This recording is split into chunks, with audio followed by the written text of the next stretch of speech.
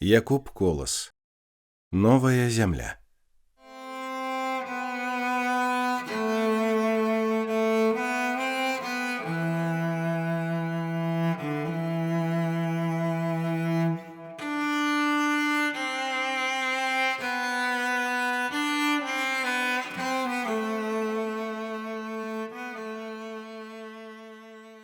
Леснікова пасада. Мой родны кут, як ты мне мілы, забыць цябе не маю сілы. Не раз утомлены дарогай, жыццём вясны мае убогай, к табе я ў думках залятаю і там душою спачываю. О, як бы я хацеў спачатку дарогу жыцця па парадку прайсці яшчэ раз, азірнуцца, сабраць з дарог каменні тыя, што губяць сілы маладыя. К вясне б маёй хацеў вярнуцца. Вясна, вясна, не для мяне ты, не я, табою абагрэты, прыход твой радасны спаткаю, цябе навек вясна хаваю. Назад не прыйдзе хваля тая, што з быстрай рэчкай уплывае. Не раз яна, зрабіўшыся парам, на крыллях сонца дойдзе к хмарам, ды зноў дажджом на рэчку сыдзе. Ніхто з граніц сваіх не выйдзе, з законаў жыццем напісаных, або на дол спадзе ў туманах. Але хто нам яе пакажа? На дол вадой ці снегам ляжа. Не вернешся, як хваля тая, ка мне, вясна ты маладая. Вось як цяпер перада мною стае куточак той прыгожа, крынічкі вузенькая ложа і елка ў пары з хваіною, абняўшыся цесна над вадою, як маладыя ў час кахання, у апошні вечар расставання. І бачу лес я каля хаты, дзе колісь весела дзяўчаты спявалі песні дружным хорам, з работы ідучы позна борам. Няселіся зыкі песень здольных, у лясах распораз адбівались, ім узгоркі адклікались, і радасць біла ў песнях вольных. А хвоі, елкі векавыя, пад зыкі песень маладыя, маўчком стаялі ў нейкай думе, і ў іх ціхусенечкім шуме няслось вячэрняе маленне ўгару, святое аддаленне. Каля пасады лесніковай цягнуўся гожаю падковай стары высокі лес цяністы. Тут верх асіны круглалісты сплятаўся з хвоямі, з дубамі, а елкі хмурымі крыжамі высока ў небе выдзялялись, таемна з хвоямі шаптались. Заўсёды смутныя, былдовы, яны найбольш адны стаялі. І так маркотна пазіралі іх задуменныя галовы. Лес наступаў і расступаўся, лужком зялёным разрываўся, а дзе прыгожыя загібы так міла ішлі каля сядзібы, што проста імі б любаваўся. А знізу гэты лес кашлаты меў зелянюсенькія шаты, лазы, чаромхі ці крушыны, алешын ліпкіх, верабіны. Глядзіш, бывала, і здаецца, што скрозь сцяну галін жывую, скрозь гэту тканку маладую ні мыш, ні пташка не праб'ецца. Цякла тут з лесу невялічка, травой заросшая крынічка, абодва берагі каторай лазняк, ракітнік абступалі. Бруіліся ў цяньку іх хвалі, і ў луг чуць значнаю разорай ішлі спакойна між чаротаў, рабілі многа заваротаў, аж покі ў нёман не ўцякалі. Зялёны луг, як скінуць вокам, абрусам пышным і шырокім, абапал нёмна рассцілаўся. За хатай зараз пачынаўся, ты ішоў квяцістай раўніною, з мурожнай слаўнаю травою і ззяў на сонцы ў пералівах пяшчотных тонаў. Як на нівах калоссі жыта лёгка гнуцца, і людзям радасна смяюцца сваім прыемным мілым спевам пад лёгкім ветрыку павевам. Так гнуцца, гойдаюцца травы, як пройме ветрык іх ласкавы, і пойдуць хвалі травяныя з прыемным спевам чарадою, зашэпчуць краскі між сабою, нібы дзяўчаткі маладыя. Эх, луг шырокі, як жывы ты, праменнем сонейка заліты, увесь стаіш перад вачыма, ты міл і смутен, як радзіма, як наша ціхая старонка, дзе смугі сіняя пялёнка у летні час дымком звісае і даль задумай спавівае. Хоць я няволей цяжка змучан і з родным берагам разлучан, ды я душою ажываю, як вокал мысля азіраю цябе, мой луг і бераг родны, дзе льецца нёман срэбраводны, дубы, дзе дружнай чарадою стаяць, як вежы над вадою, даўнейшых спраў вартаўнікамі, і ззяюць грозна жараламі. І толькі тут, пад іх чародкай, улетку, добраю пагодкай, касьбой утомлены спачынеш, і думкі клопату пакінеш, заснуўшы крэпка і салодка. Тут так прахладна, так прывольна. А пташкі голасна і здольна смяюцца мілым шчабятаннем і поўняць луг сваім спяваннем. А на дубах, як шапкі тыя, чарнеюць гнёзды буславыя. Буслы клякочуць, бусляняты пішчаць жалобна, як шчаняты, насы закідваюць угору і просяць есці ў сваю пору.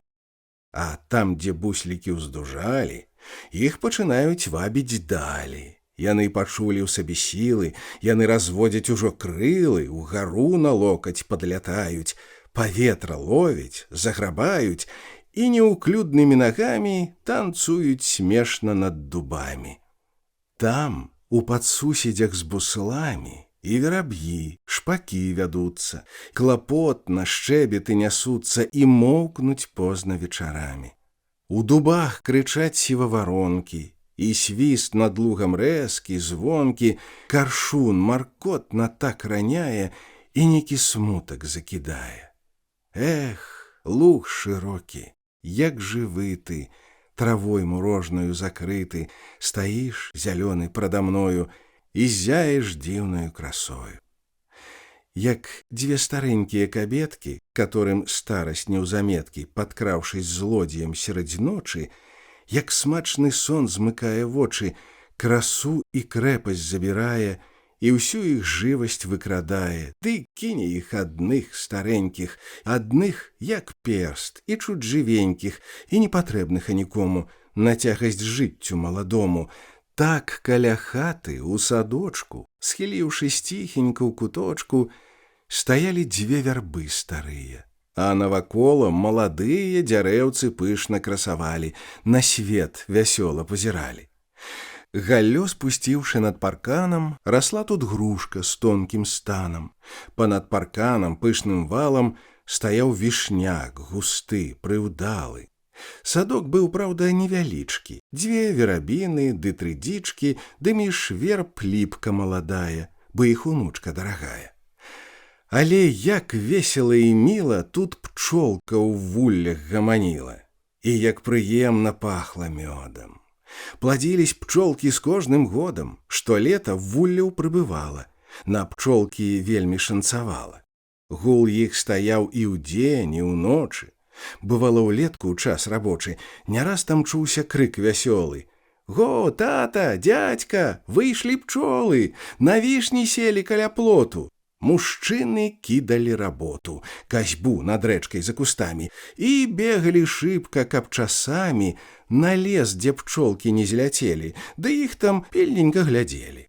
На прыгуменні, поруч з садам, паведź з гумном стаяла радам, а пад паветкаю прылады, вазок, калёсы, панарады, старыя сані, восі, колы, і вулляў некалькі на пчолы, яшчэ някончаных, судзіна, стары цабэрак, паўасьміна і розны хлам і лом валяўся, ад сонца дожджык ухаваўся. Патрэбны рэчы ёсць, вядома. Гуменца, крытая саломай, ад доўгіх часаў пасівела. Салома кудламі вісела, яе вятры параздзімалі, а трохі хлопцы пасцягалі, на стрэху лазячы бывала. Іх гэта забаўка займала. А пад шчытом на павуціне нішчымны колас сіраціна у зацішку лёгенька гайдаўся, з якіх ён часаў там трымаўся, то Бог яго святы ўжо знае. Будоўля больш яшчэ старая, з гнілой, вагнутаю страхою стаяў хлявец якраз напроці, і чуць ліпеў, як бы на плоце, гаршчок, разбіты качаргою.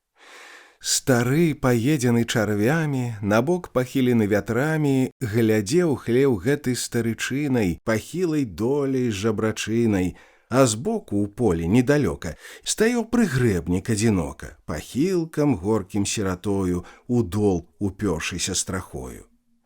У глыбі двара стаяла хата і выглядала зухавата паміж запушчанай будовы, як бы шляхцянка засцянкова, што ў дзень святы каля касцёла, чуть-чуть падняўшы край падола, так важна ходзіць з парасонам, спадніцай верціць як агонам, з дарожак пыл, пясок зганяе і ў вочы хлопцам заглядае. За хатай поле пачыналась, дзе жыта хораша гайдалась, і рос авёс, ячмень, і грэчка. Было прытульнае гняздзечка. Мой родны кут, лугі, крыніца, цяпер для вас я чужаніца. Той самы лес, палеткі тыя, ды людзі там жывуць другія. Мне душу смуткам напаўняе, што ў прошласць канулі гадочкі, мае шчаслівыя дзянёчкі. Прайшла вясна ты маладая. Цяпер разгорнем часа ў шаты, бліжэй прыгледзімся да хаты, да Міхася і да Антося, як там вялося, як жылося.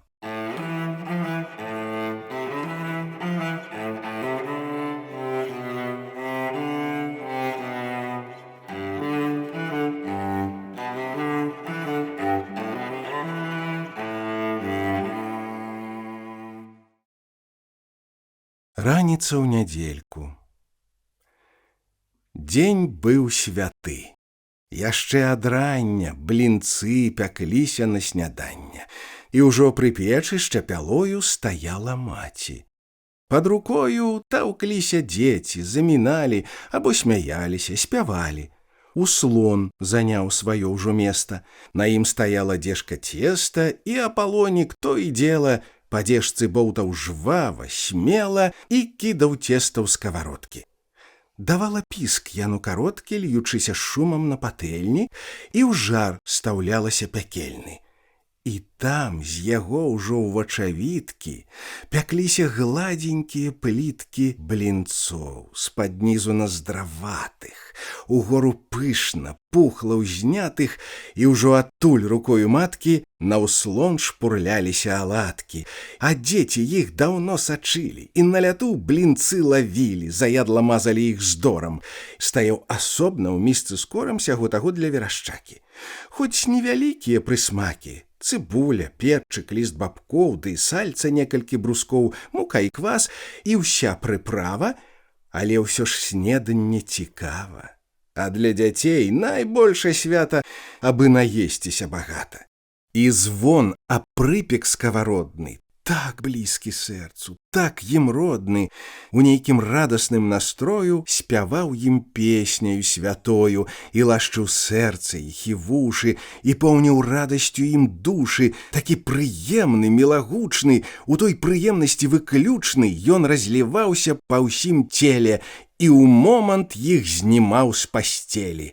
Недарма ж дзядзька іх бывала, каб пабудзіць каго з іх жвава, пагнаць каровак ранічкою, у прыпек біў скаварадою. Цяпер, здаволіўшыся ядою, дзяцінай цешылись гульнёю. Хто бегаў з кіем каля хаты, ганяў курэй. Як парасяты ў пяску капаліся сястрычкі. Алесь хадзіў каля крынічкі, што з лесу тут жа выцякала і душкай хату агібала. Хадзіў, свістаў пад голас птушак, збіраў ён ягадкі ў гарнушак. Усе парасходзіліся з хаты, і кожны дзелам быў заняты. Міхал у лес пайшоў ранютка рабіць звычайныя абходы. Антось Спаць доўга не меў моды, а як надарыцца мінутка, часіны вольнай ці святы дзень, ну хоць адзін разок на тыдзень хадзіў на нёман ці на тоні. Рыбак быў дзядзька наш Антоні, як і работнік адмысловы.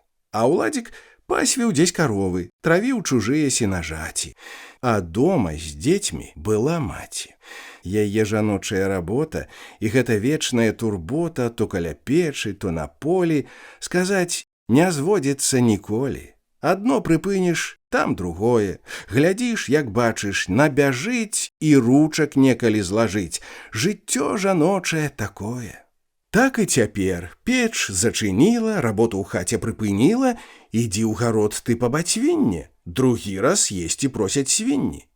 А гэты юзік шаляніца, малы яшчэ, зусім дурніца, так пад нагамі і таўчэцца, або як хвост той валачэцца і ад работы адрывае, і толькі з сэрца ад'ядае. Ужо сонца ў гору падхадзіла, на лісцях роску асушыла. У небе хмарачкі дзянныя плылі, як гускі маладыя, чароткай белай над лугамі, над свежым лесам і палямі.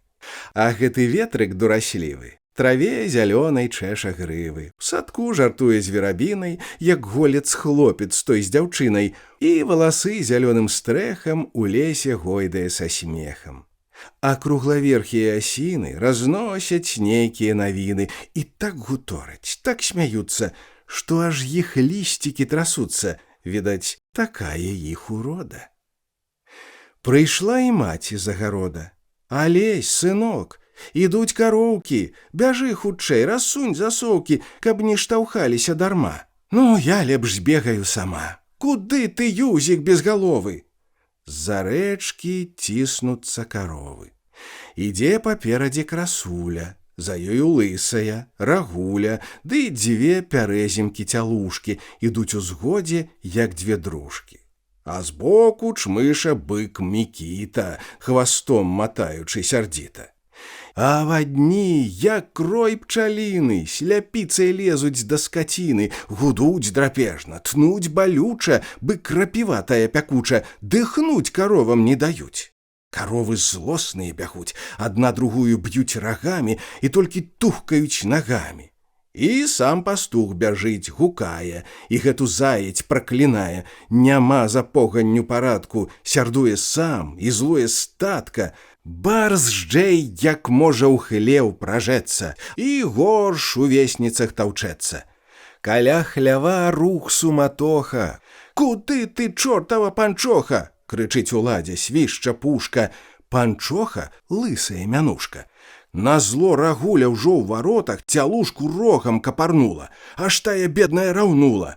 Тут галас выскачыў з-пад плота і ўжо па ўласнаму пачыну знайшоў зачэпкую прычыну свае 3 грошыкі прыткнуць, за хвост Мікіту пацягнуць. Ну, словам, шум тут быў вялікі, і танцавалі без музыкі.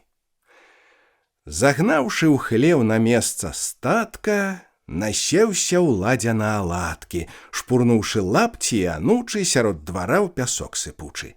Іх маці зараз падабрала, нічога сыну не сказала. Пайшла ў крыніцы спаласнула, сушыцца ўскінула на шула. «Вунь, дзядзька ідзе!» — гукаюць дзеці. Забылі ўсё яны на свеце і як мага бягуць, смяюцца, аж іх валосікі трасуцца. «А, дзядзька, дзядзечка, саколік, насып мне ягад у прыполік! Дай мне дубец, а мне дай вуды!» — крычаць малыя шалапуды, бягуць і скачуць, б'юць у ладкі, а дзядзька мерна ідзе з закладкі. Ідзе без шапкі, круціць носам, гаворыць пацеры з засосам. Для смешак твар яго зацяты, дык, маў, не лезьце, парасяты. І дзеці змоўклі, больш ні слова. Няхай канчаецца размова Антося дзядзькі са святымі, тады пагутарыць і з імі. А покі кончыць ён маліцца, то можна ў свежні апыніцца. Псалмоў адкоціць з паўдзясятка, ды так выразна, ды так гладка, што дзякі той не ўсякі зможа. Як рэп угрыз, даруй грэх Божа, не гаварыў, а сек языкам. Маліўся дзядзька з тым разлікам, каб кончыць модлы каля дома, бо ў хаце нельга, ёсць, вядома, маліцца хораша, як трэба. Тут глупства кожнае ад неба, ад Бога думкі адкідае. Тое сёе замінае, і не намолішся, нагрэшыш, ды чорта лысага пацешыш. І толькі дзядзька на двор ступіць, дык кулаком у грудзі лупіць, 3 разы хрысціцца, уздыхае, тады ўжо шапку накідае і ставіць вуды ўсе ў парадак. «Ну што, наеліся аладак?» – жартуе дзядзька тут з малымі, ды ідзе ўжо ў хату разам з імі. Яны, замест таго адказу, бубняць па пузу для паказу. «Эх, брат Алесь, – гаворыць дзядзька, – вось быў шчупак, усім ім бацька. Век я такога не забуду, але парваў мне, падла, вуду. І падчапіў быў нават спраўна. Ну, думаю, пажыва слаўна. Цягну, а ён аж гневу дзільна. Ну, чуць не вырве яго з рук. А тоўсты, падла, быя прук, і доўгі ж, доўгі, як цапільна. Шчупак, брат, ёмкі, на паўпуда, але сарваўся. Ах, паскуда. І натаміў, як мае быць, і пастка ўжо з вады тырчыць, як змей варочае зянкамі. Ну вось ён, вось, хватай рукамі. А потым, брат, калі рвануўся, що к чорту, вуда і кручок, пайшоў гуляць мой шчупачок. А я, брат, толькі аблізнуўся. Ах, вось шкада, з кручком і з дротам, дык ён жа здохне. Ну, чаго там? Шчупак жывучая, брат Юха. Такі жывучы, дзяржы вуха. Ён 5 кручкоў глыне, не знайся. Ты ў янчура пра іх спытайся. Янчур іх лужа як арэхі, іх знае прожары прарэхі. А мне ўсяе, браты, уцехі, што падчаплю зноў юху тую. Тады, брат, дудкі, не спудлую. Ужо снедаць час, і поўдзень скора, ды з гэтым бацькам адно гора. Як пойдзе ён у лес той зрання, як цукар у вадзе растане, няма і няма, чакаць абрыдне. Якога выхадзіш там злыдня, ці надта выслужышся ў пана, всё роўна знойдзецца загана. Як ты не падай, не гайсай, не пападзеш да пана ў рай сваёй патрэбай, інтарэсам. А лес... Як быў, той будзе лесам, ды і дарэмна ўся турбота, бяда з ім проста і згрызота. Няма яму нядзелькі, свята, ідзе ды ідзе ён як закляты, у шчэпку высах з той хады, ад сну адбіўся, ад яды. І хто ўжо служыць гэтак дбала? Антось і маціна Міхала не раз у злосці нападалі. Але таго яны не зналі, як лёгка хлеб той дастаецца. Не сцерпіць часам, адсячэцца Міхал ад гэтакіх нападак. Які ж бы толк быў і парадак, каб ён служыў, спусціўшы рукі. Свае ж сябры, майстры на штукі, так удадуць і так падкусяць, цягнуцца нехаця прымусяць. А вось папробуй на цікавасць, стрымай службовую рухавасць, служы, спусціўшы рукавы, і выкінь службу з галавы. Такія ў лесе выйдуць справы, пажар, парубкі і патравы. Не адкараскацца ад ліха. А хочаш ты, каб было ціха, на чым сядзіш, таго глядзі ты. Казаў Міхал не раз сярдзіта: маўчы, калі ёсць хлеб у роце. І што сказаць на гэта проці? А бацька з стрэльбай за плячамі ішоў дадому хвайнякамі. Ішоў паволі, не спяшаўся, часамі стаўшы азіраўся і прыслухоўваўся да зыкаў ляснога шуму, яго крыкаў, ды нюхаў дух той, поўны вару. Такая суш, крый Бог пажару. Скрозь лапкі хвояк і галінкі сінела неба гладзь, хмурынкі стаялі грудкамі на ўсходзе. Было так ціха ўсё ў прыродзе. У гары над хвойнікам зялёным снуюцца пчолкі з ціхім звонам, кузуркі розныя і мушкі свае спраўляюць гулі-гушкі і так танюсенька гудуць, што ледзьве-ледзьве можна ўчуць. А на прагалінках на голых гулянне конікаў вясёлых. І толькі ступіш там нагою, так і заскачуць прад табою, вось так і пырскнуць у надзем'е, як бы сявец той сыпне сем'я. а матылькі сваім убраннем касуюць тут усіх да звання і не лятаюць, танцы правяць, ну каго хочаш зацікавяць. А як прыгожы пуцявінкі ў шаўках зялёныя травінкі, якія мяккія рысы і павароткі іх, абрысы ідуць, звіваюцца, лучацца. Эх, слаўна ў лесе, слаўна, братцы. Памалу, мерна крок за крокам, у сваім раздум'і адзінокім, дадыбаў бацька скора к дому. Зачуўшы татаў ход знаёмы, малыя з хаты высыпалі, за брамай бацьку сустракалі. Алесь браў стрэльбу, шапку з цэшкай і нёс шчаслівай усмешкай, схаваўся ў шапку ўвесь з вушамі. А Костусь торбу з кутасамі і знак блішчасты стражнікоўскі. «Баржджэй вы там, кірмаш такоўскі!» — гукае дзядзька з ноткай злосці. «Ідуць, як тыя шляхты ў госці!»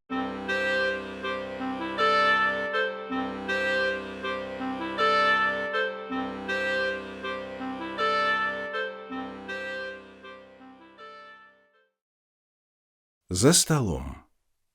«Ну, небажаты, будзем снедаць. У людзей садзяцца ўжо абедаць. Цягні мачанку, маці, з печы. За стол малы, за стол старэчы», — гаворыць дзядзька, сам сядае і стол абрусам засцілае. Паміж дзвюх лаў пад абразамі туліўся стол з двума кастрамі, аладак грэцкіх, як пампушак, ды хлеба з зайчыка краюшак. Міхал з Антосем, як старыя, займалі месцы канцавыя, і іх трымаліся выключна, бо тут сядзець ім больш спадручна, і ў кут старым трудней залезці, а на пачэсным гэтым месцы садзіўся госць, і то не кожан. А як цяпер кут быў парожан, то там Алесь прымайстраваўся, сядзеў на кукішках, гайдаўся, цішком шчыкаючыся з братам. Кастусь сядзеў між ім і татам. Ён да яды не так быў падак, бо ўжо намазаўся аладак, але сядзеў і мяў аладку, ды штурхаў бацьку пад лапатку. Уладзік быў у дзядзькі збоку. Дзяцей, як тых снапкоў на току. Сямейка, праўда, немалая. 4 хлопцы, 3 дзяўчаці, ды бацька з дзядзькам, 3 маці. І кожны месца сваё мае. Тым часам маці даставала чыгунчык з печы, лыжку брала і верашчаку налівала. А за сталом на верашчаку падгатаўлялі ўжо атаку. На гэта хлопцы былі хваты, аладкі кроілі ў квадраты, хоць геаметрыі не зналі, і на відэльцы іх чаплялі, як бы на тычкі тыя вешкі, каб не адстаць, не мець замежкі ў часе дружнай яды. Чуць міска ткнулася сюды, дык у яе, як па прыказу, відэльцаў з 8 лезе зразу. Гаворка моўкне, смех сціхае. Цяпер мінуціна другая, бо ўсіх займае міска стравы. Другія моманты, праявы, усе пафукваюць ды студзяць, і верашчаку тую вудзяць, і толькі чаўкаюць губамі, ды зрэдку скрыгаюць зубамі, як бы на бераг тыя хвалі ў часе ветру наступалі. Малыя, Геля, Юзік, Ганна асобна елі пастаянна. Парадку дзеці не трымалі, і іх ніколі не сціскалі, абы насоў не разбівалі. Так Юзік пальцам поркаў страву і верашчакай мазаў лаву, але тут сёстры сердавалі і залап Юзіка цягалі. Тады іх згода прападала, між імі бойка вынікала. Пускаў тут Юзік лыжку ў дзела, не раз лабаціна труп цела ў сястрычак Гелі ціганулі. А сёстры Юзіка цягнулі за вушы з 2 бакоў і білі, але іх старшыя мірылі. На пожар злосці лілі воду і замацоўвалі так згоду. Ну, пацалуйцеся ж вы з браткам. І ўсё ішло зноў сваім парадкам. А за сталом маўчком сядзелі. Там хлопцы гыркацца не смелі, бо там парадак вельмі строгі. Там падпілуюць табе рогі, калі парушыш дысцыпліну, ды пад нядобрую часіну дадуць там лэмбусі і квасу, каб не круціліся без часу. І чуць, калі што вынікала, то бацька кідаў так, бывала, на хлопцаў погляд выразліва, што тыя ў лаву баязліва траха са страху не ўпаўзалі, бо гэты погляд добра зналі. Там і цяпер, як і заўсюды, макалі ўсе з адной пасуды і елі дружна, не драмалі. Нарэшце ўсе па скварцы бралі.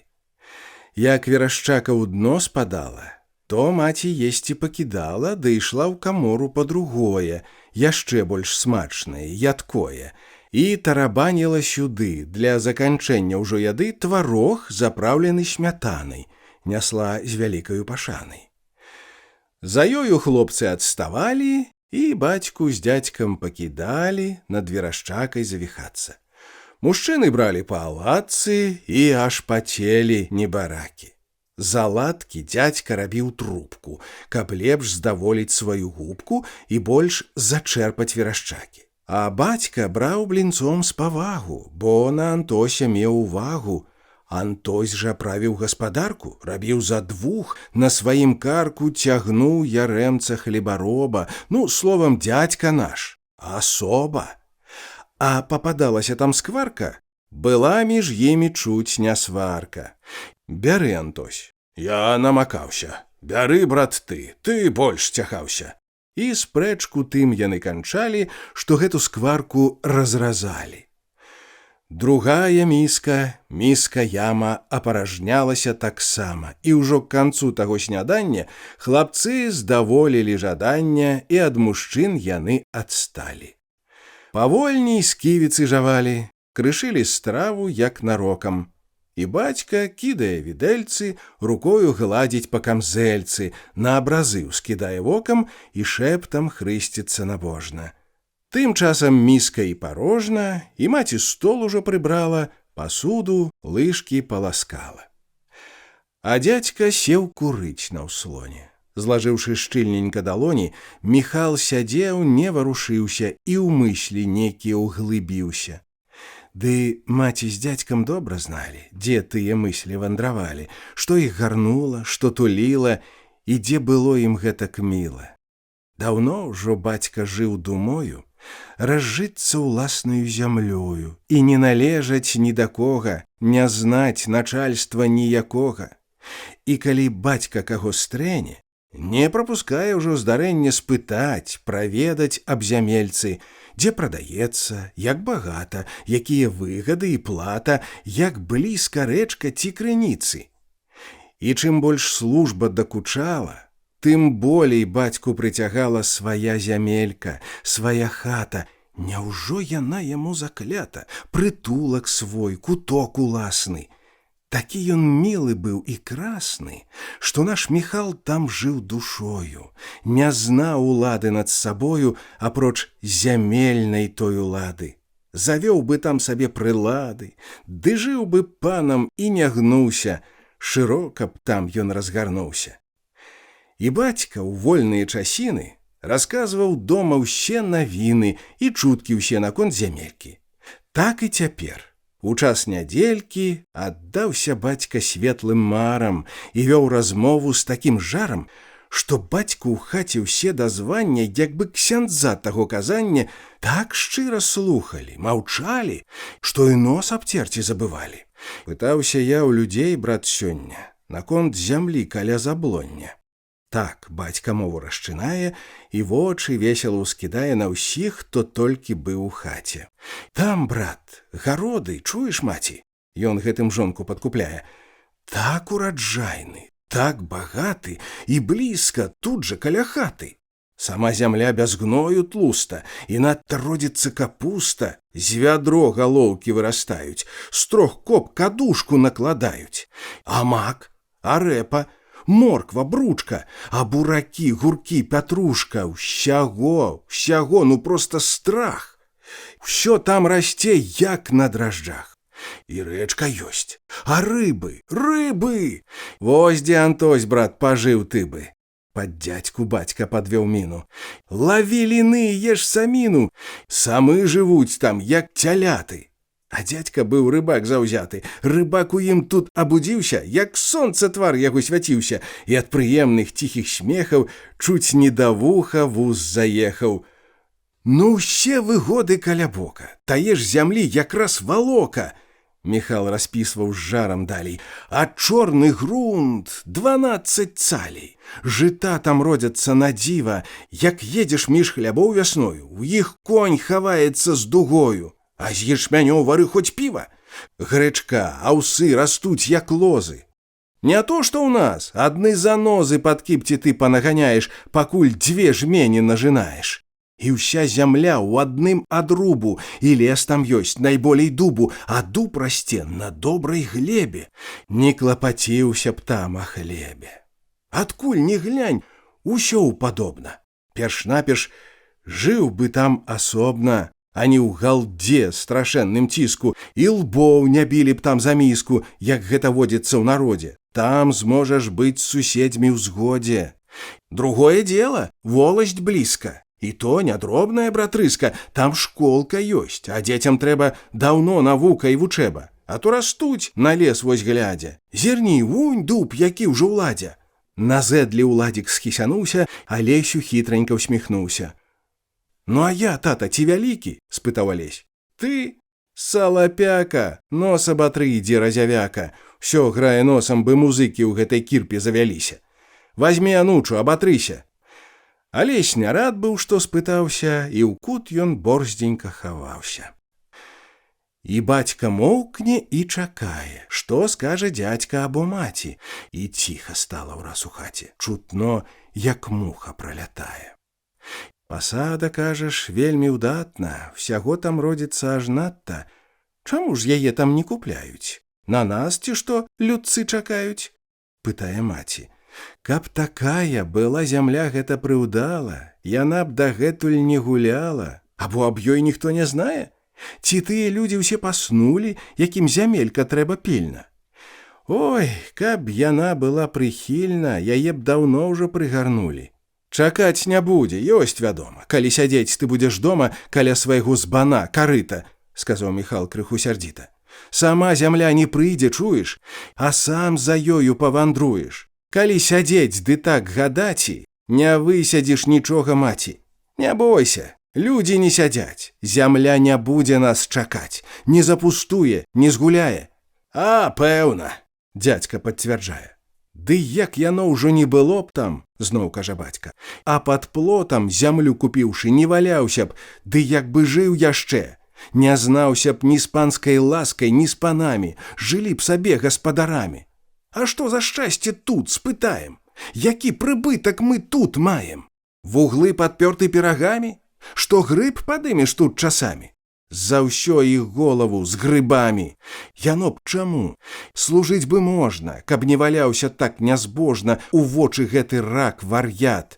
Ці ж чалавек ён, азіят, душа зацятая, ліхая, такіх паноў і свет не знае. Ды хоць бы пан, а то зараза. Так, шалахтун, байструк, пралаза, няшчасны вырадак, пастух. А колькі гонару і мух? Ды як тут жыць? Няма ахвоты, і марны ўсе твае турботы. Жывеш, ліпіш, як накалуты, і ногі і рукі ўдзеты ў путы. А подзьме вецер, і ўсё бухне, і ўсё старанне твоё рухне. А дзе дзявацца? Пакукуеш, а век на службе не звякуеш. І ўсе тужліва замаўкалі, і думкі кожнага займалі аб тым, што тут жывеш да часу, жывеш сяк-так, пакуль жывецца. Калі ж-небудзь, а давядзецца шукаць свайго хлябка і квасу.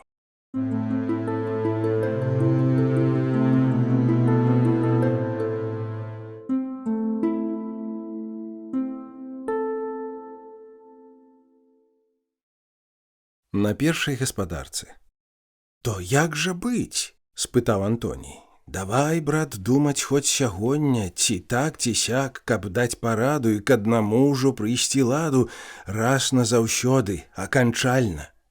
Вядома, служба рэч гадальна, а ў гэтым пекле і тым болей няпэўна жыць пад панскай воляй, але з чаго пачаць, мой браце?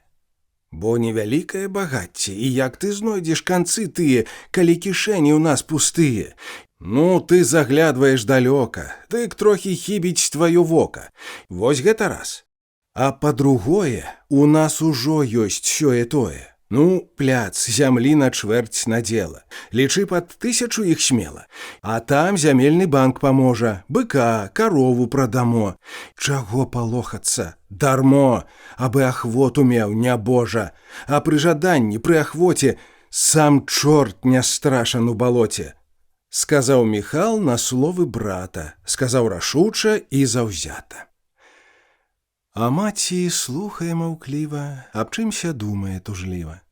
Сказаць штось хоча і ўздыхае, штось за язык яе трымае. Вось як пачнеш так разважанне, а горкне ўсё табе да звання. Нарэшце маці не ўтрывала. Таго няма, другога мала. А як жывеш ды не гадаеш, то і ліха тога не зважаеш.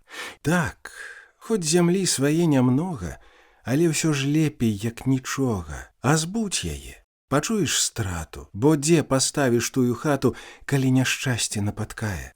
Бо гэта служба ўжо такая. А там, за светам, на чужыне, ніхто цябе, ой, не прыхіне. І як там будзе з той зямлёю? Не хваціш голаю рукою, няпэўна ўсё і невядома. Дык больш пільнуйцеся вы дома. Ну, вось кабеціна дзіўная. Міхал на жонку нападае. Ці ж мы зямлю сваю збываем? Мы на рахункі прыкідаем. Ды што, скажы, ну хоць бы і пляц. Падумаць, выстраіш палац. Па часе будзе і развага, калі ў лоб стукне табе шляга. Вядома, бацькаўшчыны шкода, сказаў Антось у тоне згоды. Але ж і трэба меркавацца і аднаго чаго трымацца. І не чужым, а сваім вокам агледзець трэба ненарокам, як мае быць заблонне тое. А можа, выйдзе што якое? Рабіць тут трэба адно слова, не то што цуп-луп і гатова, бо гэта справа не пустая. Людскі ж язык касцей не мае. Я так бы раю. Выбраць час і аглядзець усё зараз. А там сама пакажа справа, ці варта шуму ўся аблава, бо мо ваўкі ўсе пасхадзілі. На том яны і парашылі. Я тут спыню апавяданне, каб значны крок ступіць назад, зрабіць уважлівы агляд прычын імкнення, парывання на новым грунце сесці стала, і чым жыла душа Міхала. А поруч з гэтым, мімаходам, жыццё мінулае крануць і ў цёмны кут яго зірнуць, дзе пад халодным яго лёдам, на зло ліхім яго прыгодам крыніцы свежыя цякуць. Міхал, вы лепш спытайце самі пра палясоўшчыка Міхала. Яго ўся воласць наша знала, ён быў вядомы між панамі. Ды што паны? Сам князь Антоній, я памятаю, як сягоння, не раз з Міхалам меў размову. І знаў жа службу леснікову. Ён ведаў, як свае 5 пальцаў, ну, дамала ўсіх мікалаўцаў. Патрава здарыцца, пакража, як бачыш, вызнае, дакажа і дойдзе ўжо да галубочка, як бы па нітцы да клубочка. Дык і не дзіва, што Міхала у нас любілі вельмі мала. Міхал сам гэта чуў і ведаў, ды што ты зробіш? Так з прадзедаў было вялося і вядзецца, і ўсё ўпустую люд таўчэцца. Ды будзе час паразумення, таўкне пад самае карэнне. І вось што, братцы, дзіўна ў свеце. Вы толькі добра паглядзеце. Той чалавек, што першы збоку, ужо без таго не ступіць кроку, каб не ткнуць пальцам на другога, як на заклятага, ліхога. І он тое самае ўчыняе, за што другога бэсцяць лае, як толькі скуру яго ўздзене, ці чуць кранецца яго кія. Такім яшчэ ваўком завые, і дзе ён добрасць толькі дзене? Нашто вада, але і тая не ўсюды роўны нораў мае. Спакойна ў ямах і заторах, але капае дол у горах, і страшна пеніцца, бушуе, і грунт каменны там свідруе.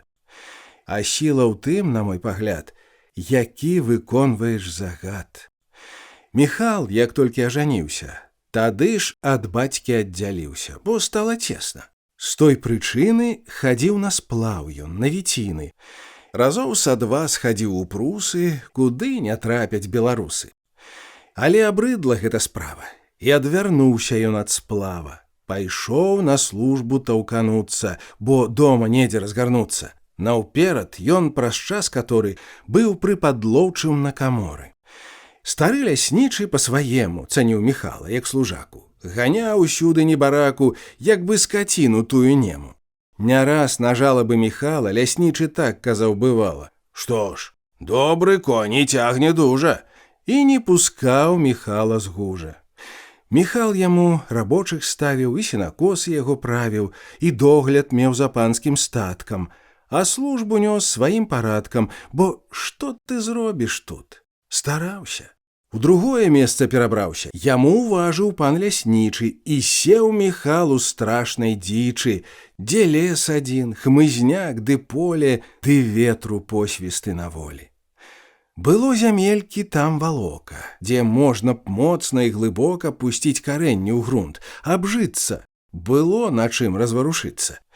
Але бязгнойная, пустая, зямлі валока была тая, дзе рос сівец ды пырнік густа, і дзе спакойна каля куста ляжаў шарак, бо там ніколі саха зямлі не бараздзіла. Было маркотна і няміла ў тым пустым здзічэлым полі. Міхал наехаў без нічога. І вось жыві тут, разжывайся, хоць сам у соху запрагайся, упрагай жонку на падмогу з 3 малымі хлапчукамі. Але стаў цвёрдымі нагамі Міхал на гэты грунт няплодны. Не плач, не будзем тут галодны. Бог дасць, сяго таго прыдбаем, дабра якога дачакаем.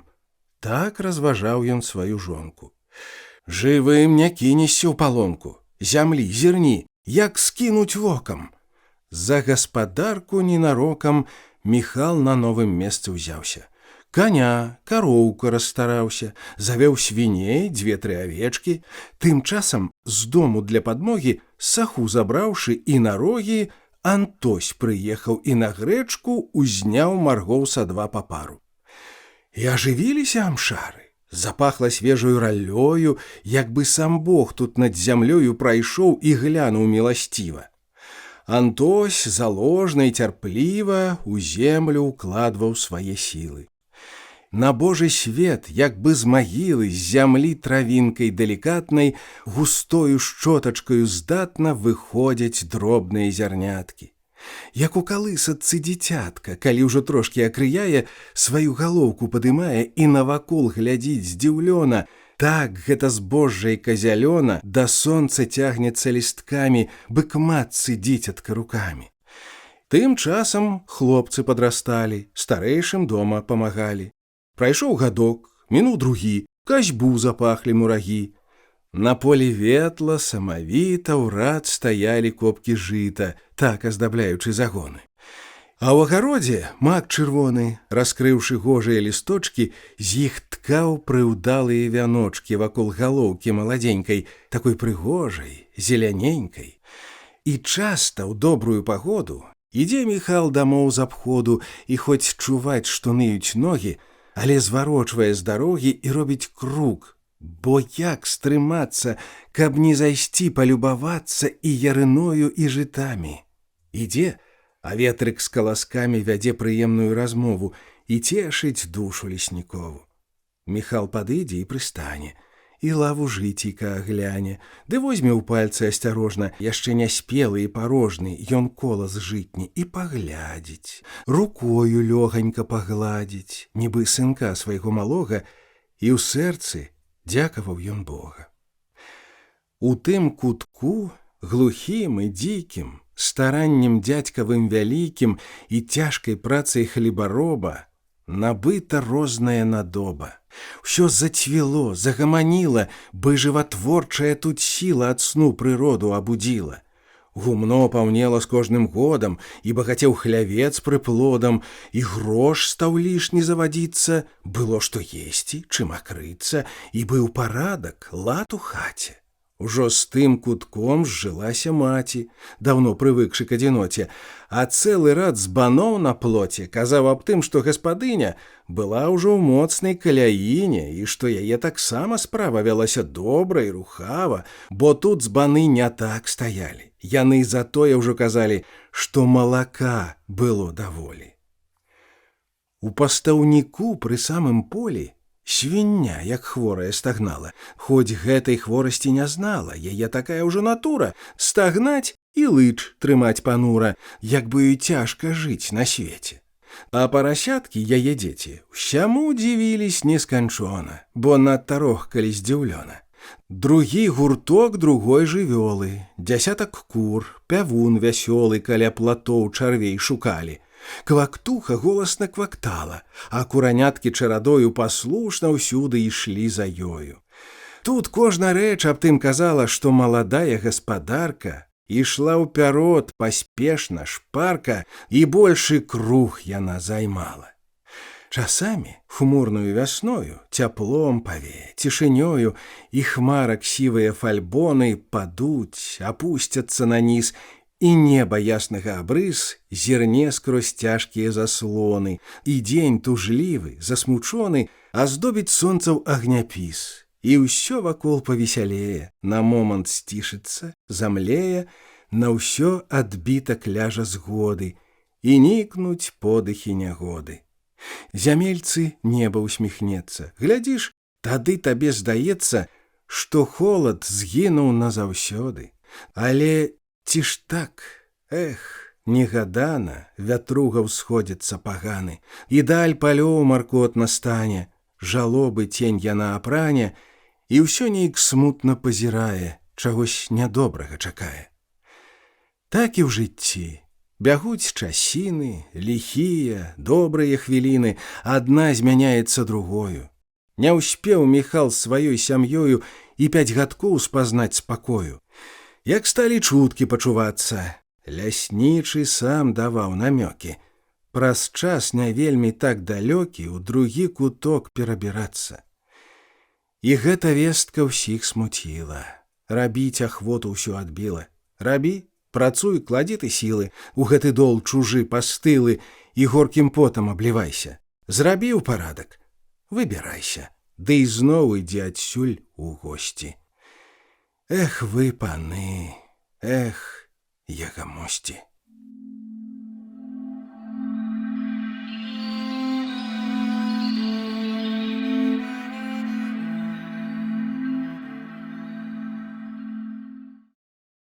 Пярэбары. Вясны чакаў Міхал з сям'ёю, чакаў з трывогаю. Вясною у лясніцтве ішла ператасоўка, служачых, нішчых, пераходы. Тут так вялося з году ў годы, і як не думае галоўка, нічога выдумаць не можа. Ніяка просьба не паможа, калі на чым ляснічы ўпрэцца. А можа, дасць Бог ператрэцца, і тут гадок ці 2 пабудзем.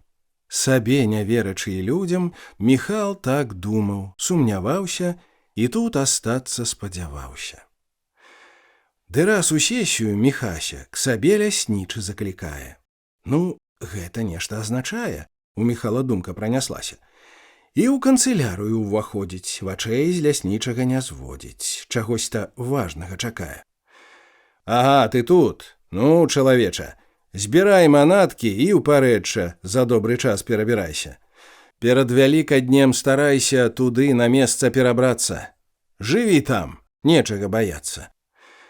Панок, за што? Міхал пытае. Што за прычына ёсць такая?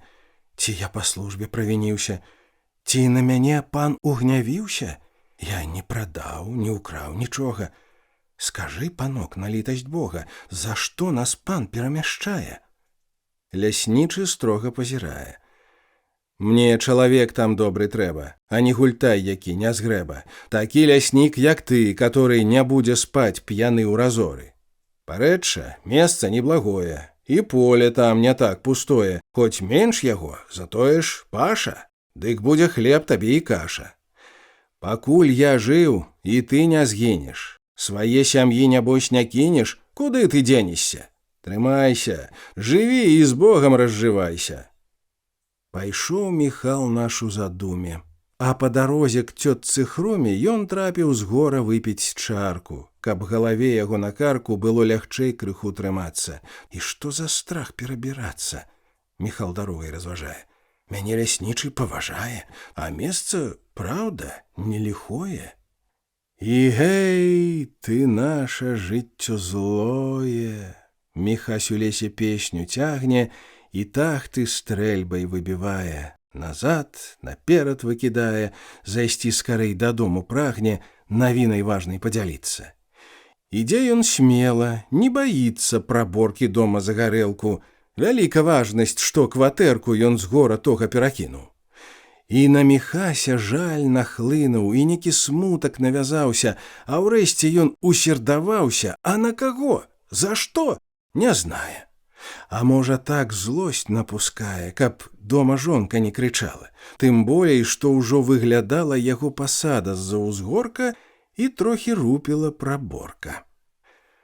Міхал вайшоў не зразу ў хату. Каля хлява перш затрымаўся і на свінню так углядаўся, як бы за гэта браў ён плату. Ад хлевушка ў гумно заходзіць, з Антосем гутарку заводзіць, і ўжо адтуль раўней, як можна, ідзе да хаты асцярожна. Але як бацька не стараўся, а ўсё ж ён лёгенька хістаўся. Антось даўно замеціў гэта, плыве, як панская карэта. І чуць ад смеху не качаўся, а каб прымусіць і паверыць, што ён гарэлкі не нюхаў, садок зайшоў і пчол паслухаў, а ў сенях стаў сабаку перыць, што ўночы кепска дом пільнуе, што мала брэша, кепска чуе, зайцоў не гоніць і не ловіць, а толькі знае і наровіць, каб як у хату зачасацца. А ліха, матары і баццы, а дурань, воўча тваё мяса! На двор брахаць, стары дурніца! Гаршчэчнік, чортава ты пыца! І на сабаку накрычаўшы, тады ўжо стрэльбу з плеч знімае і на сцяну яе чапляе. У хату ўходзіць, торбу зняўшы, садзіцца там, гаворыць мала, каб жонка зразу не пазнала, бо толькі скажа адно слова, прапала хітрасць і гатова. І дзе ты гэтак налупіўся, каб ты смалы ўжо быў напіўся? Ото натура, жонка лае, а ён смяецца, не шманае. Няма табе граху, ні посту, хоць у палонку кідай з мосту. А ў пост, скажы, сварыцца можна, калі ты гэтака набожна? Міхал у жонкі запытаўся. Або я п'яны, ці валяўся. От, не крычы ты і не лайся, лепш у дарогу ты збірайся.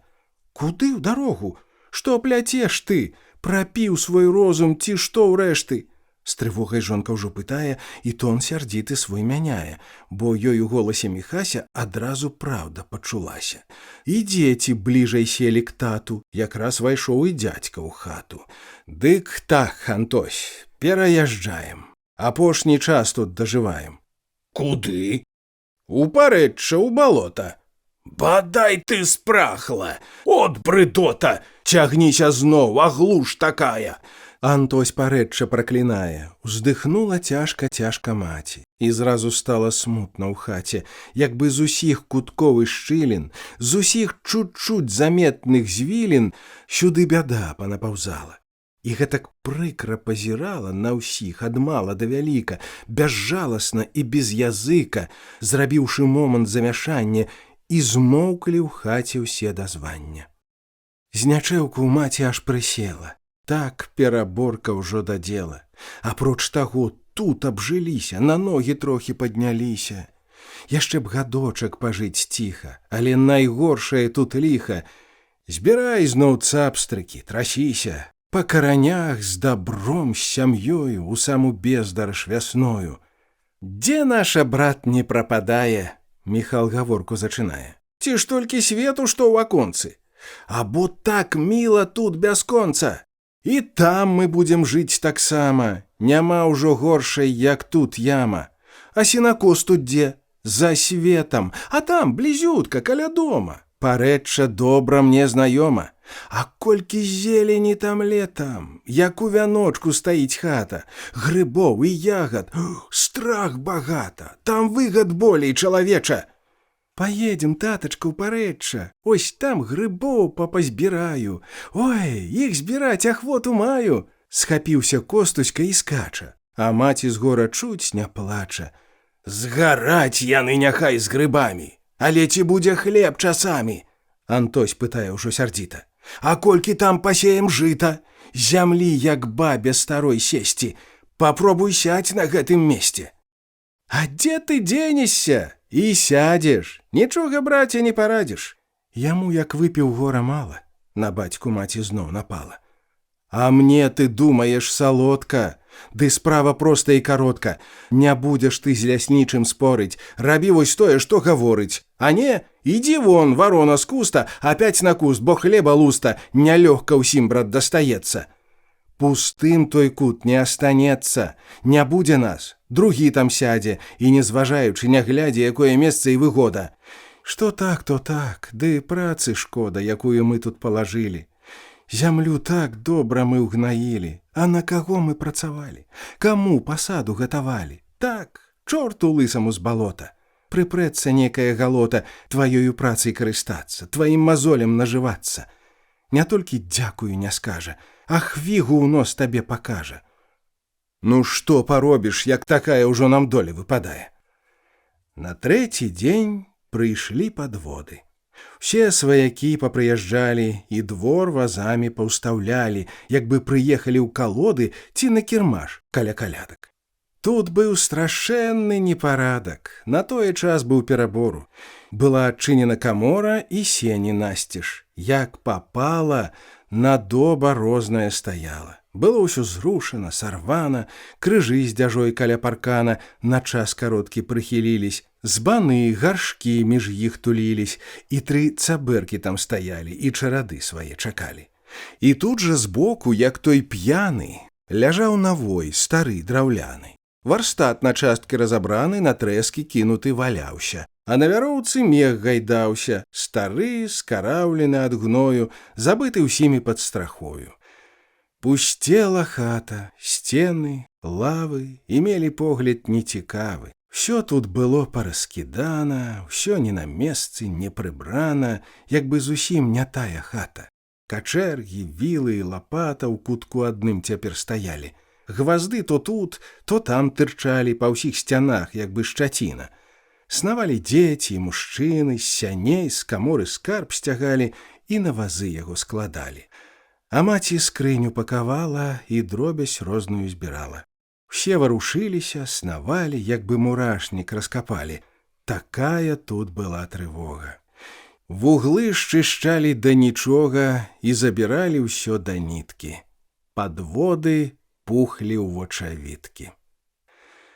А як закончылі складацца, зайшлі ўсе ў хату сілкавацца. Між голых сцен, несамавітых, такіх панурых, абабітых, астаўся стол адзін на месце, каб у апошні раз накрыцца і даць мужчынам прыпыніцца, на час каротенькі прысесці і выпіць чарачку другую за жыцця, долю маладую. Тут быў Базыль, Антось Татянін, Карусь дзівак, ён між парканін схаваў трайню, рагач, 2 восі, тайком узяўшы ад Антося. Яшчэ Карусь, Паўлюк куртаты, Сцяцок, Казюк скарабагаты, ды брат Міхася і Антося. Мужчын нямала набралося. Пайшла ў круг чарка і другая. Гаворка ў хаце ажывае.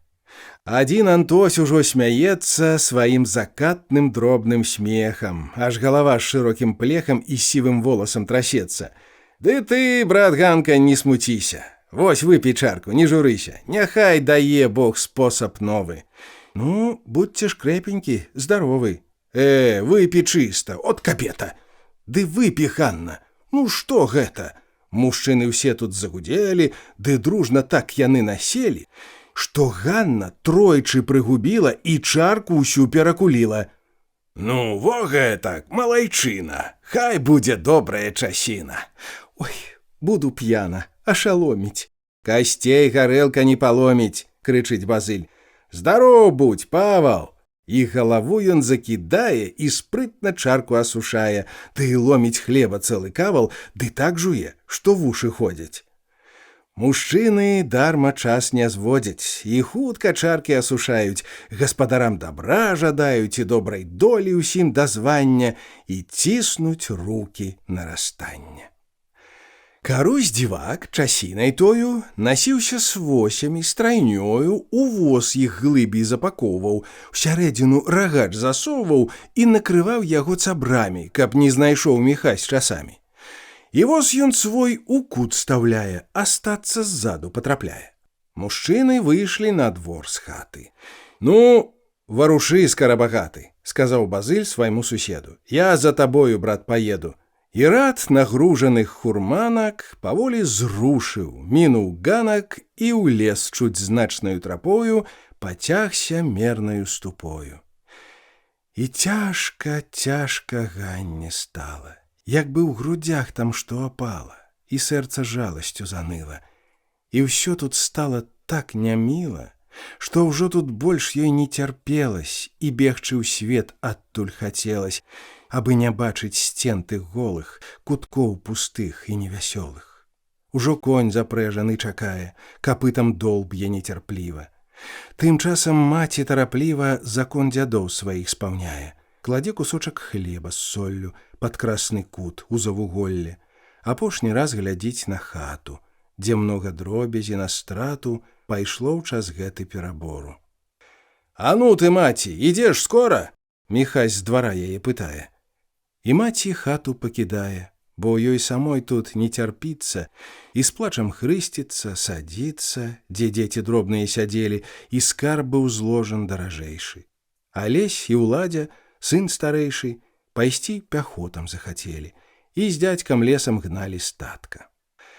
Апошні раз пустая хатка з-за груш высокіх паказалась, ды за ўзгорачкам схавалась. І толькі комінак гаротна, над дахам высіўся маркотна, ды студні воча падзінока тырчаў над хатаю высока. Гуменца смутна пазірала і быццам поглядам пытала: куды яны ад нас з'язджаюць? Чаму адных нас пакідаюць?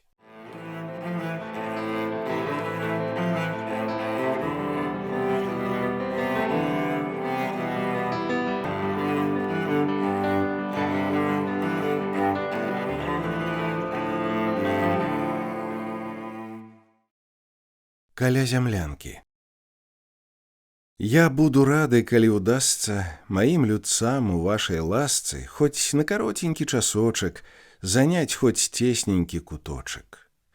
Жыццё іх, праўда, не цікава, пра іх нідзе не ходзіць слава, аб іх гісторый не складаюць, пра іх і песень не спяваюць, апроч вятроў, што нудна ў плоце, зімой у горкай адзіноце, халодны снег нясуць, здзіраюць і бедным людзям байкі баюць аб жыцці, долі іх пахілай, і плачуць, стогнуць над магілай, дзе косці іх у праху тлеюць, адны вятры іх пажалеюць. Але не кожны сцяміць мовы і жальбы ветру між будовы, чаго ён жаласна спявае, каму ён песенькі складае. І бацьку скора сын забудзе, каротка памятка аб людзе, аб простым людзе. І такая ўсім бедным доля выпадае. Прайсці свой круг, прамарнавацца і невядомымі астацца, ды быць забытымі тут усімі, і сваякамі, і чужымі. І мне заўсёды горка стане, калі я ўбачу на кургане пад шэрым прыкладам драўляным прыпынак вечны селяніна. Стаіць там крыжык сіраціна, сівенькім мохам увесь убраны, з павязкай белай даматканай. Пытаю, хто тут пачывае? Дзяўчына, можа, маладая, у поўным цвеце красы сілы сышла без часу да магілы. Ці здатны хлопец малайчына? Маўчыць магіла селяніна. А хто пахован, я не знаю, і смутак моцны ў сэрцы маю. А тут закопаны навекі надзеі, радасць чалавека і гора схована ліхое, жыццё бядачае людское. Мае знаёмыя няўзрачны, нічым не слаўны і нязначны, Усё людзі простыя, малыя, хоць па-сваему і ўдалыя, але ўдалымі іх не лічуць. Жывуць, цярпліва долю смычуць, і крыж нясуць мужычы ціха, дабра не бачачы з-за ліха. Ды што зрабіць? Я б сам быў рады не ведаць крыўды той здрады, што просты люд нясе вякамі сваімі ўласнымі гарбамі. Ды горкай праўды не схаваеш, яе ніяк не ашукаеш, ды і навошта? Крый нас, Божа. А праўда мне ўсяго дарожай. І бацька праўдзе вучыў змаля, дык з гэтай праўдай ступім далей. Дзень добры, новая мясціна. Спаткай ты нас, як маці сына, па часе доўгай разлукі, і разгарні прывет на рукі для тых, хто змушаны ў няволі жывіцца хлебам твайго поля. Зірні ты светлым вокам ласкі, авей крылом прыгожай казкі, каб гэта жыцця пуцявіна была нам светлая часіна. Узброй надзеямі нам грудзі, бо мы твае, зямелька, людзі. На першы погляд нецікава, парэчча тое выглядала, і смуткам сэрца калыхала старых бярэзін гэтых лава, што на балоце між лясамі шумела голымі вярхамі. Было ўсё тут параскідана, і праслы нізкія паркана з трухлявых шул павыязджалі, і трэскі кучамі ляжалі па ўсім двары і на дрывотні. Стары хлявец без падваротні, гумно са стрэшкай пасівелай, абросшай мохам абапрэлай, прыгрэбнік, хата, ўсё дачыста, казала ясна, галасіста аб непарадку, запусценні, аб гаспадарскім нерадзенні. Слязьмі міхашча залілася. Такою ямаю здалася старая хата ў тры аконцы. Парог яна пераступіла. О, Божа добрый, як няміла! Ці свеціць тут, калі хоць сонца? Было так цёмна, непрытульна, у гразі балоце ўсё агульна, як печ, як столь, і сцены лавы, і дух пракіслы, дух трухлявы з усіх куткоў дыхнуў сярдзіта. Зямля на ямы ўся пабіта. Было відаць, што тут ліпелі да часу людзі і не дбалі, гразі ніколі не знімалі, рабіць парадку не хацелі, жылі па-свінску, кацьмакамі і ў добрай згодзе з прусакамі. Вясна была яшчэ ў пачатку, але снягі ўжо раставалі, і дружна ў поле балбаталі раўкі, рачулкі, і ў грамадку яны ваду сваю злівалі, ад сну гаі. Лясы будзілі і людзям душу весялілі.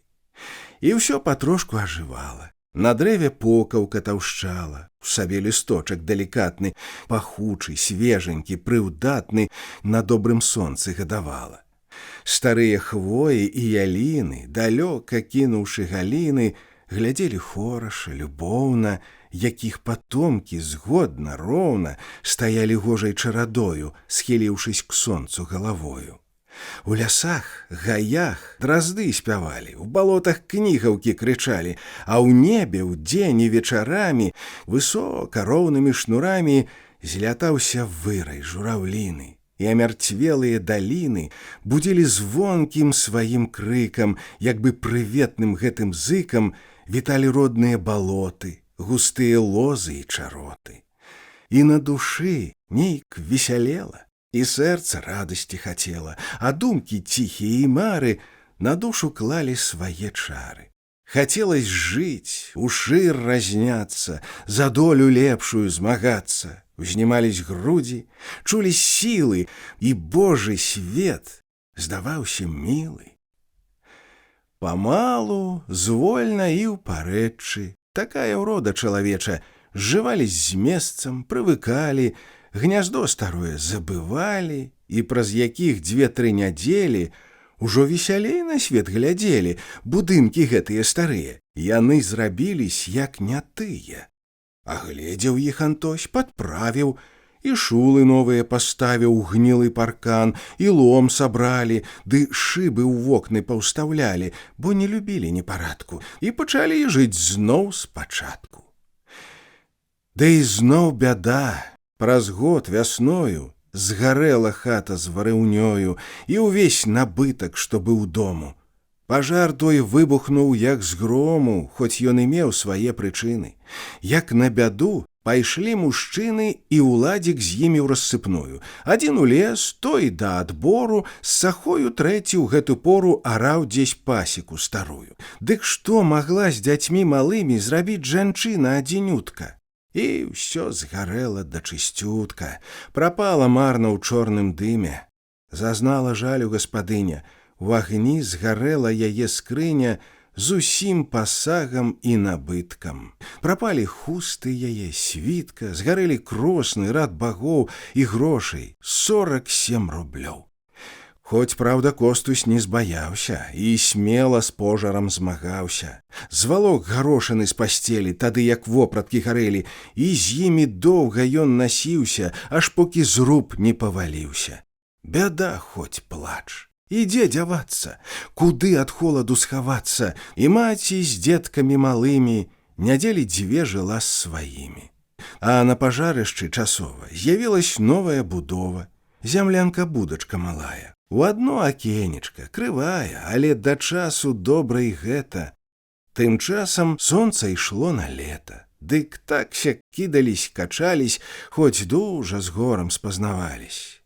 Каля зямлянкі тут прыветна гарэў агоньчык чуць прыметна, абы не звёўся. Вечарамі тут маці ўходжвалась з гаршкамі, сям'і вячэру гатавала, тады зямлянка ажывала.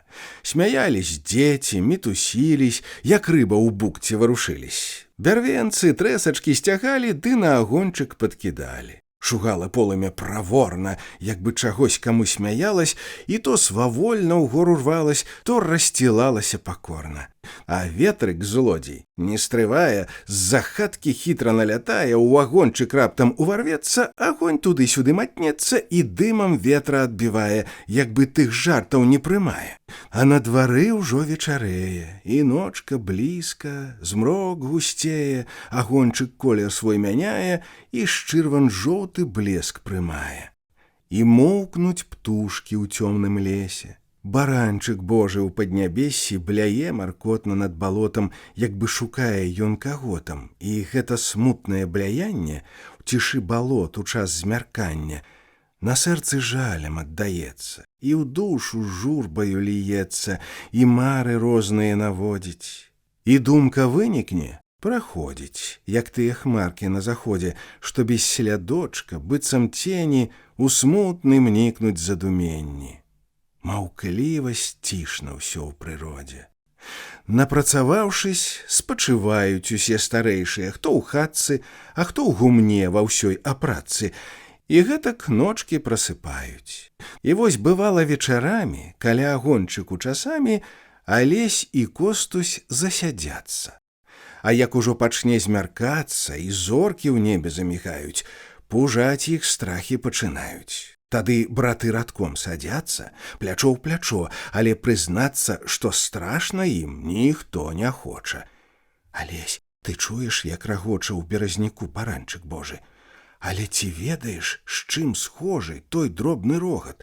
Мне здаецца, Антось Тацянін так смяецца. І хлопцы ўраз зарагаталі, ды ўраз жа смех той абарвалі.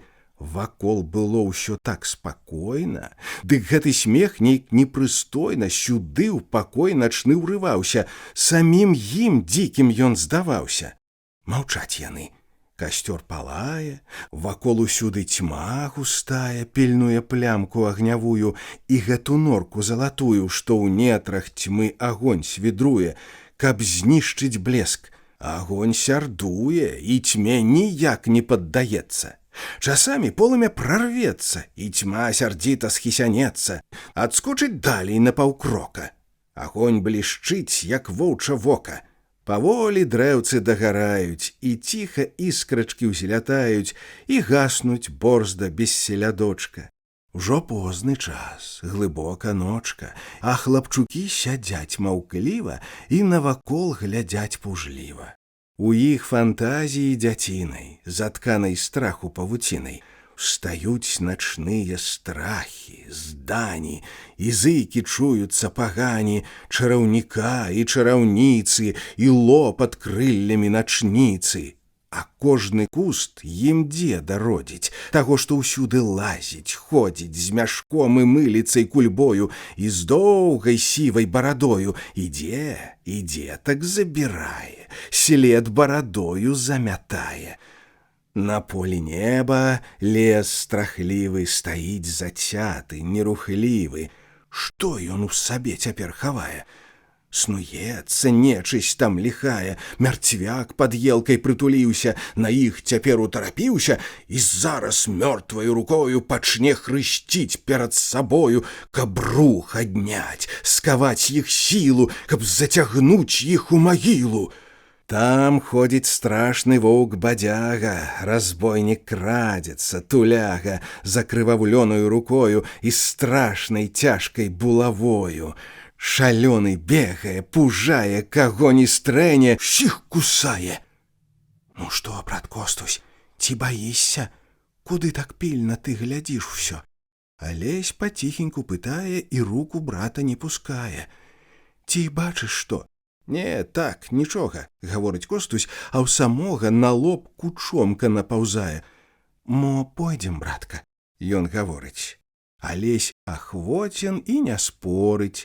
Браты за рукі пабяруцца, у зямлянку вобца спанясуцца.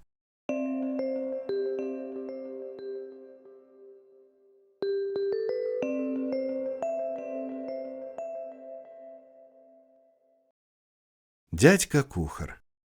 Наш дядька, мілы наш Антоній, у дзіцячым часта быў палоне. Вось так гуртом яго абсядуць і час работы яго крадуць. Насі катла, кажы ім казкі, ідзі на поплаў з імі ў краскі. Давай адказы на пытанні, тлумач ты ім усё да звання. Адкуль з чаго, дзе што бярэцца, вось гэта, тое як завецца, і чаму так, чаму не гэтак. Прыхілен дядька быў да дзетак. Ён быў настаўнікам, суддзёю, калі бывала між сабою паспораць дзеткі ці паб'юцца, дык да каго тады звярнуцца, як не да дзядзькі, да Антося? Ох, слаўна з дзядзькам ім жылося. Яшчэ заметьце, што з малымі ён размаўляў, як са старымі, і з імі радзіўся, спрачаўся, як роўны з роўнымі трымаўся.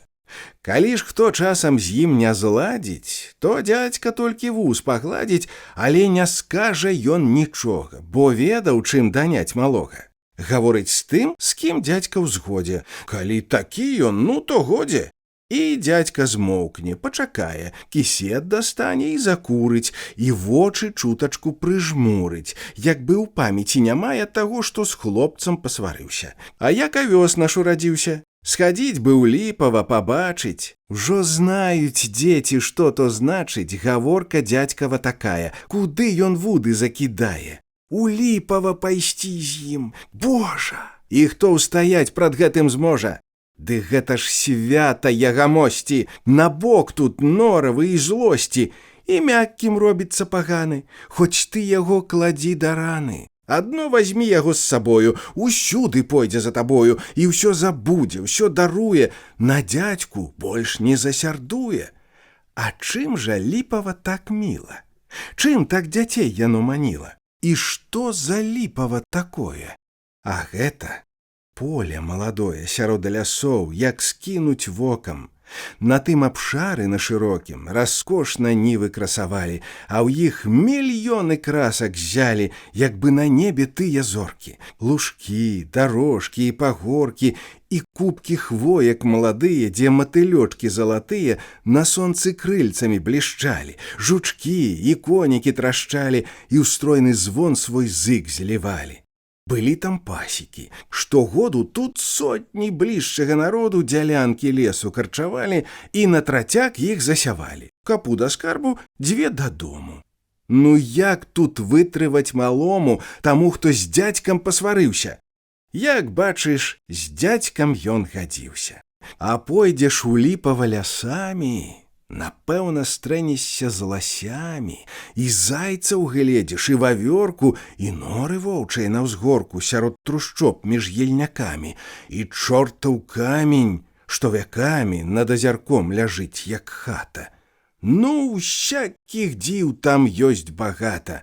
А дзядзька ўсё табе пакажа, цікавасць твою ўсю развяжа. А найважнейшая тут мэта — звярнуць з дарогі і да цёткі зайсці на час, які кароткі. Тарэсяй звалась цётка гэта. Яна так ветла сустракала і надта ж добра частавала, спячэ цалкоў на скавародцы, і так, бывала, наясіся, што хоць на пупіку круціся, усіх цягнула ў госці к цётцы. Так узмацуе на дарогу. Было што есці, дзякуй Богу. О, дзядзька спосабаў меў многа даняць праціўніка малога. Пайсці ў грыбы, ці ў тую ж рыбу, або паехаць у сялібу, ці ў млын малоць на хлеб з бажынку. Всё гэта квапіла хлапчынку, цягнула крэпенька бывала і як рукою злосць знімала. І дзядзька майстар быў на штукі, і быў механік на ўсе рукі. І дудку скруціць вам, і стрэлку, і нарысуе нават елку, такую выштукае цацку, а ў свежань пойдзе купіць пляцку. Дык і не дзіва, што любілі, што на руках яго насілі. А жывучы каля зямлянкі, паміж лясоў, сярод палянкі, яшчэ крапчэй яны здружылись, адзін к другім цясней хілілись. А ну, давай, брат, запрабуем, хоць на цікавасць пакаштуем, які тут сок на новым месце. Мо з хлебам можна яго есці? А дзядзечка, мой залатенькі, пастаў нам соку, дарагенькі.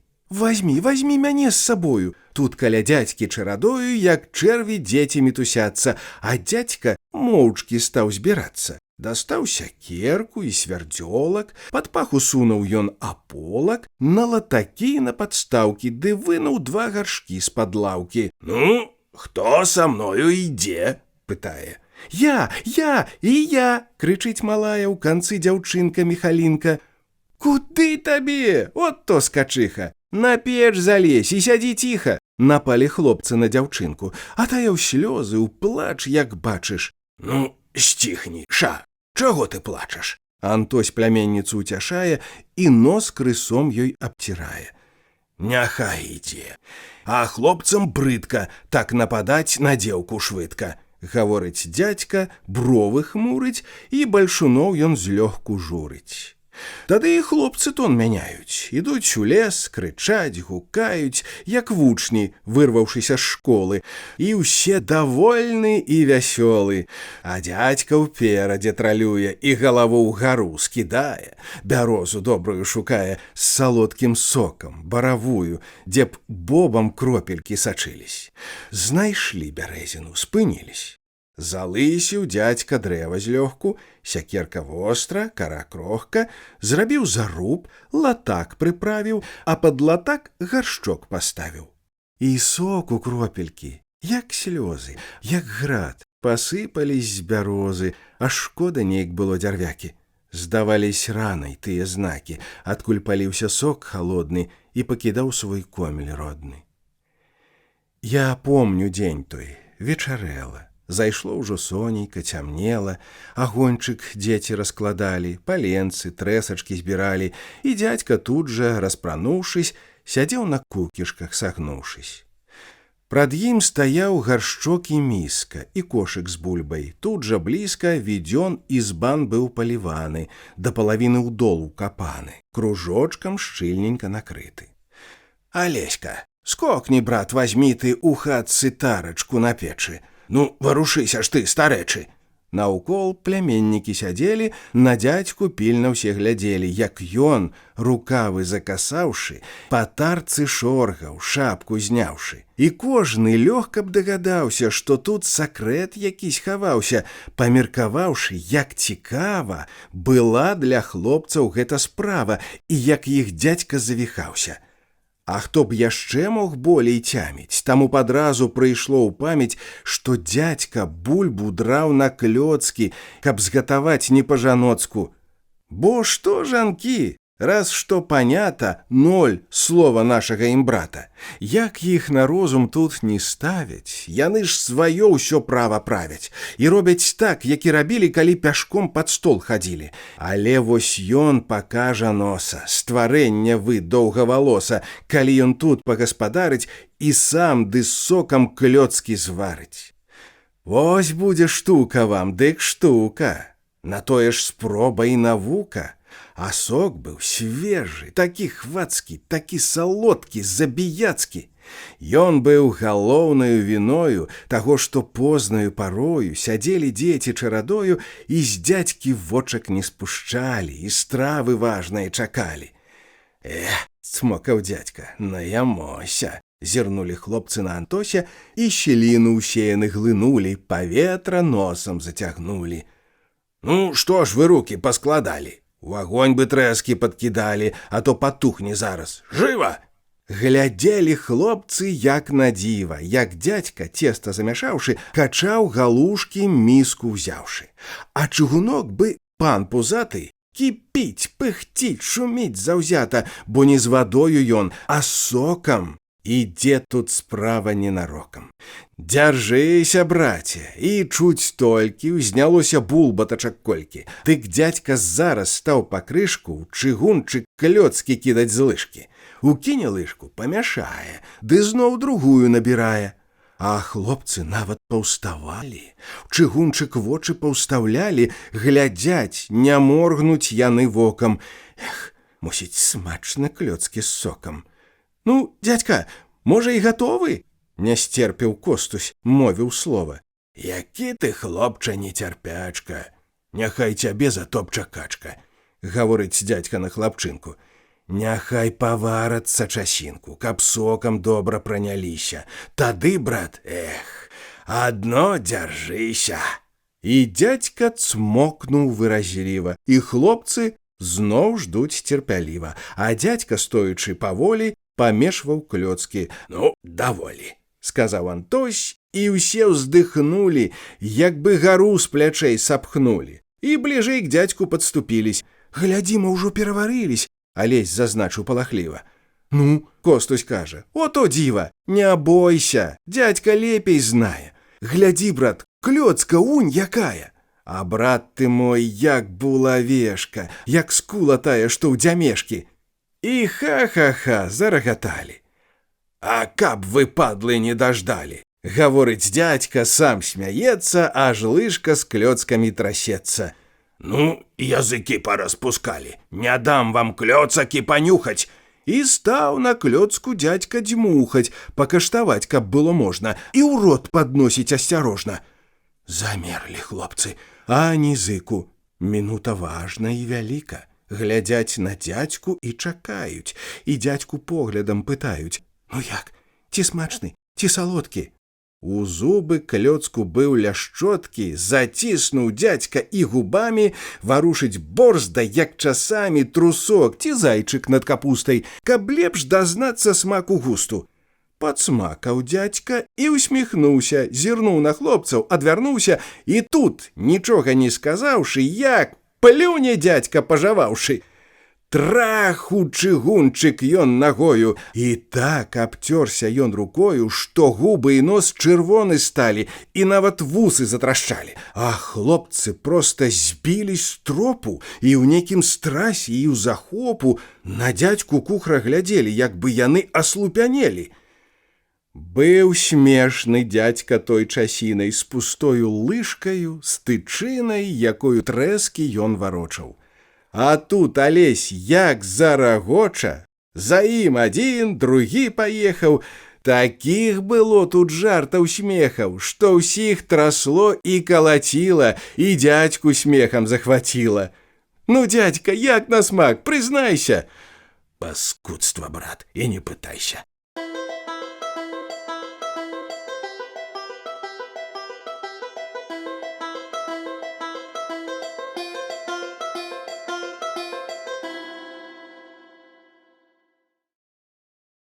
Смерць ляснічага. Міхал, Міхале, о, Міхале! Пачуўся голас як бы здаля каля зямлянкі ранічкою і часты стук у шкло рукою. «Вставай, Міхале, адзявайся!» «А хто там?» «Я! Хутчэй збірайся, памёр ляснічы наш!» «Да можа!» Міхал ускочыў. «Моцны Божа! І хто б мог думаць, спадзявацца!» Ужо стаў ачуньваць, папраўляцца. Каб хто сказаў, не даў бы веры, ды і то аб'ездчык пан Ксавэры прынёс навіну гэту, смуту. «Няхай пан зойдзе на мінуту», — сказаў Міхал, адмкнуўшы дзверы. Цераз парог ступеў Ксавэры, вайшоў у хату і спыніўся, бо зразу ў ёй ашаламіўся, і дальш не ступіш ні на крок. Не хатка, проста катушок, няма дзе нават павярнуцца, як у сабачай цеснай будцы. «Сядайце дзе-небудзь, сядайце. Эх, хата наша, выбачайце». Міхал калодку падстаўляе. Уздыхнуў Ксавэры і сядае. То быў мужчына ўжо паджылы. «Ах, мой ты, Божа, добры, мілы, отож, як выбраўся ён скора. Яшчэ не дальш, як пазаўчора са мною гутарыў, смяяўся і аба ўсім мяне пытаўся», — Міхал гаворыць і ўздыхае. «О, браце, смерць не разбірае і не глядзіць нікому ў зубы. Гадзюкаю, брат, з-пад падрубы з нячэўку ўсадзіць сваё джала. Ці многа жыў, ці жыў ты мала, ці ты багаты, ці ты бедны, ці ты зайздросны, ненаедны. Жывём, клапоцімся і дбаем, і ўсе нарэшце паўміраем. У нейкім згаснем летуценні», — сказаў Ксавэры ў засмучэнні. «Так, гэта так, пане Ксавэры. Ужо загатованы паперы для часу нашага сканання рукою Божага ўзыскання. І ходзіць смерць, як тень за намі», — сказала Ганна са слязамі. «Ну, я гатоў, то пойдзем, браце, паплачам хоць па сваёй страце». Міхась з Ксавэрам выйшлі з хаткі. Світала ўжо, дзесь каля гаткі, у гэтым досведку маўклівым, крычалі гусі праразліва, нястройным хорам гергіталі, ды качкі шумам праляталі, і кніга ўнёсся плач з лукі, у глыбі лясоў цецерукі ўжо зачыналі свае токі, усход віталі агнявокі, віталі шчыра і натхненна. Міхал з Ксавэрам задуменна ішлі праз лес, ішлі маўкліва, і толькі зрэдку сіратліва па слоўку ўроняць два служакі. «Няма ў нас пана, ні баракі», — Міхал гаворыць. «Так, няма. Жыві, ўдава цяпер сама», — сказаў Ксавэры задуменна. «Ну, пане, будзе цяпер змена, і пойдуць новыя парадкі», — Міхал выказвае дагадкі. «А пэўна, будзе талачэча, не без таго ўжо чалавеча», — уздыхнуў Ксавэры. «Шкода пана, ох, бедны, выбраўся зарана. А жыць бы мог, такі здаровы, ну, чалавек, як корч дубовы. Пажыць бы трохі яму трэба, пакой душы яго і неба». Так гаманілі, ішлі прасткамі, то праз лужок, то хвайнікамі, ўсяе дарогі на паўмілі. Ішлі, нябожчыка хвалілі, як чалавека і служку князя, які вядзецца ў такім разе.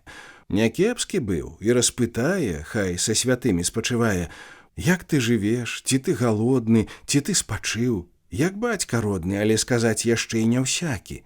А прынясеш што? Без падзякі ўжо не выпусціць, заплаціць, а на дарэмшчыну не квапіць». Быў чалавек, ён справядлівы, не фанаберысты, праўдзівы, Ксавэры также падцвярджае. На тым гаворка іх змаўкае. Ідуць маўчком яны, заняты сваімі думкамі з іх кожны.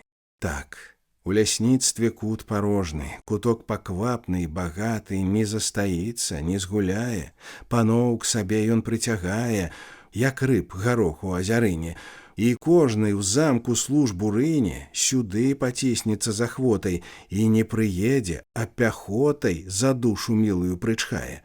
Міхал з сабою разважае. Але хто ж гэта месца зойме? Яно то праўда, в панскай плойме сказаць не будзе недастачы.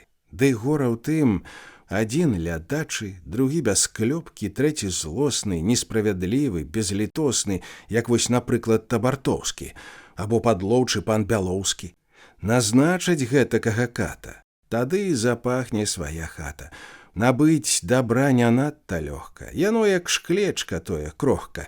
Чуць да яго не так кранешся і з чарапкамі астанешся. А ліха прыйдзе без падмогі, бо ліху бітыя дарогі і ўсюды сцежкі яму вольны, то роўна гладкі, то вакольны, не абміне яно нікога. Так смерць ляснічага старога Міхала моцна ўскалыхнула і ўсё вверх дном перавярнула. І тут у першы раз Міхала вось гэта думка напаткала. Купіць зямлю, прыдбаць свой кут, каб з панскіх выпутацца пут, і там зажыць сабе нанова. Свая зямля, вось што аснова. Вставала сонейка з-за лесу, скрозь тонкіх хмарачак завесу, усюды косы раскідала. І ўсё жывенькае вітала, усход яго на ясным небе, і клапатком аб пільным хлебе дзянёчак новы зачынала, калі Міхал і пан Ксаверы взышлі маўчком на двор кватэры. На горцы ціхай, невысокай, каля засценка недалёка, у бок дарогі, у глыбі сада, стаяла панская пасада. Прасторны, роўны двор вясёлы, заўсёды повен быў жывёлы. Хадзілі куры з певунамі, кампанні важнай з індыкамі, і, распусціўшы хвост мятлою, павук пахаджваў з павою, як пан вяльможны радавіты. У кутку двара каля карыта шныралі качкі плюскатухі. Япрук заможны лапавухі спацыраваў паміж платамі і смешна ўскідваў кумпякамі, калі часамі каля дома ён гукне, рохне па-свіному, здаецца так, без дай прычыны, і спрыт пакажа япручыны. А каля кухні пад аконцам сабакі грэліся на сонцы, таксама панскай пароды, і ім было жыццё, выгоды. Былі тут розныя будынкі, гуменцы, гумны і адрынкі, хлявы і стайні і аборы, дабра, набытку былі горы. Але ў машыне гаспадарскай быў хітрай штучыне слясарскай, згубілась шруба, стоп, машына, няждана выпала пружына. Рыгор Хурман хадзіў без дзела, спярша пабурківаў нясмела, цяпер нікога не баяўся, хадзіў і лёгенька хістаўся. Ён трохі стукнуў, ці не з гора? А ты чаго тут, мухамора? Рыгор насеўся на кухарку. Ось калі дам табе пакарку. Пайшоў, адстань, от то брыдота, прылез, як лысы чорт з балота. Эх, Наста, хочаш? А ну, ускокі, сказаў Хурман і ўзяўся ў бокі, нагою тупнуў, закруціўся, прысеў і ўстаў, заварушыўся, і то ўстае, то прысядае, і ногі ўперад выкідае. Бадай ты спух, ото распуста, а каб табе было, гад, пуста, няма ні сораму, нічога. Ды пашануйся ты хоць Бога, хоць бы граху ты пабаяўся. Але Рыгор не сунімаўся. Скачы, валяй і ты на стуля. Што ж, калі гулі, брат, дык гулі. Пан пойдзе ў рай, а мы з табою, а мы у бухту з галавою. Пакінь, нябожчык там у доме, пайдзі, праспіся на саломе. І пані вунь глядзіць. Што, пані? А я то хто? Пане Хурмане, дурное заткалаты. Знаеш, чаму Рыгорам называеш? Заві мяне, вяльможны пане. Няхай цябе зямля апране. Ото брыда, ото завала, яшчэ каб панам называла. Ці чулі людзі? Налізаўся, як той сабака на разніцы. Но-но, бо пойдзеш без спадніцы. Адстань, слатою навязаўся. На паліцы сланіна, пані пеўня смаліла, а ў рандэльку стаіць лой, але не твой, не твой. А там у доме было гора. Жывы і крэпкі яшчэ ўчора, сягоння быў ён нерухомы, глухі на ўсё, чужы жывому. За стенку шляхта пасхадзілась, і ў тым пакойчыку таўпілась, дзе пан ляжаў у дамавіне. Няхай святымі апачыне, уздыхалі, хрышчучысь старыя, схіліўшы головы сівыя. Някепскі пан быў, гаварылі, і ціха стала адхадзілі, і доўга кучкамі стаялі. Паны сюды з'язджацца сталі.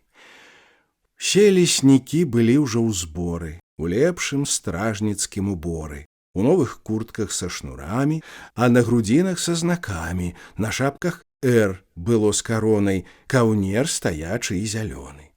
Яны па два, па тры стаялі каля паркана і чакалі, пакуль куды іх не паклічуць, стаяць і пану рая зычуць, збавення вечнага жадаюць, гавораць ціхенька, уздыхаюць. Паслухаць збоку іх здавалось, што ўсе яны пасірацелі, а што на сэрцы яны мелі, то тое ў сэрцы і асталось. Ды толькі мушу я прызнацца, як пачынала ўжо змяркацца і пана з плачам пахавалі, усе леснікі пілі, гулялі, а потым сталі барукацца. Амброжы кубел разгуляўся, са ўсімі шчыра цалаваўся і кварту трэцюю ўжо ставіў і ўсёю выпіўкаю правіў. «Браткі, гуляйма, калі свята, дык трэба выпіць хоць багата!» — крычаў Амброжык. «Сцеражыся!» — кіўнуў ён носам на Міхася, і чарка ёмка паднялася. «Эй, цётка Хрума, враз з'явіся!» Вайшла і Хрума ў старым чэпку. «Здарова, цётка, як ты крэпка?» «От, — кажа Хрума і смяецца, — такою добраю здаецца, што наш Амброжык увесь тае і Хруму маткай называе. Ах, пан Амброжык, нашто жарты? Галубка, мама, стаў 2 кварты!» Усе ажылі і разышліся. Такія мовы паліліся, і пахвальба пайшла такая.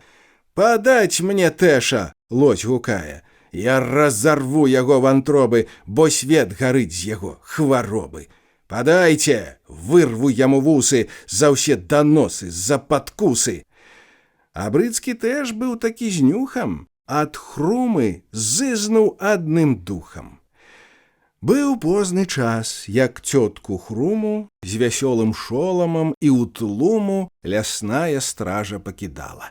У яе вачах зямля скакала, і месяца бліскучы крайчык па небе пстрыкаў, як той зайчык. Шчакаўшы трохі, разышліся, і песні зараз панясліся, то тут, то там, і лес будзілі, як бы ваўкі там галасілі. «Ой, пайду дадому, не скажу нікому, ды зарэжу кота, бо наш кот сірота!» Спяваў Амброжык за балотам, а пальчык сыпаў як бы шротам. «Будзе мяне жонка біць, няма каму бараніць!»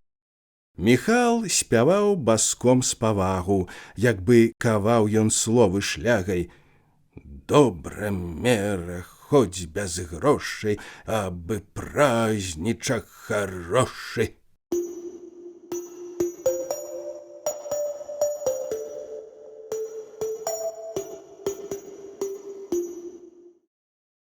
Новы ляснічы. Якраз на самым рассвітанні Міхал вярнуўся з пахавання. Вайшоў у хату, распрануўся, зяхнуў і смачна пацягнуўся, бо цэлы дзень праталачыўся і ноч не спаўшы утаміўся. І цела соладка нейк ныла, усё адпачыць яго хіліла, і жонка тут не прыставала, пра сёе-тое распытала, уздыхнула раз другі па пану. «Ну, спі, а я хіба ўжо ўстану». І маці стала адзявацца, каб за работу тую брацца, пайшла каровак падаіла і бульбу свінням перамыла. Тым часам сонейка з-за лесу зняло цямраную завесу. Праменні, стрэлы залатыя, макушы лесу прабіваюць і блескам зяннем высцілаюць нябёсаў багны патайныя. У чародах светаў незалічоных, нерасчытаных, неатмкнёных, людскі наш лёс, былінка поля, пылок нязначны, наша доля, а нашы радасці і слёзы, надзеі, светлыя пагрозы і ўсё, чым жыцця нас вітае, яно адзначнасці не мае ў звязку гэтых светаў Божых, таемных, страшных і прыгожых. І жыцце пэўнаю ступою ідзе, не ведае спакою, людскіх пакутаў не адзначыць, і страты іх яно не бачыць. Эй, хлопцы, хлопчыкі, уставайце, кароў на пашу выганяйце, даўно пара ўжо пасвіць статка. Алеся ў ладдзю будзець матка, а хлопцы толькі ўзварухнулись і на другі бок павярнулись. Тут маці трошкі пастаяла і галавою паківала. Шкада будзіць, ох, сон салодкі, няхай паспяць яшчэ блазноткі. Пагукваў дзядзька ўжо на полі і ткаў сахою кросны ролі, ды пырнік так укараніўся, што дзядзька з конікам таміўся, і сошку часта ён спыняе, і пырнік дзікі вытрасае. Ну же балота, вось атрута, то не работа мне, пакута. Ступіў 2 крокі і спыняйся, ды з гэтай пырніцай змагайся. І як яны тут ліха долі з сахой хадзілі ў гэтым полі, як тут расло, на міласць Бога, калі ў зямлю не ўб'еш нарога. 2 баразны прайшоў, конь змогся. Ну і народ, каб ён апрохся, так запусціць зямлю не дбала. Не гаспадар быў, а завала. Антось стаіць, штось разважае і хмурна поле аглядае, а потым раптам схамянуўся, зірнуў на сонца, ў двор рвануўся. Хіба каровы яшчэ дома? Спаткаўшы Ганну, ён пытае, ідзе ў гумно і хлопцаў лае. Вы што, зашыліся ў салому? Вставайце зараз, гультаіны! Прайшло, лічы, ўжо 2 гадзіны, як сонца ў небе засвяціла. Яны ж, хоць ты ў садзе ім шыла. Вставайте жыва, а то ускочу, устаць вас борзда заахвочу. Схапілись хлопцы і прыселі, устаюць з нагрэтыя пасцелі і лапці зараз абуваюць. За браму хлопцаў выпраўляюць. Вось маці з хаткі выбягае, Алесю торбу даручае, а ў торбе хлеб і, пэўна, сала, і весялей шмат хлопцам стала. Калі ўжо сонейка прыгрэла, Антось на полі кончыў дзела і выпраг коніка сівога, свайго памочніка старога. Сівак з вялікім здавальненнем прайшоўся вольна за гуменнем і, баючыся ашукацца, раллю панюхаў, стаў качацца з такім засосам і ахвотай, бакі намуліўшы работай. Антось глядзеў і пацяшаўся, і ціха сам сабе смяяўся. У двары, дзе колісь была хата, цяпер работа ішла заўзята, і цесляры ўжо зруб канчалі, гірш з моўшам дошкі пілавалі. Ніяк не знойдуць яны скутку і ўвесь дзень сварацца за дудку. Ну, гэта сварка ім не шкодзіць. Антось са смехам адыходзіць, пад вусам смех яшчэ хавае, ідзе, Міхася сустрачае. Міхась ужо крыху праспаўся, у абход сягоння не збіраўся. Другія думкі і настроі ўсё не даюць яму спакою. За кім лясніцтва астанецца? Адкуль хто сюды прыпрэцца, пасаду вольную заступіць? Карціць пытанне гэта, рупіць. Антось з Міхалам на сняданні даюць адказы на пытанні і кандыдатаў разбіраюць. Адных пахваляць, тых палаюць. Вось каб Галонскі тут астаўся, за ім бы брат палюдскаваўся. Такі прасцяк, ненадзіманы, ляснічы вельмі б пажаданы. Ды гэта так, Міхал уздыхае, але за ручкі ён не мае. Яго паны не падтрымаюць, бо на прымеце іншых маюць. Такога вышукаюць з трупа ці ад шчапенца курашчупа, што і службе той не будзеш рады, і адцураішся пасады. Вядома так, і Ганна кажа, жыццё і свет табе завяжа, як гад, які сюды прыпрэцца, і немаведама, дзе дзецца, як дапячэ табе часамі, хоць ты наймайся батракамі. Эх, брат, махнуў Міхал рукою, мы чулі ўладу над сабою, а пажывем, яшчэ пачуем, а тут хоць як мы не мяркуем, але нічога не даб'емся, куды не пойдзем, не таўкнемся, дабра ніколі не прыдбаем, пакуль свайго кутка не маем. свайго кутка. Сказаць, што лёгка, ды гэта справа вельмі крохка. Тут грошай трэба поўна жменя, не наша голая кішэня. Купі зямлю, ды замацуйся, купі ты лесу, пабудуйся, а ў Мікалаўшчыну вярнуцца. Ужо лепей тут як-небудзь гнуцца, бо там галда, там шум, цяснота, і не бярэ ніяк ахвота туды зноў ехаць будавацца. Дык трэба службы ўжо трымацца, пакуль яшчэ трымацца можна. Антось зазначыў асцярожна. Да дзядзькі маці далучылась, у другі бок мова пахілілась, і будзе новая тут хата, пасада пашаю багата. Ніхто цябе тут не сціскае і ў твой гаршчок не заглядае. Сядзець не будзеш тут без хлеба, а пацярпець, вядома, трэба. Так, пацярпець, адно цярпенне, і можа даць табе збавенне. Тут усміхнуўся Міхал скрыва. І гніся век, цярпі маўкліва. Пакінь ты ўсякую надзею хамуць сябе зняць дабрадзею. А над уласнай гаспадаркай, варонай чорнаю закаркай і цяжкі крыж пастаў над ёю, як мусім ставіць над сабою цярпенне, ўсё, яно бязмежнасць. Навошта ж тая незалежнасць? Навошта гэтае імкненне пусціць у грунт у свой карэнне? Але б вы самі спрабавалі, калі б у вочы вам плявалі і вас агіднаю знявагай па сэрцы білі б, як той шлягай. А ты маўчы, свяці вачамі перад паўпанкамі, панкамі і перад панскім розным збродам, цярпеннем скованы, як лёдам. У Міхала губы дрыганулі, і вочы іскры сыпанулі. Ці мала ўжо цябе тут гнулі? Цярпі, маўчы, знасі пакорна, а кожная свіння надворна, свістун ці вырадак паганы, няшчасны лёкай надзіманы, ці так нікчэмная басота, яна твайго не варта бота.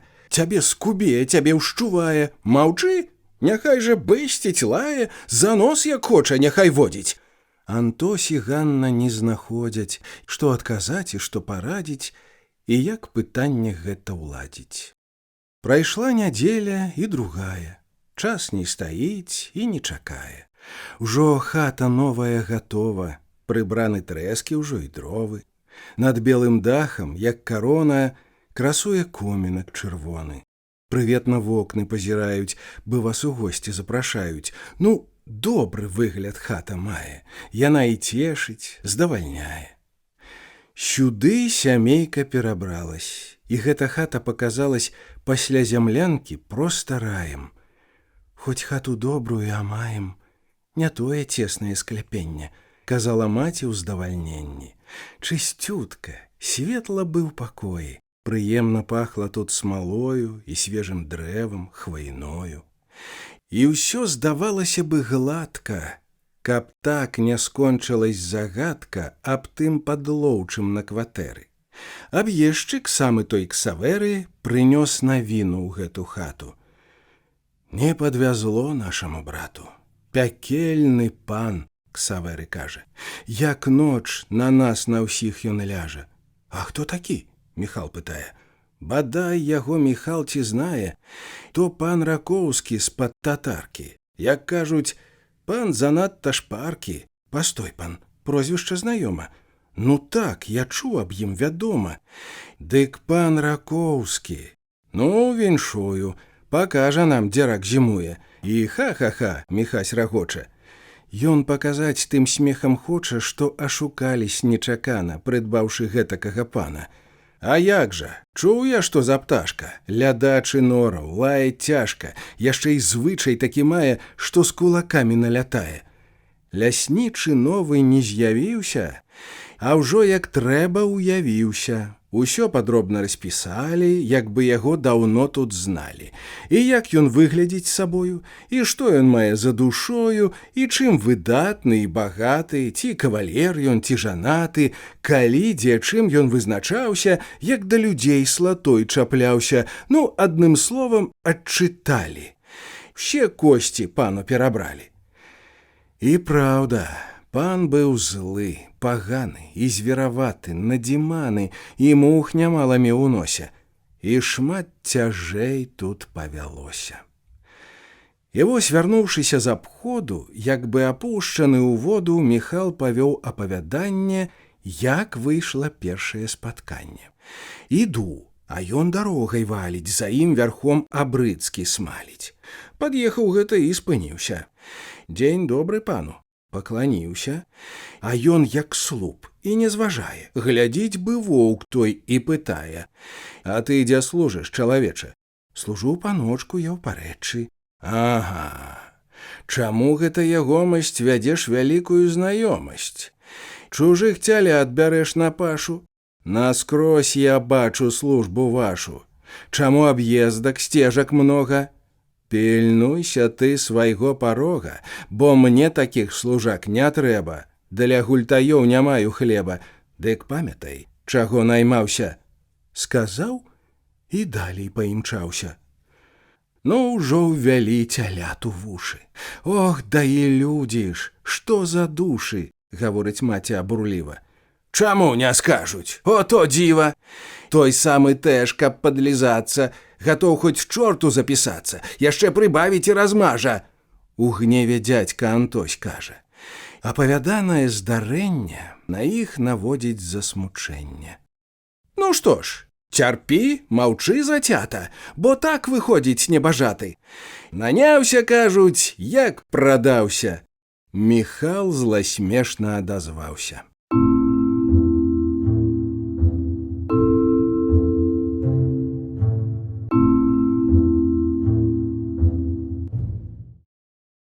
На панскай службе. У той жа дзень, праз час каторы, прыйшоў сюды Марцін з каморы, ляснік таксама пры кватэры. Загады розныя паперы яму ў лясніцтве даручалі, калі з наказам пасылалі. Яшчэ здалёк, аж каля кліна, Антось заўважыў тут Марціна. «Ну, прэцца ўжо Марцін з наказам. Згарэў бы ты, панок, з ім разам». Добра так пану пажадалі, але з цікавасцю чакалі, што ім Марцін тут заспявае. «Ну, што нам вас пан сказаць мае?» «Наказ прынёс я да вас, пана. Наказ такі, каб заўтра зрана твой брат Антось шоў да адбору, а сам Міхал аб гэту пору настройваў лыжы да сялібы, падбаць панам наконта рыбы. Бяры там невад з рыбакамі, паноў парадуй шчупакамі. Голодны, можа, не баракі, а мо абрыдлі ім прысмакі, вяндліны, мяса і котлеты, павысыхалі, як шкілеты. Іх вецер з ног чуць не скідае». Марцін тут жарту падпускае. «Ну, вось ужо і даў задачу. Ты нездаволены, як бачу? Але пастой, Міхал, даслухай, тады ты ўжо глуздом парухай. Пан прыказаў яшчэ вас пану, злавіўшы рыбы, каб тады жа сам вас пан вёз і да нясвіжа таму другому калашману, што падпіраюць князёў замак, для цешчаў іх і розных мамак. Наказ нічога для пачатку, што ж далей будзе, пане братку? Эге-ге-ге, не мець спакою». Міхал затрос тут галавою. «Ой, дасца гэта служба ў знакі, на карку сядзе д'ябал усякі. Хіба ён літасць сэрца мае? Ужо двух у службу запрагае. Адзін на рыбу, той у адборку. Няма на іх вужак паморку, вось на такіх чартоў лазатых, на гэтых джынджыкаў праклятых. Быў чалавек, што можна пладзіць, дык вось няма, памёр. Не вадзіць на добрых нам паноў ніколі. А вось такі рак ліха долі не будзе мець табе і зносу. Так, брат, для нашага ён лёсу. І ёсць жа прыказка такая: кляні ты пана, пан сычае. Міхал хадзіў і бунтаваўся, і на ляснічага злаваўся. Ідзе работа, сеяць трэба, ляжыць няўзораная глеба, а ты каня бяры ў прыдачу. Сказаць, то лёгка, даў задачу. От то бяда, от то галеча, а меў бы кут свой чалавеча, ці ж бы служыў, цярпеў бы здраду. Даўно б у морду плюнуў гаду. Пайшоў ты к ліху, праваліся, сам гэтым хлебам падавіся. Вось тут-то, брат, і гора тое, і гэта ліха насланое, што нам няма дзе зачапіцца. І мусім з гэтым мы згадзіцца, пад дудку панскую скакаць і іх загады выпаўняць. Цябе ж дзяруць, як тую ліпку, Марцін з кішэні вынуў піпку, цыбук заядла прадзімае і піпку пальцам набівае. Тьфу, лае, бэсціць з-за нічога. А мух, брат, мух у носе многа. І так нясецца ён васпане, тычына шапкі не дастане. Не пазірае табе ў вочы, глядзіць бы воўк той, заўжды скрыва, і заўжды злосны ён на дзіва, і заўжды лаецца ахвочы. Ды чорт яго бяры, Міхале, што зробіш гэтакай завале? Ось будзем жыць сяк-так памалу, ці гэта ў першы раз, Міхалу, такія справы мець з панамі? Няхай яны лепш здохнуць самі, чым мець праз іх яшчэ з грызоты. Хіба ж, Міхале, мы сіроты? І пан, калі нам пашанцуе, пад нашу дудку затанцуе. Няпраўда, згіне племя злое. Калі ж то будзе свята тое? Хіба як возьме нас магіла? Не наша, браце, а іх сіла. Адно, брат, тут старацца трэба, прыдбаць сваю скарынку хлеба, бо людзі кажуць, хлеб служачы, не надта добры хлеб, сабачы.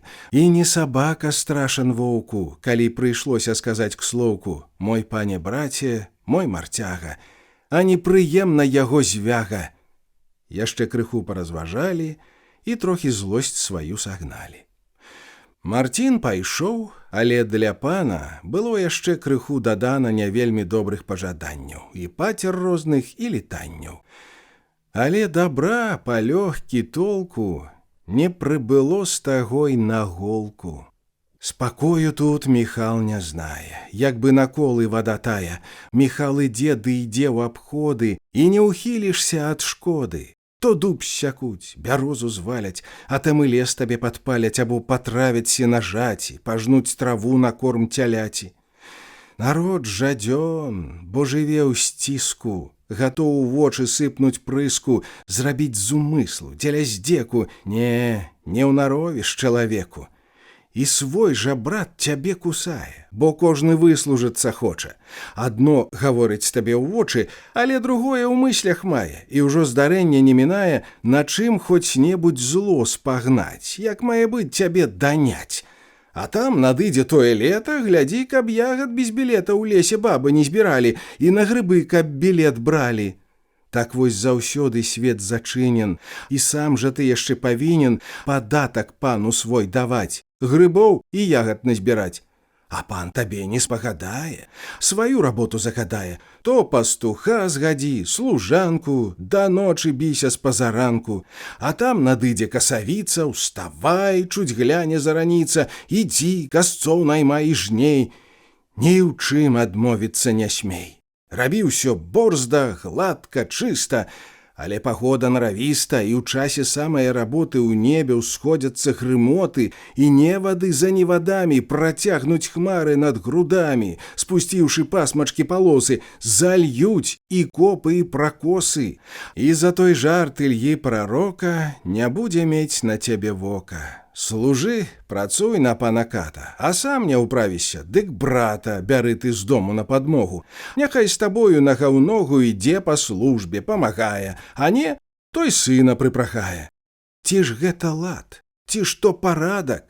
Згрызот нямала, многа звадак. І як не біся, не старайся, хоць на кавалкі разрывайся, прычэпку знойдзе і аблае, яшчэ й пад носам наківае. А ты цярпі, маўчы зацята, і слухай споведь пана ката. І крыўда ў тым, мае вы людзі, і хто што волю даў паскудзе, на што зямля іх ката ўносіць, ой, хто ж ад іх не загалосіць? А дзе на іх шукаць управы, бо суд праўдзівы, суд ласкавы, паноў за здзекі не карае? І хто цябе тут падтрымае? Каму паскардзіцца ідзе? То гэту крыўду адвядзе і трохі згладзіць перашкоды.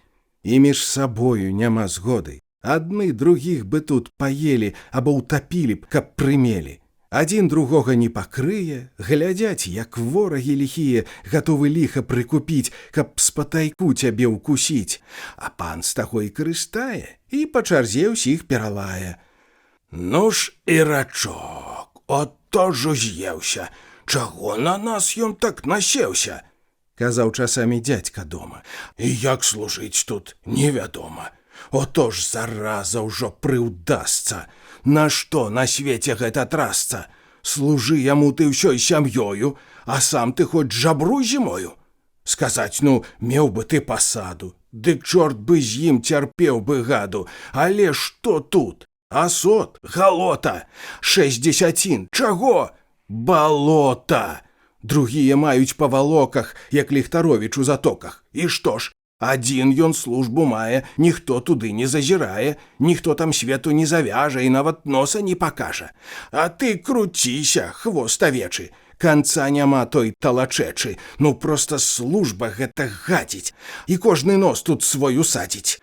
Вядома, хто дальш ад кватэры, таму менш стукаюць у дзверы. Да іх дайсці не так то скора, і там жывуць сабе без гора, гаворыць зайздрасцю і маці. А тут, як дзе на воўчай гаці, як на пярэсмыках якіх цябе трывожаць кожны міг. Але ж і самі вінаваты, калі так коціцеся з хаты, дзе толькі пан не загадае. Ці ж ён на гэта ласку мае? Чаму ж на вас і не налегчы? Чаму ў хамут вас не запрэгчы, калі яго так баіцеся і так за службу берацеся? Адзін вось служыць, ну і годзе. Што патураць яго той модзе? Дзе ж? Мала двух, дык трэці ўладзя. Чаму ж на карк табе не ўсядзе? А трэба часам агрызнуцца, бо так і будзеш заўжды гнуцца. Ого, ты смела каля печы. І праўда, кажаш ты дарэчы, а ты б сама вось паспытала. Тады б не тое заспявала, сказаў Міхал крыху сярдзіта. І будзе нехаця зашыта твая тут губа, моя міла. Яго тут права, яго сіла. Або ты знойдзеш праўду ў свеце. Каму пажаліцца, скажэце? Судзіцца будзеш з ім? За што жа? І хто табе тут дапаможа? Хіба цябе ён тут трымае? Служыць гвалтоўна прымушае. Не хочаш службы? Ну, палайся, бяры манаткі, выбірайся. Але куды? Дзе твой прытулак? Нагатавалі табе булак? Каму ты міл, скажы ў бядзе? Эх, не прыхілішся нідзе. Паскачыш дроздзік абы скочка, калі няма свайго куточка. А як прачуюць гэта людзі, ад іх адбою тут не будзе. Чаму ж яму не казырыцца? І вон прагнаць не пабаіцца. Ты з ім не зграешся ніколі, раз ты прымушан да няволі. Ну і будзе ездзіць, што за дзіва, калі маўчаць яму цярпліва. Чаго баяцца, не прагоніць і горш ужо не запалоніць. І хто ж, як ты, на свеце служыць? Аб глупству кожнаму ён тужыць, не спіць, не есць і ног не чуе, у лесе днюе і начуе, з людзьмі грызешся, як сабака, а доля ўсё ж твая, аднака. Чаго ж так надта выдыгацца? За што так падаць, так старацца? За тым, каб больш цябе ганяць? Часцей у аглоблі запрагаць? І будуць ездзіць, і не знайся, а ты маўчы, а ты старайся. Каму, а ўжо Антосю сказаць бы можна, каб прыйшлося, бо ён на службу не наймаўся. Або я, думаеш, збаяўся? Гаворыць дзядзька ў хаце храбры. А калі што, дык і за жабры. Паслухаць вас усе вы хваты, а чуць да дзела, душа ў пяты. Няма чаго мянціць языкам, а крык як быў, і будзе крыкам. Няхай крычыць, і ты крычы. Хіба што жабаю ў карчы, прынамсі з гэтакім паспехам. Міхал аклікнуўся зласмехам. Вось так пачнуць казаць бывала. Ды з тых размоваў толку мала. І толькі горш удразніш раны, і свет заткуць гушчэй туманы. А пан за службу шчыра браўся. Па лесе лётаў, прыглядаўся, каб дзе заўважыць непарадак. На гэта вельмі быў ён падак. Але ён злы быў асабліва, як граў у карты нешчасліва. Тады яго асцерагайся, як ад заразы ўжо хавайся. Раз ён віхрыўся, ды няўдала, для злосці стравы бракавала. Вось упарэчча пан шыбуе, крычыць, Міхала патрабуе, каня спыніўшы каля брамы. Міхал у гэты момант самы прыходзіць з лесу, ідзе да пана. Чаму на флянцах у вас, пана, сляды быдлячыя? Пытае, а сам так скрыва паглядае, насупіў твар і зрушыў бровы. Былі там панскія каровы. Ох, тут ляснічы як уз'есца, ну не знаходзіць сабе месца, ты як затупае нагамі, крычыць, махае кулакамі, а вочы тыя, як у змея. Ад злосці больш яшчэ чарнее, з астатніх слоў Міха сялае, з пасады выгнаць пагражае. Міхал маўчаў, ды нечакана ён сам як рушыцца да пана. Ляснічы зразу ўзад падаўся. Чаго пан гэтак раскрычаўся? Завошта пан мяне так лае? Згарыць яна няхай такая, і служба гэта, і пасада, і гэта крыўда, і гэта здрада, і гэта панская адплата. Няхай яна будзе праклята. Міхал тут плюнуў, завярнуўся, хоць раз, ды добра агрызнуўся.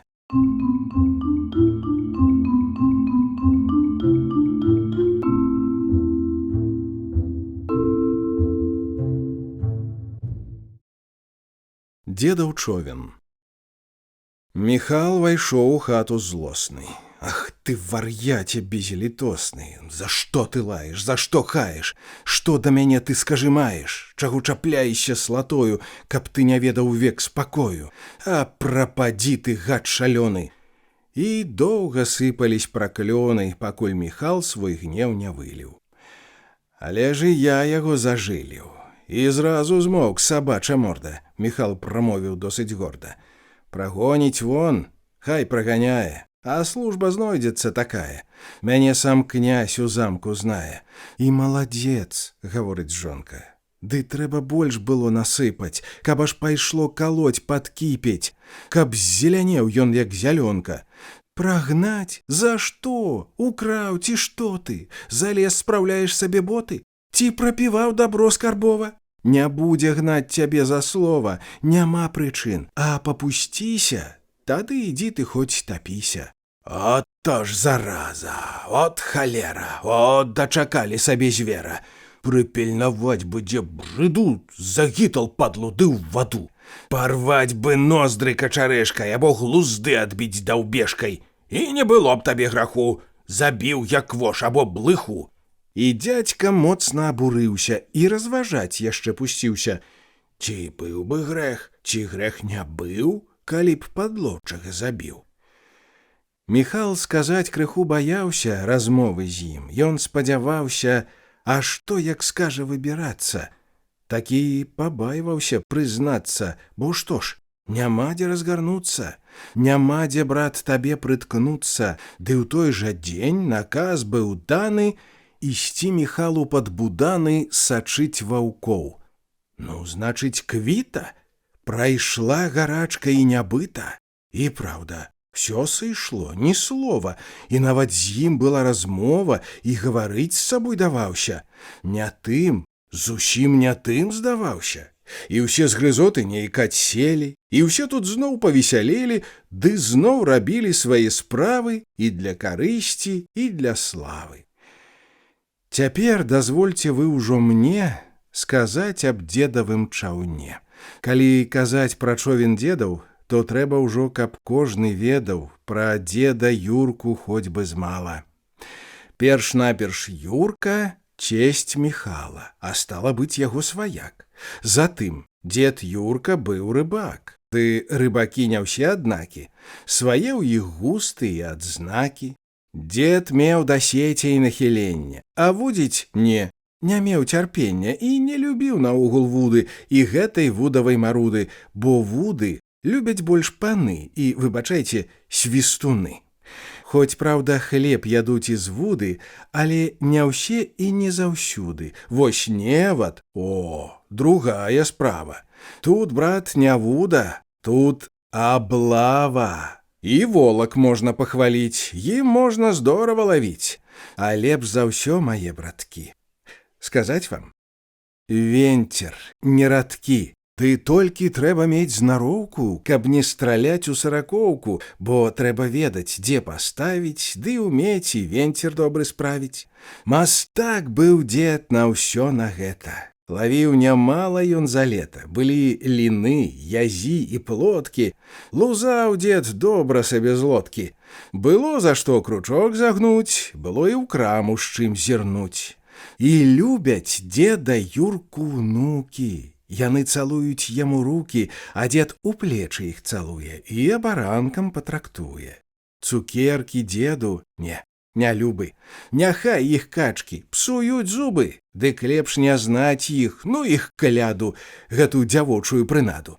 Звычайна дед быў вельмі ціхі, не падымаў нідзе шуміхі, але быў сталы і разумны, такі разважлівы і ўдумны, ну, чалавек старога складу, калі што скажа, то да ладу, але дзе крыўда і махлярства, тады дед меў адно лякарства. Не паглядзіць ён, хто такі ты, хоць чорт, хоць д'ябал знамяніты, пляваць яму на тваю масць, але ўжо чапала судасць. Адзін на ўсіх пайсці гатовы, без разважання, без размовы. Ну а калі дзед падгуляе, тады ён ізноў адменнасць мае, тады ён нават і бушуе, і трохі сына памуштруе. Але пад гэтым бушаваннем хавае гумар з насміханнем, больш жарты строіць, чым ваюе. «Язэп, вставай!» – крычыць ён сыну. «Вставай у гэтую ж хвіліну!» Бярэ дзед ноты ценаровы, нібыта злосны яго бровы. «Чаго да хлопца прывязаўся? Лепш лёг бы каменем, набраўся!» – гаворыць баба і сярдуе, а дзед яе як бы і не чуе. «Вставай, лайдак, маліся Богу!» Язэп варушыцца ў бярлогу, устае, пачухваецца, плача. Што то за доля забядача? Ці ён распуснік, ці ён збойца? «Ну, кленч, хрысціся ў імя ойца!» Язэпа трохі дзед павучыць, і памуштруе, і памучыць, бо трэба ж іх адукаваць і паслушэнству навучаць. Яшчэ на деда паглядзеце, калі дзед вып'е на банкеце. У деда шчокі румянеюць, у деда вочы весялеюць, гарохам деда ўсмех якоча, а сэрца руху, шуму хоча. «Эх, ешчышча, ешча-шчышча!» Тут дзед і цмокае, і свішча, як салавей сіваваронкай, ды як зальецца песняй звонкай. Не, деду трэба болей руху, і деду цесна ў тым кажуху. Кажух на лаву дзед скідае, і бубен рэшата хватае. Бубніць увечка чым папала, ды як прышчоўкне, ды прыўдала. Тут вам і полька, і мазурка. Такі быў дзед, нябожчык Юрка. І дзядзька быў рыбак выдатны, хоць больш урыўкавы, прыватны, але лавіў такі нямала. І дзядзьку ў рыбе шанцавала. Бывала, пострыжні прыправіць, на шчупакоў нясе і ставіць. Глядзіш, о, добрая мінута, шнур з вілак спушчан, палка ўгнута, схапіў жыўца шчупак і свішча, дастаў у 2 локці шчупачышча. І з вудай дзядзька шчасце мае. Язёў занадзіць і келзае, язіў 3 хунты і ў 4. А гледзіць дзядзька букты, віры, картофель зварыць і гароху, і надзіць рыбу ён патроху. Лавіў наш дзядзька не радкамі, і вінцярамі, і сачкамі, ды аднаго ўсё ж бракавала. У дзядзькі чоўна не ставала. Каля адрынкі пад страхою у деда Юркі сіратою валяўся човен так, без дзела. На сонцы сохла яго цела, і човен, праўда, ўжо не новы. Дед Юрка быў рыбак скарбовы, скарбовай чайкай карыстаўся, а ўласны човен так валяўся, як бы ў адстаўцы той сенатар, хоць на чаўны дед быў аматар. Дед Юрка дзядзьку паважае і да яго прыхільнасць мае. Антось не знае такой моды рабіць у рыбе перашкоды, і глупства ён рабіць не стане, і ў венцер дедаў не загляне.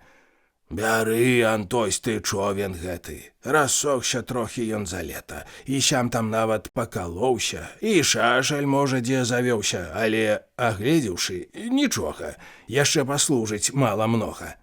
Антось, як сонца, засвяціўся. Даўно аб човне ён смуціўся. Дадому дзядзька ехаў лёсы. Кладзе ён човен на калёсы, і едзе наш Антось вясёлы, і з ім падсмейваюцца і колы. На рэчку човен ён спускае, няхай сабе тут намакае.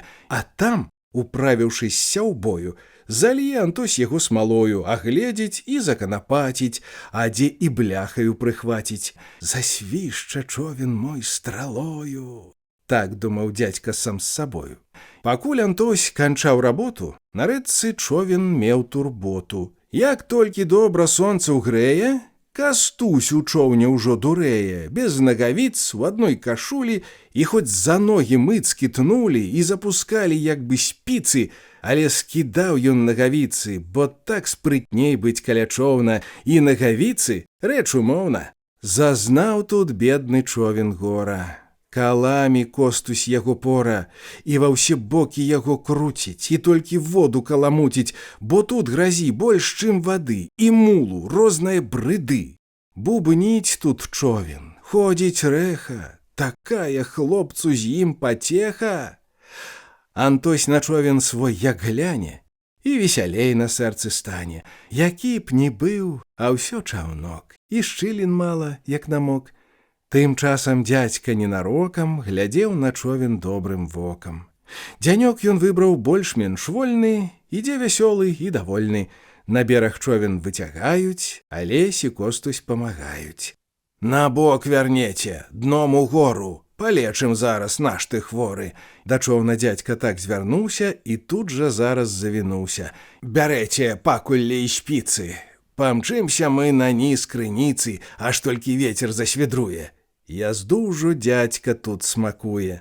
Вы шчыльна затыкайце, што наймацней, брат, забівайце. Ды дружна борзда канапаціць, каб час не зводзіць і не траціць. Стары ўжо падла і трухлявы, увесь як рэшата дзіравы, гаворыць дзядзька ў час работы. Сабе, другім дае ахвоты. Ідзе работа і размова, і канапачанне гатова.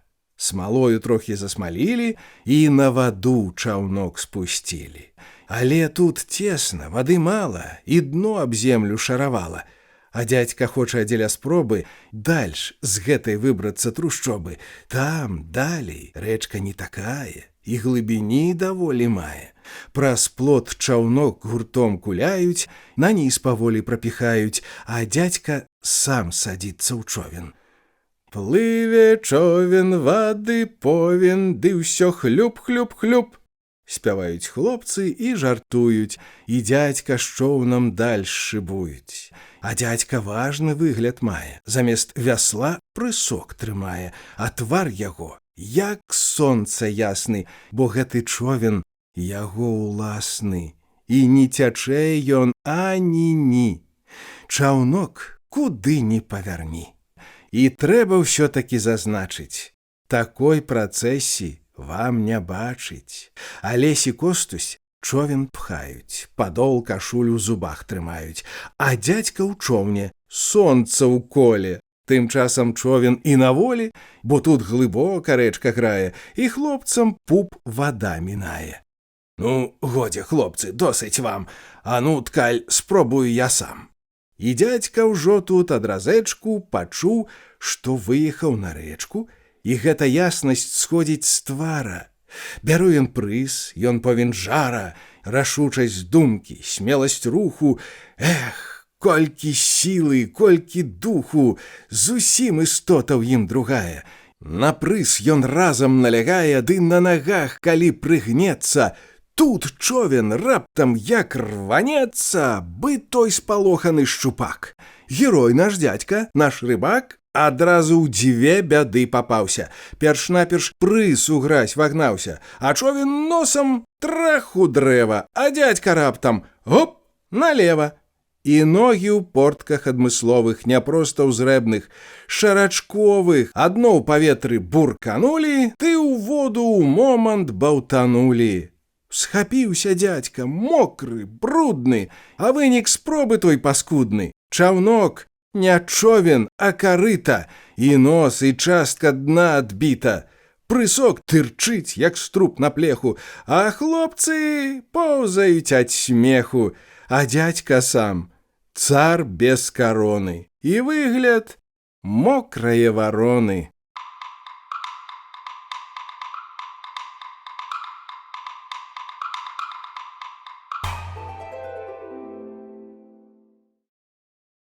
Сесія. У інтарэсах асвятлення яшчэ не знікшага з'яўлення не шкода б святам, вольным часам схадзіць на сесію з Міхасем.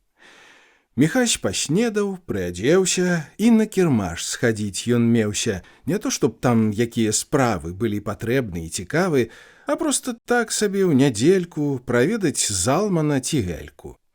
Міхал, навошта ўжо таіцца, любіў такі павесяліцца, зайсці да малкі ці ляйботы, каб збыць за чаркаю з грызоты.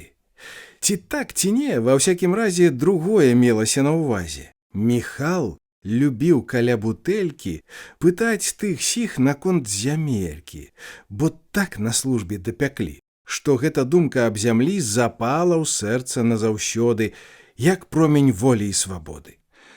На тую ж сесію штотыдня хадзіў Міхал да пана злыдня. Звычайна з раніцы ў нядзельку, калі пакіне пан пасцельку, аб'ездчыкі са стражнікамі сюды схадзіліся, з'язджались, з гадзіну добрую сланялись або мянцілі языкамі, то часам востра, то пагана, пакуль не клікалі да пана. Вось і цяпер, у дзянёк гэты, як мае быць ужо адзеты, сказаць адзеты і фарсіста, і гладка выбраўшыся, чыста, Міхал ужо разгладжваў вусы. «Асцерагайся ж ты спакусы. Прыйдзі хоць раз дадому ў часе», — звярнулась жонка да Міхася. Ох, гэта нуднае прыслоўе, бадай яму ўжо безгалоўе. І колькі раз ён чуе гэта. Ну і надаедная ж кабета, вось так і выкіне на вока. Міхал абураны глыбока, і гнеў мяняе яго вочы. Ой, ты язык жа ты жаночы, ці ёсць, ці не прычына тая, ўсё роўна менці ці кусае. Ну як табе ўжо не абрыдне казаць адно 100 раз на тыдні? Сказала 40 раз і квіта. Міхал адказвае сярдзіта, глядзіць, паблісквае вачыма і злосна ўскідвае плячыма. Бо праўда вочы табе коле. І не мінеш ты, нябось, сроля, нялюдская твая натура. Не пахне дом свой і пячура, абы гарэлка на прымеце. Ты ўсё гатоў забыць на свеце. Міхась стаіць, знявагі поўны, і погляд кідае бязмоўны. О, колькі крыўды ў ім, абразы! Лепш змаўчаць ёй, лепш 3 разы і не адказваць нічога.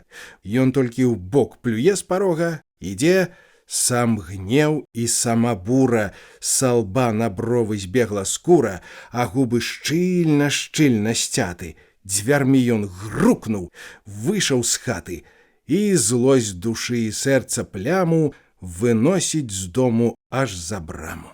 І нейкі час ён па дарозе ідзе абураны, у трывозе, на жонку злосны, на самога, бо ў словах жонкі праўды многа.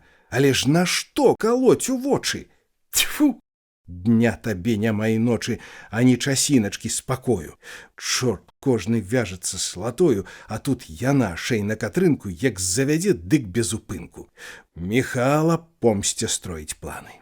Вось ён нап'ецца, прыйдзе п'яны, каб аж язык не варушыўся, калі такім ліхім радзіўся.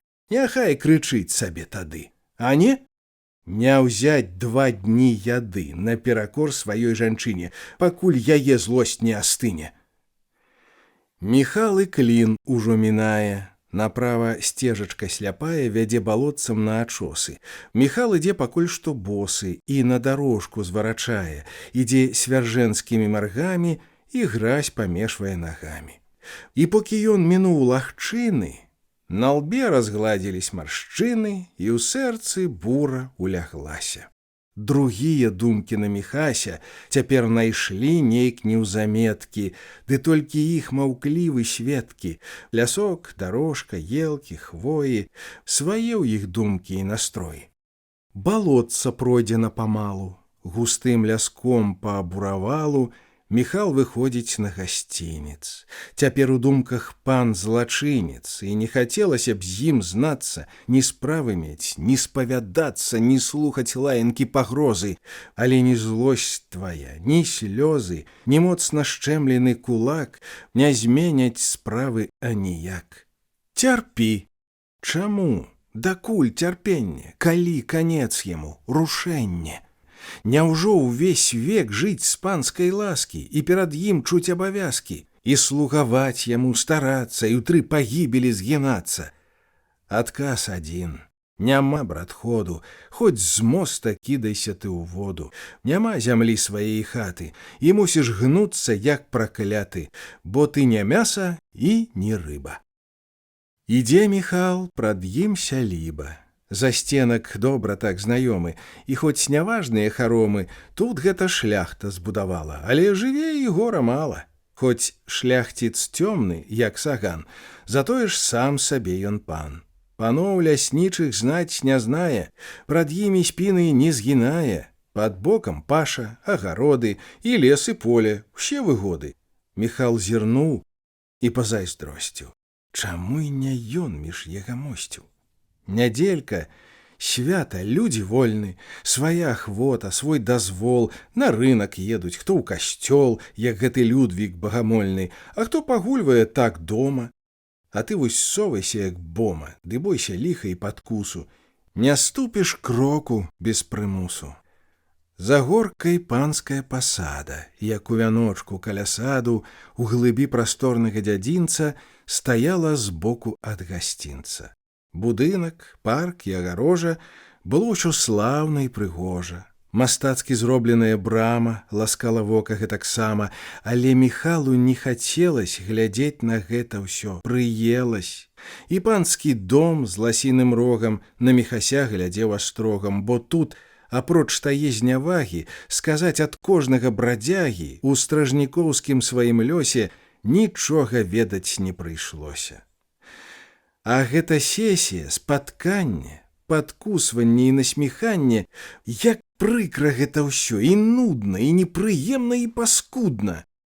Міхал ступіў на двор кватэры з душою згрызенай без меры, але спаткаўшы са слугачых, спакойных больш і менш гарачых, Міхал мяняе выраз твару і гоніць прэч за дому хмару. Ідзе, вітаецца, смяецца, бы смутку век не знаў, здаецца, бо людзі схільны строіць кпіны з тваіх нягод без дай прычыны. Тут быў Скварчэўскі, Ліхтаровіч, Амброжык, Суднік, Астахновіч, Памдзей, аб'ездчыкі мыслівы, на пачастункі памаўзлівы. Памдзей быў створан з панадзея. Не поп наш дзядзька, але ўмее зірнуць часамі ў свае святцы, каб трапным словам адазвацца і сэнс духоўнай карталюшкі паправіць ліпкую мянушкай.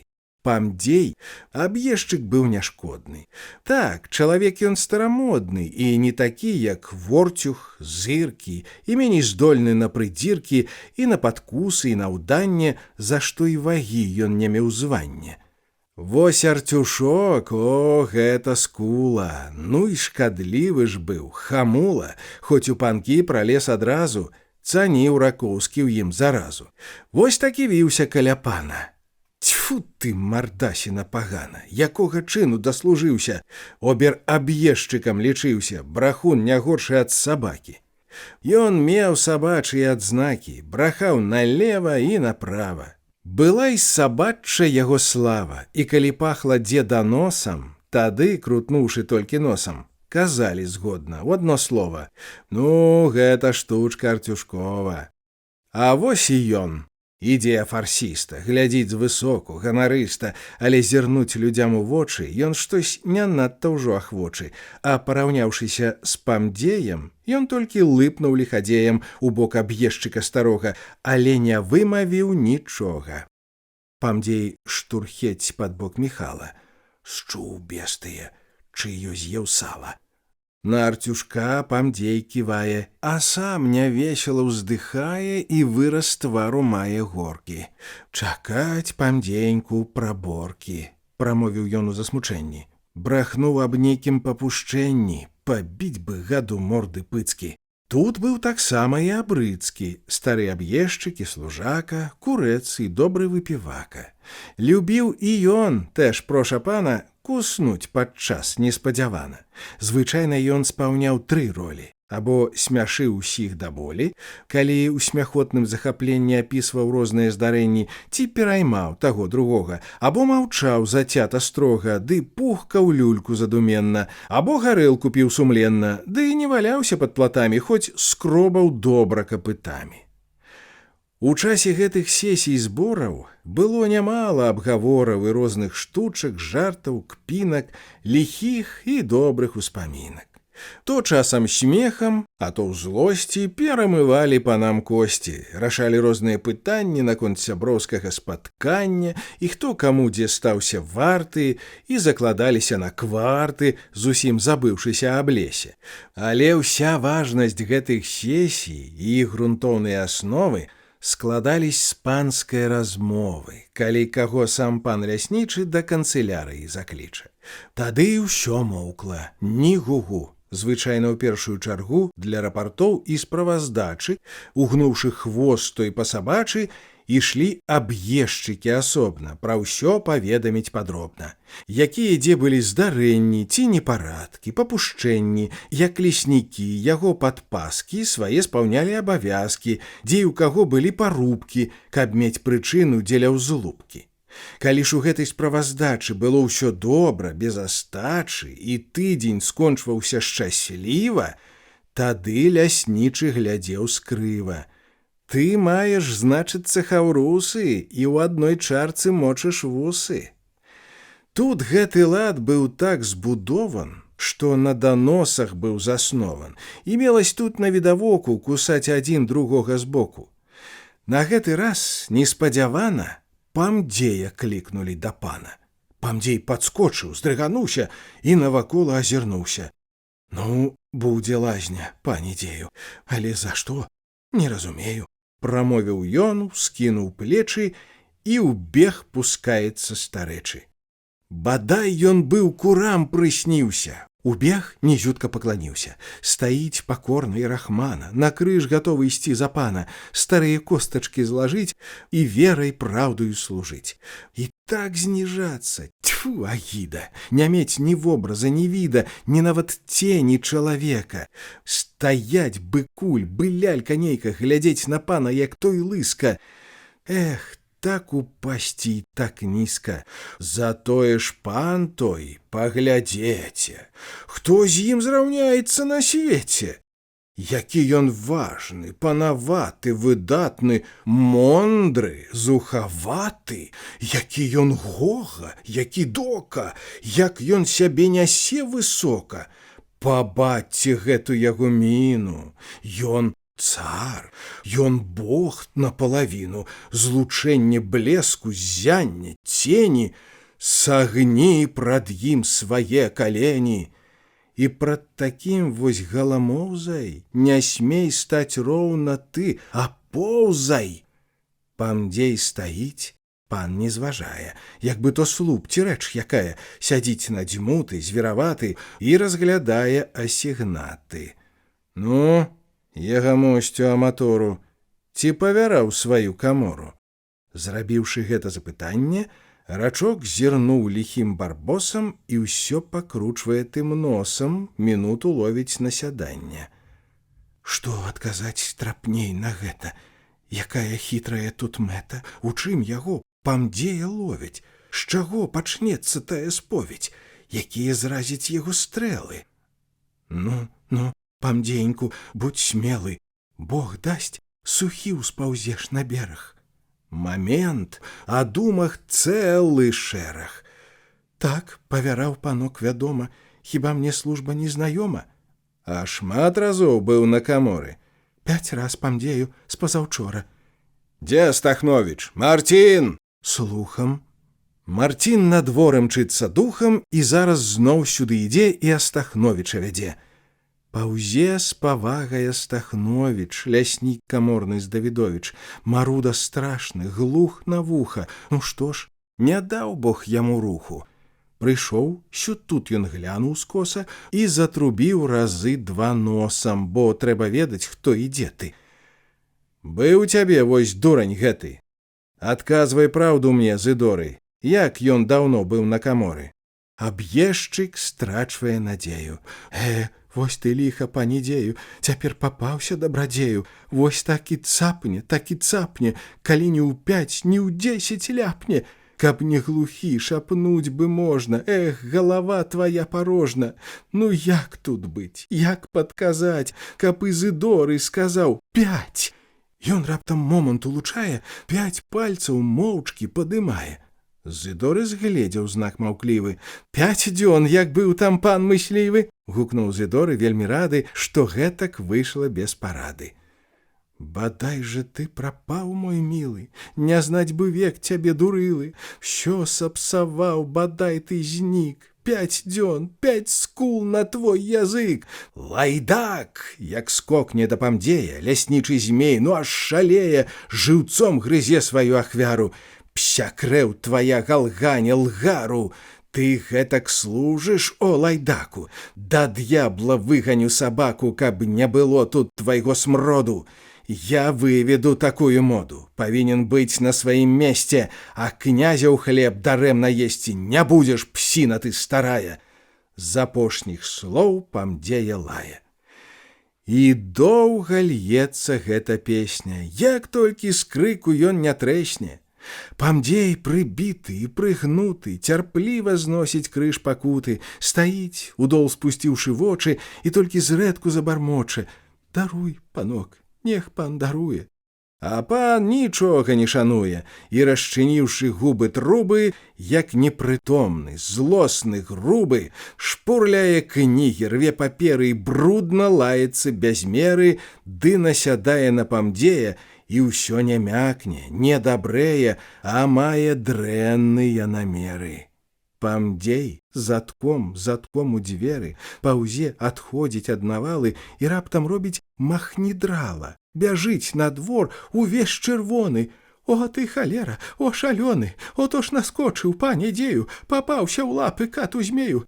Гаворыць ён, ды азірнецца, яшчэ пагонь яму здаецца. А ты, Зыдоры, пане дзею, ты куст ольховы, о, злодзею, 5 раз показваю, тупица, а ён 5 дзён. Тьфу, тьфу, дурница.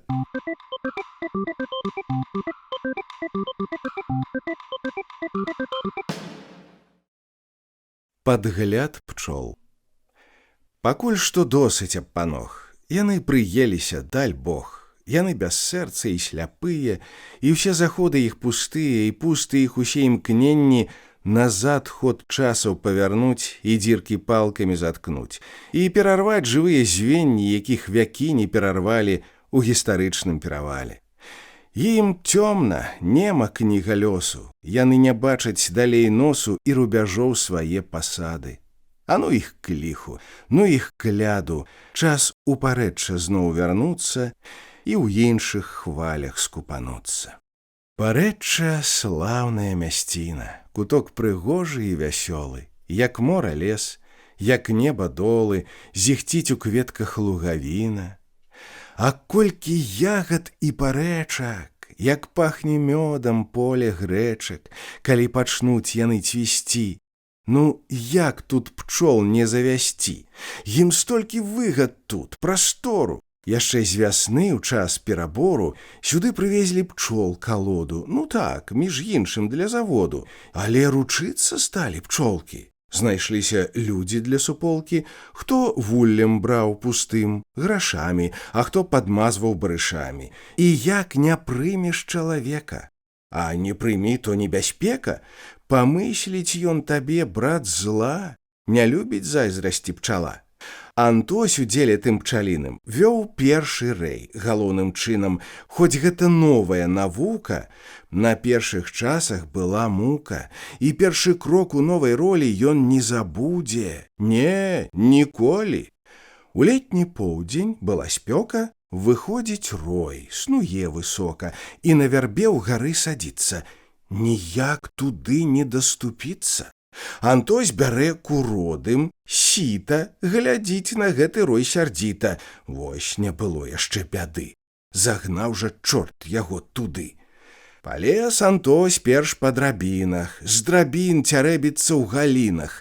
Сяк-так прыладзіў сіта крышку, абрус адсунуў, бярэ лыжку, і толькі чуць крануўся рою. Гудзе пчала над галавою, другая вуха, тыц з нячэўку. Схінуўся дзядзька наш на дрэўку і мімавольна, хоп, засук.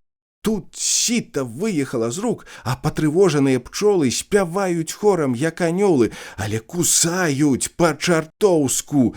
«Згарыш ты лепей, рой такоўскі!» Угнуўся дзядзька, няма рады. На землю падаюць прылады. За імі дзядзька наш з накропам, з вярбы на землю шуснуў снопам.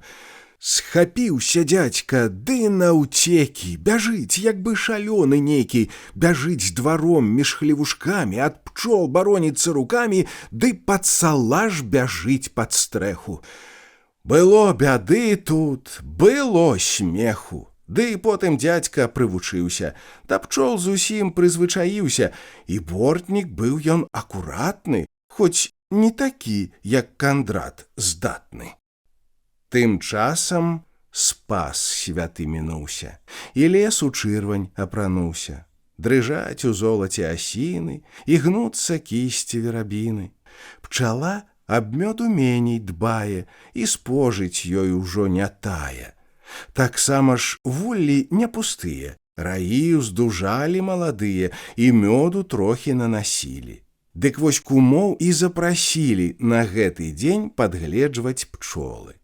Дзянёк быў ціхі і вясёлы, мужчыны зранку падгалілись, зусім такі падмаладзілись, уночвах головы памылі і вусы спрытна падкруцілі, ды мылам іх пашаравалі, каб выдатней яны стаялі. А для гасцей святой нядзелькі надзелі новыя камзэлькі, а боты так нашмаравалі, што проста шляхту касавалі. Зірніся, дзядзька, ў люстэрку. Хоць завярці вазьмі ў паперку, хоць у сваты едзь, хоць жаніся. Да дзядзькі жарты панясліся. А ты, ламук, не выскаляйся. Лепш нос абцерці пастарайся, сапляк вонь губа ўжо мінае. Алеся дзядзька падцінае. Ламук алесь спускае вочы. Сягоння дзядзька неахвочы прыймаць яго такія жарты. Алесь жа хлопец і няўпарты. Ён моўчкі Костусю ківае, пайсці на двор з ім заклікае. Разблутаць трэба ім пытанне, якое ўжо карціць ад рання. Калі, каму, дзе пасвіць статка? Скажу я вось як табе, братка. Мы ўдвух з двара пагонім разам і папасем пад тоўстым вязам. Калі кароўкі папаўнеюць, бакі іх трохі пакруглеюць, тады запусцім на балота. І закіпіць у нас работа. То ты, то я, на перамену. І дзе я толькі мёд той дзену? Жывот зрабіць хіба ў 2 столкі, як мех баландзішын на зёлкі. І хлопцы ў згодзе жартавалі, ды ў лес за рэчку паглядалі. Пазбыўшы важнае пытанне, чакалі першага спаткання з гасцьмі, якіх сюды наедзе, мо ўжо хто клыгае з іх недзе. Малыя дзеці і дзяўчаткі вярцеліся больш каля маткі. То часам ёй чым памагалі, а часам проста заміналі. У ўсіх была тут думка тая, што дзень сягоння незвычайны, а дзень асобны, разнастайны, які ў год толькі раз бывае. На гэты дзень і сама хата была прыбрана зухавата. Памыты лавы, стол, падлога, а каля покуця святога 2 сцены клёнамі ўбраны. Абрусым белым стол засланы, святых паперай агарнулі, яны лагодней нейк зірнулі, як бы ім вельмі падабалась, што ім увага аддавалась. Мужчыны зараз па сняданні пайшлі ў гумно на спачыванне, аддаць мінуту для дрымоты. Прыветна скрыпнулі вароты, з вясёлым шумам расчынілись, у гумне мужчыны прыпынілись. Усяго паўнютка, хвала Богу, з бажынкі новай і мурогу. Здавалось, стрэхі і пярылы ўсяго трымаць не мелі сілы, бо з двух бакоў над самым токам, калі на іх ты кінеш вокам, сянцо, збажынка навісала. Тут лугам, полем патыхала, а на гваздзі ў таўшчэрным шуле цапы віселі бы заснулі. А вілы, граблі і мяцёлкі, маладзьбітовы прыяцёлкі, каля варот адны стаялі, таксама працы ўжо чакалі. У нас сяголета свяціся. Так, дзякуй Богу, паджыліся. Эх, брат Міхась, была б то ўласнасць, зямляўся гэта, сенажаці. Чаго б жадаць тут болей, браце? І лес, і паша, неба яснасць, і чысты дух, і рэчка Нёман. Куток павабны тут захован. Каб гэта свая ўлада, нашто б і лепшая пасада? Міхал выразна замаўкае і торпы вокам кідае. Так, брат, падумаць моцна трэба. Само не зваліцца нам з неба, каб мець больш пэўны свой прыпынак і мець у ўласнасці будынак. І так яны разгаманілись, што і на салому не лажылись. І ўсё ж не бацькаўшчына гэта. Жывеш да часу, з лета ў лета, а ліха вынікне якое. Падумаць жудасна пра тое. Чаго ж у жыцці не хапае? Дзе гэта сіла, дзе моц тая, што перашкод сабе не мае і ставіць зразу ўсіх на ногі, вядзе на вольныя дарогі і свет прасторны адчыняе? Дзве рэчы трэба мець, каханы. Адна рэч — розум выхаваны. Умець прадгледзець, прылаўчыцца, на цвёрдым грунце закрапіцца. Другая рэч, Антось харошы, таксама трэба мець і грошы. Міхал прамовіў ціхім басам. Алесь і Костусь гэтым часам гасцей пад дубам вартавалі і між сабою жартавалі. Згадай, Кастусь, Алесь пытае, хто першы ў госці завітае? Ну хто ж, вядома, Юрка, дружа. Чаму? Бо мёд ён любіць дужа, а там, глядзі, Язэп прыпрэцца і Фабіян з ім з Караліны. Падвып'юць, ведаеш, мужчыны, ото гаворка распачнецца, а там Кандрат вазьмецца ў бокі, напэўна, пойдзе ён у скокі. Яго Ялэўка падтрымае, а Вухін песню заспявае, пі гарэлку, суседзе. Глядзі, глядзі, хто гэта едзе? Алесь ускочыў, пазірае і локцям Костуся таўхае. Ды гэта ж Вухін, брат, ён самы. І хлопцы кінуліся ў браму, бягуць на выперадкі ў хату. Ужо Вухін едзе, Вухін, тата! Цыц, не смець казаць мянушку, а то зніму на вас папружку. І бацька бровы пасувае, пільчак чысцейшы адзявае, ідзе на двор для прывітання і для пачэснага спаткання. Андроцкі Вухін пад'язджае і так коня свайго спыняе, як бы супыну конь не мае, хоць конь, як вол, непаваротны і бегчы ўжо не так ахвотны. Кадушка Зося сонцам зяе, Міхал ёй злазіць памагае. Яна ж, як гліна, надта цяжка, пад ёю крэхча каламашка. Ну, проша ў хату, проша, кумка, глядзіць бутэлька з яе клумка. У перавалку, як бы качка, ў хату ідзе кума сваячка. Тут гаспадыня выбягае, ёй дзверы ў сене адчыняе. Кабеты тварамі самкнулись і так прыемна усміхнулись, як бы злучыліся дзве рэчкі, гарохам сыплюцца славечкі. А дзе ж моя дачка хрышчона? — спытала Зося. Дзе Алёна? Ваўчком Алёнка пазірае, яе тут Зося абнімае. Гасцінцам дзеўчынку трактуе, яе песці ці цалуе, у вочкі ёй глядзіць прыветна. Сама Ехіміха бяздзетна. Алесь пад гэты шум вітання разгледзеў клумак увесь да звання і шэпча Костусю на вуха. Там, брат, гарэлка, весялуха, і каравай, і сыр, як плаха. Калі б не ведаць таго страху, ось бы дзе можна пажывіцца. Але чакайце, даляжыцца, і каравая закаштую, цябе таксама пачастую. І хлопцы толькі пасмяялись, ды вон за дзверы паімчались. Яхіма ў воз ужо прыбралі, коня на лейцы навязалі ў кустах альховых каля дуба, дзе пагуляць было б так люба. Яшчэ, счакаўшы з паўгадзіны, Язэп прыехаў з Караліны. Жыхар заможны і выдатны, ва ўсім прыкладны, акуратны, і ў гаспадарцы, і ў банкеце. Паноў быў нават на прымеце, такі ўважны і шляхетны, далёка ў воласці прыметны.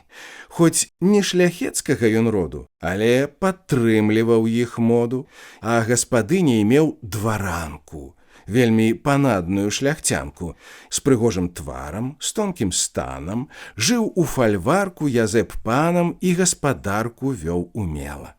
Само сабою, зразумела, яго спаткалі тут пачэсна, гаспадары з гасцьмі сумесна. А там Кандрат коня сцябае. Смерць турэцкая, гукае.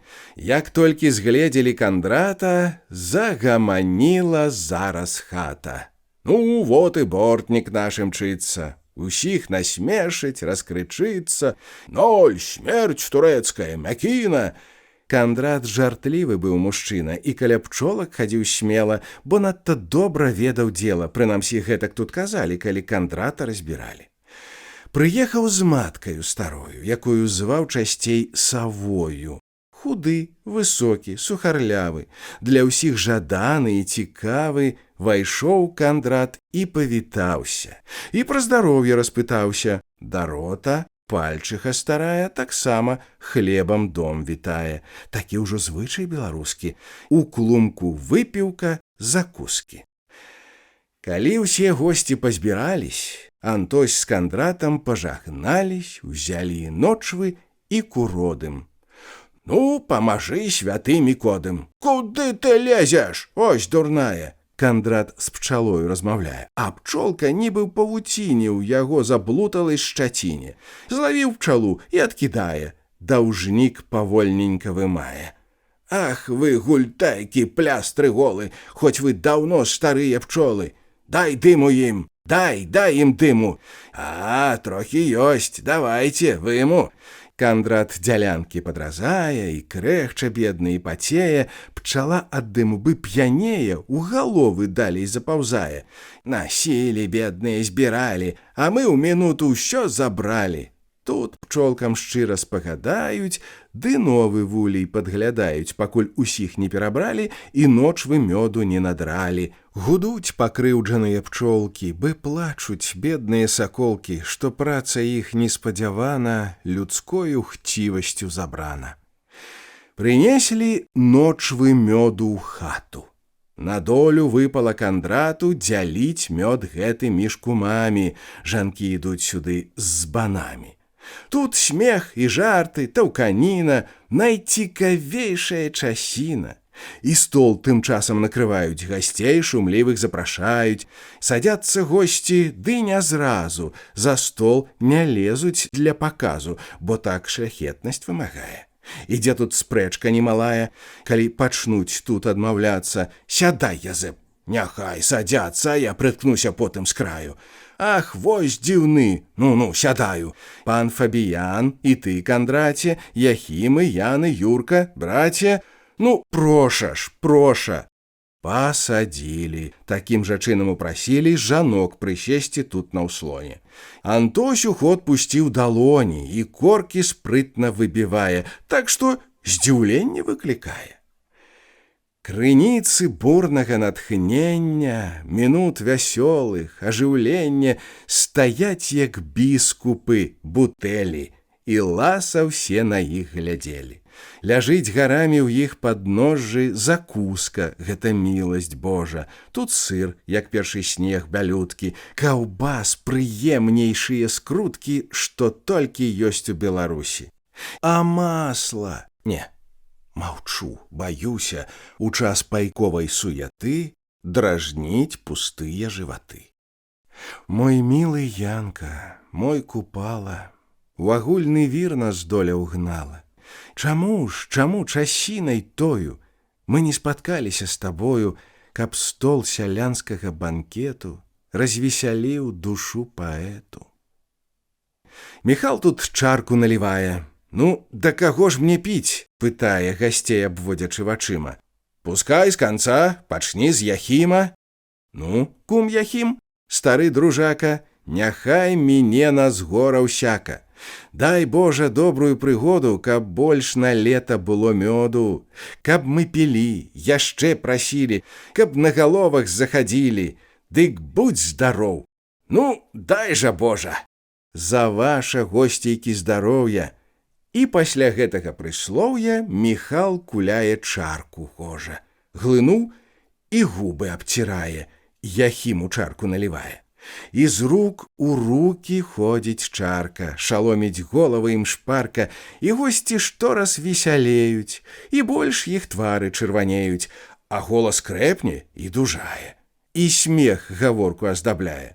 Для ўсіх ласкава і пачціва, як бы пад ветрам тая ніва, гасцей частуе гаспадыня і на ўсіх чыста вокам кіне.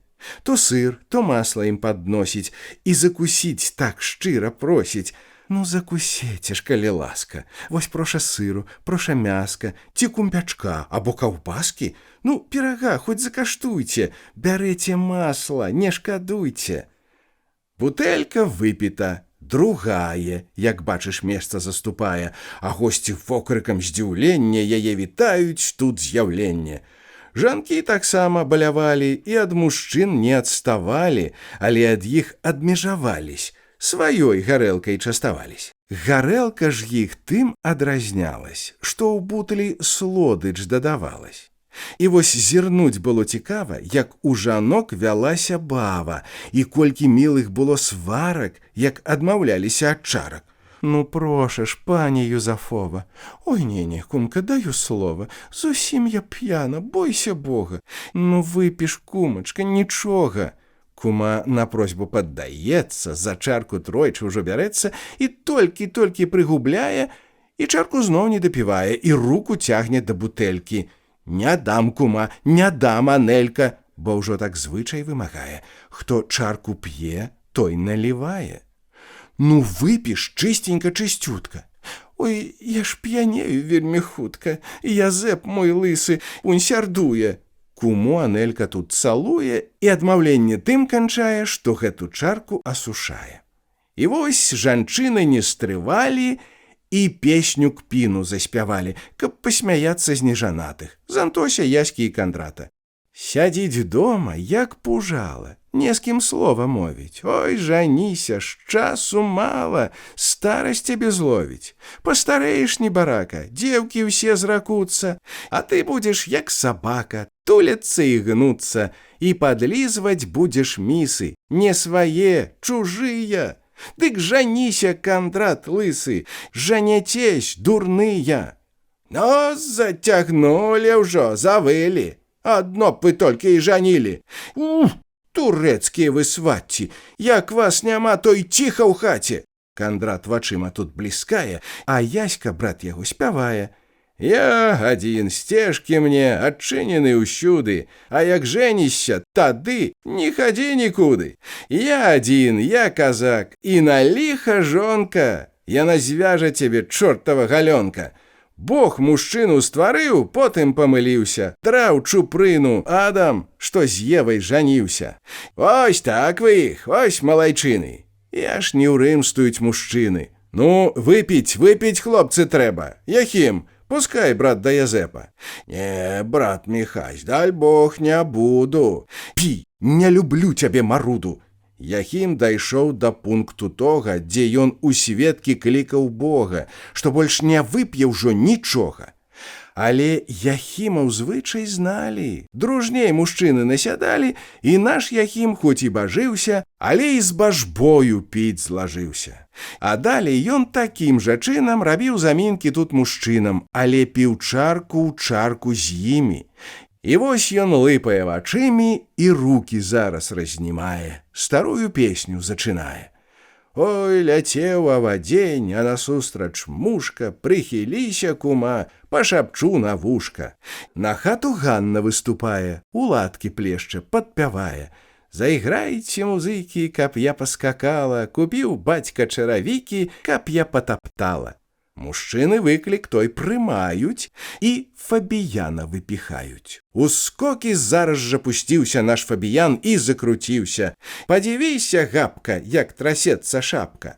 а замест шапкі валасамі, трасе, як ветер каласамі, і размінае свае косці.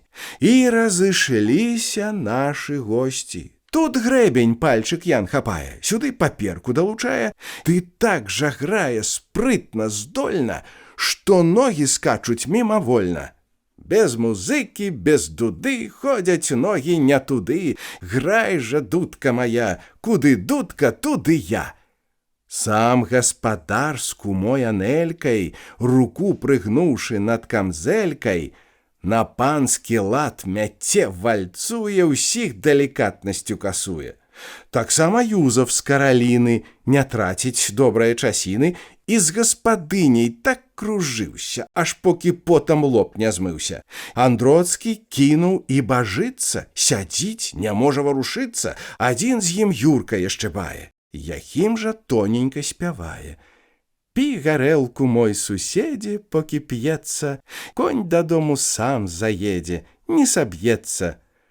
Скакаць хачу, хто мне паграе? Музыку! Пальчык Ян гукае. І, не чакаючы адказу, у танцы рынуўся адразу. Прысеў наш Яська, закруціўся. Ты як пайшоў, ты як пусціўся, адкуль ідзе і што бярэцца? З дарогі ўсё змяце, здаецца. Там, тарарам, там-та, ці-та, там. Хадзі хата, хадзі печ, не шкадуй жа сваіх плеч. Я найму дудара, дударыка камара. Грай, дударыку, грай, а ты, муха, выцінай. Грай на скрыпцы сляпень, на басетылі авадзень. Чмель у бубен бубні, шэршань песню утні. Я хачу паскакаць, усіх на баль пасклікаць. Разгарніся ж, душа, сцеражыся тамаша, бо тады толькі пан, калі добра я п'ян, тады весел і рад, і сам чорт мне не брат. Там, тарарам. Там-та, ці-та, там. Лысы чорт бег з балота, надоела адзінота. І хіцёр азмыліўся, ажаніўся і утапіўся. А не будь, чорце слабы, і не рэмсціся да бабы. Баба доўгі волас мае, каго хочаш ашукае. І Язэпа, і Міхала, а мяне не ашукала. Хіба толькі розум страчу, то я тое ліха ўбачу, але не дачакання, не пацерплю ашукання. Тут госці з месца паўставалі, уладкі білі, падпявалі. Бадай ён скіс, ото прыўдаўся. А пальчык пыху набіраўся і ўсё нагамі вырабляе, як бы сам чорт яго шугае. І плечы скачуць, рукі ходзяць, і ў абурэнне ўсіх прыводзяць. Тым часам стала і змяркацца. Панове, час збірацца. А пасядзеце, пагуляйце, павесялецесь, паспявайце. Ну, песню пачынайце. Ой, пара вячэраць, няма ж бацькі дома. Ці яму дарожка гэта незнаёма? Ці ён памыліўся, ці конічак збіўся, ці сярод дарогі ён адзін спыніўся? Блудная дарога, ды конь яе знае, толькі ж конік волі сам прыйсці не мае. Ой, хто ж па дарозе коня паганяе, сам песню спявае. А то сусед едзе з гасцінцам вялікім, везе сыну боты, дочцы чаравікі, а нашага бацькі ўсё няма, гуляе, і пра сваю хату, пра дзяцей не дбае. Пара спаць лажыцца, няма бацькі дома, і дарога біта, і добра знаёма. Вось і поўнач скора, а ўсё няма таты. Ой, пара нам госці, ой, пара да хаты. І нейкі жаль няяснай страты ад гэтай песні патыхае. На свеце ўсё канец свой мае, і ты, мінуціна змяркання, спяеш нам песню расставання. І госці свой банкет канчаюць, адны другім дабра жадаюць, а ў час апошняй развітання стаялі цмокі цалавання. Ну, выбачайце ж, не крыўдуйце, калі што кепска, то даруйце.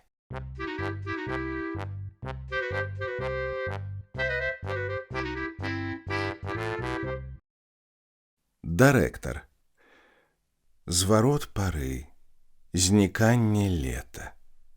То водгулле душы паэта, то смутны вобраз развітання, то струн дрыгучых заміранне, натхненнай песні жаль сардэчны, жыцця і смерці сімвал вечны. І люб і смуцен час прыгоды, калі душа ўсяе прыроды з тваёю злучыцца душою у адным суладдзі і настроі. І ты маўчыш, маўчаць і далі, як бы ў адной агульнай хвалі, у адной асветленай часіне жыццё злучыла свае плыні і бег свой вечны прыпыніла, і неба твар свой адчыніла. На залаты парог паўдзення, скрозь беларуннае адзенне, у багне неба ясна-сіняй ступае сонца, як багіня, і стрэлы косы раскідае, як чараўніца маладая. Пад гэтай ласкаю зіяння, спагадна добрага ўзірання, всё заспакоілася, неба, і поле знятага ўжо хлеба, і гэта даль, і лугавіны. На ніцях белай павуціны прывозяць восень павучкі. Яе красёнцы, чаўначкі ў моры лесу мільгатнулі і лісце ў багру апранулі. І з кожнай лісцевай галоўкі глядзіць твар восені свякроўкі. Павее ветрык, шурхнуць травы. Няма ў ім ласкі, ні забавы. Не, то не шолах каласочкаў, не смех блакітных васілёчкаў у межах росных збажыны. Не, то не музыка вясны, а ціхі жаль і нараканне, з жыццём і з сонцам развітанне. Шыбуюць гусі ў край далёкі, і журавлі ў той самы край. Бывай, жалецейка, бывай, бывайце, родныя валокі. Ну, кажа раз Міхал, як будзе? Ужо вучаць дзеці ў школцы людзі, пара б і нашым за навуку. Аддаць у школу іх не ў руку, давай харчы, найми кватэру. І бацька тут, як на паперу, стаў вылічаць расходы, страту і кончыў тым: лепш к сабе ў хату, не трэба і кланяцца Яхіму, наняць дырэктара на зіму, ну хоць бы Яську Базылёва. Дамо рублёў 3 і гатова, а хлопец спрытны да навукі. Ну, Яська майстар на ўсе рукі, як да сярпа, так і да кнігі. Але ці будуць хлопцы слухаць? Каб не прыйшлося часам нюхаць яму ад вучняў сваіх хвігі, Антой заўважыў. Як то хвігі? Няхай асмеляцца псялыгі, ускіпеў Міхал. А гэта што? Як ад свянцаю разоў 100, як адлуплю 3 дні не сядзе. Тут вочы ўніз спускае ўладзя, ды слова ўставіць смеласць мае. Я больш забыўся, як ён знае. О, ты разумны, ты ўсё ўмееш, а 5 ды 2 не зразумееш. Дурны ў задачах, як дубіна, спыняе бацька грозна сына. Але вучыцца мне без дуру, а не, як з гада спушчу скуру. Всё разумець павінны самі. І бацька ўсіх абвёў вачамі, кіўнуў выразна на аборку. На тым і кончылі гаворку. Яшчэ дырэктар не з'явіўся, а ўладзя хлопцам пабажыўся, што ён за вуха ўзяць не дасца, няхай лепш возьме яго трасца. У 2 нядзелькі на пакровах прывезлі Яську ў лапцях новых. За ім 2 боты без абцасаў. Насіў іх Яська з даўніх часаў, ад брата кіксы дасталіся, на ўсякі выпадак няселіся. Ну вось, дырэктар вам, глядзеце, Міхал ківае тут на Яську. За кнігі заўтра і за ўказку, бо грошы бацькавы не сметце, каб мне вучыліся старанна. Не патураць ім ані звання, Міхал звярнуўся к дырэктору. А не паслухае каторы, цягні за вуха на калені, знайду лякарства я ад лені. А будзе ісці навука туга, падгоніць бацькава папруга. Стаялі хлопцы і маўчалі, на Яську зрэдку паглядалі. А сам дырэктар з вузел ростам, у сваім уборы бедным простым, у зрэбных портках і кашулі стаяў, як бы яго прыгнулі, такім мізэрным і маўклівым, у халаце суконным сівым.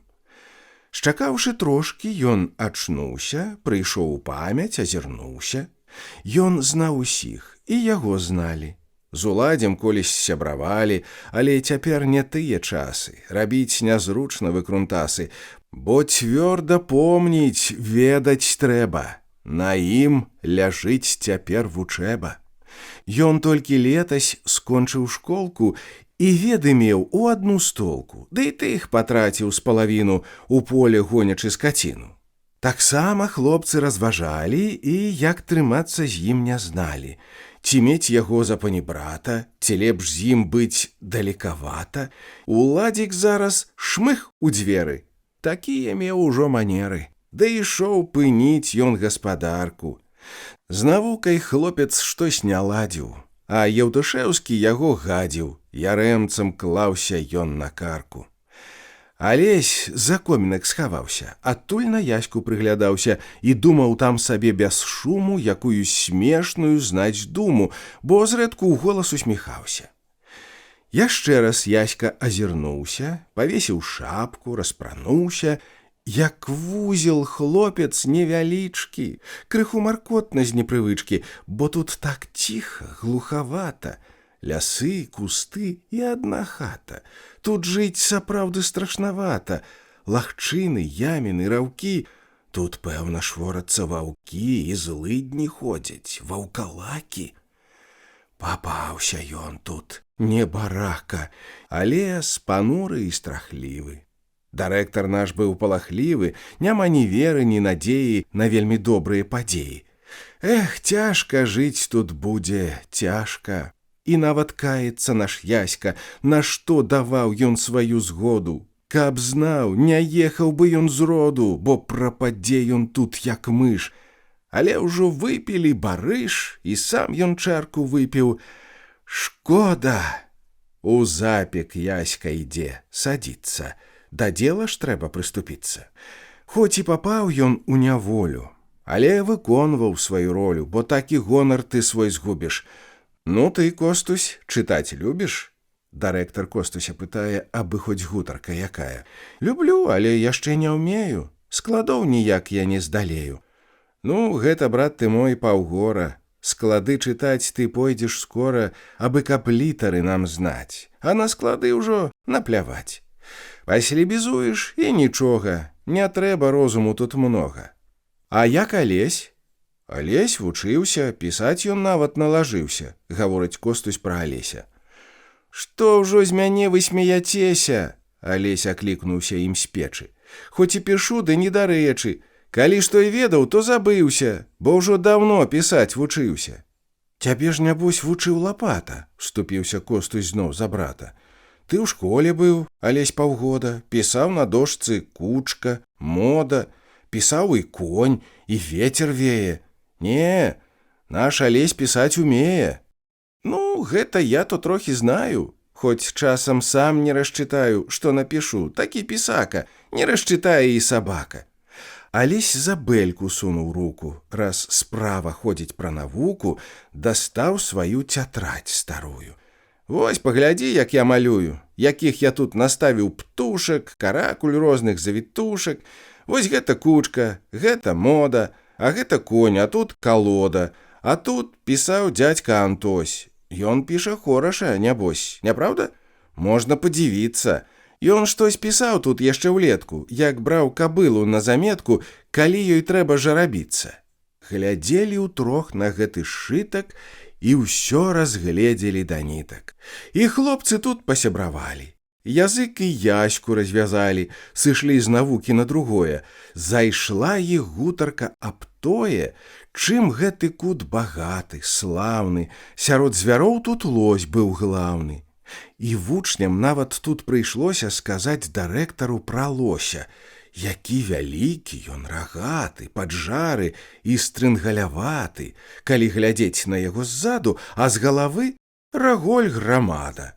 За ім шоў воўк, зайцы, куніцы і многа всякае драбніцы, барсук, каза, лісы, вавёркі, тхары і ласіцы і норкі. Дырэктар слухаў з захапленнем, дзівіўся розным тут здарэнням, як барсука ў парэччы білі, як тут куніц, тхароў лавілі, які характар, нора ў звера, якая воўчая манера. Таго не чуў наш ясь ніколі, хоць быў 4 гады ў школе. А на канцы, як пра гасцінец, сказалі яську пра звярынец, каб скончыць тым усе навіны. Звярынец, загарад казіны, усё гэта панскія забавы.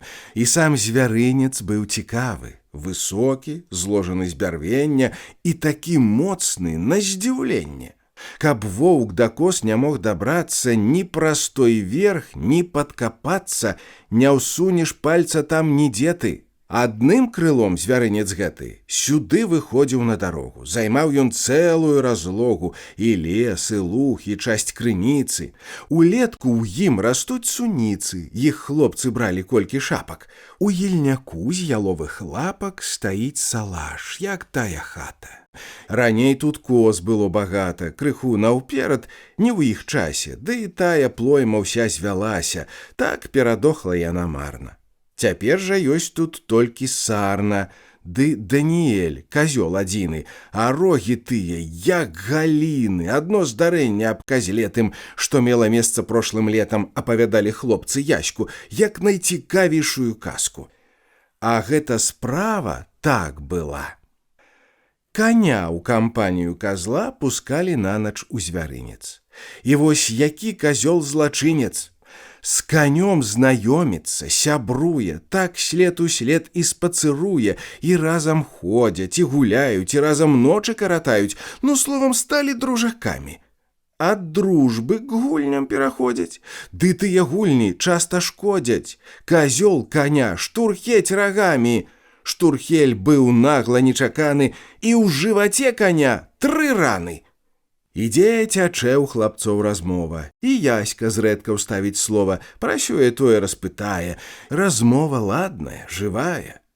Страхоў такіх тут наказалі, што ў яські коленкі дрыжалі, і назавошта па вячэры не смеў ён выйсці вон за дзверы. А перад тым, як спаць лажыцца, ён мусіў к хлопцам паддабрыцца, і хлопцы цёмную парою ішлі на двор з ім грамадою і там стаялі, не ішлі ў хату, пакуль з натурай меў расплату. Затым у запек шлі і спалі, туды ж і яську яны бралі. Ён усярэдзіне лажыўся, ляжаў маўчком, не варушыўся, абы не легчы толькі з краю. «Бо я з вас коўдру пасцягаю, якое ж будзе вам тут спанне?» – казаў наш яська ў апраўданне.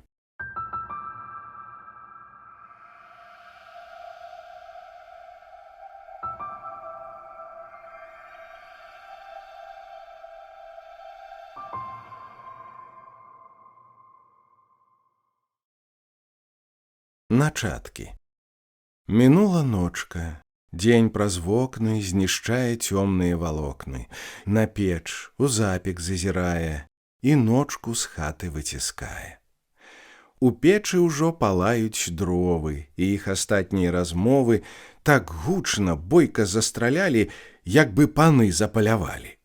Хлапцы памыліся рупліва, і ўсе з дырэктарам пачціва пасталі ў рад прад абразамі. Маліцеся ж вы, са слязамі, каб даў Бог здольнасці, ахвоты да вашай новай работы, панятнасць добрую і памяць. Усё браць на розум вам і цяміць, і каб да кнігі вас гарнула, сказаў Міхал сынам прачула. І хлопцы ў нейкім захапленні пасталі раптам на калені, і так набожненька малілись, што падлогу лбамі білись. А па сняданні за навуку, і не чакаць мне на пануку, і самі знайце свой парадак, каб і да кніг, як да аладак, таксама дружна наляталі. Дырэктар, хлопцы ўсе маўчалі, схіліўшы ў думныя галовы, пакуль цягнуліся прамовы. А ты, дырэктар, ведай дзела, прыпры іх добра, як вужакаў, каб аж заенчыў і заплакаў, каб у галовах іх кіпела. Калі ж чаго не зразумее, або не ў часе задурэе, ці так падыме часам спрэчку, стаў на калені і на грэчку. Ого, Падумалі хлапяты. Няўжо дырэктар так заўзяты, што будзе права сваё правіць і на калені штодзень ставіць? Ну што ж, пабачым, памяркуем, а здзеку кпін не падаруем. Няхай адно кране за вуха, як выйдзе ён на двор псяюха, адзін без нас, як цёмна стане. Тады што скажаш нам, Іване? Але навука аказалась не гэтак страшна, як здавалась. Дырэктар выдаўся мяркоўны і лепшы нават, як свой кроўны. Умей з ім толькі пагадзіцца, раменным вушкам паддабрыцца ці падшыванку звіць налапаць. За вуха ён не будзе цапаць. Наадварот, тады ты дока, у навуцы пойдзеш ты далёка. І толькі ўладдзя хібіў часта. Задач ніяк не браў і баста. Як з ім дырэктар наш не біўся, ні з месца, раз ужо спыніўся. А не, на злосць яму гаворыць, а то часамі з ім і спорыць, ці проста дражніцца, смяецца і ўзяць за вуха не даецца. Тады дырэктар адступаўся і да другога зварачаўся. Ды толькі вось чым скутак дрэнны. Міхал быў сам крыху пісьменны, і падлавіў ён раз Алеся. У законе Божым, як у лесе, не цяміў хлопец нічагутка. Адам і Ева, збойца Каін, разоў 15 ім аблаян, але няма ўсё таго скутку. 2 словы кажа і запнецца, бы галава там чым заткнецца. Ну проста зробіцца як звон, Алеся лаюць за закон. «О, то бяспамятны дурніца, бадай ты спрохся быў, тупіца!» Смяюцца строіць з хлопца кпіны, няма спакою ні часіны. Алесь пакутуе і плача, надыдзе ж гэтака няўдача. І вось, зашыўшыся на печы, ён разважае недарэчы. Як тут зрабіць і што парадзіць, куды б закон яму справадзіць? Згарэлі б вы былі начаткі, парву нашчэнт вас небажаткі. А што ж, пакромсаць іх і квіта, абы зрабіць тут шыта-крыта. Алесь па сталым разважанні прыйшоў да тога праканання, што каб палепшылась вучэба, то гэту кнігу знішчыць трэба. І вось уночы наш дабродзей устае і крадзецца, як злодзей, і кнігі з скрынкі выкідае і пад сталом іх растрасае, а ненавісныя начаткі парваў па самыя акладкі. Вось вам, Абрам, Ісак і Якаў, паплаце вы, бо я ўжо плакаў. Зрабіўшы строгую расправу, ён кінуў далей іх пад лаву, як быццам тут каты гулялі, і штук такіх навытваралі сваімі гульнямі і скокам, і скрынку ставіць Алесь бокам. Паслухаў, не, ніхто не чуе, і ў запек ціхенька шыбуе. Назаўтра раненька да свету руплівасць матку падымае. Яна ўстае, крыху ўздыхае, работа розная чакае, і рух находзіць на кабету, карчашку паліць на камінку, садзіцца прасці на часінку, пакуль у печы не падпаліць, тады работа ўся наваліць. І дзядзька зараз абудзіўся, у вокны глянуў, мо спазніўся. Ох, трэба ж борзда абувацца і з маладзьбою паспяшацца, бо мышы з Божай так паелі, і злазіць борздзенька з пасцелі, Алесь не спіць, ён у трывозе. Што на сягонняшняй дарозе яго з начаткамі чакае? Як сойдзе хітрасць яго тая? А як успомніць пра начаткі, так і палезе душа ў пяткі. Абуўся дзядзька, штось шукае, і раптам голасна пытае: «А во! Хто ж кнігі так раскідаў?» Алесь нічым сябе не выдаў, заплюшчыў вочы і чакае. Чакае, што тут далей будзе. «Скажэце, міленькія людзі, мае ж вы родненькія маткі, як расчвартованы начаткі!» Пад лавай дзядзька вядзе следства. Якое зроблена калецтва! І маці прасці перастала, глядзіць і дзівіцца нямала. «Каты, напэўна, — кажа маці, — бо гэтак бегаюць па хаце, калі разыдуцца часамі». Алесь падзячан добрай маме, бо маці ў тон яму трапляе і на катоў віну складае. І бацька ўстаў на гэту справу пабачыць дзіўную праяву. «Всё будзе добра, калі тата не надта возьмецца заўзята». Алесь пад коўдрай разважае, і страх мацней яго шугае. Да кніжак тут усе сышліся, і разважанні пачаліся. Начаткі доўга разглядалі, як іх каты пашматавалі. Алесь за печчу весялее, але падняцца ён не смее, каб там чаго не наплясці, на след старэйшых не ўзвясці. Не, трэба устаць, конечно, бо так ляжаць, брат, небяспечна. Яго аж коле пад лапаткі. Встае, глядзіць ён на начаткі, глядзіць ды ў слёзы, як заплача. Ах ты, халерына кацяча! Алесь прыйшоў у гнеў, у дзікі, і ў абурэнне, жаль вялікі катоў ён бедных б'е, ганяе, з-за хіпу сені выкідае, як бы яму тыя начаткі мілей і бацькі, мілей маткі. А гэта Каіну не шкодзіць. Нашто ён Бога ў зман уводзіць? Няхай братоў не забівае. Начаткі дзядзька разглядае, ківае хітра на Алеся.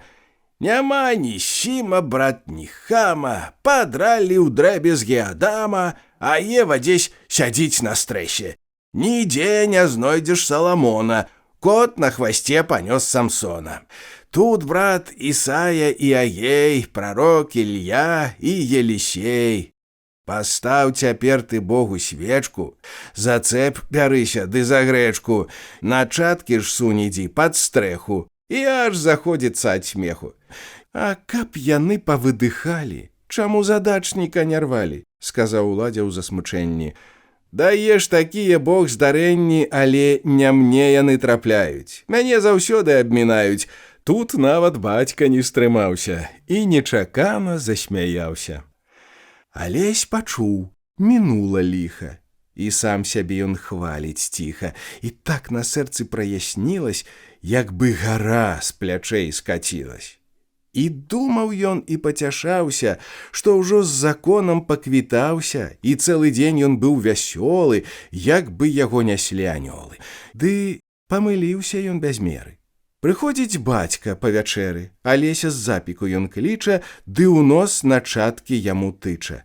Глядзіш ты іх цяпер як вока, папруга ўжо не так далёка. Калі каты іх зноў парвуць, то пухеры тут паўстаюць. І тое месца сына блазна айцец паказвае выразна. Алесь у смутку джургануўшись, пашыўся ў запечак сагнуўшись, і доўга ён заснуць не можа. Зноў лот, Абрам, мой моцны Божа. Увачу начаткі мітусяцца, ад іх няможна адвязацца, зноў тая самая бядота, зноў слёзы, крыўда і згрызота.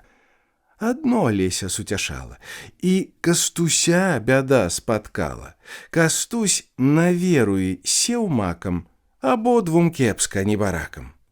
І кажа раз Алесік брату: «Закінем кнігі ў снег за хату, ты верую, а я начаткі, і пойдуць іншыя парадкі.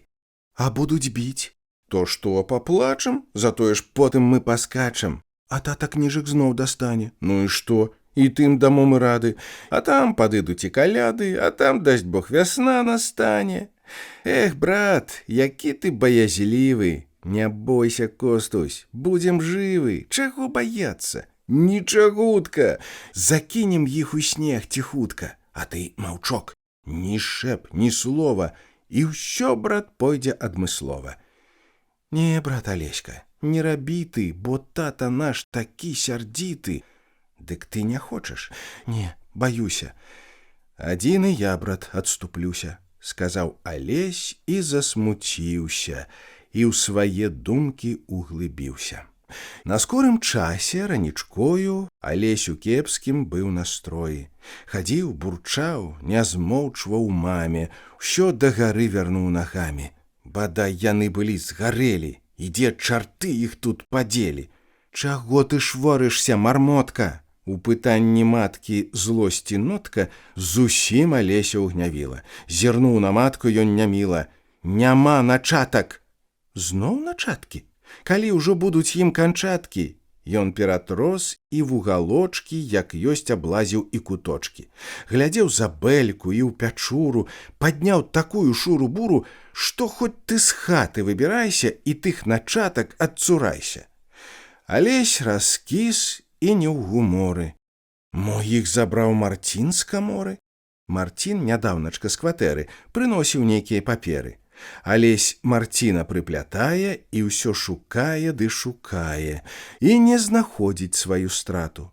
З гуменца бацька шусь у хату і, не гаворачы нічога, рвануўся раптам да малога, аж задрыжаў. І ў момант вока ў гары матнуўся пас высока і ў тую ж самую хвіліну агнём апёк Алесю спіну. Алесь заенчыў праразліва, упаў і зноў схапіўся жыва, а дзеці ў плач, у енку слёзы, і ўсе разбегліся, як козы. А бацька страшны, поўны злосці, Алеся лупіць без літосці, і маці рады даць не можа. Так моцна бацька абурыўся. Даў Бог, Ксаверы налучыўся. Пакінь, Міхал, пакінь, нябожа, апамятуйся, ці так можна? На смерць заб'еш неасцярожна! Прыбег і дзядзька на падмогу, на сілу вырвалі нябогу. А бацька сек, пытаў скрозь гнеў: «Куды начаткі, гад, задзеў?»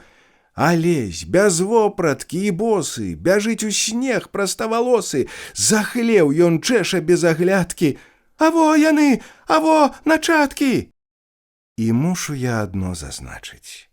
Няхай тут праўду кожны ўбачыць, што гэта прыкрае здарэнне пайшло яму на паляпшэнне.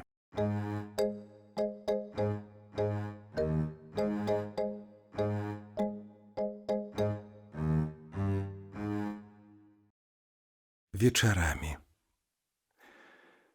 Малюнкі родныя і з'явы, як вы мне любы, як цікавы, як часта мілай чарадою вы ўстаяце перада мною, і так панадна смеяцеся жывою баграю на лесе і златаблескімі снапамі праменняў стрэлаў над палямі і брыльянцістаю расою, калі гарачаю касою скрозь лісця ў сетачкі аконцы на ёй заззяе ціха сонца, яе так песціць, так кахае, па ёй вясёлкі рассыпае.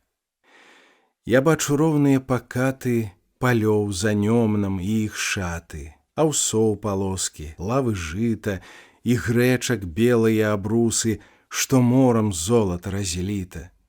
І лесу два крылы, як вусы, і цёмны роў вадой прабіты, такі зацяты і сярдзіты. Ялоўцаў шэрыя аблогі, дзе белы мох, сівец убогі, пясочак жоўты засцілаюць і дзе зайцы прыпынак маюць. Я чую шум рознагалосы лясоў, лугоў, дзе звоняць косы у часе дружнай касавіцы. Я чую громы навальніцы і шум глухі буйных дажджоў і песні звонкія палёў і ціхі плач у скрай магілы. Даўно заціх іх голас мілы, даўно ўсё змоўкла і прапала, іх толькі памяць захавала. Але нявіднымі ніцямі я моцна-моцна звязан з вамі, малюнкі родныя краіны. Эх, зараслі вы, пуцявіны, у гэты мілы мой куточак, дзе ные жоўценькі пясочак пад летнім сонцам, пад спякотай і зяе смутнай пазалотай над самым нёмным срэбраводным, так сэрцу блізкім родным. І зараслі не палынамі, ні крапівой, ні драсянамі, ні чаратом, ні лебядою, а беларускаю бядою. Ды покі будзе сэрца біцца, яно не зможа пагадзіцца ні з гэтым гвалтам, ні з бядою над нашай роднаю зямлёю. Эх, мілы край ад вечнай мукі, пракляты будзьце вусны, рукі, што на цябе ланцуг кавалі і ў твар зняважліва плявалі. Няхай агонь і жар пакуты навекі спаліць здзек той люты, які спрадвеку там пануе над тым, хто родны скарб шануе, і хто ўсім сэрцам і душою астацца хоча сам сабою. Жыві ж, наш край, няхай надзея гарыць у сэрцы і мацнее, што хоць не мы, дык нашы дзеці убачаць цэльным цябе ў свеце. Алесь на деле праканаўся, што ён дарэмна марнаваўся і што ўжо больш няма збавення, як толькі ўзяцца за вучэнне, як гэты клопат немарудны. І што ж? Закон быў не так трудны. Ужо па той адной прычыне, што ён запісан быў на спіне, а ў сэрца ўложан сам сабою, і ўсё пайшло сваёй чаргою. Цяклі дзянькі, ды ішлі нядзелі, і час тут вольны хлопцы мелі, вучылись толькі да абеду, вучылись нават не без следу. І Костусь, мушу я прызнацца, ужо меў на дошцы распісацца, што вельмі цешыла Міхала і гонар бацькаў падымала. Удзень, як лекцыі канчалі, на рэчку хлопцы выбягалі крыху пакоўзацца па лёдзе ці так пабегаць на свабодзе, у снег залезці па калена, а то насілі козам сена, у звярынцы козы зімавалі, і ім палонкі прасякалі. І сам дырэктар Калышаногі не горш ад вучняў бег з дарогі, гайсаў па снезе, распускаўся і штурхалямі захапляўся. А як надарыцца часамі яму спаткацца там з казамі, тады крычаў ён благім матам, тады рабіўся ён вар'ятам, такая радасць пашыбала, так хвалявала, захапляла. І гэту радасць міг шчаслівы выказваў крыкам праразлівым: «Ай-яй! Ай-яй!» Крычаў, хоць вушы затыкай. Другі раз хлопцы валяць валам у ток да дзядзькі ўсім кагалам. На току ў дзядзькі быў святліцы, маркотна свеціць блеск газніцы. Дрыжыць агончык сіратліва, у бокі ходзіць палахліва. На месце ўсё тут і прыбрана, так гладка ўсё дапасавана. А тыя ж граблі ці цапочкі, ну толькі цешыць імі вочкі. У рукі возьмеш, працы хочуць, у дзела пусціш, зарагочуць. А як наш дзядзька час там бавіць? Ён не працуе, імшу правіць. Вось як жывога дзядзьку бачу, я тут партрэт яго зазначу. Ён невысок, не надта ёмак, ды карчавіты і няўломак, а волас мае цёмна-русы, і зухаўскія яго вусы у меру доўгі, густаваты, угору чуць канцы падняты. А вочы шэры, невялічкі, глядяць прыветна, як сунічкі, але раптоўна і адразу не расчытаеш іх выразу. То смех, то хітрасць з іх бліскае, то дабрата, але якая? А нос... Я глянуць мушу ў неба, бо не патраплю, як пачаць, і з чым нос дзядзькаў параўнаць, каб выйшаў ён такі, як трэба. Ну, нос кароткі і таўсматы, ды досыць спрытны, хоць кірпаты. Антось наш дбалы, акуратны, а пры рабоце які здатны. Што не замысліць, то ўсё зробіць, і так прыгоніць, так аздобіць, што і для вока нават міла. І ўсё выразна гаварыла, што ён не толькі гаспадар, але і прыроджаны штукар, якіх на свеце не так многа. За дзядзьку людзі просяць Бога. Каму ён толькі не спрыяе, каго з бяды не вызваляе. У дзядзькі цэлы спрат запасаў. Не любіць дзядзька пустаплясаў. Вось вы зірніце ў хлеў на вышкі. Там много яблынін на лыжкі, там ёсць і груша, і кляніна, якая хочаш дравяніна, грабільны, косік, лёпкі, восі. Няма трайні? Ідзі да Антося. І людзі дзядзьку шанавалі, а на кірмашы частавалі. Каса чыя нядобра косіць, няхай Антося ён папросіць, Антось наладзіць, так дагоніць, тады пабач, як загамоніць. Каса не косіць, каса брые, і шчытнякі бярэ сухія, бо ў дзядзькі рукі залатыя. Каб дапісаць партрэт Антося, скажу. На свеце не знайшлося ні ўдоўкі Любкі, ні дзяўчыны, каб получыць дзве палавіны, каб разам шчасце здабываць і поруч долю падзяляць. І я тут сам за дзядзьку мушу назад старонку адгарнуць і аб вясне яго ўздыхнуць і добрым словам яго душу яшчэ раз шчыра памянуць. Была вясна, было імкненне, і сэрца ведала тамленне, і сэрца водгук сэрца чула, і сэрца к сэрцайку гарнула. Ды толькі ж доля не судзіла, і любка наста яго міла, што так клялася, цалавала і к сэрцу з жарам прыхіляла, што так суліла шчасця многа, яго змяняла на другога. Антось, ды што, цяпер забыта, даўно пажалі тое жыта, і тыя межы зааралі, што дзядзька ў смутак калыхалі. Ну, хлопцы, зараз дамо жару, саб'ем пасадаў яшчэ з пару. Снапы ў радочкі палажылі, так і дзяды яшчэ вучылі, каб каласы ды з каласамі, а да пярылаў гузырамі. Ну, грымнем, хлопцы, каб звінела. І 5 цапоў ідуць у дзела, не малацьба, а бубнаў хоры. Здаецца б, цэпам вадзіў хворы, печы кладуцца так рытмічна, само гудзенне іх музычна, снапы не ўлежаць, скачуць самі і сыплюць жыта пад бичамі, а дзядзька рэй вядзе, гукае і адным крыкам памагае: «Дай, дай яму, брат, дай за вуха! Эх, скачы, баба псяюха!» Гудуць цапы ўгару праворна, ідзе работа дружна, спорна, аж падшыбае ўсіх ахвота, бо мае свой захоп работа. Вось так адно другім мянялась, затым яно і не прыядалась, калі было ўсё ў меру, ў пору, і гладка ішло ўсё тут угору. Таксама вечар свае бавы нясе з сабой не менш цікавы і асабліва перад святам, калі бывала дзядзька з татам, а з імі часам гэтаксама язык развяжа свой і мама, пачнуць казаць свае ўспамінкі, весці размовы пра старынкі, пра незвычайныя здарэнні і ім даваць тут тлумачэнні.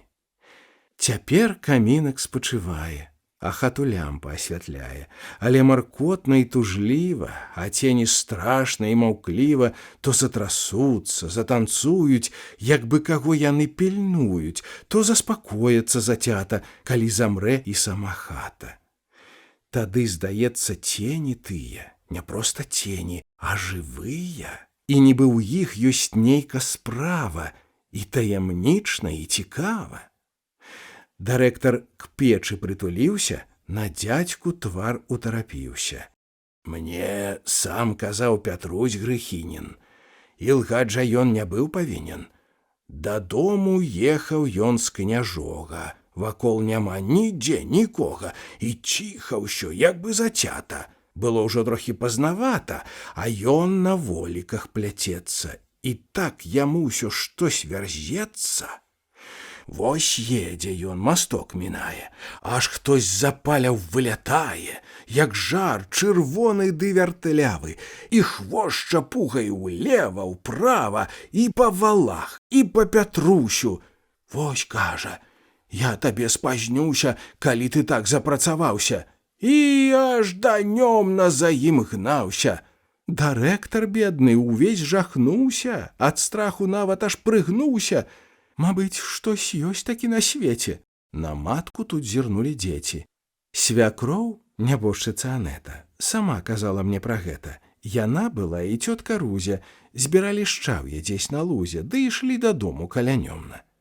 Было зусім яшчэ не цёмна, вось толькі сонца напалову зайшло за горку Демянову, і нікагусенька нідзе. Аж зірк, на саменькай вадзе сядзіць хтось, выцягнуўшы ногі, над самай буктай, такі строгі, як мае быць ва ўсім адзенні, і курыць люльку ў задуменні.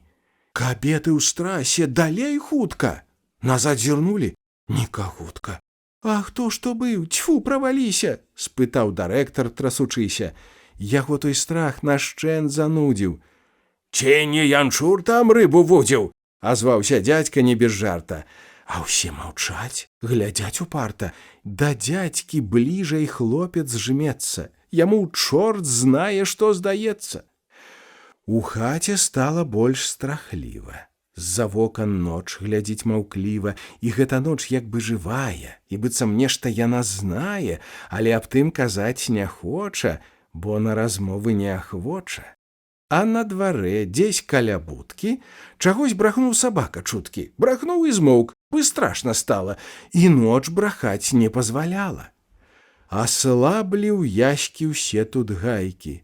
Глупства ўсё, не больш як байкі, Міхась азваўся. Хто баіцца, таму ўсё можа налучыцца. На што вам лепш? Тут жыў Пшавара. Вось раз уночы чуе гукі. У акно малоцяць чыесь рукі. Малоцяць так, быў час пажару. Хто там? Пусці, брат, то я, Сёмка.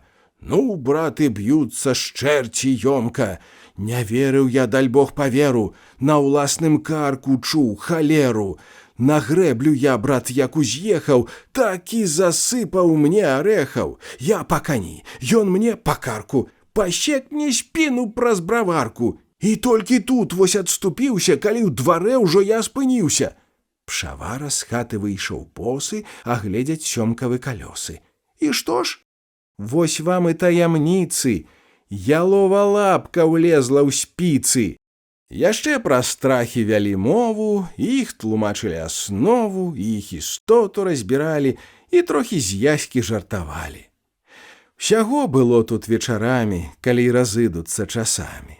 На ўсё была свая прычына і адпаведная часіна. Зайшла размова аб навуках, старых, даўнейшых, і іх штуках, аб кнігах з чорнаю пячаццю, аб чараўніцтве, аб закляцці, аб розных хітрасцях і зману. Вось пусцяць нейкага туману, і чалавек хоць і жывы, але стаіць без галавы. Гаворыць дзядзька хлопцам дзіва, усё іх цікавіць моцна, жыва. Я сам такую штучку знаю, што без памылкі адгадаю, як хто стаіць, ну, хоць бы ў сенях. Ці на нагах, ці на каленях, ці ён там стане, ці ён ляжа. Вось гэта штука, бацька кажа. І няўжо дзядзька адгадае? Цікавасць яську забірае, і не дае ніяк ён веры, і погляд кідае на дзверы, бо хоча ён сваю асобу ў сені вынесці на спробу. Ну, Костусь, пойдзем мы з табою. Ідуць і ў сенях між сабою вядуць параду, як пастаць, каб бацька ўжо не мог згадаць. Мяркуюць хлопцы так і гэтак, бы вулей ставіць пад паветак. Урэшце ўсё абмеркавалі, хітрэй не трэба, як пасталі. Адзін прыгнуўся ракушком, другі ў падлогу ўпёрся лбом.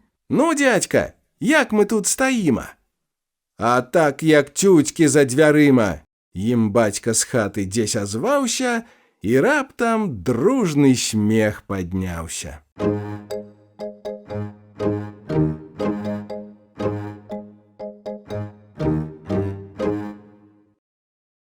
Воўк. У будныя дні ўставалі рана. Няма калі хварэць на пана, няма чаго чакаць панукі, калі работы поўны рукі, зноў закладайся на нядзелю. Садзілась маці за кудзелю.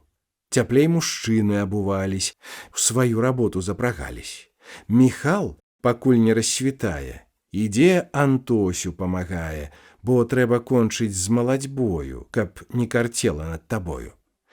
Дырэктар сам з свае ахвоты ў гумно любіў рабіць налёты, бо ён быў хлопец працавіты і да работы страх сярдзіты, хоць быў яшчэ малы і кволы, ну, хвацкі хлопец і вясёлы. Ідзе з двара часамі ў хату, аб чым тут ходзіць яську хвату. Ён на дрывотню бярэ дровы. Ён услужыць усім гатовы, гаспадарам і гаспадыні, бо што тут зробіцца хлапчыне? Раз ён абцасам зачапіўся, з дрыўмі з нячэўку паваліўся, на крок не далі ад парога, але ўсхапіўся і нічога, і толькі глянуў на абцасы. Былі ў іх моладасці часы, калі рабілі выкрунтасы і на ігрышчы тупацелі, а тут хадзіць больш не хацелі. Таксама ўладзя да работы больш чым да кніжак меў ахвоты. Любіў ён з цэпам завіхацца або па лесе пацягацца, пабегаць з стрэльбай за лісамі, ці за куніцай, ці тхарамі. І бацька з гэтым пагадзіўся. Што ж, да навукі не радзіўся, а вось мо з меншых што і будзе. Няхай яны ўжо ідуць у людзі. Алесь сядзіць, закон чытае, або з сабою разважае, а потым зноў у кнігу уткнецца і сам сабе штось засмяецца. У Кастуся радное слова. Ён селебезуе ўсё нанова, але склады штось не выходзяць, і хлопцаў злосць адно прыводзяць, бо Костусь хлопец нецярплівы, у гнеў прыходзіць абурлівы. Яго падштурхвае спакуса сказаць знявагу на Езуса, які прад ім быў намалёван, і Езус быў тут ім аплёван. Чаму ж бо ён не памагае, калі на гэта сілу мае? А потым злосць яго астыла, яму і прыкра, і няміла, ён сам сябе чуць не кусае. Ох, галава яго дурная, і ні на грош няма ёй кошту, яго хвалілі, а завошта? І хіба ж Бог яго не чуе? Або яму Бог падаруе вось гэты страшны грэх знявагі. Эх, Костусь, Костусь, ты брадзяга. Выносіць сонца дзянёк новы, скрозь гэты лес, стары, хваёвы, дзянёк кароткі, чуць заметны, але вясёлы і прыветны. Мароз бярэцца, паціскае, па лесе лускае, гуляе, і хусты тчэ на беражку. За ноч падкінула сняжку. Міхал ідзе ў свае абходы, а холад зімняе пагоды яго рухавіць і малодзіць, і колькі тут разоў ён ходзіць. Тут кожна сцежка і дарожка яму даўно-даўно знаёма, Міхал у лесе як бы дома. Дзе не ступала яго ножка, якіх куточкаў тут не знае. Міхал ідзе, сляды чытае. Вось тут танюткі ланцужок, лёг так прыгожа на сняжок, то пара кропак, то дзве рыскі, відаць, што мышкіны распіскі. Другі малюнак след трайчаткі, па лесе кідаюць зайчаткі. А ліс хітрэц, выжыга чуткі, па снезе цягне шнур раўнюткі. Слядок слядочкам супадае, былапка тут адна ступае. Міхал ідзе. У лесе глуха, дарэмна зыкі ловіць вуха, вакол маўкліва і маркотна, і лес застыў, глядзіць гаротна, і толькі дзесь у ельняку шалпоча сойка на суку, ды стукне дзяцел траекротна. Міхал ідзе адзін, пануры, і сам ён хмур, і думкі хмуры, як гэты лес снягамі сцяты або замоўлены, закляты. Ды гэты лес, хоць ён і немы, але скрозь ціш халоднай дрэмы, скрозь гэты мёртвы сон зімовы, вядзе з Міхалам казкі мовы. У лесе кожная мясціна, лужок, палянка, баравіна, асобны твар і выраз мае. І хоць што-небудзь выклікае з таго, што памяць захавала.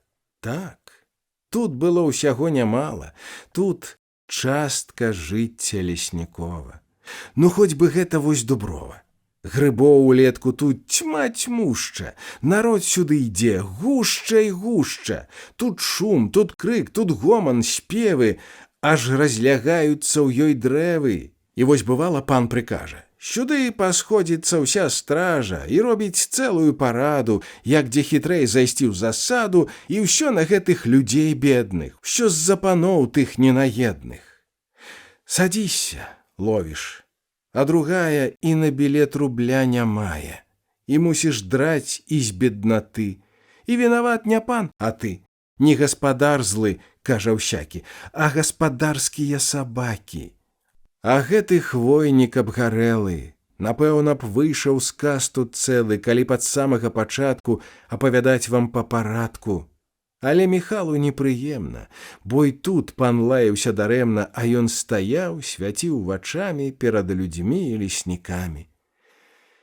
Міхал ідзе, і думкі ходзяць, і ў пункт адзін яны прыводзяць. Каб як зямлі сабе прыдбаць, і службы гэтыя не знаць, тады паны ўжо не пашкодзяць. Ды толькі вось дзе закавыка: купіць зямлю, купіць не лыка. Тут грошы трэба, і не сотка. Эх, брат, рука коротка. Дзе ўзяць? І розум тут не змесціць, але ўсё ж думку Міхал песціць, пад самым сэрцам яе носіць, і гэта думка зямлі просіць. Яна з ім заўжды, у лесе, дома.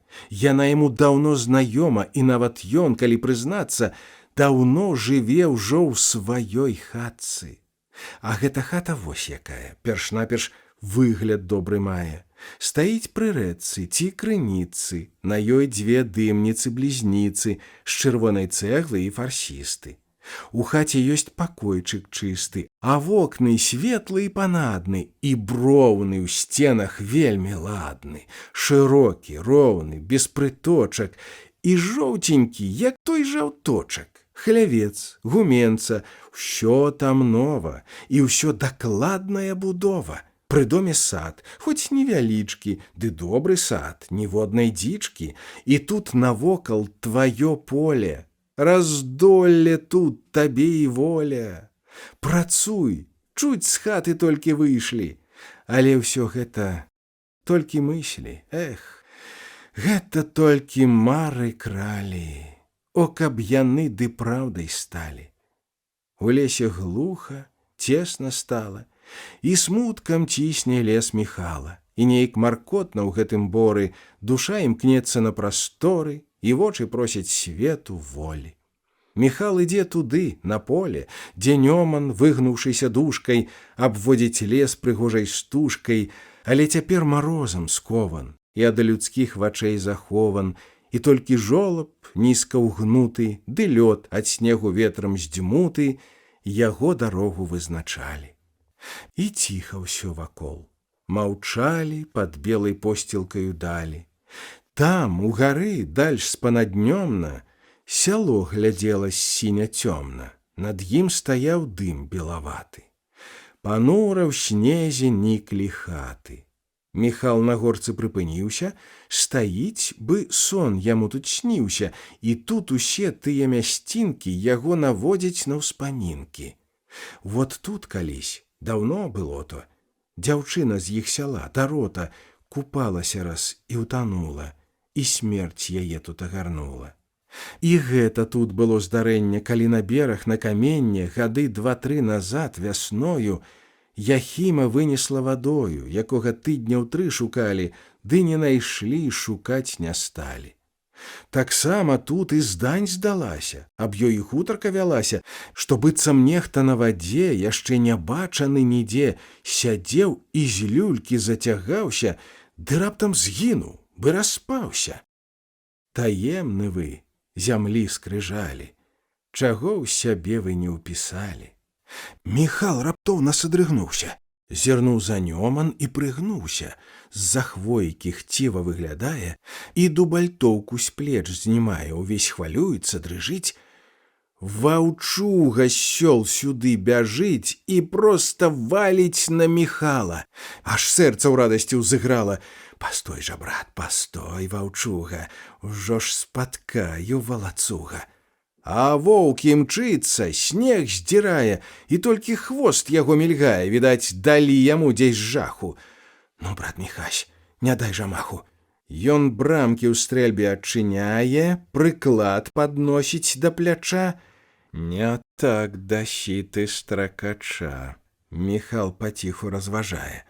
А воўк ляціць, вось ён на Нёмне, вось ён за горкай. Не відаць. Ён будзе тут хвілін праз 5. Трымайся ж, браце, цэлься, помні. Міхал замёр, не моргне вока. Развязка скора, недалёка, вось-вось пакажацца звяруга. Ды доўга гэта штось натуга? Няма? А быць ужо пара?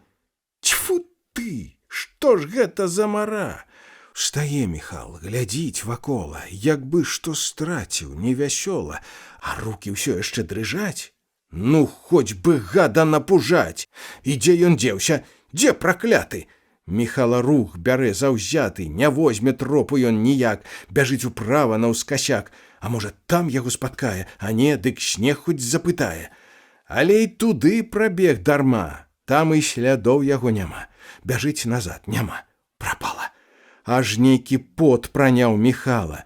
Міхал на нёман тут рвануўся, і як зірнуў, аж здрыгануўся, і ўсё ў ім раптам задрыжала, аж нават шапка чуць не спала, калі прычын Міхал дазнаўся. У стрыжаню воўк шалпатаўся. Міхала згледзеў, лязь зубамі і злосна бліскае вачамі. Міхал хватае дубальтоўку і хоча выстраліць у воўка, а потым стрэльбу апускае, і воўка зблізку разглядае, а ён вось тут, бяры рукамі, завіс на лапах, як у яме. Стрыжань глыбокі, лёд пакаты, а бедны воўк вадой падцяты скрабе па лёдзе кіпцюрамі і носам рые, як зубамі, і ўвесь пружыніцца і рвецца, але нічога не ўдаецца, і ўсё слабее ў воўка сіла. Ды страшна смерць, усім жыць міла. Ён рэшту сілы зноў збірае, мацней на лапы налягае, ды іх няма за што зацяць. Яны слабеюць, слізгацяць і толькі скробаюць па лёдзе, перабіраюць край стрыжэню. Няма надзеі нават ценю ў той яго бядзе прыгодзе. Няма, ваўчок, табе збавення. Дарэмны ўсе твае імкненні. І ненадоўга сілы стане вясці з вадою тут змаганне. Слабее воўк і абмярзае, а плынь усё больш падбірае, і, барукаючись з вадою, ён павярнуўся галавою і ўскінуў погляд на Міхала. Вачамі злосна ўжо не косіць, глядзіць, як бы ратунку просіць. Цьфу ты, аж шкода яго стала. Так вочы жаласна глядзяць, ну вось даль Бог, шкада страляць. Яшчэ раз бедны воўк рвануўся, на спіну раптам павярнуўся, завыў жалобна і каротка, і шух пад лёд той, як калодка. І знікла ўсё. Жыццё, змаганне і прагавітасць палявання. Міхал стаіць і разважае, а потым голову ўскідае, як бы ён хоча запытаць, хоць тут нікога не відаць. Ну што ты скажаш, брат, на гэта?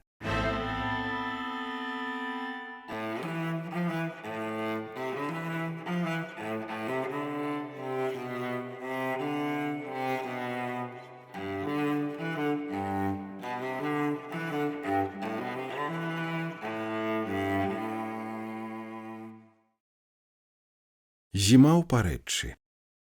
О, добры час дзянькоў прыгожых! Ты знік у хвалях часоў божых, і толькі ў думках і ўспамінах жывеш гарыш у днях дзяціных. Далёка я ад межаў родных, сярод людзей, душой халодных і сэрцам чэрствых. Я гадаю, я родны край успамінаю, я ім жыву, я ў ім душою і сэрцам кожнаю парою. Як той нявольнік прагне волі, так прагну я ступіць на ролі сваіх палеткаў, ніў благенькіх, дарог і сцежачах крывенькіх, што гожа ўюцца з-паміж жыта або срэдзь лесу самавіта. І ўстануць з'явы, як жывыя, малюнкі сэрцу дарагія, і моцна душу парываюць. Ідзі да нас, ідзі, гукаюць. Благаславёны час той будзе, калі я ў родным сваім людзе куточак бацькаў прывітаю і радасць жыцця там пазнаю. О, родны край, о, край пакуты, нягодай цяжкаю прыгнуты, калі ж ты збудзеш тое гора, што і цяпер там, як і ўчора, які даўней цябе знішчае і горкім смуткам авявае. І ў час вялікі разбурэння не сцерпіць нават і каменне тваіх палёў, глухіх абшараў, дзе след вайны агнём пажараў пранёсся дзіка і няшчадна, каб не заплакаць з таго здзеку, што чалавек, звер чалавеку, так злосна чыніць, неўспагадна. О, край мой мілы, ўсёй душою хачу злучыцца я з табою, у тваіх палях пазычыць сілу, у тваёй зямлі сысці ў магілу. Дзяціны час, я памятаю зімы прыход у нашым краю. Стаіць над лесам шум маркотны, Па небе хмары, як палотны, паўночны вецер рассцілае, і бель над далямі звісае, і ціха стане на падворку, і лес жалобную гаворку свой гоман восені канчае і моўчкі зіму сустракае. А сетка белая гусцее, і бліжай снегам сее. І вось над хатай, над гуменцам сняжынкі жвавыя гуляюць, садок і дворык засцілаюць бялюткім чыстым палаценцам. І тут у хаце не ўтрываеш. Кажух на плечы накідаеш, бяжыш на двор, як той шалёны, крычыш, гукаеш здавалёны, зямлі не чуеш пад сабою і ловіш белы пух рукою. Угару зірнеш, як рой пчаліны, снуюцца ціхія пушыны, угару з нячэўку штурхануцца, глядзіш, і ў пары пабяруцца. «Ого-го, брат!» – дзядька кажа, «цяпер зіма, напэўна, ляжа. За санкі, Костусь, трэба брацца. Эх, будзеш мець, дзе разгуляцца». І Костусь рады і давольны, цяпер гулянак свет раздольны, адкрыты новыя пуціны, у круг забаў яго дзяціны, і ён ад радасці трасецца, ды ў мяккім снезе скачанецца, а снег станоўкай заложна так і шуфлюе. Лес набожна стаіць, маўчыць, і ўсё святлее, як бы, здаецца, весялее. Назаўтра ўстанеш, свет змянёны, у новых хутрах вербы, клёны, і ўсюды чыста, бель такая, што проста вочы адбірае. У парканах шулы, як салдаты, стаяць у струнку, зухаваты. Башлык высокі, шапкі новы, ура, гукнуць табе гатовы. Ідзе з лапатай дзядзька з хаты і адграбае снег заўзята. У гумно і ў хлеў праводзіць сцежкі, не хоча мець удзень замешкі, бо ўдзень на рэчку і на тоні схадзіць рыхтуецца Антоні. Мы знаем, ён рыбак з уроды, і ўсякіх рыб ён знае ходы, калі якая не растуе, што ёй пад густ, чаго бракуе. І нора ў кожнай рыбы знае, аб іх трактат ён прачытае, ды так, што люба і паслухаць, дзівіцца больш ды лоб чухаць. І гэта ўсё не з кніг набрана, не з слоў вучонага паўпана, якіх цяпер усюды досыць. Усё гэта ўласны розум зносіць. Свая мазолілась галоўка, а нічыя там калатоўка. Бярэ Міхал свае прылады, якія стрэльбе датыкаюць. Цяпер зайцы ў лясах гуляюць. Іх упалюеш без прынады, тым болей, што ганчак харошы. Ёсць сэнс прайсціся па парошы. І чуць, што толечкі разднела, у маткі снеданне паспела, але яе ўсе падганяюць, баржджэй пасыпацца жадаюць, каму куды і ў чым хто здольны, дзянёк прыдасца часам вольны. «Пакінь, Міхась, ты сучку дома, модзе забіўся тхор між лома, у карчах на рэчцы следу многа, іх там пярэсмыкі, дарога». І да тхароў быў дзядзька падак, а тхор цяпер дабёр і гладак. У свержні іцка з моўшам проста да шкуркі ўліпнуць, як кароста. А такса талент такі мела, што за тхарамі чуць не млела. «Бяры сабе, хай астаецца». На просьбу бацька паддаецца. І таксу ў хаце запіраюць, а ў лес сівалку запрашаюць.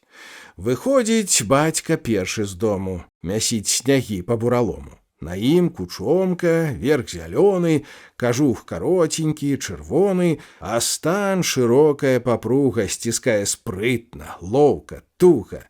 На меднай спронжцы лось красуе і з жоўтай бляхаю фасуе, а праз плячо паўзверх кажуха ідзе раменны пас, быў зуха. На гэтым паску знак блішчасты, а на плячах шнур пакручасты. І вось як бацька выйдзе з рана, ды стрэльбу накрыж перакіне, і ў палясоўшчыцкім ён чыне дапраўды змахвае на пана. І дзядзька доўга не чакае. Маўчком ён Костусю ківае. А Кастусёк даўно гатовы. У іх раней была намова схадзіць у луг на азярыны і патрывожыць род тхарыны, на рэчцы загарадзь паправіць і новы буч яшчэ паставіць. За пояс дзядзька закладае сваю сякерку, Так сукліча, кусок аладкі ў нос ёй тыча і вон за дзверы выпускае, а Костусь з торбаю з лапатай даўно чакае іх за хатай. Спаткаўшы Уладзю на дрывотні, раскажа дзядзька ўвесь парадак, бо той, наеўшыся аладак, глядзець за домам неахвотна. Яму ты слова, ён другое, заўзята юха, хоць малое. І дзядзька часам загарыцца, гатоў няўслушніку па пысцы праехаць шорсткім сваім пальцам, бо што ты зробіш з падшывальцам? І дзядзька, плюнуўшы сярдзіта, ідзе, спаткнуўшись на карыта, а ўслед яму смяецца Уладзя. «Павыскаляйся яшчэ, гадзе!» Антось яму: «Даль Бог, вярнуся, расквасіць кірпу не збаюся!»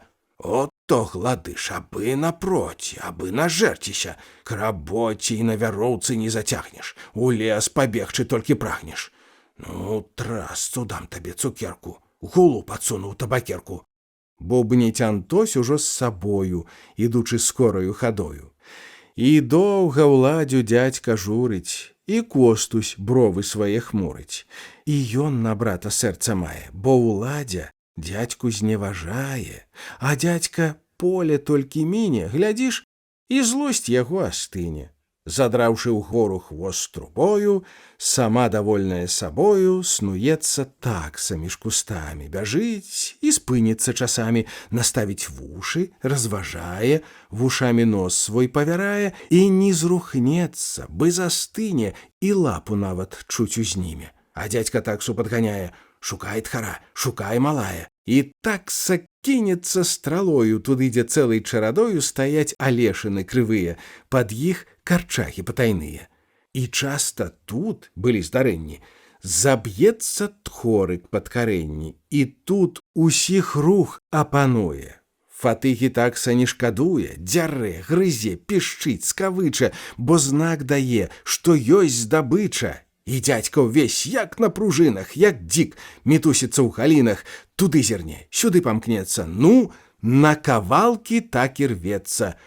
«Ты ж стой, брат, тут, пільнуй, як вока, ён тут, галубчык, недалёка, і не пудлуй, не дай, брат, маху, валі рыдлёўкаю без страху». І дзядзька мовы не канчае, ён кол маланкаю хапае. «Тхор, тхор, дзяржы яго!» — галосіць. Гарачка дзядзьку так і носіць, бяжыць, тхара ён даганяе, на пагатове кол трымае. За дзядзькам Костусь прэ без духу: «Дзяржы, тхара, дзяржы псяюху!» А тхорык бедны ў куст зашыўся, няма ратунку, ашчарыўся, на таксу сам ён нападае, і чмыс! Яе грызе, кусае, пішчыць, дзярэцца, смрод пускае, але нішто не памагае. Таўкуць калом яго рыдлёўкай, за шкурку плаціць тхор галоўкай. Вось гэта, Костусь, брат, удача.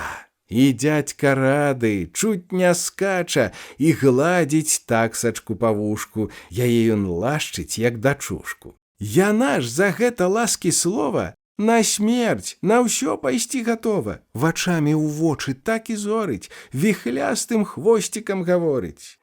Хоць дзядзька наш не паляўнічы, ды меў ахвоту і да дзічы. І часам, праўда, вельмі рэдка, я сам у гэтым буду сведка, у лес надумае пайсці, зайцоў крыху там патрасці. Зайцоў жа там было багата. Вось у нядзельку раз ці ў свята Антось рыхтуе паляванне. Дае ён хлопцам прыказанне, хоць тыя самі без прыказу ахвотна годзяцца адразу, а наш дырэктар асабліва. У лес збіраюцца шумліва. «Эх, шкода, брат, няма клякотак, ну, хоць бы з парачку трашчотак», — гаворыць дзядзька. «Ну, нічога, і так мы зробім шуму многа, і ўсім зайцам задамо страху». Дае дырэктару ён бляху. Званіў яе: «Бі чым папала, абы мацней яна гучала, на ўсю свяржэнскую граду». Алесю даў скавараду, перагарэлую, старую, ды незвычайна галасную. Бяры напільнік з рукаяткай, бубніў яе наском і пяткай. А Кастусю я дам званок, а ты, бальшун, трубі ў ражок. Такое справім мы ігрышча, што лес застогне і засвішча. Ну, не жывы, і той ачнецца, калі аблава ў нас пачнецца.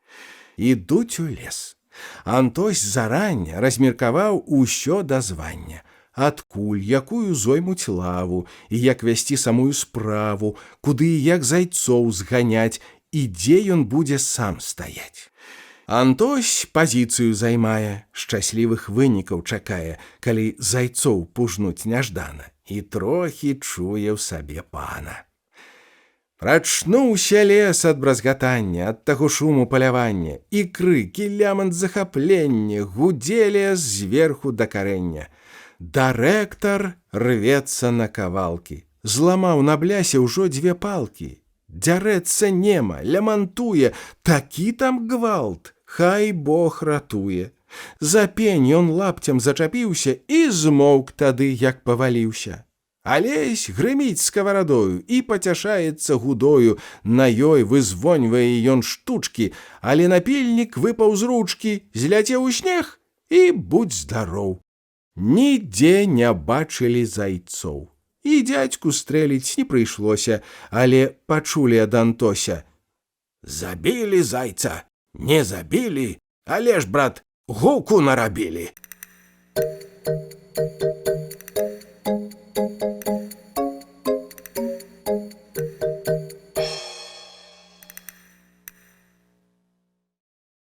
На рэчцы. Ніхто з дамашніх не згадае, чым рэчка Костуся займае, якая іх звязала сіла і чым яна так хлопцу міла. Бывала, толькі чуць разднее, чуць трошкі ў лесе пасвятлее, глядзіш, на рэчку ён шыбуе, і лёд сякеркаю мацуе, то падбяжыць і скаўзанецца, і сам сабе ён засмяецца, то спыніць крок, замрэ, застыне. Такая радасць тут хлапчыне. Лядок закохкае, угнецца і вось-вось зломіцца, здаецца, але не страшны і знаёмы для хлопца гэтыя надломы, палоскі стрэлы гаваркія і моцны скрэпы ледзяныя. Марозік крэпіць, лёд таўшчэе, і рэчка вольная нямее, да дна вадзіца вымярзае, і ходу бедная не мае, і цесна там ёй, і няміла яе халодная магіла. Але дарма, жывую сілу не запраторыш ты ў магілу, мароз бязжаласны і люты. Хоць ты звязаў і крэпка путы, скаваў і рэчкі і азёры, і ўсё заціснуў пад запоры, разлёгшись лёдам і снягамі над чыстым полем і лугамі. Ды ты жыцця, брат, не здалееш, як ты не дурыш, не шалееш. Глядзі, скрозь ковы ледзяныя, сачацца кропелькі жывыя, дарогу новую шукаюць і лёд вадою заліваюць. І праўда, рэчачка, крынічка, хаця і мелка, невялічка, але такую сілу мае, што лёд у гору падымае і ломіць глызу, як націну. Брэшаш ты, мароз, не згіну я пад карою ледзяною, пабарукаемся з табою. Як бы гаворыць смела, гулка, марозу бойкая рачулка. І між марозам і вадою на гэтай рэчачцы зімою такія справы вынікаюць, што надта Костуся займаюць. Калі на рэчку ён не прыйдзе, глядзіць, штось новае там выйдзе. То лёд, уздуўшыся гарбамі, бубніць, як бубен пад нагамі, то ападзе на ніз, угнецца, на дно пластамі пакладзецца, а па кустах, на абалоні, ціскі парваўшы і супоні, вада шырока разальецца, і снег на кашу пабярэцца. І як ні гне мароз, ні гладзіць, але нічога не парадзіць, і чуць ён толькі аслабее, чуць-чуць адлішкаю павее, глядзіш, вадзіца лёд залізала, у раўку пясочак паказала, і хвалькі жвавыя за хваляй, як і нябыта бягуць далей, пакуль мароз не засярдуе, і сілу зноў ён не пачуе, каб закаваць раўчук праворны за розум надта непакорны. І вось надарыцца часамі мароз над усімі маразамі. Ідзе сярдзіта, пагражае, па даху гонтамі страляе, у завітушках дым бялявы нясе, як воблак кучаравы, і потым з ім набок рванецца, бы пісар вухар расчаркнецца. А як вакенцы размалюе і розных дзіваў там намосціць, яму аматар пазайздросціць, і прад марозам ён спасуе. Мароз штукар і жарты любіць, не раз штукуючы загубіць таго, хто ў рукі пападзецца, яшчэ над бедным насмяецца. Прыляж, бядача, ты з дарогі, не блізкі хатнія парогі, мароз дарожным падпявае. Лажысь, пасцелька пухавае, і ўся агоньчыкамі ззяе. Засні, сагрэйся, мой пахілы, пакуль табе прыбудуць сілы, а я салодкі сон навею і гожай казкаю сагрэю. І хто паддасца нагаворам, засне навекі пад прасторам халодных зор, снягоў глыбокіх, сярод дарожак адзінокіх. Мароз, мастак і пыху поўны, узносіць слуп на неба роўны, высокі, вогненны, крывавы. Той слуп і страшны і цікавы, гарыць злавесна, увесь чырвоны. Мароз на небе ставіць троны, вянцы на месяцу складае, па снезе зоркі рассыпае, і так прыгожа, так старанна бярозе белай чэ ўбранне, бы той дзяўчыне пад вянчанне. І як з-за лесу сонца ўстане, і на бярозу тую гляне, засвецяць у іні і праменні, як найдарожшыя каменні. Мароз паважны, як вяльможа, знасіць свавольніцтва не можа, і на той час, як ён пануе, па небе хмарка не вандруе, і ўсе стварэнні занямеюць, і патыхаць вятры не смеюць. Усё ціха, мёртва, нерухома.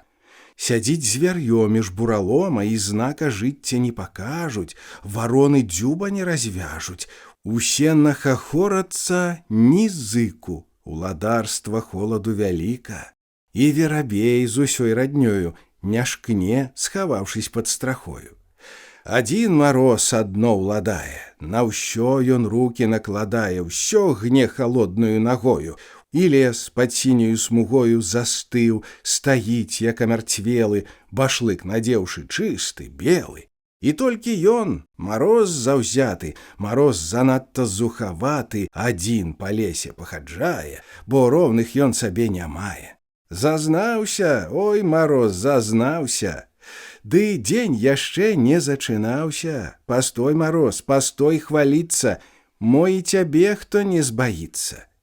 І толькі зоркі пабялелі, у хаце дзверы зарыпелі, скрыпяць калодзежы, вароты, пайшла разгульвацца работа. Ідуць па воду маладзіцы, як макаў цвет гараць іх ліцы. Бяжыць скудзеляю дзяўчына, за ёю хлопец малайчына адкулься зараз увязаўся, і смех і гоман там зачаўся. Прыгрэбнік глуха б'е дзвярамі, жанкі трушком ідуць з кашамі, лучыну імі прыкрываюць і жарам холад выганяюць. А там мужчыны ўзварухнулись, гумно па сена пацягнулись, ды толькі звычай такі маюць, мароз пахваляць і палаюць, а падхадзіўшись каля дому, бяруць сякеру, сані, бому і едуць у лес вазіць калоды, ляжаць на печы няма моды.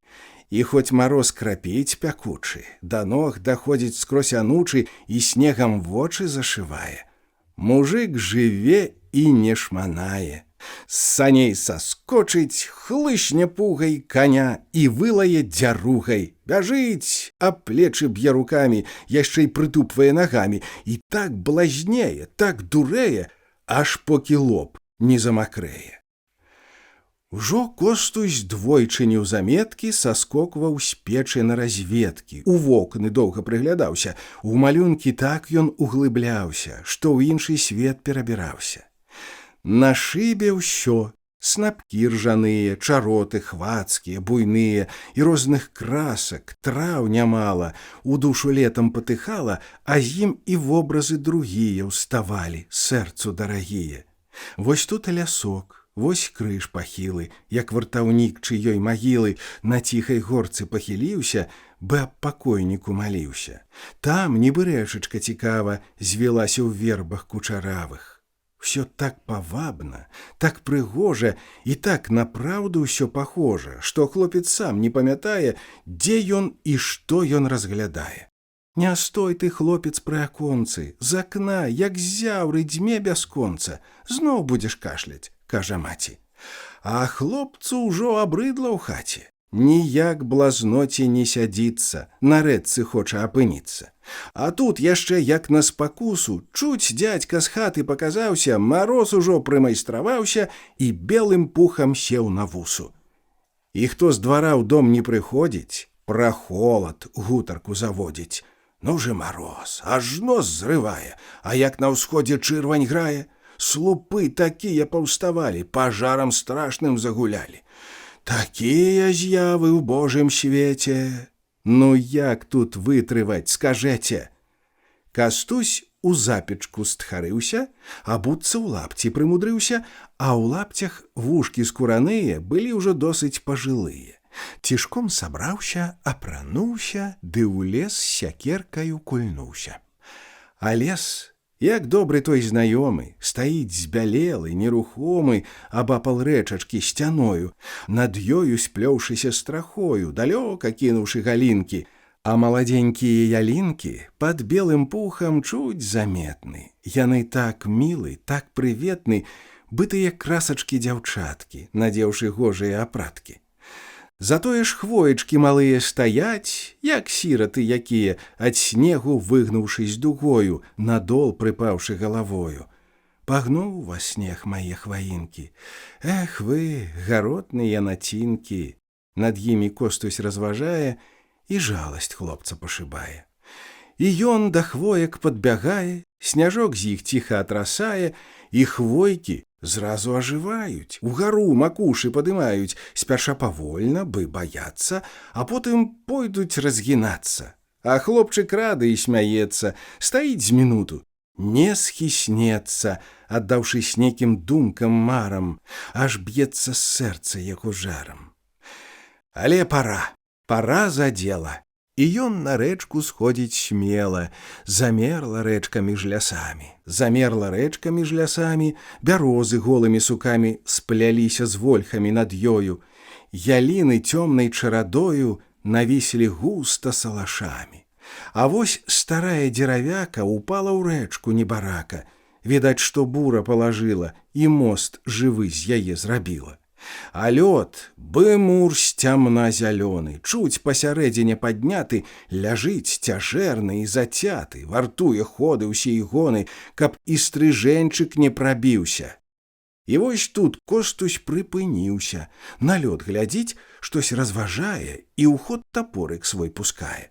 Лядок закашляў, заіскрыўся, на срэбра друзачкі пабіўся, ляцяць крупінкі ледзяныя, быў улетку пырскі дажджавыя, і чуць апошні лёд зламаўся, з зямлі клубок вады падняўся і шумам коціць паўз верх лёду, пачуўшы волечку свабоду, ўсё большы круг займае. Але што гэта так спявае? Адкуль тут музыка нясецца?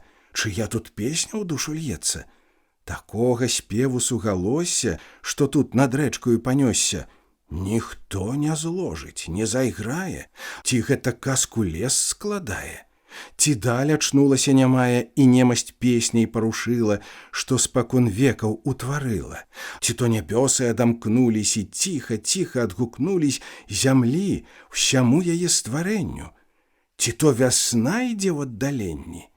Вось звоны звоняць ціха, гожа, спявае жаваранка Божа, а ёй утораць пташак хоры на безгранічнай дзесь прасторы, між мора гэтых зыкаў дзіўных нясецца ў хвалях пераліўных здалёку песня салаўіна. Расце, гарыць душа дзяціна, і ўсё на свеце забывае, і шчасце, радасць спажывае. І хоць дазнаўся ён прычыны, адкуль той звон і спеў птушыны, але як стане прыслухацца, пачне сапраўды сумнявацца, што гэта іней так з вадою вядзе размову тут зімою. Дык вось, чым рэчка хлопцу міла, чым так яго прываражыла.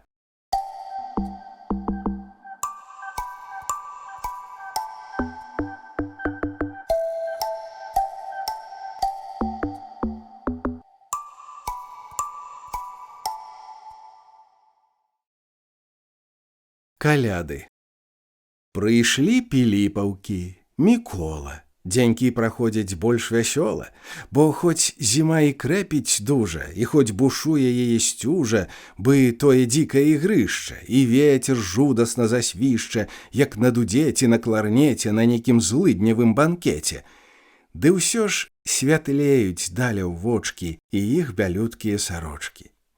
Ёсць хараство і ў гэтых зімах, і ў мёртва-белых тых кілімах, што віснуць зяюць хрусталямі над занямелымі лясамі, калі ў агністым мароз троне ў крывава-багравай заслоне над светам рукі ціха ўздыме і зачаруе, ўсё абніме.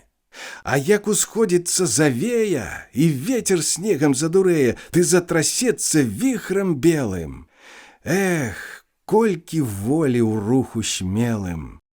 Гуляй, зіма, твая часіна. Ды скора будзе палавіна, а там цяплом табе павее, а ўдзень і сонейка прыгрэе. Паддасць бывала дзядзька руху, пачуўшы холад завіруху. Ад гэтых слоў лягчэй на сэрцы, бо ўсё ж маркотны вы каберцы зімы халоднай і мярцвячай, і ласкі хочацца гарачай, вясны душа твая жадае, і ў сэрцы радасць расцвітае ад аднае ўжо толькі думкі, што гэта зімка збярэ клумкі і пойдзе знікне на паўгода, і зноў ажывіцца прырода. Хлапцам прыелася вучэба, цяпер калядак чакаць трэба, і думка іх не тым занята, усё болей ходзіць каля свята. І міла гэта іх чаканне. Адзнакі блізкіх зімніх святак гарыць салома каля хатак, пажар вясёлы ў час світання. А што там свеціцца, нябожа? Няўжо гарыць хто, не дай Божа? Не пажар то, сцяг калядны. Япрук там смаліцца дзесь ладны, свой крок апошні замыкае. Япруча доля ўжо такая. І кожны дворык, кожна хата, хоць і жыве не так багата, але калядаў у адзнаку, заколе хоць бы пад свінаку, і дворык свой ці прыгумень асвеціць раніцай ці ўдзень, бо хто ж, скажыце, хто не ласы на тое сальцы і кілбасы? Другі каляд не дачакае, цішком свяжынкі паспытае, а ўжо на свята, што казаці, паходзіць так каля свінчаці, што ўжо на ночку разоў 10 табе жывот закуралесіць. І гэта, братцы, не загана. Даўно, не знаю кім казана, калі заколіш япрука ты, ды не пабегаеш за хаты, то гэта гонар невялікі, гэта вяселле без музыкі, як кажа мудрасць чалавеча. Але зірнем мы на парэчча, чым там у лесе жыве хата, як там рыхтуюцца да свята і як калядкі сустракаюць. Навуку хлопцы прыпыняюць, у іх развязаныя рукі, да правадоў няма навукі. Дырэктар з радасці спявае, дадому едзе, спачывае. І летні збор цяжэрнай працы, хлябоў высокі торб палацы, праслухаў цэпаў голас ёмкі, і дзе быў торб, там стог саломкі, а цэп замоўк, хоць не навекі, і зерне сыпалі ў засекі. Антось таксама цяпер вольны, яму бы празднічак прастольны. Сюд тут, глядзіш, ён ухадзіўся, ці з'еў, ці не, на луг пашыўся. Цягнуў луг дзядзьку, ім валодаў. Сябра майстэрства і паходаў, сякерку вострую падругу засуне спрытна за папругу. І Костусь з дзядзькам, як вядома, хіба ты ўседзеш цяпер дома, а з дзядзькам пойдзеш. Так цікава, яны ідуць бойка і рухава, бо зімны холад падганяе. Любота, братцы, снег лятае, ты так спакойна, так ціхутка, куды ні глянь, усё бялютка.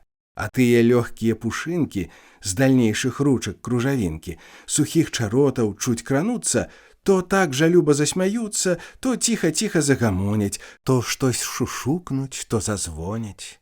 А там, між лесам і табою, сам Бог паводзіць барадою, трасецца сетачка сняжынак, як смех прыгожанькіх дзяўчынак, што звоніць песняй маладою. Антось на рэчцы прыпыніўся.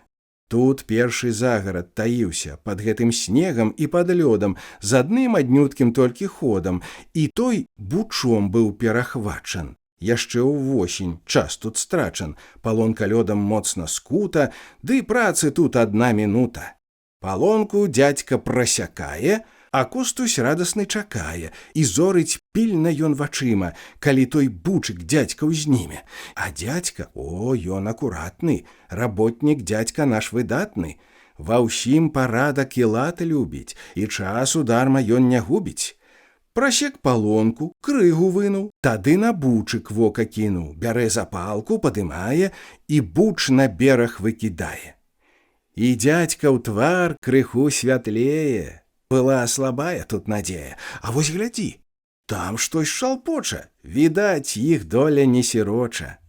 І буч кулём угору ставяць, і часу доўга тут не бавяць. Развязан куль, тут гоман, смех, і рыбу вытраслі на снег.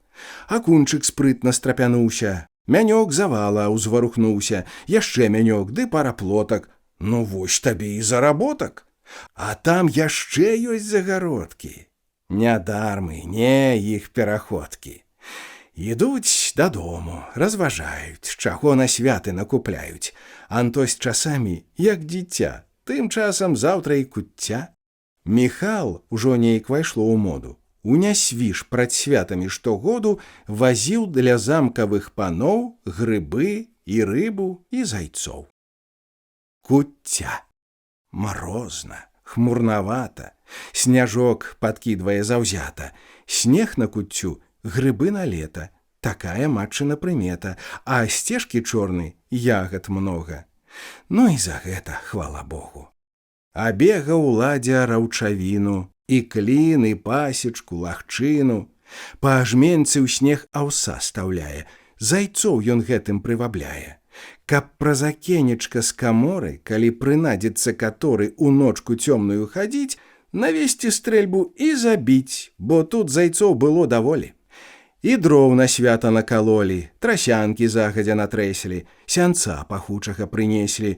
Куцці гаршчок ужо ў калена стаяў на лаве, чакаў сена, і вось цяпер гаршчок з куццёю, як цар даўнейшаю парою, у пачэсны кут на свой прастол стаўляўся з гонарам за стол, на гэта сена пад багамі, уладар над хлебам і блінамі, бо ён у гэты дзень персона.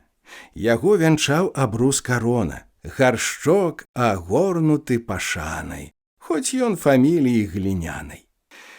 Якія ж матчыны намеры наконт куцці, наконт вячэры? Ох, гэта дзецям знаць цікава, калі якая будзе страва, у якім ліку, у якім парадку, што на канцы і што ў пачатку. А ў маткі ўсё абмеркавана, і ўсё прадумана адрана. Там, на гары, пад шчытам дзета, быў мак павешан яшчэ з лета, цяпер у цёрле ён пацёрты. У патайным куце каморы, як смерць Кашчэя пад запоры, мядок быў хітра дзесь запёрты. Цяпер яго насталі часы, бо ён патрэбен для закрасы. І што кісель той без сыты у вечарок гэты святы? Маўчком Антось часінай шэрай у ельнячок шмыгнуў з сякерай. Ці ж ён звярэдзіцца сагрэшыць, калі малых дзяцей пацешыць і іх ялінкай пад куццю хоць раз забавіць у жыццю, калі забавіць толькі зможа. Ялінка ў хаце так прыгожа, і колькі радасці і ўцехі. На ёй валоскія арэхі, а з пазалочанай паперкі глядзяць панадныя цукеркі. І больш на ёй няма нічога, ды хіба ж дзецям трэба многа. Даволі з іх і той прынады. Яны давольны, яны рады. У хаце добры лад і згода, як патрабуе і прыгода. Паважнасць вечара святога, не ўчуеш слова ты благога. І ўсе прыбрались і памылись, Міхал з Антосем падгалілись і парашчэсвалі чупрыны. Ну, засцілайце стол, мужчыны. І стол той гуртам прыбіраюць, на стольнік белы падымаюць, на стол растрэсваюць мурог. На сене колісь быў сын Бог, і роўным пластам рассцілаюць, сянцо абрусам закрываюць. За стол садзяцца ўсе ў парадку і прад сабой кладуць аладку, відэльцы, лыжкі забіраюць і стравы першыя чакаюць. Ты, брат, глядзі, не ашукайся, не надта зразу накідайся, бо потым шчыра пашкадуеш, калі жывот свой напіцуеш. Чым дальш, смачнейшыя патравы, і многа іх, і ўсе цікавы. Я знаю хітрасць гэту ўсю, Алесь гаворыць Кастусю. Міхал бутэльку адтыкае, бо ўжо закуска тут чакае. Стаяць, як горкі сковородкі, тут акунькі, мянькі і плоткі, ды так падсмажаны, што люба, сама да іх імкнецца губа. Гарэлка, радасць весялуха, прыемна булькае для вуха, і гэтак вочы прыцягае, ну як каханка маладая. Ну што ж, Антось, здароў будь, браце, няхай дае Бог лад у хаце, добра, прыбытку прыспарае, каб у хляве ды ўсё пладзілась, каб жыта ў поле каласілась, няхай раяцца добра пчолы, і самі будзем мы вясёлы. За год, дай Божа дачакаць, здаровым Новы год спаткаць. Дай Божа! Дядька адазваўся і сам з прамовай зварачаўся, п'ючы цяпер да гаспадыні. Падатак кожнай дай часіне, на ўсё гатовы ў кожным часе. І вось вячэра зачалася. Спыніцца мушу я на квасе. Ён колер меў чырванаваты. Тут быў таран, мянёк пузаты, шчупак, лінок, акунь, карась, кялбок і ялец, плотка, ясь, яшчэ засушаныя зелета. Але не ўсё яшчэ і гэта. Аздоблен квас быў і грыбамі, выключна ўсё баравічкамі. Цыбуля, перчык, ліст бабковы, ну, не ўящись, каб я здаровы. Пільнуй, цішком скажу між намі, каб і язык не ўцёк часамі. За квасам елі верашчаку, а потым блінчыкі на маку, а там ламанцы-праснакі з пшанічнай добрае мукі. А макаў сок такі салодкі, ламанцы ў ім, ну як калодкі, так добра макам праняліся, у рот паложыш, абліжыся. За прасначкамі ішлі кампоты, кісель з мядоваю сытою.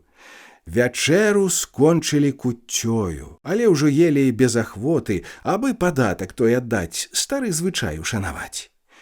І после гэтакай вячэры жывот выпучваўся без меры, а з-за стала як уставалі, то нават трохі і стагналі. На першы дзень святых калядак, такі ўжо быў стары парадак, збіралі сена са стала, кармілі ім коня, вала і ўсіх жывёлін, хоць па жмені, а на стале ў драбнюткім сене, здавён даўна вялося і гэта, уважна зернетак шукалі, і па тых зернітках гадалі, які зародзіць хлеб на лета.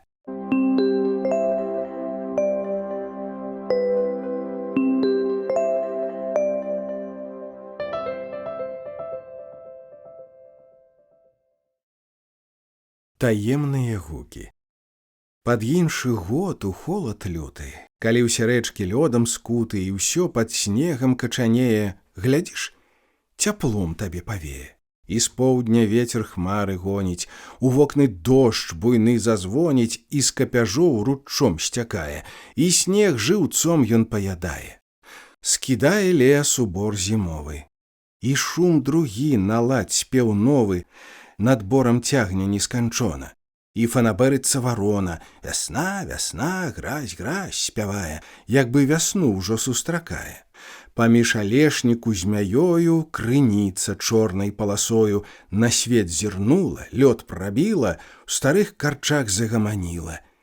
І палыселі касагоры, вадою поўняцца разоры, бяжыць, шуміць вада ў лагчынах.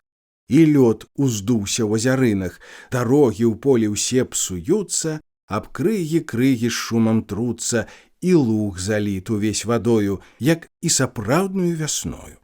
Ды гэта толькі кпіны жарты.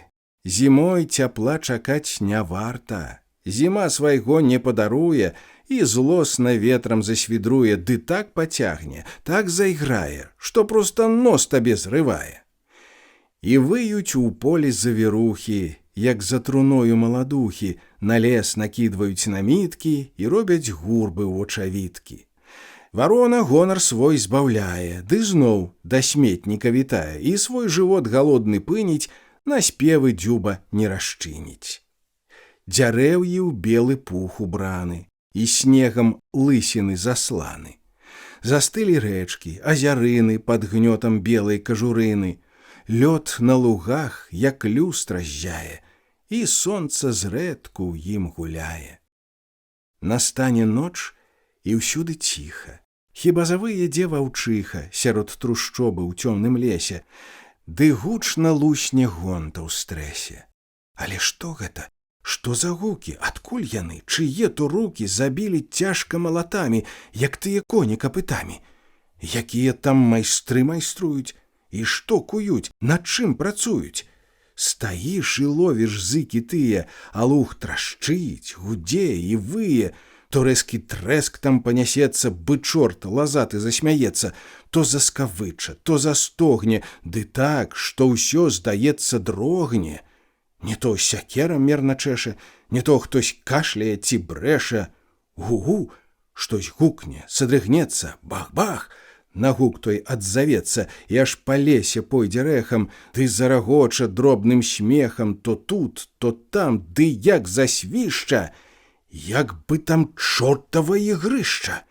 Всю ноч ад рэчкі і панёма, ну шыр, удоўж нясецца гоман, няўцямны, сцішны і таемны, і разам страшны і прыемны. А ноч ціхутка, у багне цёмнай, пустэлі страшнай і бязмоўнай, гараць дрыготна зяюць зоркі, як найдарожшыя пацёркі, то паасобку, то гурткамі, то брыльянцістымі радкамі, і іх пучочкі златаблёсткі наўкола кідаюць пялёсткі. Яны гараць, жывуць, іграюць, бы вочкі там чыесь міргаюць. Ды зрэдку ў небе дзесь далёка, над лесам тым у момант вока, мігнецца стужка агнявая, то знічка згасне залатая. Вось выйдуць хлопцы гуртам з хаты.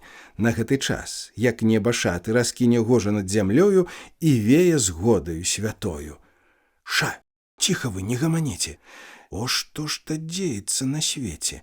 І хлопцы разам заціхаюць і на алеся пазіраюць. Алесь замёр, здзіўлення поўны, глядзіць у луг, стаіць бязмоўны. У бок лугоў руку трымае. Во-во, што чуеце? Страляе? Што гэта, хлопцы? Вось дык дзіва! Дырэктар шэпча палахліва. Няўжо з нясвіжа б'юць гарматы? І Яська кінуўся да хаты.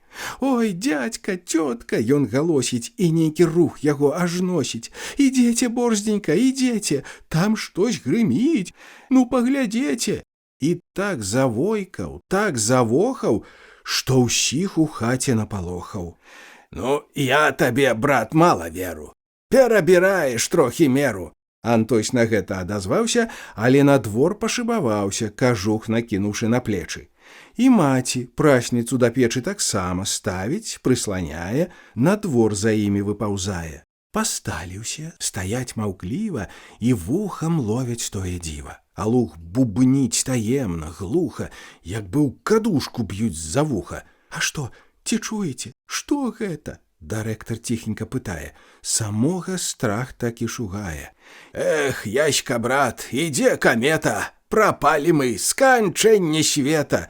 Антось гаворыць, чуць не плача. Прапаў ты, Яська, небарача, і не пабачыш бацьку з маткай, хоць папрашчаўся б з роднай хаткай, яе ўжо бачыць не надзейся. Не, дзядзька, што гэта, не смейся. Антося хлопцы абступілі і разам тут загаманілі. Ідзеце ў хату, кажа маці, калі ўжо гінуць, гінь у хаце. Адразу хлопцы схамянулись, што ў нечым моцна абманулись, і стала болей ім цікава, у чым тут сіла тая справа. Антось у хату ідзе, рагоча, тлумачыць зразу ён не хоча. Ахвот умеў такі прызнацца, ён трохі з яські насмяяцца.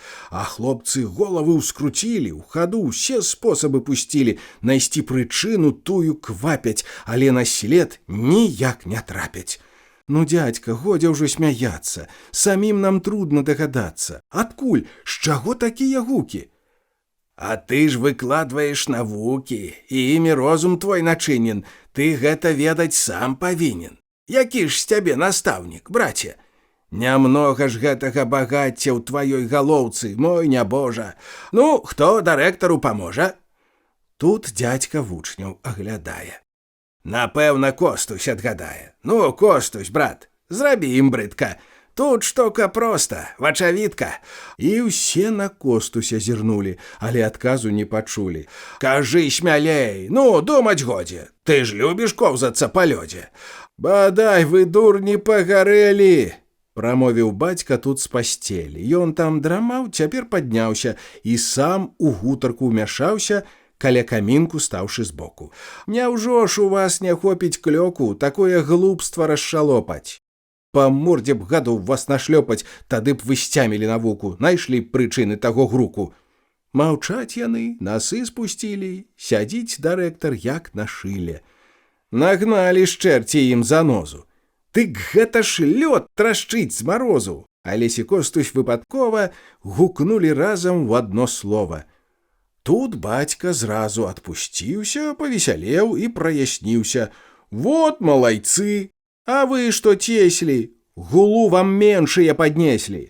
Адзін бальшун, другі дырэктар і тлумачэльнік разам лектар. Фэ, брыдка вам, іх дядька журыць, а ўладзя толькі бровы хмурыць. Ай-ой, якая мудрасць гэта, яе забыў я трэцяе лета. О, ты, Сальмон, у нас вялікі, як на чытанне, так на лікі. А вось скажы, калі ты кемны, чаму трашчыць так лёд надземны? Другая вынікла задача. Пацее Яська, чуць не плача, сказаць штось хоча і баіцца утраціць гонар, памыліцца, і ўладзя вочы апускае. А справа, бачыце, такая, Антось тут сам пачаў тлумачыць. Была паводка, гэта значыць. Вада па лузе разлілася, а потым лёдам занялася. Мароз падскочыў ды прыціснуў, вада і збегла, лёд павіснуў. Цяпер на ніз ён нападае, а лёд таўшчэрны, важкасць мае, а паміж лёду і вадою унізе пад мёрзлаю зямлёю пустое место астаецца. А вось як глыза садрыгнецца, яна і грукне, як з гарматы. Ну, зразумелі, небажаты. І я так думаў, Яся зваўся, ды толькі выказаць баяўся. І я даўно ўсё гэта ведаў, але маўчаў. Ты, бізун дзедаў, на ўладзю бацька напусціўся. Глядзі, я бачу, распусціўся.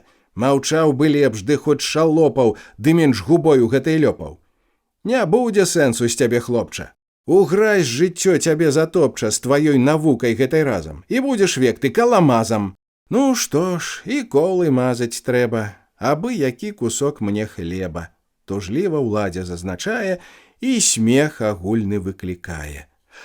А вось і я пытанне маю. Чакайце ж, я вас запытаю. Да старшых Костусь прамаўляе, і гнеў ён бацькаў адхіляе. А што, скажэце, зорка значыць, якой ніхто мо і не бачыць? Яна маланкай мігатнецца і згасне. Дзе ж яна дзяецца? І да зямлі не далятае, а проста дзесь яна знікае. І змоўкалі ўсе адразу ў хаце. Як адказаць? З чаго пачаці? Ага, тут хлопцы падхапілі. Цяпер і мы вас ушчамілі. Што нам з таго, што гінуць знічкі? І клопат будзе невялічкі, калі прычын іх знаць не будзем. Якая з іх карысць тут людзям? Бярэ сам бацька перша слова. І з'ява гэтая не нова. Яны штоночку вынікаюць, але без следу прападаюць. То тайнасць Божа, яго воля, чаго мы людзі мо ніколі і не дазнаемся як трэба, бо то вялікая вучэба. Чаму? Дазнацца мо і можна? Гаворыць дзядзька асцярожна. І, пэўна, ведае навука, што астраноміяй завецца, адкуль тут што і як бярэцца. Замыславатая то штука, а вось як будзеце вучыцца, то можна сэнсу і дабіцца, бо помню я, як сам вучыўся, нам штось пра іх казалі ў школе і вытлумачвалі даволі, але цяпер пра то забыўся. І я, тут маці засмяялась, сказаць хацела, ды збаялась, якраз як наш дырэктар гэты. Калі стварались Богам светы, па зорцы светлай чалавеку назначыў Бог святы спрадвеку. Яна жыццём яго кіруе, і лёс яго, і смерць пільнуе. Чым больш з людзей, хто выдатнейшы, таго і зоркі і блеск яснейшы. І гасне зорачка святая, калі даручаны сканае. Вось так на небе адначасна яна мігнецца і пагасне, як бы хто з жалю вочкі ўскіне і невядома дзе загіне. І неба слых тады прыклоніць, і анёл слёзку ціха зроніць. Як я была яшчэ малою, то дзед, бываючы ў настроі, часамі вёў апавяданне аб гэтым зорачным зніканні. Яшчэ казаў, калі хто зможа, пакуль не згасне служка Божа, задумаць, што ў момент бліскання, таго ўсе споўняцца жаданні. Для хлопцаў гэта тлумачэнне найболей мела здавальнення, і ўсе іх думкі мімаволі блукалі дзесь у Божым полі. Іх захапляў свет безгранічны і ўласны лёс іх таямнічны.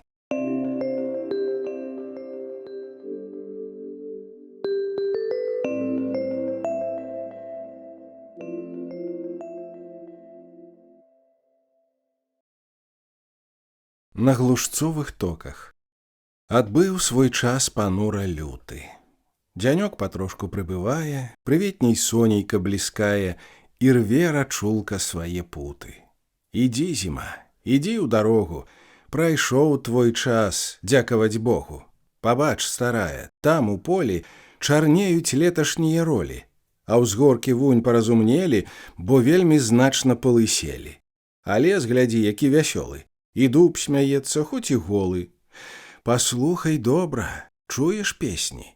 Цяпер яны ўжо не заўчэсні, ужо бо сонейка праменні гатуюць шлюбныя адзенні і ткуць карону дарагую, вянчаць зямельку маладую. Пара, зіма, табе складацца і ўпроч з кудзеляй выбірацца. І вось удзень адзін прыўдалы загаманілі перавалы. І гоман, спеў і шум усюды, як бы ў цымбалікі і ў дуды зайгралі тысячы музыкаў, бы іх на баль тут хто заклікаў. Ідзе вясна з цудоўнай лірай, на звон яе зляцеўся вырай, і жыццё ўсюды вынікае, і пташка песню зачынае. Вясна павінна быць раджайна, вада шуміць штось незвычайна, як гром далёкі, густа, глуха, і так прыятна нейк для вуха. Міхась, вярнуўшыся з абходу, адзначваў добрую прыгоду. А Костусь дома не ўтрывае, паслухаць шум той выбягае. І праўда, гук такі цікавы, як мілы гэтыя праявы. Аб чым гудзе вада так важна, так мілагучна, так працяжна? Напэўна, гэтая вадзіца, мабыць, якая чараўніца, калі наўперад многа знае і пра раджайнасць нешта бае. І нават тата даў ёй веры. Праз дзень прыйшоў наказ з кватэры, якога бацька спадзяваўся, каб у камлішчы ён збіраўся, бо ўжо глушцы затакавалі, а іх прад святам палявалі.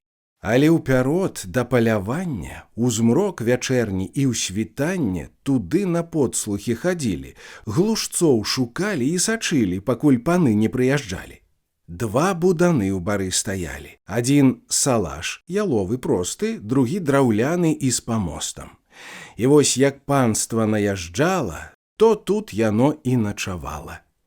Ляснік у будцы сваёй гнуўся, хоць да агню ён больш гарнуўся, але і тут было няміла. Адзін бок мёрз, другі смаліла. Міхал сабраўся, апрануўся і ў лес павольна пацягнуўся. У лясах снягі яшчэ ляжалі, ды ўжо з узгоркаў саступалі і больш туліліся ў лагчынах ды па цяністых раўчавінах. Зіма і тут збірала клумкі. Міхал ішоў, з ім шлі думкі, а з ім і вобразы ўставалі, і ў сэрцы водгук выклікалі. І часта хваля абурэння, глухі пратэст нездавальнення яго ахваціць і ўскалыша, і гневу знак у душы напіша. Панам пацеха і забава, і ў іхнім гусце гэта справа. А ты, як Каін, валачыся, у будане па тыднях гніся. Ды часам пану не ўнаровіш, і пся крэў, дурня часта зловіш. З апошніх слоў цябе аблае, а то і горш яшчэ трапляе. Была б свая зямля і хата. Ды будь ты 3 разы праклята, і служба панская, і ласка, і доля вечная падпаска. І многа розных дум устане, пакуль будан той з лесу гляне. Між буданоў агонь палае, Міхала пальчык там чакае. З другога боку ідзе гавака, стары аб'ездчык і служака. Сядзіць Абрыцкі на калодзе і грэе ногі, люльку курыць, зачаў гаворку, балагурыць аб рознай рознасці, прыгодзе. Чаго ён толькі не ўспамяне, каму ў душу ён не загляне, і абгаворыць, пасмяецца. Панам таксама дастаецца, бо пан Абрыцкі, сказаць смела, між імі цёрся жыцце цэла. Быў на Палессі, на Валыні, дзе толькі доля не закіне. Сядзеў з ім поруч Дзімідовіч, з другога боку Астахновіч. Ужо леснікі немаладыя, і хлопцы сталыя, такія, з якімі можна выпіць чарку. Таксама ездзіць па іх карку, чаго Абрыцкі не цураўся. Па службе выйдзе папушчэнне ці так няважнае здарэнне, а Абрыцкі, пэўна, ўжо падкусіць, данесці пану аб тым мусіць, ды ад сябе яшчэ прыбавіць, каб чалавека абясславіць. Дык на яго не мелі вока, і з ім трымаліся далёка, хоць гэта ў вочы не казалі, ды леснікі здарэнне зналі, калі Абрыцкі абмахнуўся і пад Пшавару падвярнуўся. Пшавара быў ляснік сярдзіты, апроч таго не лыкам шыты, шырок, плячыст, як дуб стары, і з ім да 3 не гавары.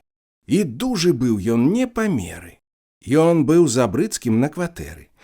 І вось які быў тут учынак. Пшавараў конь каля драбінак стаяў і хрумстаў сабе сена. Сянцом урожнае, бы пена. Вярхом Абрыцкі прыязджае, сюды свайго коня стаўляе.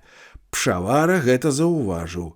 О, каб яго пярун распляжыў, які то гад, які вужака, які то кручаны сабака пусціў коня да майго воза. Якая страшная пагроза, і што за тон такі мужыцкі, азваўся з гонарам Абрыцкі. Ну, я пусціў, то што тут будзе? Табе што з гэтага прыбудзе? Ускіпеў Пшавара ў момант вока. Дуга была тут недалёка, ляжала тут жа пад рукою, і за Абрыцкім ён з дугою. Абрыцкі прэ ва ўсе лапаткі, бяжыць, як можа, без аглядкі, але Пшавара даганяе, у ход дугу сваю пускае. Абрыцкі, некуда дзявацца, спыніўся, кінуўся кусацца. Пшавара і гэты бой прымае. Схапіў Абрыцкага, трымае, зубамі сам дае ён здачы і нават гыркнуў па-сабачы. Калі кусацца, дык кусацца. Было з чаго тут пасмяяцца. Тут сам падлоўчы паказаўся, ад смеху ён чуць не качаўся. На ўсіх пазіцыях пабіты, Абрыцкі збавіў тон сярдзіты і просіць грознага Пшавару: «Пусці, братко, панёс я кару». Міхал з усімі павітаўся, таму другому засмяяўся, іх жарты жартам адбівае і стражнікаў развесяляе. «А што, Міхале, мілы браце, — Абрыцкі кажа, — пэўна, ў хаце было б теж лепш, як у будане. Няхай тут іх зямля апране, паноў, глушцоў і наша ліха, тады б на свеце было ціха», — сказаў Міхал нібы гняўліва. «Ось возьмем стрэльбы, пойдзем жыва, ды хоць у смак папастраляем і ўсіх глушцоў паразганяем». А ты забыўся, тэж каханы, выпадак быў неспадзяваны, як наш вярыга Свержановскі вёў на глушца па Стражнікоўску якраз ляснічага самога. 3 крокі скокне ён, нябога, ды спыніцца і спыніць пана. Глушца ж таго і не чувана. І вось да хвоі даскакалі, але глушца там не засталі. Стаяць вярыга і ляснічы. А дзе ж глушэц, пан паляўнічы? Вось тут спяваў панок учора, ды перастаў на маё гора. Вярыга вочы апускае, ляснічы воўкам пазірае і плясь у морду нечакана. Вось як вярыга падвёў пана. Ну што ж, натрапіў на такога, а каб наскочыў на другога, сказаць хоць бы і на пшавару, задаў бы ён там пану жару. Гавака важна адазваўся. Абрыцкі толькі аблізаўся, а леснікі зарагаталі і тым гаваку падтрымалі. Ну што, панове ягамосці, а ці не час ужо і ў госці? Абрыцкі погляд ускідае і шчыльна люльку накладае. Што ж, трэба рушыцца, цямнее, якраз залятаюцца зладзеі. Эх, брат, наняўся, як прадаўся, сказаў Міхал і сам падняўся. За ім другія паўставалі і ў цёмны лес павандравалі і разышліся ва ўсе бокі сачыць глушцоў, шукаць іх токі. Міхал з дарогі зварачае і далей глыбей забірае. Вось ён разважліва спыніўся, прыслухаўся і прытаіўся. Яшчэ павольненька праходзіць, дазорчым вокам лес абводзіць. Стаяць вакол маўкліва хвоі, быслушкі ў панскім дзесь пакоі, і дрэмлюць чорныя яліны, і моўкне ў лесе спеў птушыны, і толькі дрозд высвістваў штучна, як на кларнеце, мілагучна. Ды змоўкі ён, і ўсё знямела.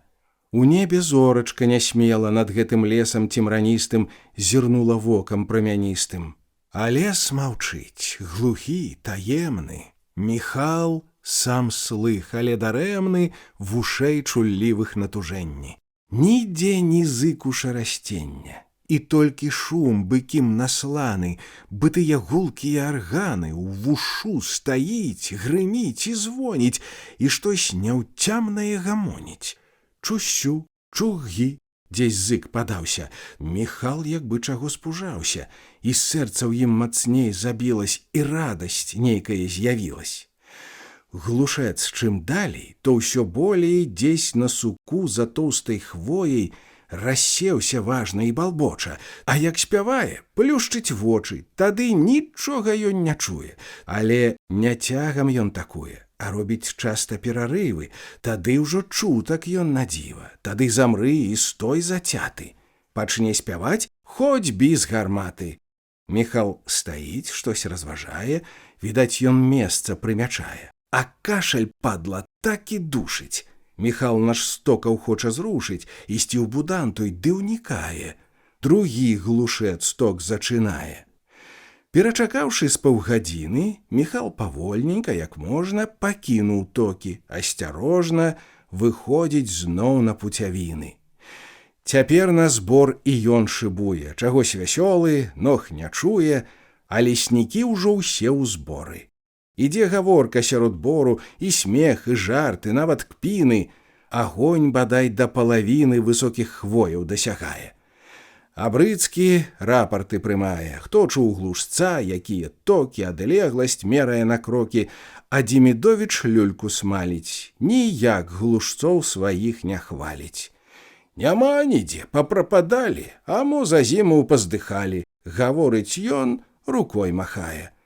Яму Міхал напамінае, як летась ён усім на дзіва упаляваў зайца шчасліва, калі той з дуру памыліўся і сам у яму заваліўся. І ўсе смяялись, рагаталі і з тога зайца жартавалі. А што ж тут вельмі выпірацца? З-за чаго ўжо так старацца? Брашы ўсю ноч, хоць як сабака. Адна і ласка, і падзяка. Міхал занадта ўжо служака, а медалёў не начапілі. За глупства ў лыжцы потапілі.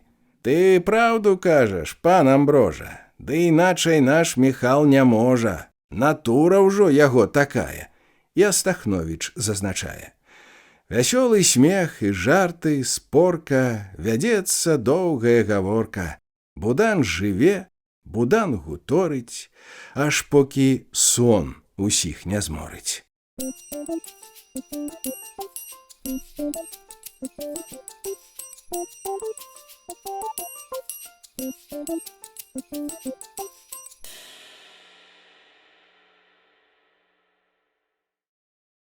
Панская пацеха.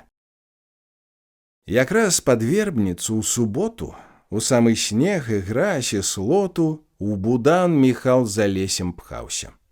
Конь ножык клыгаў, оступаўся, вада пад коламі плюхцела.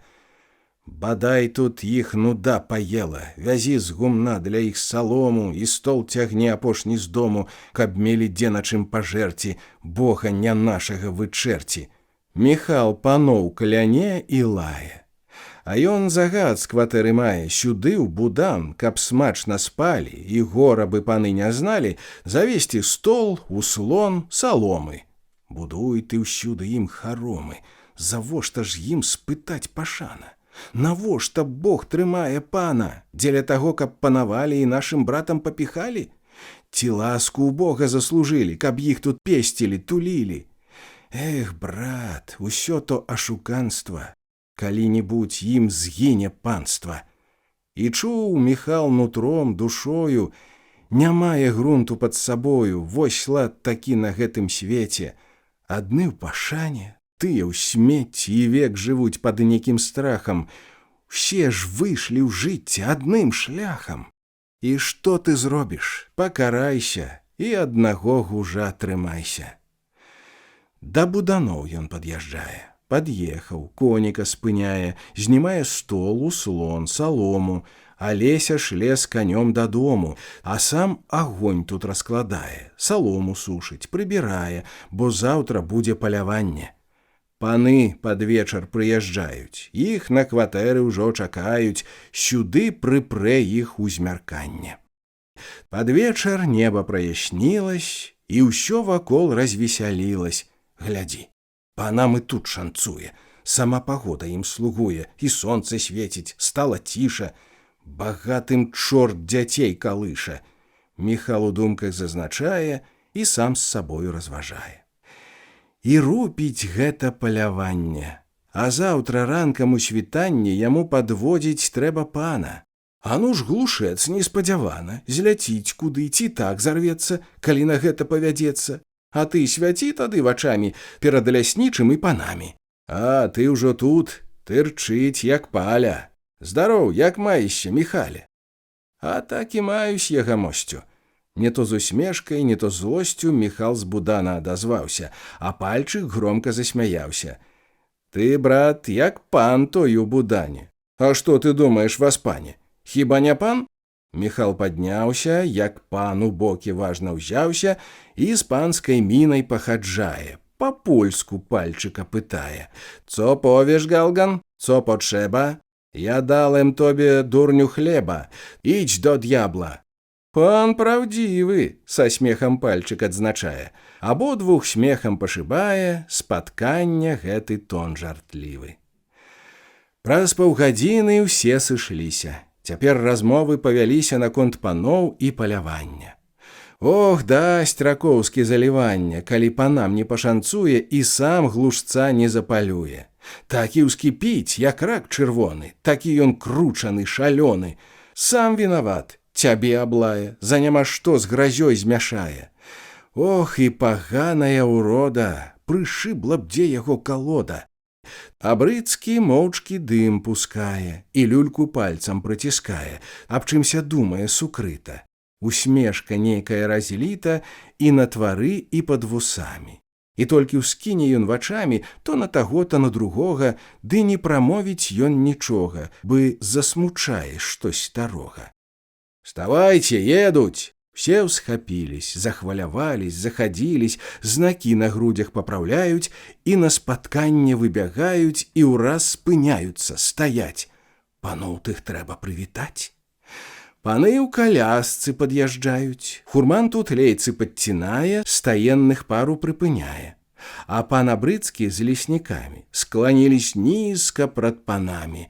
Паны чуть-чуть адно зірнулі, на іх увагі не звярнулі, як бы не людзі, то стаялі, і ў свой будан павандравалі. Тут леснікі бягом да брычкі, бо знаюць панскія прывычкі, нясуць іх стрэльбы, пакункі, прылады розныя, ладункі, і ў будане іх прыбіраюць, панам, як могуць, дагаджаюць. Паны ж не бачаць іх, не чуюць, бярэ іх нейкі рух, жартуюць. Усё іх цешыць, забаўляе, налад вясёлы падымае, будан, агонь, начлег цікавы, прасцецкі стол, салома, лавы, таксама цешыць паляванне. Ім тут цікава ўсё да звання, апроч людзей, што ім так дбаюць і ўсе іх глупствы выпаўняюць. Тут быў Ракоўскі, пан ляснічы, з Нясвіжа главны кіраўнічы маёнткаў княжацкіх пан Свіда і трэці пан, даўгі як дзіда.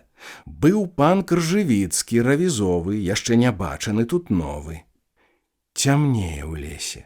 Ноч надходзіць, марозік злёгку націскае, на небе месяц усплывае, задуму смутную наводзіць і лес маўклівы азірае. Гарыць, дрыжыць агонь шумлівы, а залатыя пералівы, вуглём міганне дрыгаценне, ім ткуць чароўнае адзенне, шчыты агнёвыя, кароны, то ярка-светлы, то чырвоны. Шугае полымя бурліва, а іскры зорачкі шчасліва бягуць, плывуць бліскучым роем у гору, у голькі к тоўстым хвоям і ў верхавінах прападаюць, бывочкі плюшчаць, уміраюць. Тут светла, весела, ўсё жыва, а ў лесе цьма ляжыць маўкліва, глядзіць панура, неласкава, што не ў свой час ідзе забава. Дрыгучы блеск вакол гуляе, і цьму адгэтуль адганяе, і піша здольныя малюнкі, і фарбаў розныя гатункі па тоўстых хвоях раскідае, дзівоты чараў выяўляе. Сядзяць паны, як страхі тыя, а міны важныя такія, усе непрыступны і ўсе горды, рашучы погляды і цвёрды, а ў кожным слове, ў кожным руху відна знявага да псяюху. Псяюхі ж ім усяк слугуюць і для вячэры стол гатуюць, у агонь бярвенні падкідаюць і прад панамі выдыгаюць. І вось за стол паны садзяцца, ім заманулась частавацца. Кілішкі вудкай наліваюць і чаркі з чаркамі стыкаюць, жуюць смажэнне і вяндліну і хваляць добрую часіну. А вудка больш развесяляе. Пан равізовы зачынае. «Яшчэ Польска не згінэла, пукі мы жыемы». Паны адны перад другімі шыкуюць жартамі сваімі, свой розум, гонар выстаўляюць і дубальтоўкі выслаўляюць. Ракоўскі, злосны з леснікамі, зусім не той цяпер з панамі. Паны ў хвальбе не зналі меры, самім сабе не мелі веры, ды пра лганнё сваё маўчалі, не падсяваючы, усе лгалі. А я... Тут Свіда выступае. Ён вус угору падымае і панству кідае з запалам. «Седм вільков забів єдним щалем». Паны на момант слупянеюць, жаваць іх сківіцы не смеюць. Загнаў пан Свіда ім за гвоздку, як бы ў горла сунуў костку. «Даль Бог, цікаве, даєн слова», – сказаў нарэшце равізовы. Як жа гэта, проша пана?» Усіх зрэзаў Свіда нечакана і верх цяпер над імі мае. Паноў аж зайздрасць разбірае. То пан жартуе, як то можна? Паны развагу вядуць розна. Сказаць «салгаў» не выпадае, паверыць веры не хапае. А паўнамоцны ў здаваленні, як бы агорнуты ў праменні, навокал горда пазірае і важна шчокі надзімае, як бы паноў ён і не бачыць. Няхай жа пан то растлумачыць. А так, панове, едным счалем, зноў ткнуў іх Свіда, як бы джалам. У канцы дае ім тлумачэнні. Забіў ваўчыцу на шчаненні. Паны Ляснічы, равізовы, як па камандзе б'юць галовы. І як то мы не дагадались, і доўга ўсе яны смяялись. Назаўтра рана чуць разднела, чуть-чуть на ўсходзе пасвятлела, была кароткая нарада, каму вясці якога пана. Абы не гэтага шатана, хоць бы не мне ўсычылі гада, Міхал падумаў аб ляснічым. Абы не з гэтым паляўнічым, так і другія разважалі, пераглядаліся, чакалі. Але як Свіда быў тут глаўны, а з леснікоў найболей слаўны Міхал даўно ўжо тут лічыўся, то ён Міхалу даручыўся. Кржывіцкі пальчыку застаўся, а ў трэцяй пары аказаўся ніхто другі, як наш Гавака. Аж уздыхнуў ён небарака. Размеркаваўшись такім чынам, паны па розных пуцявінах ідуць на токі з леснікамі. Міхал здалёк пайшоў цянькамі. Гатовы план даўно ён мае, ідзе і Свіду навучае, гаворыць з прыціскам, хоць ціха, каб не ўстрывожыць тое ліха. Вось тут, паночку, такавіска, глушаецца сочаны ўжо блізка, няхай жа пан ідзе ціхутка, бо гэта штучка вельмі чутка. Не асцярогся і прапала. І Свіда слухае Міхала, што толькі той не загадае. Міхал над панам волю мае. Цяпер ён пан, хоць на мінутку. Скачыш, браток, пад маю дудку. Прызнай жа мне і ты пашану. Міхал у думках кажа пану. Як скокну я, і пан хай скача. Спынюся я, і пан спыніся. Глядзіш, панок, не памыліся, каб тут не вынікла няўдача. Міхал замёр, стаіць маўкліва, а з ім і Свіда нерухліва. У лесе значна пасвятлела, і вось здесь блізка, перш нясмела, заграў глушэц і абарваўся, ды зноў зачаў, разбалбатаўся. Міхал даў знак. Скок-скок, спыніўся. З ім радам Свіда апыніўся. Ці бачыць пан, вунь-вунь чарнее. Ой не, хай пан цярпець умее. А Свіда стаў пароць гарачку і ўжо ў стрэльбе ўзвёў сабачку. Не руш, пан, о, крый Божа! Пан папсаваць і справу можа. Яшчэ мінуту улучылі, на крокаў 20 падступілі.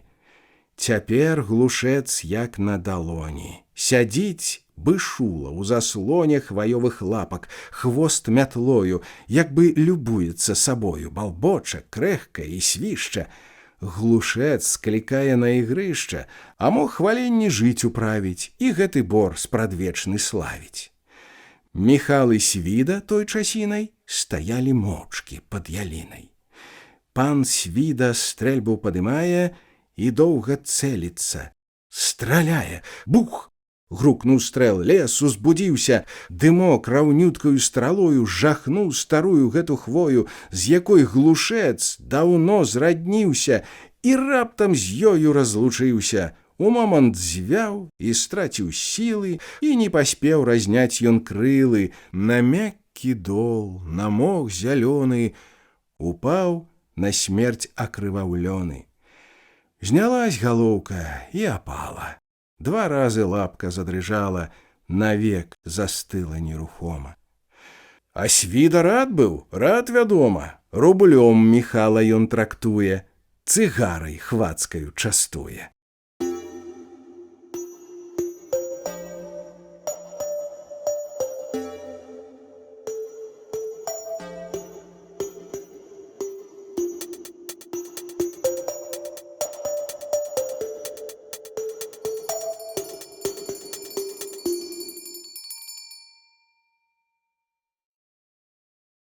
Вялікдзень.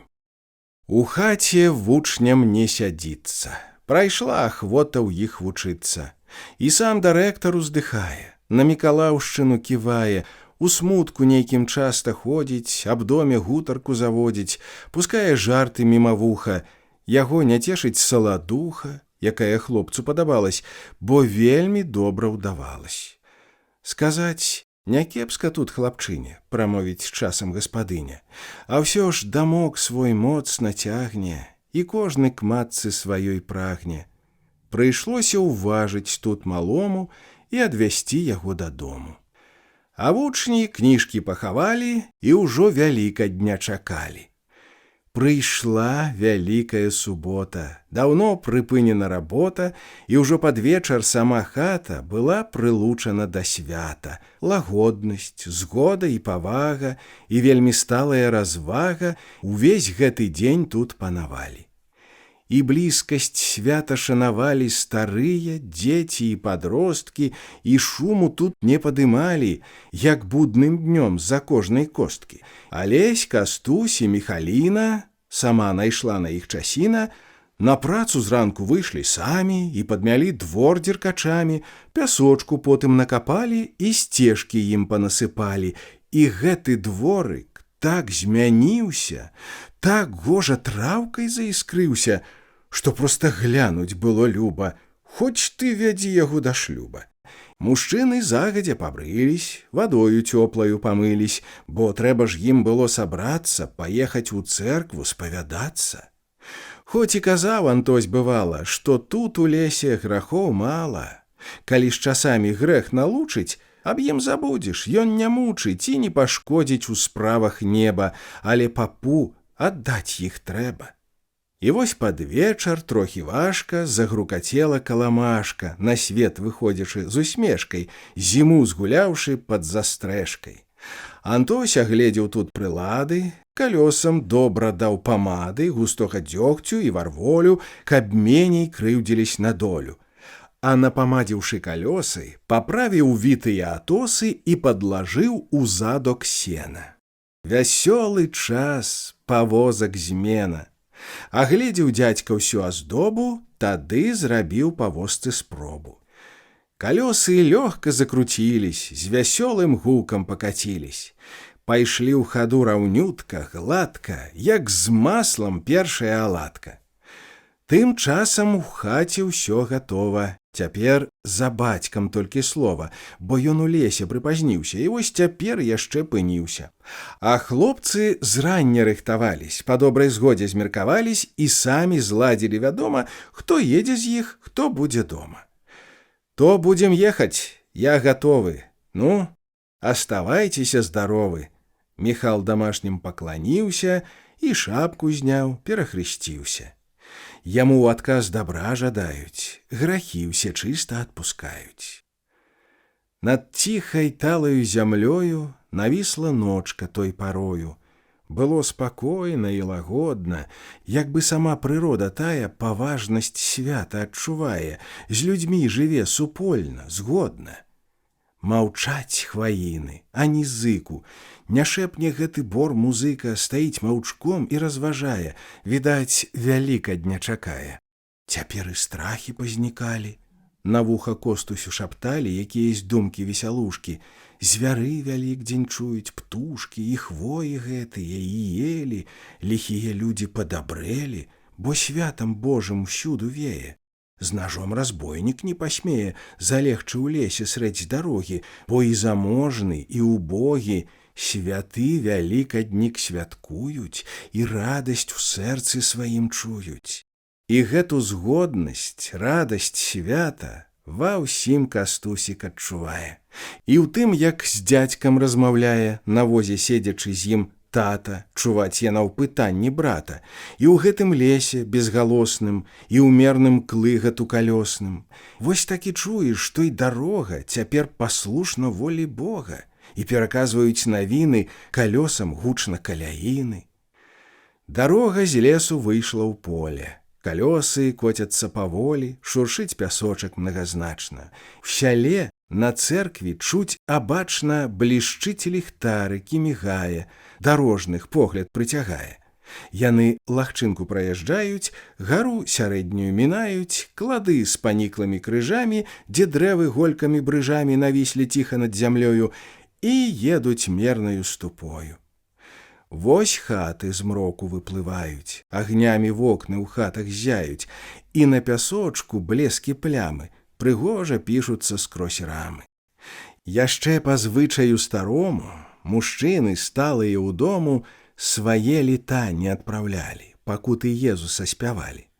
Так і цяпер у Ратуёвых, у Яхіма дзядзькі, у Базылёвых, таксама ў Стасічкі і ў Даткі свае захоўвалі парадкі, сядзелі згодна і набожна, і спеў святы вялі заложна, вачэй не зводзячы з кантычкі.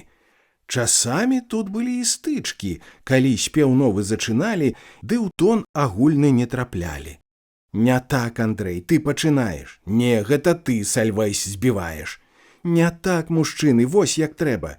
Пры гэтым чуўся бас Язэпа, другія голас далучалі, і гуртам зноў яны спявалі за накіроўваючым басам. А падарожныя тым часам на двор да швагра заязджаюць, ідуць у хату, ўсіх вітаюць. Карусь, дзівак, у сваім кажусе, ляжаў на печы ў цёплым дусе, як заўжды ў вольную часіну. Ляжаў, курыў і цыркаў щеліну з-за белай коміны на хату.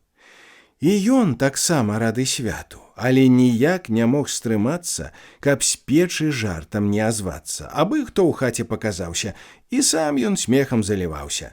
А цётка Магда не стрывае і дзівака свайго палае. Чаго кацьмак там заваліўся? Пайшоў бы ў цэркву, памаліўся. Зусім ты Бога адцураўся. 15 год як спавядаўся. А што папу казаць я маю? Я печ на рай не памяняю. Тьфу, млын пусты, ото завала, бадай табе было зарвала. І злосна дзядзьку лае цётка, а ён хіхікае каротка. Што, дзядзька, пойдзем у цэркву, можа? А, пойдзем, голубе нябожа. Антось і Костусь ідуць з хаты. Цянююць вуліцай дзяўчаты, шчабечуць весела, смяюцца, і хлопцы дзесь перагукнуцца. І ўсе вясёлы, усе рухлівы, і святам заўтрашнім шчаслівы. А цэрква, макаўка святая, народу поўна, блескам зяе. Сярод царкоўкі плашчаніца стаіць між елачак зялёных. Кабеты, дзеўкі, маладзіцы ідуць, плывуць да плашчаніцы, у хустках белых і чырвоных, набожна хрысцяцца, уздыхаюць і лбом данізу прыпадаюць. Направа сталыя мужчыны стаяць, разгладзіўшы маршчыны. А Чылінова лезь надзьмуўся, у святыя дзеянні уткнуўся, і там, дзе слоў не расчытае, на сажань голас працягае. Вось Чыліны як дацінаюць, чытанне людзі адзначаюць. Народ калышацца, хвалюе, быў цёмным віры вада тая, і ўсё плыве, ўсё прыбывае, і ўлады сну ён больш не чуе, і блізак час святой дзянніцы. Хрыстос воскрос! З гары званіцы вяшчае першы звон шчасліва. Народ увесь быў поленива, буйнымі гнецца каласамі, скланіўся ціха галавамі, а пачакаўшы з паўгадзіны, нясуць жанкі, нясуць мужчыны, кашы, каробкі, павасьміны і ставяць у рад на цвінтары ўсе велікодныя дары. Маленне бацька поп канчае, ідзе з крапідлам і махае. Заварушыліся каробкі, кашы, рашэты, павасьміны, чакалі доўга той часіны Дзямян, Шабас, Казімір, Сцёпка. Паперлі полем русакоўцы, бягуць да коней свержаноўцы, гудуць, склікаюцца, віншуюць, адны другіх у галдзе не чуюць, і ўсе спяшаюцца, бягуць, каб рот свой з корамам заткнуць. Антось з Міхалам тож гатовы.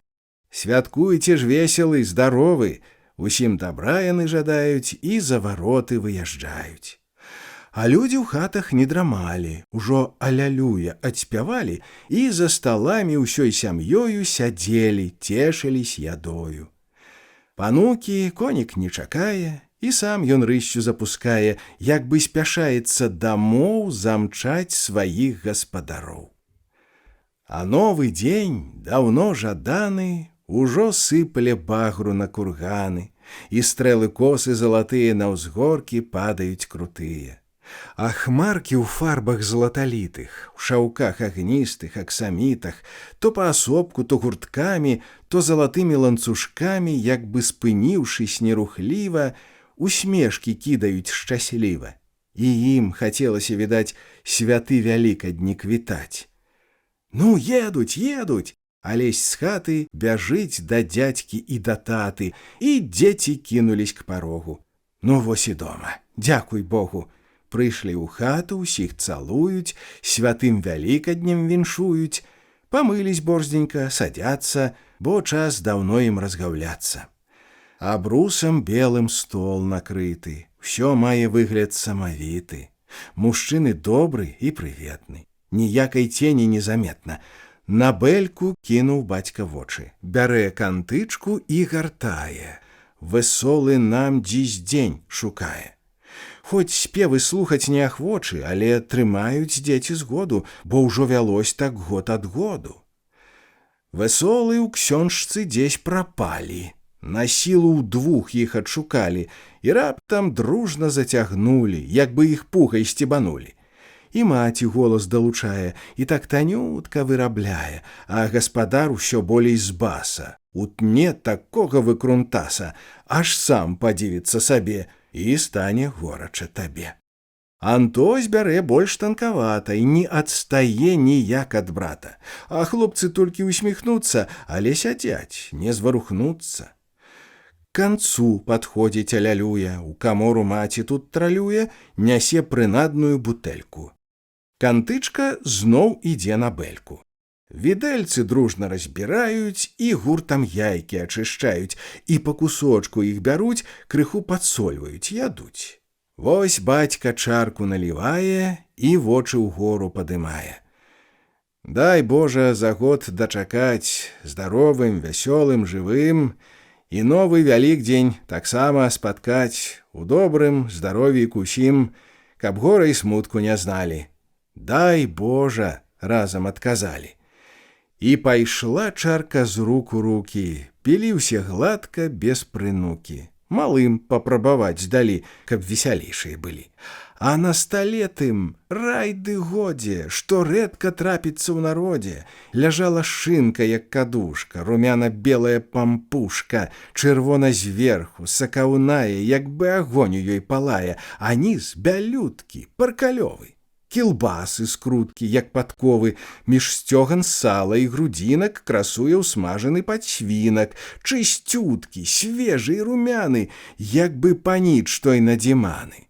Муштарда, хрэн, адно дзяржыся, у рот паложыш, сцеражыся, а пірагі, як сонца ззялі, і ў роце бабкі раставалі.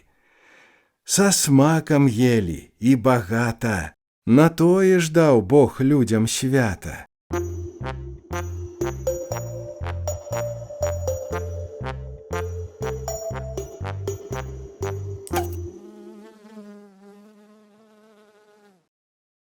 Летнім часам.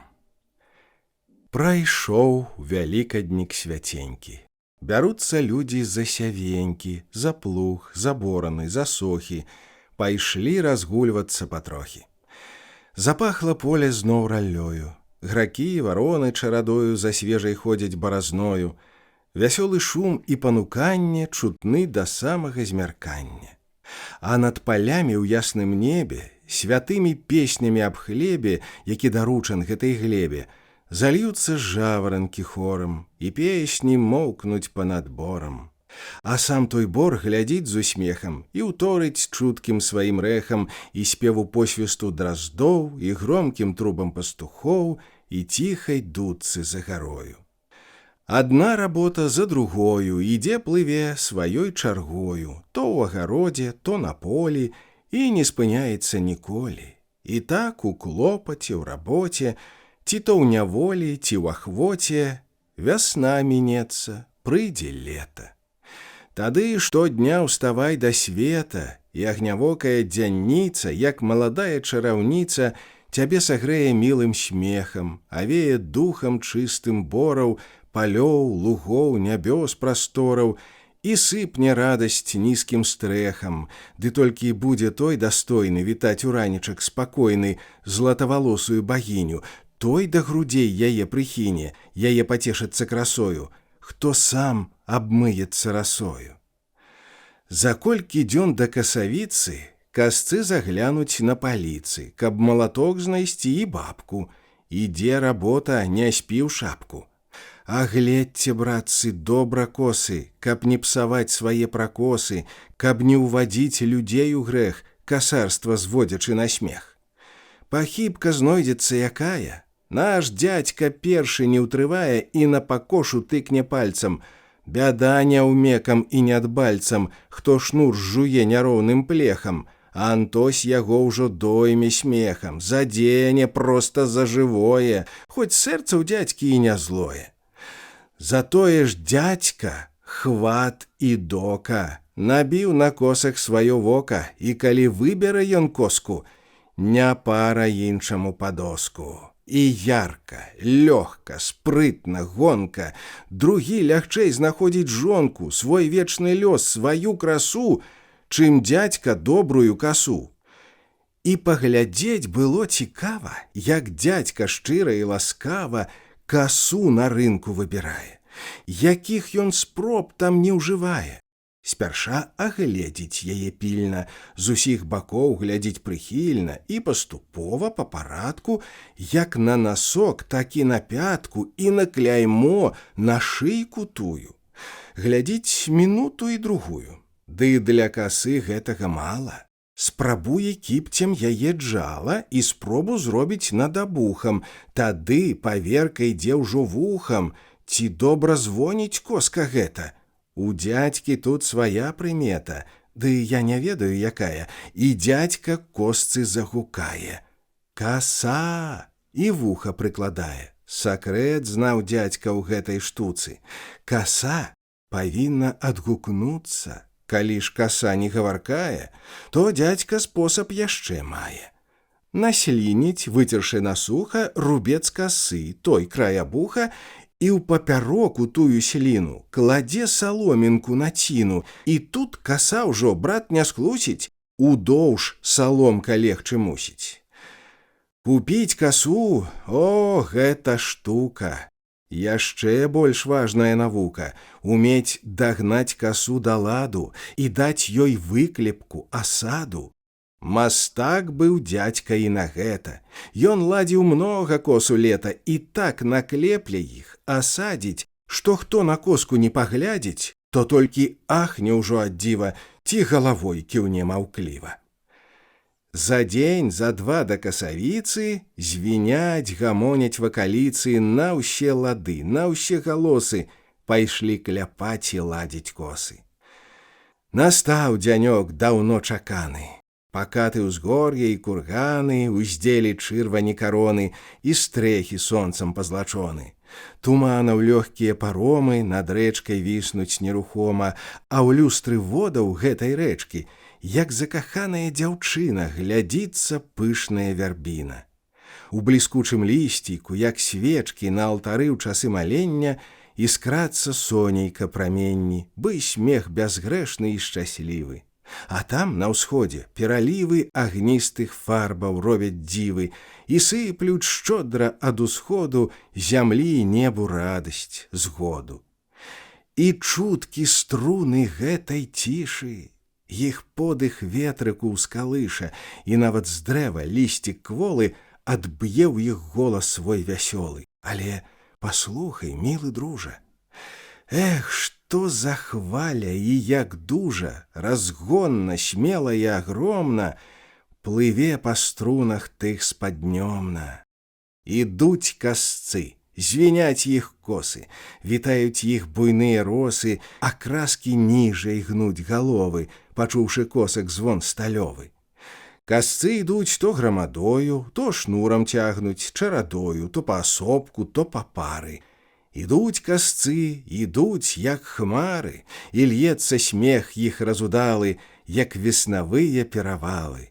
Гаворка, шум і коні і ржанне, касьбы вясёлае вітанне. Касцы, ваякі мірнай працы, выходзяць з косамі на пляцы, і на палоскі верставыя кладуцца коскі іх крывыя. Пайшлі праверкі і прамеры, каб больш мець пэўнасці і веры, і каб не выйшла перакосу, і не зайсці ў чыю палосу, бо будзе крыку, будзе сваркі, няхай лепш цэлы будуць каркі. Але бывалі ўсё ж здарэнні, што вынікалі абурэнні. Калі ў траве хто брод вядзе, ды трохі ў шнур чужы ў брыдзе, тады касцы страх як крычалі і мацярок упаміналі. Эх, час касьбы, вясёлы час, і я ім цешыўся не раз, і з таго часу па сягоння мне сонцам свеціць на днямонне. Касцы расходзяцца па гаку, як бы ідуць яны ў атаку, і жыва менцяць свае косы. І ткуцца здольныя пракосы, лажацца роўнымі радамі, а за касцом двума слядамі. Адбіткі ног яго кладуцца, а косы свішчуць і смяюцца. Тым часам сонца выйшла ў гору, і з безгранічнага прастору шырокай плынню агнявою на землю шчодраю рукою лье блеск гарачы і яскравы. І вянуць скошаныя травы, і выглядаюць нудна палі. На луг другая коціць хваля.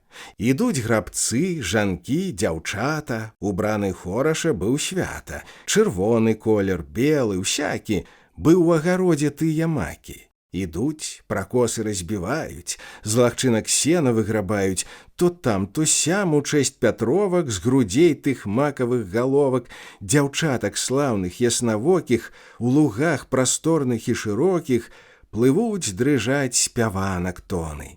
І тыя песні засмучоны і млеюць у стомленым абшары, як бы адбітак Божай кары. А дзень гарыць, а дзень палае.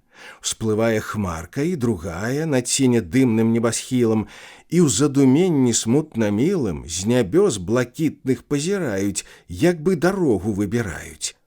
Раздолле в лузе, эх, раздолле! А колькі смеху і сваволля, і жартаў, плюскату, штурхання над гэтым нёмным укупанне. І хіба можна ўжо ўстрымацца, у час касьбы не пакупацца, і дзе на свеце ёсць такая, як Нёман, рэчанька другая. Тут хвалі светлы, срэбралітны, а беражкі, аксамітны. На дне пясочак жоўты, чысты, вадою згладжаны, зярністы. У воду войдзеш, шчасце раю.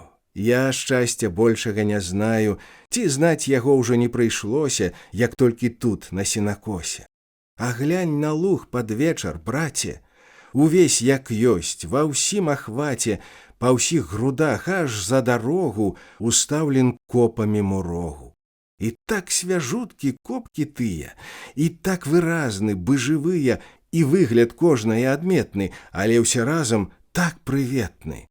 Вазы шыбуюць важна, стала, бы тых вагонаў рад нагнала. Павее ветрык, што за пахі! Мёд разліваюць тыя гмахі, віно найлепшае і ром, як плата шчырая касцом. А вечар чуткі, гутарлівы, разносіць гоман, смех шчаслівы, і ў сэрцы паліць парыванні, і чэ красёначкі кахання. Ружовы захад повен ласкі, і ціха звіслі агнепаскі, брыжы, тасёмкі і каралі, адзенне хмаркі пазнімалі і самі леглі спаць на ночку, адзеўшы лёгкую сарочку. І гасне дзень у задуменні, як гаснуць жыцця летуценні. Зірні на луг прад навальніцай, калі крыжастай бліскавіцай у страсе твара хрысціць хмара, і сілай грознага цяжару скалыша землю шум дрыгучы, далёкі, устрымлены, магучы, і здрыгане нябёс разлогі, як голас Божай засцярогі. Зірні тады на гэту шыр, трасецца ходзіць луг, бы вір, бы той кацёл у час кіпення, усё поўна руху і імкнення. Ой, час гарачы, ой, час цяжкі, бягуць касцы, як мурашкі, бягуць грабцам на дапамогу і раптам б'юць усе трывогу. А хмары ўсталі нечакана, хоць, праўда, парыла ўжо зрана. Беларужовыя іх шаты вісяць маўклівы і зацяты, а кучаравыя клубішчы, як на ўсясветным пажарышчы, растуць, расквечваюць на сонцы свае клубочкі валаконцы і ткуць сярэбраны масток, дзе гром застукаў, як чаўнок. Пад шум, пад грухат навальніцы, як бы па знаку чараўніцы, устаюць, растуць на лузе копкі, і луг пабраўся ўвесь у бобкі. а пад хваінаю на грудзі вакол стажка аж кішаць людзі. Гарачка ўсіх бярэ такая, што пот ім вочы залівае, бо хмара сіваю градою ўжо звісла нізка над зямлёю, ідзе гняўліва, пасмы сцеле, блішчыць гарыць яе кудзеля і пакручастымі жмутамі стрыжэ глядзіць, як змей вачамі, і сучыць срэбраныя ніткі у шнур дажджаны ў вачавіткі. А дождж шуміць, а дождж гудзе, і бліжай ён ідзе, і даль туманам засцілае. Упала кропля і другая, за імі цэлым вадаспадам буйныя капкі, як бы градам, па лісцях дуба секанулі, ды далей сетку пацягнулі. І вось жахнула бліскавіца, як вогнямгненная крыніца, і гром-пярун сталёвым бичам, бы нейкі звер страшэнным лычам, арэ, трасе, калоціць хмары, зямлю, надземныя абшары, бушуе доўга, абурліва, над лесам коціцца гняўліва, і гэты гоман, гнеў дрыгучы, злучае зноў устрэл магучы, густы, злавешчы, віхрабежны і нестрыманы і драпежны, і так цяжэрна націскае, як бы зямлю дзесь угінае. І шугнуў дождж налётам смелым, павіс абрусам густабелым над гэтым лугам, над палямі, і льецца коса ручаямі, бы невад цягнецца грымотны, і б'юцца кроплі ў пыл вільготны. Зірнеш вакол. Адна любота. На лузе спынена работа, жанкі, дзяўчаты і мужчыны бягуць пад копы, пад драбіны, каб менш быць змочаным дажджом. А хто, накрыўшись халатом, ці так накінуўшы дзяругу, сядзіць квахтухаю срэдь лугу. Давай, давай, дожджык на кропу! Сюды, дзяўчаткі, лезьце ў копу, дасць Бог на нашым гэтым грудзе, на другі год касцоў прыбудзе. Пад гэты гром, пад дождж упарты, то там, то тут пачуеш жарты і смех вясёлы, піск дзявочы, бо хто ж крануць іх неахвочы. Але і дзяўчаты язык маюць, і востра хлопцаў падсякаюць, не робяць жартам перашкоды. За тыдзень добрае пагоды праходзіць, глухне касавіца, і толькі дзень ідзе капіца, стуліўшись ціха над вадою, глядзіць забытаю ўдавою, бы і нейкі жаль яна хавае, і сэрца смуткам авявае. Ды стогі, сведкі цяжкай працы, стаяць, як панскія палацы. А пышны луг так абяздолен, стаіць пакошан і аголен, і выгляд мае засмучоны. Гракі, і галкі, і вароны даўно дзяцей павывадзілі, над гэтым лугам закружылі, ляцяць сюды на раздабыткі. Цяпер тут добрыя спажыткі. Эх, скошан луг, і зніклі краскі, бытыя чары мілай казкі, якую ў часе вандравання ці адзінокага блукання табе складаюць думкі самі, і залатымі паясамі твае прыгоды спавіваюць, і лёсы жыцця аздабляюць. Глядзіць пакоша луг гаротна, на сэрцы робіцца маркотна. Эх, лета лецейка любое, ты адцвітаеш залатое. І так паволі, неўзаметкі, і нашы звянуць жыцця кветкі. Але касьба пачатак лету. О, колькі ў ім яшчэ прывету! Прыгод усякіх так багата! Тужыць аб леце ранавата. Яшчэ не раз у часе жніва дзянніца зоймецца шчасліва, і ў ясным блеску і ў красе адб'юцца хораша ў расе яе кароны агнявыя, і пасмы косы залатыя скрозь шоўк нябёс ружова-белы рассыплюць радасныя стрэлы, бы ліры Божай тыя стрункі, бы тыя чары пацалункі на вуснах шчырага кахання, у патайны часок спаткання. Яшчэ нямала дзён цікавых і раніц светлых і ласкавых, калі туманам белаватым лясок атуліць свае шаты, а на палях у белі жыта смех заблукае самавіта, ружова-бледна чырвань зяння, дзянніцы ціхае вітанне. Дык не гаруй жа, брат нябога, дзянькоў вясёлых яшчэ многа. І так заціхлі сенажаці, Пайшла каса адпачываць і да часу звісшы пад страхою, каб быць заўсёды пад рукою на ўсякі выпадак патрэбу. Цяпер увагу дайце хлебу. Сярпок крывенькі просіць дзела, жытцо падходзіць, пабялела. Саломку, выгнуўшы дугою, звісае колас над зямлёю, а спелапоўныя зярняткі глядзяць, як спонкі вачаняткі, нібы ім хочацца хутчэй, як спаткаць убачыць мілых жнеек. Прыйшоў жаданы час спаткання. Глядзіць прыветна дзянёк зрання, у блеску сонца нікнуць росы. Свяжуткі чыстенькі нябёсы, бытыя вочкі маладыя, застылі хмаркі залатыя. Дымок танюткі, белаваты, ужо павіваецца над хатай, бо трэба ж выпаліць печ тую, ды ісці на ніўку маладую. Угрэла сонца. Жней чароткі ідуць паважна, як лябёдкі, у хустках лёгкіх, кофты белы, іх рукі дужа загарэлы. Ідуць дзяўчаты, маладзіцы і жарты строяць, як блазніцы. Ідуць шумлівы, гаварлівы, звініць іх голас, смех шчаслівы. Чутна і песня маладая, і поле раптам ажывае, і мацяркі з дзяцьмі малымі, у лубках калысках за плячымі. Такая ты жаноча доля, марудна цягнуцца на поле. Прыйшлі на вузкія загоны, дзе каласочкі шумы звоны у таямнічы спеў злілі, упаўшы чолам да зямлі. Гарачы дзень, на полі душна, прыціх той ветрык непаслушны, як бы сваім аддаўся марам. Зацішак поля дыша варам і гоніць з твару поту рагі, і сохнуць губы ад той смагі. А жнейкі жнуць, у моры збожжа, мільгае постаць іх прыгожа, калі ў паверхні таго жыта ўсплыве галоўка самавіта і так прыгожа азірнецца, а гібкі станік разагнецца. Або калі над галавою у жнейкі спрытнаю рукою пучок калосяў мільгатнецца, а піша душку, бы вясёлку, бы нейкай знічкі след пагаслы, і борзда ляжа ў перавяслы, што распрасцёрты на падолку. Дапраўды, узмахаў гэтых мгненне адна любота, заглядзенне. Гарачы дзень, эх, спёка, спёка, а прохладзь вечара далёка.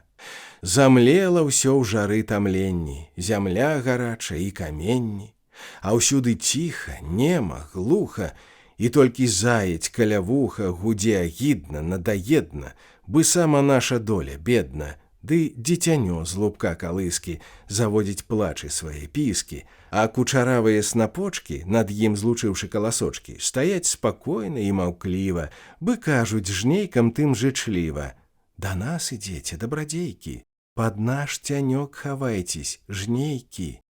А жнейкі жнуць, іх твар палае, іх пражыць, сушыць смага тая, якую трудна ім здаволіць, якая толькі піць, піць моліць. Сярпок скрыгоча прагавіта, жытцо згрызаючы сярдзіта, як бы яму ўсё мала стравы. Нядарма ж вылез ён з-за лавы, цяпер яго краса часіна. Шпарчэй, шпарчэй жагніся спіна. І спіны гнуцца бы ныраюць, па струнах кальвах пальцы граюць, напрост кладуцца жмені жыта, растуць снапочкі самавіта, стаяць пылялечкі якія, глядзяць, як госці дарагія. Прыйдзі пад вечар ты на поле і палюбуйся ім, саколе, у якія роўныя шнурочкі цяпер пакладзены снапочкі, і як прыгожа слаўны бабкі, якія ладныя іх шапкі, і хоць яны ўсе адзінакі, але і выраз і адзнакі ў кожнай бабкі асабісты, а на агул усе фарсісты, зірнеш, даль Бог жа, возьме ўцеха, і не стрымайся ад смеху. Яны так мілы, так прыветны, так самавіты, так фацэтны і пазіраюць так прыхільна. Прыгледзься толькі да іх пільна. І многа ж іх. Не змерыш крокам і не акінеш нават вокам. Стаяць радамі, зухаваты, як на ўрачыстасці салдаты. А тая ранічка на поле у часе летняга расквету. Эх, выйдзі ў поле, брат, да свету, не будзеш каяцца ніколі. Зірні, прыслухайся наўкола.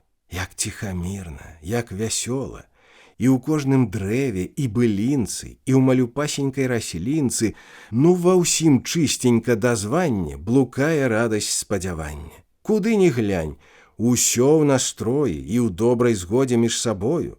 Само паветра жыва дыша, быў ім хтось хвалы жыццю піша, праменна светлы, яснавокі, і гаснуць, нікнуць ночкі змрокі. Усход жыве, гарыць, палае, слупы праменні падымае, бытыя рукі блаславення ў часе шчырага малення. І вось яна, жыцця крыніца, сама багіня-чараўніца ўзышла на небе і міргнула, расу ў брыльянты абярнула, глядзіць прыветна, ўсіх кахае, па свеце стрэлы рассыпае і песціць шчыра ўсіх, як матка. Хіба забудзеш міг той, братка? Каб завяршыць малюнак лета, каб песня ўся была дапета на мой манер і на мой лад і апісаць усё падрад, я, адчуваючы патрэбу аддаць падзяку зямлі небу, хачу ў парэчанскі лясок зайсці яшчэ, ну, хоць разок, узяўшы кошык ці каробку, і ўжо тады паставіць кропку і кончыць з летнюю парою. Мне не даюць грыбы спакою, баравікі мне часта сняцца, мне з імі трэба паквітацца. Я чую грэх іх абмінуць, на іх увагі не звярнуць. Чорнагаловыя, ўдалыя, баравічкі мае любыя, якою слаўнаю сям'ёю вы ўстаяце перада мною. Я помню летнія часіны, і вас, грыбныя баравіны. Ранюткі час, нідзе нікога, між дрэў звіваецца дарога, а па дарозе ты з кашом у лес шыбуеш ціхачом, каб ашукаць жанок руплівых, бяссонных, вечна клапатлівых, і ім на злосць, на зайздрасць тую, набраць грыбоў капу другую, пакуль агледзяцца яны, што там карэньчыкі адны. Наладзіў струны лес маўклівы, налад вясёлы, на шчаслівы. І толькі сонца ў круг чырвоны асыпле золатам кароны высокіх хвой у тым бары і кіне бахру па кары. Ачнецца лес, звіняць прагалы, як мнагаструнныя цымбалы, і толькі пошчак той якоча, пераліваецца, гагоча, бяжыць па ўзгор'і між палянак, як спеў размашыстых гулянак. Марыля, гу, гу-гу, Тацяна, гу-гу, Магдуся, гу, Мар'яна, Антоля, цётка Міхаліна, Алеся, Зося, Катарына. Па лесе ходзіць пагалосак дзяўчат, жанок вакольных вёсак. Грымяць, трасуцца баравіны, і бас тут чуецца мужчыны. Але ўсяго тут цікаўней, прынамсі так было даўней, калі свяржэнскія кабеты капэляй прыйдуць у лес гэты, ды з іх кабеціна якая капэлю згубіць і гукае, і па імёнах называе. Каруся, Палуся, Цацэля, Марцэля, Алена, Магдалена, Зося, Антося, Анета, Праксета, цётка Югася, бабка Кася, у-у-у! І смешна часам і цікава, як бы тут робіцца аблава. Шнуруюць бабы і дзяўчаты, і кантралююць мох узняты, і тыя кучачкі калюшак, дзе грыб схаваў свой капялюшык. Другая нізенька прыгнецца, не ходзіць, поўзае вакол, рукою мацаючы дол, як бы наклад найшла, здаецца, і так старанненька шукае, і пад ядлоўчык заглядае, пад верасок і пад хваінку, разгорне кожную гарбінку і моху купінку здзярэ, ну ўсё як ёсць перабярэ. А як надарыцца часамі табе, вандруючы лясамі, найсці на неруш, дзе ніколі, ніякай тэклі, ні аўдолі, нага ні разу не ступала, і вока іх не зазірала. Зірнеш, і страчваешся ты. Сядзяць грыбы, як капыты, і, разгарнуўшы парасоны, глядзяць бы некія персоны, крыху сур'ёзныя, чуць пануры, відаць, няпростыя натуры.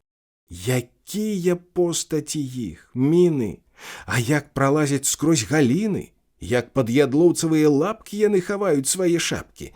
Стаіш быў копаны прад імі і прагна мерыш іх вачымі. Яны ж вочы адбіраюць, цябе аж дрыжыкі праймаюць. Так много іх, і ўсе таўсматы, прыземісты, карэнкаваты, чорнагаловы, паўнацелы, як тонкі кужаль, знізу белы. Сядзяць асобна і радамі, а дзе і зросшысь з парышамі. Што не асоба, свой узор, свая пасада і свой двор. Глядзіш на іх, і сэрцу міла, як бы з іх сходзіць нейка сіла, цябе чаруе, захапляе, па жылах радасць разлівае. Дадому прыйдзеш, ляжаш спаць, так уваччу яны і стаяць. Эх, досвітак маленства, лета, вамі навек душа сагрэта.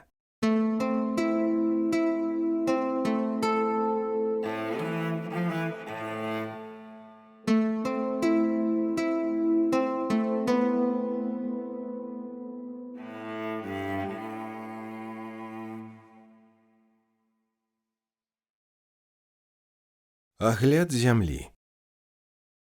Прайшло ў парэччы лет нямала. Яно ж не цешыла Міхала, хоць тут мясцінка гожа, міла, і так гарнула, так хіліла к сабе і лесам, і лугамі, і старасвецкімі дубамі.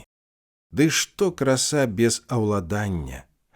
Адно пустое парыванне, у цьме далёкі блеск зарніцы. Усё гэта скарбы чужаніцы, магната князя Радзівіла, а ты, пакуль ёсць рух і сіла, служы панам, збірай іх крошкі і ведай цьмяныя дарожкі батрацкай долі да магілы. Служы пакорны і пахілы, служы з-за панскага агрыска і заўжды гніся нізка-нізка.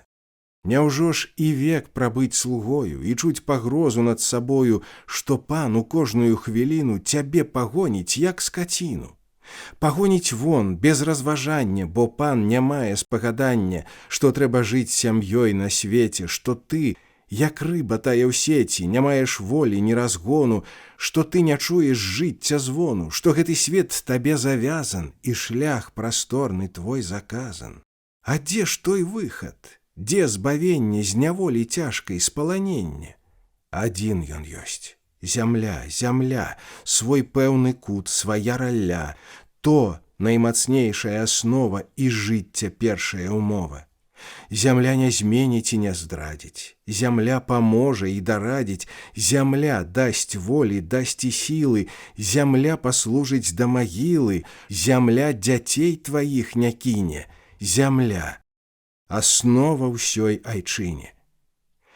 Міхал у часе вандравання, на адзіноце сам з сабою, з гарачым сэрцам і душою развязваў важнае пытанне аб той зямельцы абуласнай. Яна свяціла зоркай яснай, яна гарнула і хіліла, бы нейкіх чар нязнаных сіла. Свая зямля, свая пасада, ці ёсць мацнейшая прынада? Міхал станоўка ненарокам ішоў да мэты крок за крокам. Ён паскупеў, і нават значна. Што ж, лепей з'есці не так смачна, загнаць запас на хлеб, на сала, абы капейка перапала, і лішні выгадаць рубель, ды палажыць яго ў кашэль. Наогул трэба жыць больш змысла і больш мяркоўна, болей сцісла, трымаць зачыненымі губкі і меней траціць на пакупкі. І так, паціху ды памалу, прыдбалі трохі капіталу, каб хоць пачатачак зрабіць і першы камень залажыць на грунце вольныя зямелькі, адной адынай збавіцелькі ад панскай ласкі і апекі, і плюнуць ім за тыя здзекі, што так уеліся ўжо ў косці, калом зямлявам егамосці. Цаною доўгага шукання, парады, спрэчак, разважання і гэтых мыслей натужэння і нестрыманага імкнення не знаць ні службы той, ні пана, была зямелька апытана. Яе Міхал, прыпомнім гэта, апісваў фарбамі паэта, апісваў шчыра, ўсё зазначыў, хоць ён зямлі тае не бачыў. Ды мала што, ніхто ніколі не бачыў светлай райскай долі, але той рай мы так малюем, што асалоды яго чуем. Ды тут замецім стараною, ці не з'яўляецца маною, прашу прабачыць мне за слова, Вся гэта райская размова. Але пара ў дарогу, бо час прыстаць к свайму парогу, пакуль жаданне не астыла, пакуль ахвота ёсць і сіла. А гледзець трэба землю тую, каб не гадаць, не ісці ўсляпую, аб чым была ўжо пастанова. Няхай зямелька скажа слова, і твар пакажа свой выразна, і гэта будзе болей важна, чым тая іх уся размова. І вось пад восень, прад сяўбою, парадзіўшыся між сабою, Міхал з Антосем воз прыбралі, коня запрэглі, пастаялі ў нейкім смутным разважанні, у настроі новым хваляванні. Дарога, даль і лёс нязнаны глядзяць няветла скрозь туманы. Эх ты, жыццё, жыццё людское! Няма табе, няма спакою, ты суматоха, вір бурлівы, у табе загіне баязлівы, як парахно, як зерне тое. Ну, будзем ехаць. Едзьма, браце. На момант ціха стала ў хаце, куды мужчыны завіталі, спынілись, шапкі пазнімалі, прад абразамі гнуць галовы. Бывайце ж, мілыя, здаровы. Ну, час вам добры, едьце з Богам, ім кажа маці за парогам, жадае шчасця і добра. Мужчыны рушылі з двара, на воз паселі і ўздыхнулі, ды ўлева к дубу павярнулі. Ускінуў жвавы конік грывай, 2 разы пырхнуў выразліва, відаць, далёкую дарогу пачуў сівак, забіў трывогу і шыю, выгнуўшы дугою, пабег вясёлую трусцою па гладзі мяккага дзірвана. Алесь і Костусь з-за паркана глядзелі ім услед маўкліва, і думка некая тужліва на смутных тварыках блукала і ценем вочы засцілала. Ім здавалася, што з імі дзялілись жальбамі сваімі і дуб стары, і той будынак, і лазнячок ускрай лагчынак, і гэты лес, і само неба. Чаго людцам, чаго ім трэба? Нашто шукаць зямлі далёка? Зайздросна ты, людское вока. Хіба тут цесна, свету мала? Няма работы для арала, ці для сярпа, або для коскі?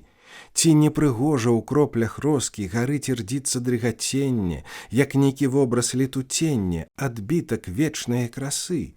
Ці небагаты тут лясы рознай пташкай і звярамі, арэхам, ягадай, грыбамі? Эх вы, нявіннасці прастэча, цямны вам лёсы чалавечы.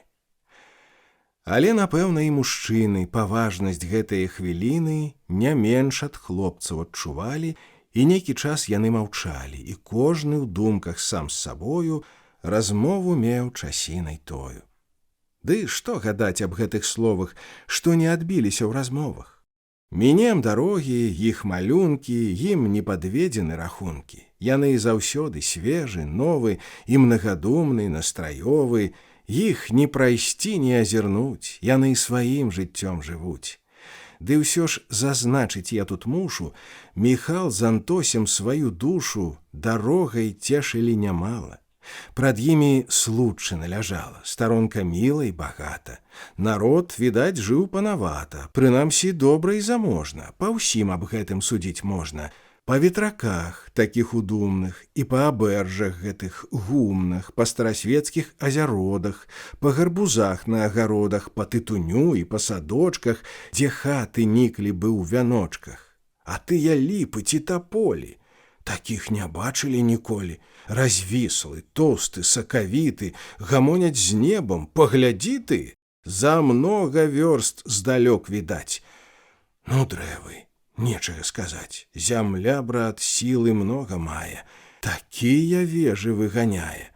А роўняць, як далоні, Міхал зазначыць ці Антоні. Эх, брат, зямля, уміраць не трэба, не пашкадуе табе хлеба. Усё прыцягала іх увагу, ці ўстрэнуць родную сярмягу, і людзі простыя так ветлы, і погляд добры іх і светлы, так да душы пранікае, і сэрца цешыць і ласкае. Ці хутарочак пападзецца, ну як знаёмы усміхнецца, ці гэта вёска з ветракамі і з прыдарожнымі крыжамі, усё так павабна, так адметна, і ўсё вітала іх прыветна, бытая блізкая радня. На трэцю ранечку да дня мужчыны трохі і блудзілі, дарога ж мералась на мілі, яны прыклыгались да мэты, каб аглядзець куточак гэты. Міхал злез з воза, кінуў вокам, у двор шыбуе мерным крокам, ідзе, гасподу разглядае.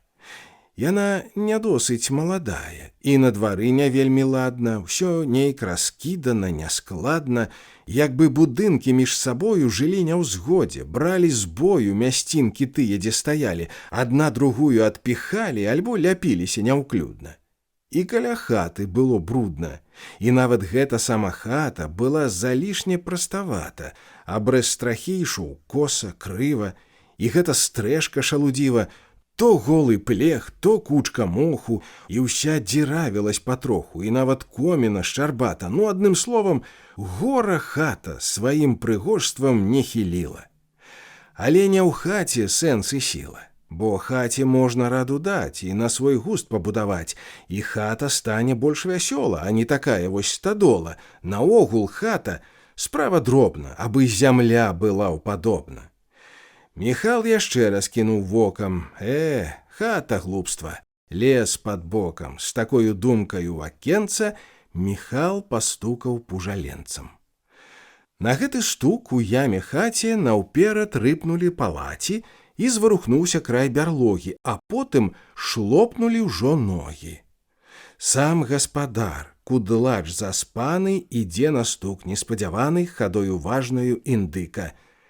«Ці тут жыве Фядос Хадыка?» Міхал пытае, ждзе адказу. Адказ даецца, ды не зразу, як падабае ў такім стане. «Тут, а скуль вы, мой васпане? І хто такі сам ягамосцю?» Фядос пытанне ставіць госцю, вачэй не зводзіць з яго твару. «Здалёк мы, пане гаспадару, 4 мілі за Нясвіжам». Міхал лічыў Нясвіж Парыжам, усім вядомым на ўсім свеце. «І мы вас маем на прымеце. Даведаліся ад людзей, што пан Хадыка, дабрадзей, сваю пасаду спродаць мае. Так, справа, значыцца, такая, то пачакайце ж, калі ласка». І знікла ўраз яго апаска. Не шкодзіць быць і асцярожным прад незнаёмым падарожным. Хадыка зараз захадзіўся і аканчальна абудзіўся. Кажух накінуў, ды ідзе ў сені, і таго страху няма і цені. Глядзіць прыветна, як на брата. «Заходзьце ж, браціку, да хаты». «Ды вы з канём?» «Дык заязджайце, вось тут пад клунею стаўляйце, сюды за гэты стог саломы». Гамоняць бы даўно знаёмы, адны другім так моцна рады. Няма ні хітрыкаў, ні здрады, ні гэтай фальшы, ні падкусы. Ідзе гаворка без прымусы, хвілінак першых палі путы, і душы насцеж разамкнуты. «Сюды, сюды кіруйся, браце, і месца будзе, і корму хваце. Там за аўсянымі снапамі ядзяць іх мухі з камарамі. Ляжыць і кошані, найвіка, не агалеў яшчэ Хадыка». Каня адпрэглі, воз прыбралі, на прыгуменні пастаялі. Ніяк не скончыш той размовы, бо людзі свежы тут і новы, кранеш адно, всплыве другое.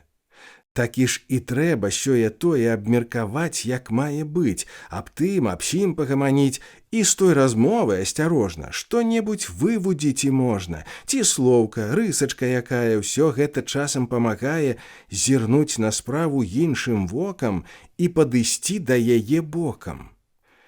І стала ясна з той размовы, якія цяжкія ўмовы, няхай іх людзі лепш не знаюць, прадаць зямельку прымушаюць. Пакрыўдзіў Бог мяне сынамі, ядзяць іх мухі з камарамі.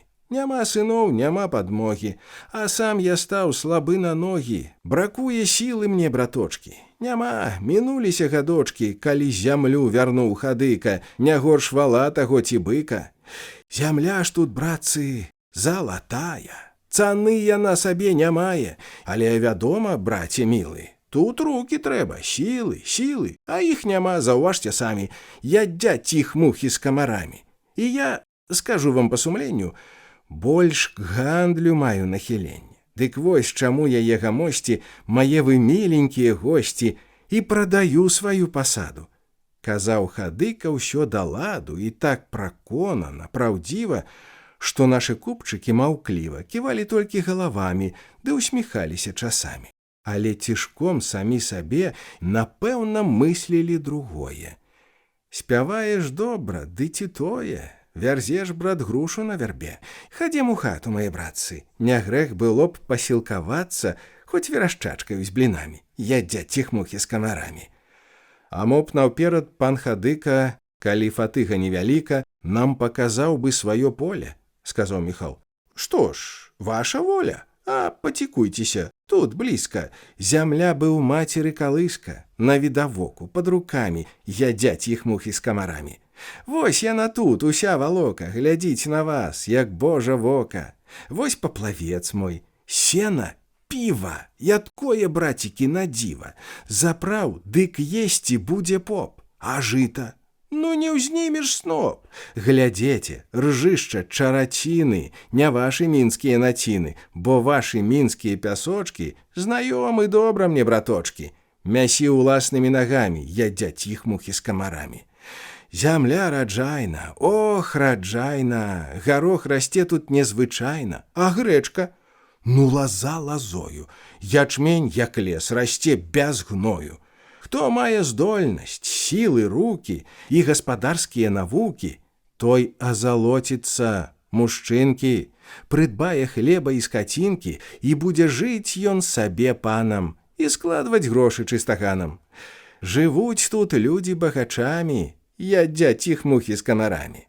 На паўвалоках і скупых, калі даўно сядзяць на іх.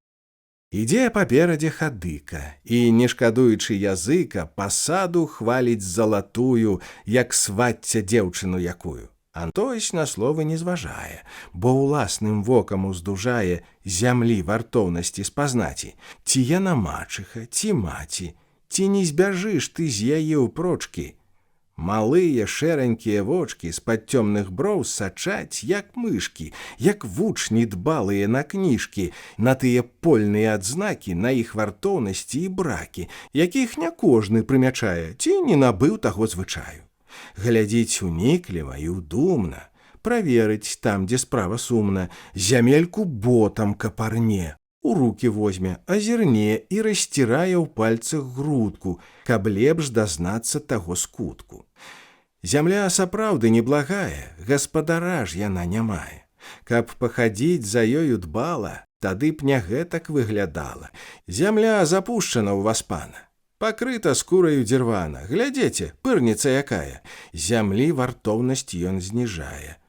Чартапалох буяе дзікі, Антось звярнуўся да хадыкі. А дзе ўжо пырнік завядзецца, змаганне трудна з ім даецца. Хібеюць доўга тыя гоні. Плюнь, браток мой, плюнь, Антоній. Гадок, ну 2 таго змагання, і пырніку не будзе звання. Кажу ж я вам, браток мой мілы, не ўпраў ка мне, бракуе сілы. Зямля ж, ох, многа патрабуе, і догляду, і той увагі, і калі хочаце павагі, тады вас хлебам ушануе, і малаком, і пірагамі, ядзяць іх мухі з камарамі. Так, гэта так, Міхал згадзіўся. Яшчэ той брат наш не радзіўся, каб на ўзві вецер жыць багата і ў дні будныя спраўляць свята. Але дзе поле адзічала, той там, васпане, смаку мала. Зрабі зямлю з такой аблогі. Праз год не станеш тут на ногі. Браты, наколькі было можна, вялі падходы асцярожна, каб збіць цану, хоць той цаны яшчэ не ведалі яны. Ды як-ніяк зямлі валока, Міхал прыкідвае на вока рахункі гэтай важнай справы. У яго вачу ставалі лавы жытоў, што ўласнаю рукою засее восенню другою на ўласнай гэтай назямельцы. А ўсё відаць, як на талерцы. На курганку лясок мяшаны, такі прыветны, хоць да раны яго вазьмі ды прылажыты. Далок паўз рэчку самавіты, і гэтай рэчкі від усцешан блішчыць, бы срэбра спадалешан. Там хутаркі, ды ўсё з садамі, то як папала, то радамі параскідаліся па полі. Зямлі і пашы там даволі. А завядзеш і тут парадак, той сам хорош ты будзеш, гладак. Прайшлі мужчыны па граніцы, і ўсе агледзелі драбніцы, ды сцісла бралі пад увагу, як многа дасць зямля пасагу, калі б яе купіць прыйшлося. Міхал звярнуўся да Антося. «Ну як, Антось, твае пагляды наконт гэтыя пасады?» Міхал пытае ў самога, купіць зямлю ахвоты многа, і вочы поўны спадзявання, што ім тут будзе панаванне. «Зямля, брат, важна, ох, зямля, як сажа, чорная ралля. Купляй, заплюшчыўшы хоць вочы, ды колькі грошай ён захоча. Ці будзе, брат, нам па кішэні, бо шчуплаваты нашы жмені». І мелі доўгую нараду, а потым моўчкі ішлі ў пасаду. «Заходзьце ў хату, калі ласка, бо ўжо гатова і папаска». Гасцей хадыка сустракае і на сняданне заклікае. Антось да воза аддвінуўся і зараз з торбаю вярнуўся. Міхал з Антосем вайшлі ў хату, з двара зусім падслепавату, з заметна зніжаную столлю і з павуццём па завуголлю. Паўздоўж сцяны стаялі лавы. І печ, і сцены ўсе каравы, зямля няроўна, ўся на ямах, на падваконні і на рамах след чарвяточыны замецен. Не, выгляд хаты непрыветен. «Сядайце ж, людзейкі нябогі, ты пасілкуйцеся з дарогі», да госцяў кажа гаспадыня, сама Фядосіха Аксіня. Яна абрусам стол накрыла, гасцей уважна папрасіла, а на стале скаварадзішча, і скваркі правяць там ігрышча, звычай спраўляючы свінячы, і скрозь яешню пар гарачы клубкамі коціцца і смыча, і нос прыемненька казыча. Для завяршэння ладнай справы хадыка вынуў штось з-пад лавы і ставіць ён на стол бутэльку, каб акрапіць сваю зямельку.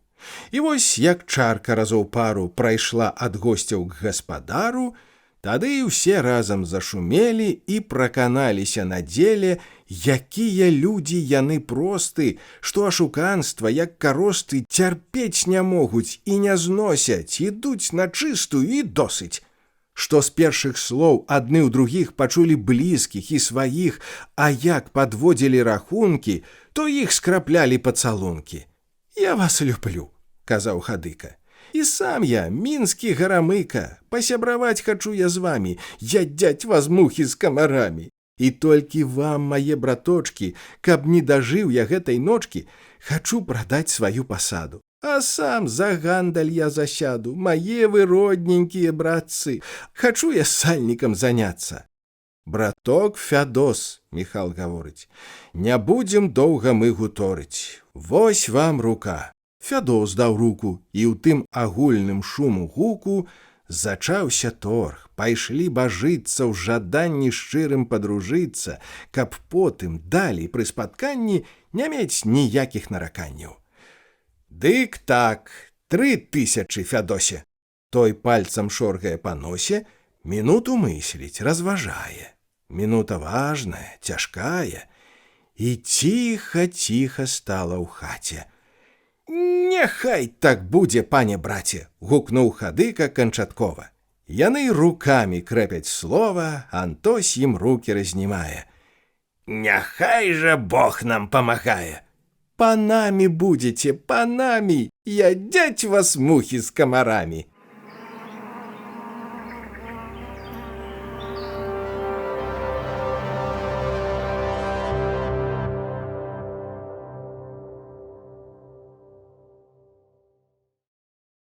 Па дарозе ў Вільню. Дарогі, вечныя дарогі, знаць вам спрадвеку самі богі, калі красёнцы жыцця ткалі і вашы лёсы вызначалі, няма канца вам ні супыну. Вы жывы кожную часіну, то задуменны, смутна строгі, як след захованай трывогі, то поўны чараў спадзявання, то страхаў цёмнага знікання, калі душа свой лёс прачуе і ноч нябыту зацянюе. Дарогі, цёмныя дарогі, вы так маўклівы, вы так строгі. Хто вас аблічыць, хто вас змерыць, хто вашы звівы ўсе праверыць, хто вашы ходы абшукае? бо ўсё сваю дарогу мае. Я не зайздрошчу тым з вас, братці, каго спрадвечныя закляцці не парушалі, не тамілі і цяжкім каменем не білі, і для каго ўвесь гэты свет ёсць аднае цялежкі след, пытанні толькі дабрабыту, дзе ўсё прыводзіцца к карыту, і гэта ёсць адна дарога, апроч яе няма нічога. Не. Дух у волі плынь жывая такога ладу не прымае і не прыхіліцца ніколі да гэтай лішне простай долі, бо свет і жыцце мнагалучны і мнагавобразны, выключны, таемна схованы, цікавы і разнастайны іх праявы, дзе кожны момант хвалі новай нам штось гуторыць сваёй мовай для сэрца і для разумення, дзе поўна ўсё свайго значэння, прыгоства, чары, глыбіні, дзе граюць вечныя агні, дзе патаемныя крыніцы звіняць, як струны зараніцы. І толькі шкода, абмяжован ты круг жыцця і ў путы скован, варожым поясам спавіты, сатканым злыднямі ў тры ніты, з прыбітай цёмнаю пячаццю, як падзалежнае закляццю. Я знаю, скончыцца дарога, бо ноч нябыту, ноч аблога сачыць наш час ад дня раджэння сляпымі зрэнкамі зацьмення, як дух закляцця, дух праклёну. Ды покі круг мой не замкнёны, я зноў хачу зірнуць назад, пад тыя стрэхі родных хат, дзе зачалася пуцявіна, дзяцінства светлая часіна. Дарогі, вечныя дарогі, не вечна ж ходзяць па вас ногі. Ды так, зрабілі і пачатак, 3 соткі дадзены ў задатак. Няўжо то праўда, не вяроза, няўжо канец табе пагроза і вечны ціск пад панскім ботам і страх знайсці канец пад плотам? Няўжо то праўда, а не сненне, і мара ідзе ў ажыццяўленне? Цяпер няма назад адходу. Скідай з дарогі перашкоду, ні перад чым не запыняйся, і з гэтай спадчынай сквітайся, што асталося ад бацькоў, зямелькі некалькі шматкоў, і толькі трэба ісці станоўка. Адно хай думае галоўка, як абярнуцца тут лаўчэй, каб справу выканаць хутчэй, а першым делам справа пільна. Паехаць трэба ў банку Вільню, навесці спраўкі, сёе-тое ці разрашэнне там якое. Аб гэтым шмат тут гаварылі і ехаць дзядзьку прысудзілі. Убраўся дзядзька як у свята, сказаць не вельмі зухавата. Пельчак быў простага суконца, і той увесь вырыжаў ад сонца. Кашуля зрэбна, але бела, а шапка козырам сядзела, хоць і зналася добра з горам. А боты вымазаў ён здорам, а на кіёчку за плячамі вісела торба з кутасамі. У торбе хлеб, кавалак сала, з кішэні люлька пазірала, таварыш верны і нязменны, і з тытуном капшук раменны. Не зухавата, але гладка на ім ляжала ўся апратка. Вось дзядзька ўжо маргі мінае і ўдаль з задумай паглядае. Ідзе, на жыта погляд кіне, на нівах сэрцам адпачыне, ідзе далей і зноў сцігае. Дарога гэта немалая. І думаў дзядзька, каб танней як, хоць бы за 35 капеек, а чым танней, тым лепш, вядома, далей ад'ехацца ад дома. У дзядзькі ў Стоўбцах быў дружака, вакзальны стораж, Доніс Драка. Ён машыністаў знаў каротка, кандуктарчыха яго цётка, а з качагарам жыў як з братам і быў канторшчык яго сватам. З тэлеграфістамі ён знаўся, а з дзядзькам летась сябраваўся. Падумаць толькі, чуць не шышка. І з аднаго яны кілішка у цёткі гені выпівалі і разам восі яны кралі. І гэтай думкай, як бы хваляй, падхвачань дзядзька чэша далей, з узгорка ўніз і зноў на ўзгорак, як бы па хвалях лёгкі корак. Але не-не, ды смутна стане. Як ён палі вакола гляне, і гэты лес смугой засланы, і родны нёман, і курганы, і хвайнякі, і грушы ў полі, як бы не бачыў іх ніколі. І блізкі сэрцу яго сталі малюнкі гэтай роднай далі, і нейкі смутак, жаль нахлынуў, як бы надоўга іх пакінуў. Ідзе наш дзядзька, разважае, і лес сустрэнуўку мінае, праходзіць грэблю і балота. Лажылась сонца пазалота наверх лясоў чырвоным шляхам, і ноч панурым сваім гмахам у змрок нізіны спавівала і сон на землю навявала. Вось кончан лес, і стоўбцы блізка.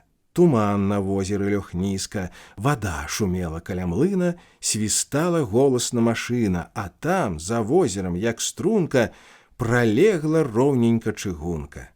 Вось пераезд, даўно знаёмы, правей вакзальныя харомы. Антось зварочвае направа, ды ідзе на станцыю рухава. Що там кіпіць, быў час разрухі, снуюць служачыя, як мухі, гудуць, шумяць, быў вуллі пчолы, і ходзяць шумна балаголы, каменяцёсы з малатамі, гандляркі бегаюць з кашамі. У ліхтарах агні трапечуць, а гандляры крычаць, шчабечуць і б'юць у грудзі кулакамі, як бы забіць хацелі шмульку, а дзядзька паліць сваю люльку, сядзіць, другую накладае і свайго сябра выглядае.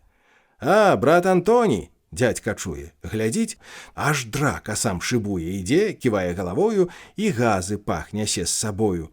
Здароў, брат Доніс! Дзядзька рады, сябру ківае для нарады. Скажы мне, браце, ці не можна?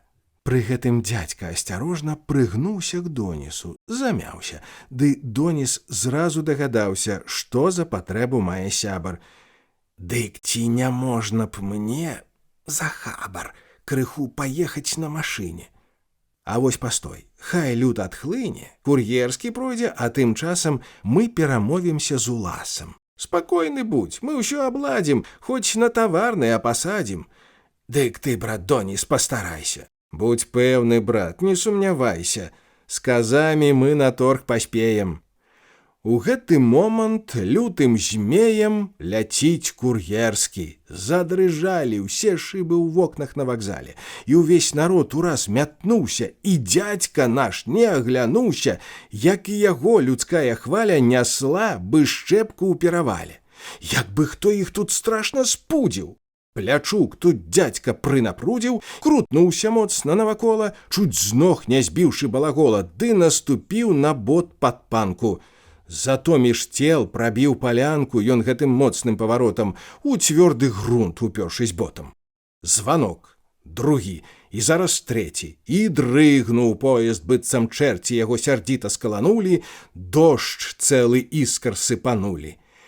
І страшным рогатам заржалі, ды з дымам далей паімчалі.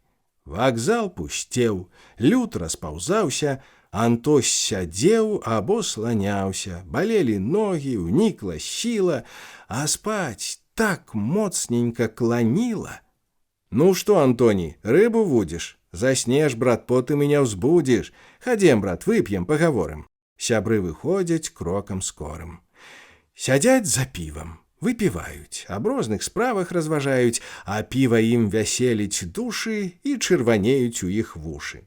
А праз кароткую хвіліну Антось садзіўся на машыну. На паравозе без білета чхаў да Баранавіч да света. Відаць, у добрую часіну збіраўся дзядзька ў пуцявіну. У Баранавічах налучыўся кандуктар добры. Ён згадзіўся давесці ў Вільню дзядзьку сходна.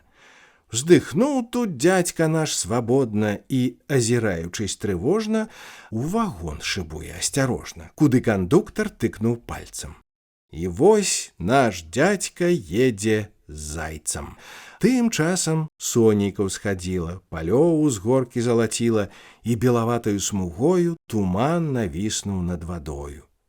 Вагон бітком набіт народам. Імчыцца поезд поўным ходам, і толькі пыл ён падымае, як ад табакі дзядзька чхае. Пайшоў кандуктар і вачамі шукае торбу з кутасамі. Стхарыўся дзядзька ў куточку, і торба з ім на тым кіёчку, з якім наш дзядзька пехатою учора ішоў адзін душою. Не спаў ён праве цэлай ночы, на свет глядзець не хочуць вочы, а галава сама гуляе, машыне тахты выбівае, на ніз падзе, назад рванецца, туды-сюды яна качнецца і грукне ў сцену, як дурная. Як толькі карк яе трымае. Так, на вяселлі маладуха, калі датне яе сівуха, забудзе ўсё, ды пойдзе ў скокі і чэша дробна рукі ў бокі, не чуе долу пад нагамі і плешча ў тахт яна рукамі. Лягаш у дзядзьку цікаваўся, і як з ім толькі параўняўся, пад бок штурхнуў яго рукою, маргнуў, паклікаў галавою. Схапіўся дзядзька наш праворна, і за кандуктарам пакорна ідзе ён стомлены, заспаны, не раз схінуўшыся, як п'яны. Прывёў ён дзядзьку ў карыдорчык, абодвух іх трымае ворчык. «Ідзі сюды», кандуктар кажа, «я буду сам стаяць на стражы. Ідзе кантроль, дык ты схавайся, сядзі цішком, не адзывайся, не кашляй моцна і не грукай». І з гэтай мудраю навукай кандуктар дзверы адчыняе і хітра пломбу ён знімае. Засадзіць гвост, ключом пакруціць, а страх аж вочы дзядзьку муціць, і губаходзіць быў жаробкі. Тым часам дзверы бруднай топкі ураз адамкнуў кандуктар лоўка і зачыніў, быў клетцы воўка, запхнуўшы дзядзьку чуць не сілай да гэтай дзіркі апастылай. Ступіў наш дзядзька крок, спыніўся, і свет яму тут зачыніўся, стаіць, як дурань небарака. «Куды ж ты ўпхнуў мяне, вужака? Бадай ты спраг сваёй нарою», гамоніць дзядзька сам з сабою. «Ну ўжо дружыў, гад, вось усунуў». І ў цёмны кут ён злосна плюнуў. «Ах, вэй, што гэта? Ці сляпы ты? То ж тут жа мы!» З кутка сярдзіты пачуўся голас чалавечы, аж узняліся ў дзядзькі плечы, дык каб схаваць, што ён спужаўся, спакойна дзядзька адазваўся. «А, гэта вы? Нашто ж пад сліну было вам ставіць абразіну?» Тут толькі стаў ён прыглядацца. Зайцы сярдзіта мітусяцца. Яны даўно ўжо там стаялі, як мышы з норак выглядалі. Пярэдні з іх такі вяртлявы, яшчэ ўсё цёрся аб рукавы. Было ўсё чорна тут ад сажы, насілась густа пылу пража. Адно акенечка і тое глядзела цьмяна, як сляпое. А цесната, ні стаць, ні сесці, тырчы, як пень на адным месце. Але сяк так прымайстраваўся наш падарожны каля печы, размяў крыху грудзіну, плечы і закурыць нарыхтаваўся, у кут паставіўшы крывульку. Дастаў капшук, агледзеў люльку, прадзьмуў цыбук, задаўшы смроду, аж пасажыр сівабароды, даўно ўжо ён на дзядзьку дзьмуўся, шмаргнуўшы носам, адвярнуўся. Але наш дзядзька не шманае, тытун у люльку накладае. Тытун быў свой, а не куплёны, і драў ён горла, як шалёны, і, як казаў у нас дзямешка, па галаве біў, як даўбешка.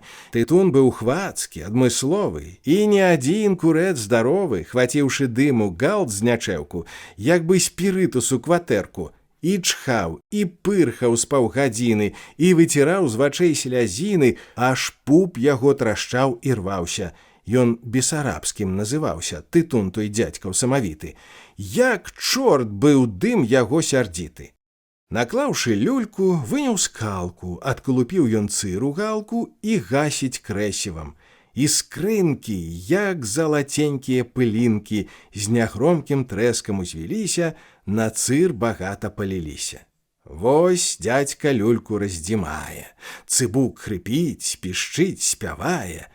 Дым усё большымі клубамі звісае ў дзядзькі над вусамі. І вось як люлька разгарэлась, курыць даўно яму хацелась, набраў ён дыму рот паўнюткі, цягнуў не меней паўмінуткі, і клуб як з коміна пускае. Нясецца дым, насы зрывае. Зайцам духі ён забівае, і мух тым дымам даняло, гудуць жалобна, б'юцца ў шкло.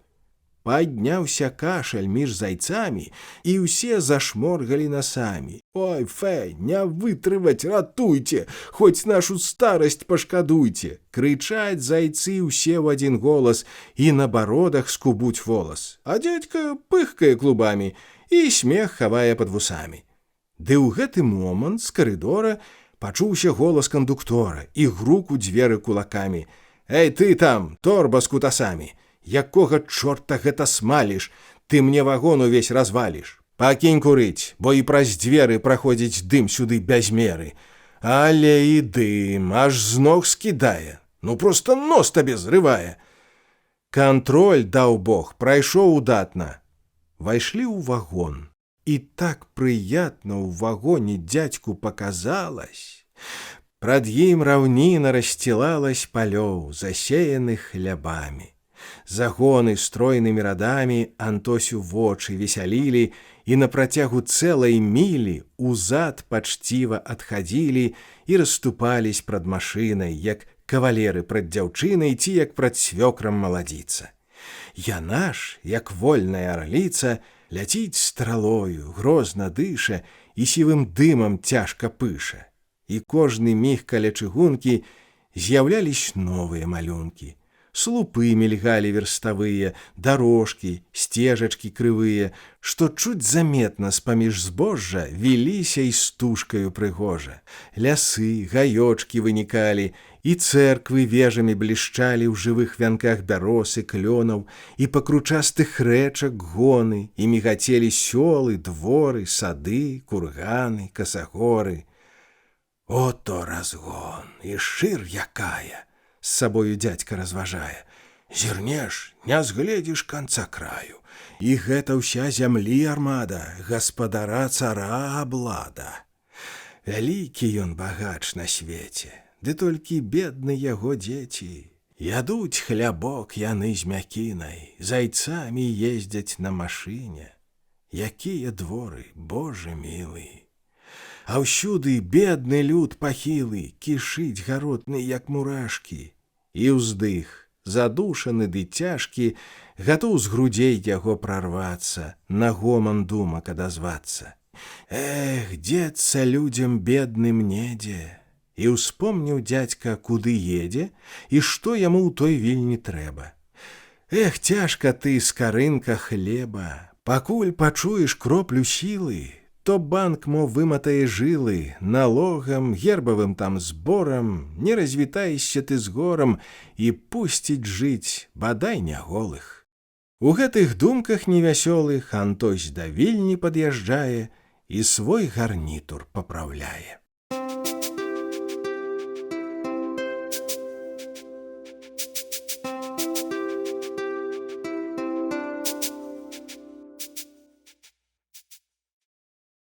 Дзядзька ў вільні.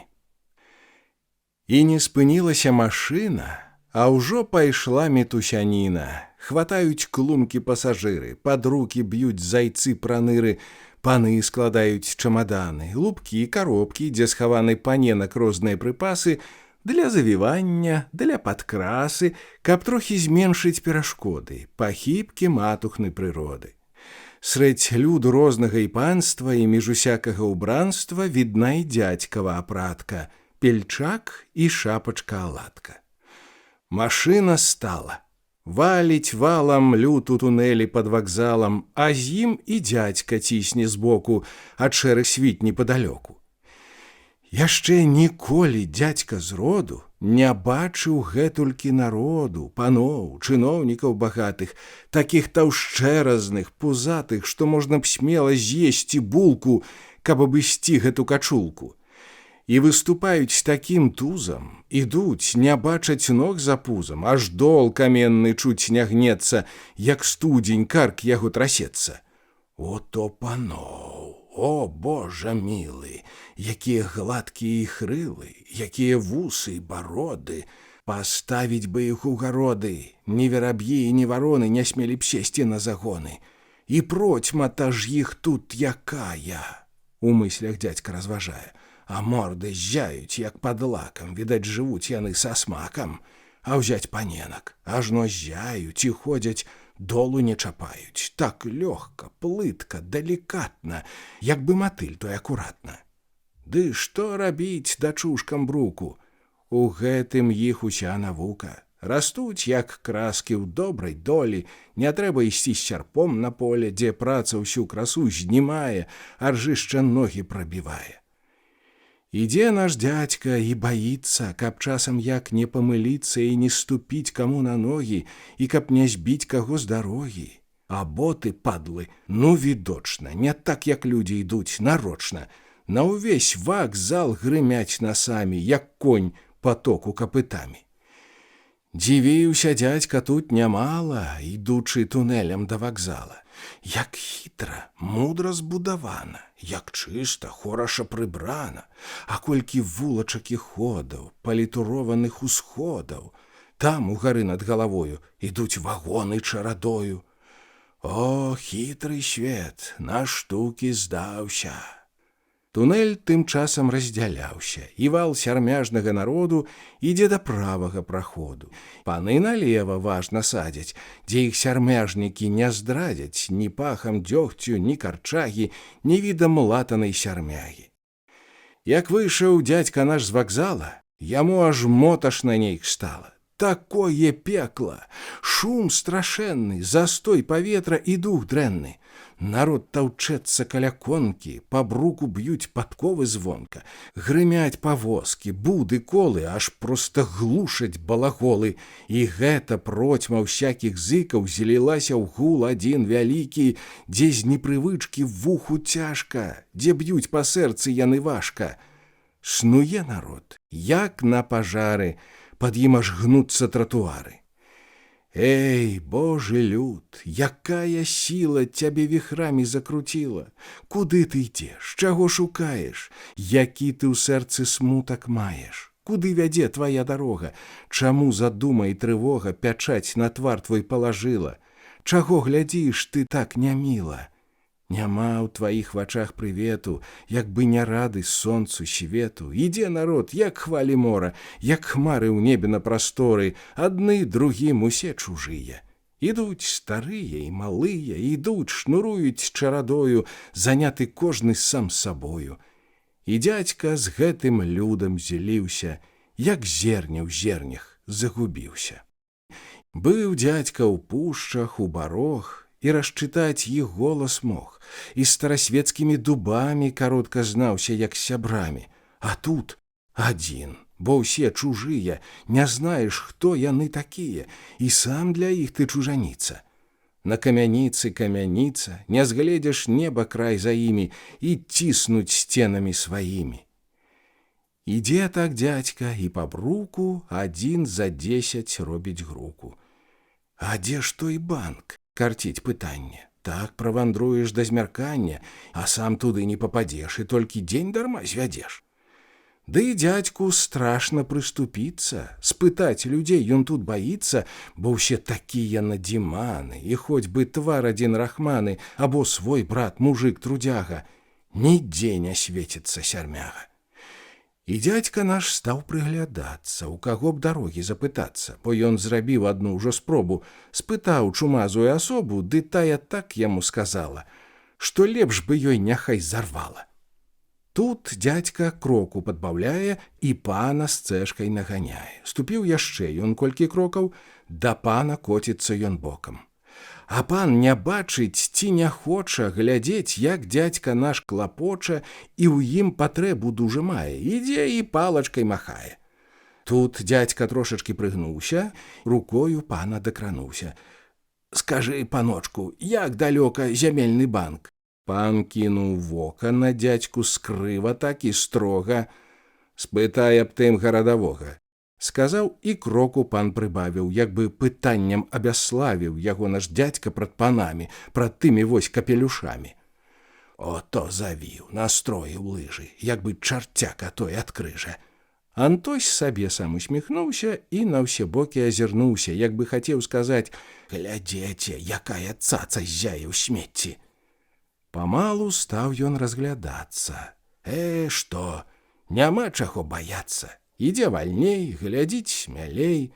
На сэрцы стала весялей, і трохі карк ён падымае, на крамах вывескі чытае. Нядарма ж дзядзька быў у школе, навуку ведаў ён даволі. Ды перабраў тут дзядзька меру. На слуп узбіўся на халеру, ды так падлу штурхануўся, што свет яму перавярнуўся, на брук зляцеў ён з тратуару, перакруціўся разоў пару, і так у брук бядак загасіў, траха манеркі не расквасіў. Ды дзядзька борздзенька схваціўся, з нячэўку ён ашаламіўся, як той шчупак, папаўшы ў нерад. Не знае ён, дзе зад, дзе перад. «Бадай цябе агні спалілі, на які чорт слупоў набілі», гаворыць дзядзька сам з сабою, пыл абіваючы рукою. І тут ён толькі азірнуўся, глядзіць, у кут глухі упхнуўся. Сцяна прад ім, і сцены збоку, уперод не ступіш ані кроку. Прапала вуліца, ды годзе. Таўчэцца дзядзька, як у бродзе, той сом, прыціснуты плытамі, што ў букце век жыў пад карчамі. «Бадай ты спрахла! Дзе ж дарога?» На гвалт крычы гарадавога, куды нялёгкая загнала. Аж проста дзядзьку страшна стала, і з перавулачка глухога ідзе шукаць гарадавога, ідзе і горад праклінае. Падшыбла злосць яго такая, што каб прымеў бы ўзяў саломы, ды падпаліў бы ўсе харомы, бо ўсе дарогі загрузілі і свет яму тут зачынілі. Мінут праз колькі з перавулка на свет ён выбіўся, дзе гулка нясліся зноў страшэнна зыкі, дзе горад гуў многаязыкі. Цяпер наш дзядзька не чытае, а больш пад ногі паглядае, ды кіне вока, ці не блісне жаданы шнур, ды далей цісне. Шукае дзядзька наш, як Бога, у людской галдзе гарадавога. А вось і ён, стаіць плячысты, і погляд кідае празрысты, стаіць, як той пастух над статкам, і наглядае за парадкам. На тое ж горад і губерня. Тут з тратуара дзядзька верне, ідзе, за брыль здалёк бярэцца. «Дзень добры», кажа, як вядзецца, яшчэ крок бліжэй падступае, а латку шапку падымае. «Скажыце, як мне ў банк папасці? Мне па зямельнай трэба часці». «А вось як пойдзеш, чалавеча, таму касцёлу насустрэчу. Там будзе вуліца направа», – пачаў казаць служака бравы. «Ты правай вуліцы трымайся, а там другога запытайся, і скора банк той будзе блізка». Скланіўся дзядзька яму нізка, бо надта ж добрым паказаўся. І так ён дзядзьку спадабаўся, што калі будзе ўсё шчасліва, то вып'е з ім хоць пару піва і з'есць з ім разам кусок сала. І весялей зноў дзядзьку стала. Зрабіўшы 2-3 павароты, людзей спытаўшы раз моў соты, спыніўся дзядзька каля банка, дзе ўсходы чыстыя, як шклянка, шырокі крок яго стрымалі і ў душу страх яму нагналі. Стаіць наш дзядзька ў задуменні, не смее ўзняцца на ступені. Баіцца ён мужычым ботам, прапахлым дзёгцем, здорам, потам, тут наслядзіць або напляміць, лепш іх не знаць, няхай іх цяміць. Ступі не так, падымуць сварку, ды на барыш дадуць пакарку. І гэта іх, як здань ліхая, спакой ад дзядзькі адганяе.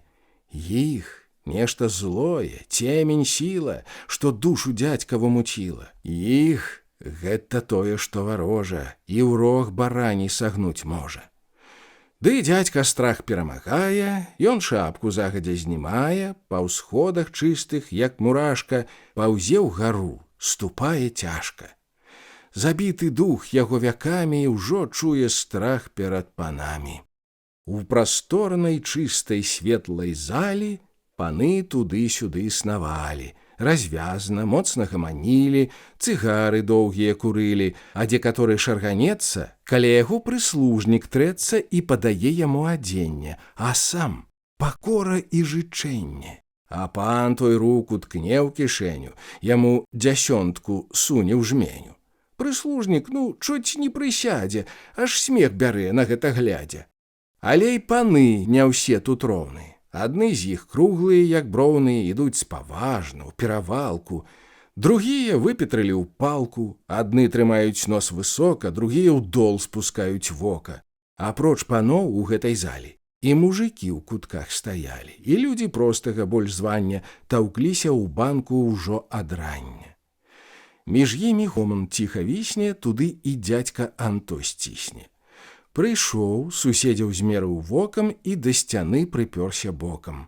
«Сядай, мой мілы, мой харошы, бо за пастой не плацяць грошы», — сказаў сярмяжнік дабрадушна. На лаўку дзядзька сеў паслушна, уздыхнуў, падзякаваў суседу. Ужо пажылому, чуць не дзеду.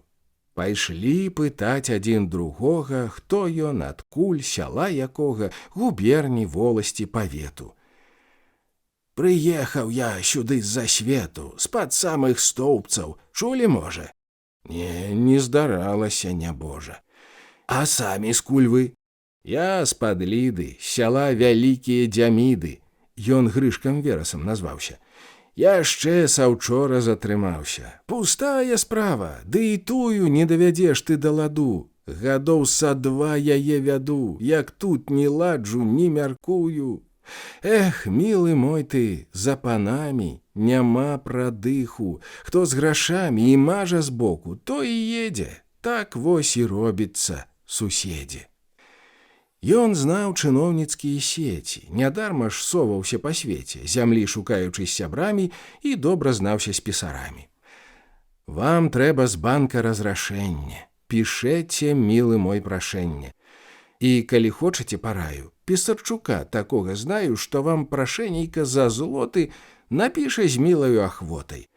Ах, калі ласка, пане Верас, скажу вам дзякую яшчэ раз, бо покі сам чаго даб'ешся, то і жыцця свайго зрачэшся. Ну, то хадзі». Встаюць, выходзяць і па панах вачамі водзяць.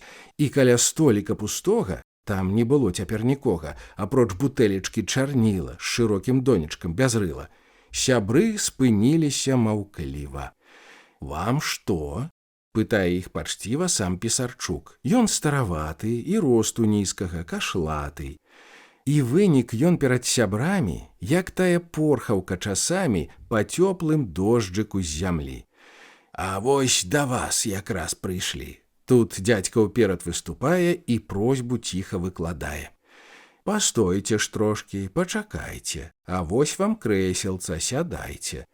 З стала ён выняў ліст паперу, і ўсю пісарскую манеру ён перад дзядзькам выяўляе. З-за вуха ручку выцягае, рукою водзіць, нібы піша, і трэ свой лоб ды носам чмыша. Паразважаўшы для прыкрасы, пайшоў выводзіць выкрунтасы. Уважна дзядзька пазірае, у жмені злот даўно трымае. «Ну, вось прашэнне і гатова. Прашэнне, рэхт, ну адно слова. Вы, можа, граматны часамі?» «А так, распішамся і самі». І дзядзька пальцы разгібае, бярэ ён ручку і мачае. Ды граблі пальцы, як чужыя, ці як калочкі дзервяныя, пяро трымаюць бокам крыва і водзяць ручку баязліва. І покі дзядзька распісаўся, на лбе буйны пот паказаўся, бы дзядзька летняю парою прайшоў па купінах з касою. «Цяпер ідзіце ў тыя дзверы, зрабіць адметку на паперы», — ківае пісар галавою. І дзядзька дробнаю ступою падходзіць к дзверам, адчыняе, прашэнне ў скрутачку трымае. А там, за доўгімі сталамі, у стол, уткнуўшыся насамі, сядзяць пісцы, як гною кучкі, скрыпяць іх пёрцы, ходзяць ручкі, трашчаць, як конікі на сене, ці тыя шашалі ў палене, заняты кожны сваім делам.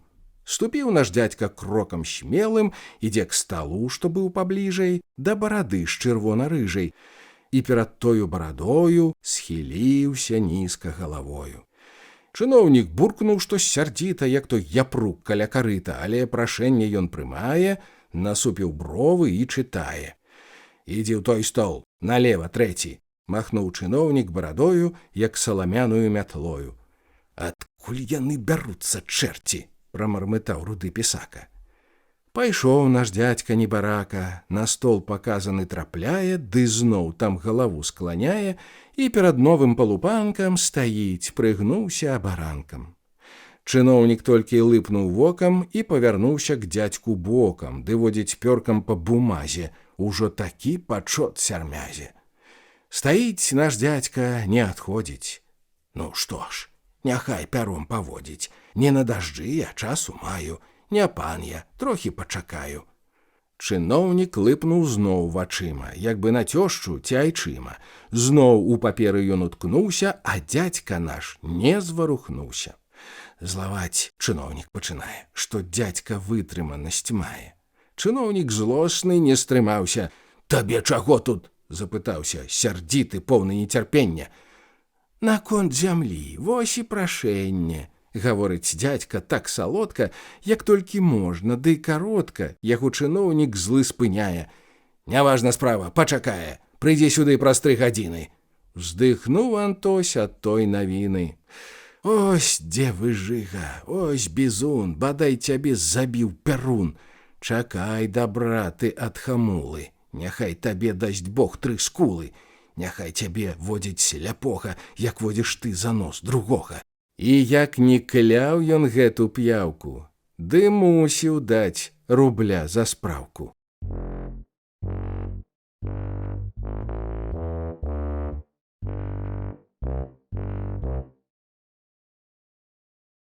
На замкавай гары. «Ну што ж?» – пытае дзядзька Грышку. «Хіба дзе выпіць па кілішку, ды падкрапіцца б мала-мала? Я з дому ўзяў кавалак сала, і хлеба ёсць крышан са мною. Чаго ён сохне сіратою?» Падмацавацца б не мяшала, бо ў жываце штось заспявала, а нашча чарачку кульнуць, усё адно што ў рай зірнуць. Сябры ўстаюць, ідуць з павагу і на прашпект нясуць сярмягу, дзе панства ўсякага багата ідзе і едзе, як у свята. І скуль набраліся яны? І ўсё важнецкія паны, і так адзеты, так убраны, што той Ракоўскі надзіманы, няхай яго там возьме боль у параўнанні з імі 0, ну проста так, звычайны лыска, і не стаяў каля іх блізка. Зірнеш і ўнікнеш прад табою, мо князь з графіняю якою. Так далікатна спацыруюць і не гавораць, а варкуюць. Або спаткаеш генерала. Яго ўся вільня, пэўна, знала. У медалях уся грудзіна. І што за погляд, што за міна? Ну жы, паноў, не аддай ты, Божа.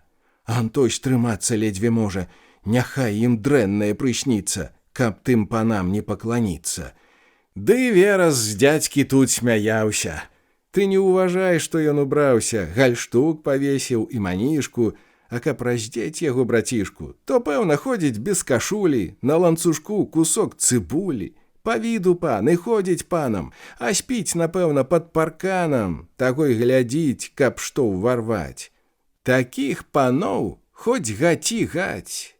Чым болей дзядзька разглядаўся, ён тым мацней тут захапляўся. Які тут рухі беганіна, як зяюць вокны магазінаў, і колькі тут добра, багацця, а колькі слёз у ім, пракляцця, якія брычкі і карэты, а для каго ўся роскаш гэта? Антосю стала чагось смутна. Ці гэта роскаш так атрутна, што голас зайздрасці ўзбудзіла і свой адбітак палажыла, ці то пратэст, бунт проці здзеку, які пануе тут адвеку і дзеліць люд на 2 галіны, на 2 няроўныя часціны, на багачоў і на галоту. Адным сланяцца каля плоту сваіх задворкаў цёмнабрудных, у мыслях думках шарабудных, жыць у гразі, хадзіць ляпымі, у імгле пустой і ў едкім дыме, цярпець пакорліва, маліцца і з гэтай доляй угадзіцца, а ўсе надзеі на збавенне і на канец таго мучэння, які настане ўсё ж нарэшце, на той бок смерці перанесці. Другім тут рай і панаванне, і ўсіх дабротаў спажывання. Ты ім служы, ты ім працуй, і некі страх прад імі чуй. Ото, брат, горад, от дамішчы, ото, дзе сыпалі грашышчы. Якія вежы і касцёлы! Як толькі іх трымаюць долы! Зірні, зірні, гара якая! На ёй і будка цагляная! Ото патуль зірнуць на горад! Забыўся дзядзька і пра голад, і, падбівае сябра Грышку, узысці на тую гару вышку. Яна так пышна, так высока і так ласкае тваё вока. А гэты скат такі зялёны, там каштаны, там ліпы, клёны глядзяць здалёк адным кустом, адным вялізарным шатром. Праспект, касцёл сябры мінулі і ў сквер зялёны павярнулі. У цяньку развесістых галінак дарожкі в'юцца між раслінак, такія чыстыя, аж міла. І люду мноства тут хадзіла, найболей моладзь гарадская, ды худасочная, благая, усё панічы зухі, паненкі, а станік іх быў восак ценкі. Ідуць, шнуруюць па дарожках, а чаравічкі на іх ножках так і паскрыпваюць, спяваюць, нібы капыцікі мільгаюць. Ідуць, спусціўшы вачаняткі, на погляд ціхі, як ягняткі. А панічы снуюць стрыжамі, у паненак цэляцца вачамі. Так утыльнуць, як рой да грэчкі, як матылі на тыя свечкі. На доўгіх лаўках пажылыя сядзяць паны, як бы святыя, багата ўсе яны адзеты, чытаюць кнігі ды газеты. Антось на ўсё глядзіць уважна. І сам ідзе ён трохі важна, крыху асвойтаўся з панамі, ідзе, пагруквае нагамі. Сябры тым часам сквер мінулі, налева ў гору павярнулі. Тут з будкі стораж іх спыняе.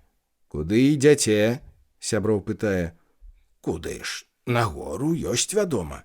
А ці вам правіла знаёма, што безбілетным ход запынен? Хто ідзе на гору, той павінен білет купіць на права ўходу». Сябры спынілись. Грошай шкода. Чупрыны рукі запускаюць, аб гэтай справе разважаюць. За што плаціць? Пустая справа. Але ж ізноў зірнуць цікава, як там з гары ўсё выглядае. І дзядзька стоража пытае: «А колькі той білет каштуе? Ніяк у Вільні не шанцуе». «Всяго 6 грошаў. Заплацеце, тады сабе здаровы ідзеце». «Дзе наша, брат, не прападала, каб наша ліха не даждала», – гаворыць дзядзька наш разважна, ў кішэню лезучы адважна. Сябры білеты пакуплялі і на гару пашыбавалі. «Ото гара, як печ крутая, і вось чаму дарожка тая, бы ж рубка ўецца па-над бокам. Узлезь папробуй простым крокам. Ну, брат, гара, аж ногі млеюць». Сябры ідуць і весялеюць. «Ці то яе такая ўрода? Рукою, мусі быць, народу яна насыпана спрадвеку. Ото, мой Божа, чалавеку заўсёды мала, не хватае». Антосю голас разважае. «Ці ёсць канец яго патрэбам? Чаго няма пад гэтым небам?» Не здаволіш чалавека. І будзе вечна ён калека, чаго-небудзь, а будзе брак. Ужо бо створаны ён так. Твардоўскі пан быў, мо чувалі? Яму ўсе чэрці слугавалі і ўсе выконвалі жаданні. І што ж, шчаслівы быў, ні звання. Быў зяць хоць нас, не тое ж сама. І мы, як тая багна яма, увесь век варушымся, збіраем. Канца ж патрэбам тым не знаем». Сябры наверх гары ўзняліся, аж упацелі, засапліся, і ногі іх спынілись самі. А слаўны від перад сябрамі з гары высокай адчыняўся. Хто відам тым не любаваўся? Унізу гары ляглі прыгожа, як бы разоркі паміж збожжа, дарожкі роўныя, крывыя. Над імі дрэвы маладыя ў сваёй пакоячай цішы сплялі жывыя салашы.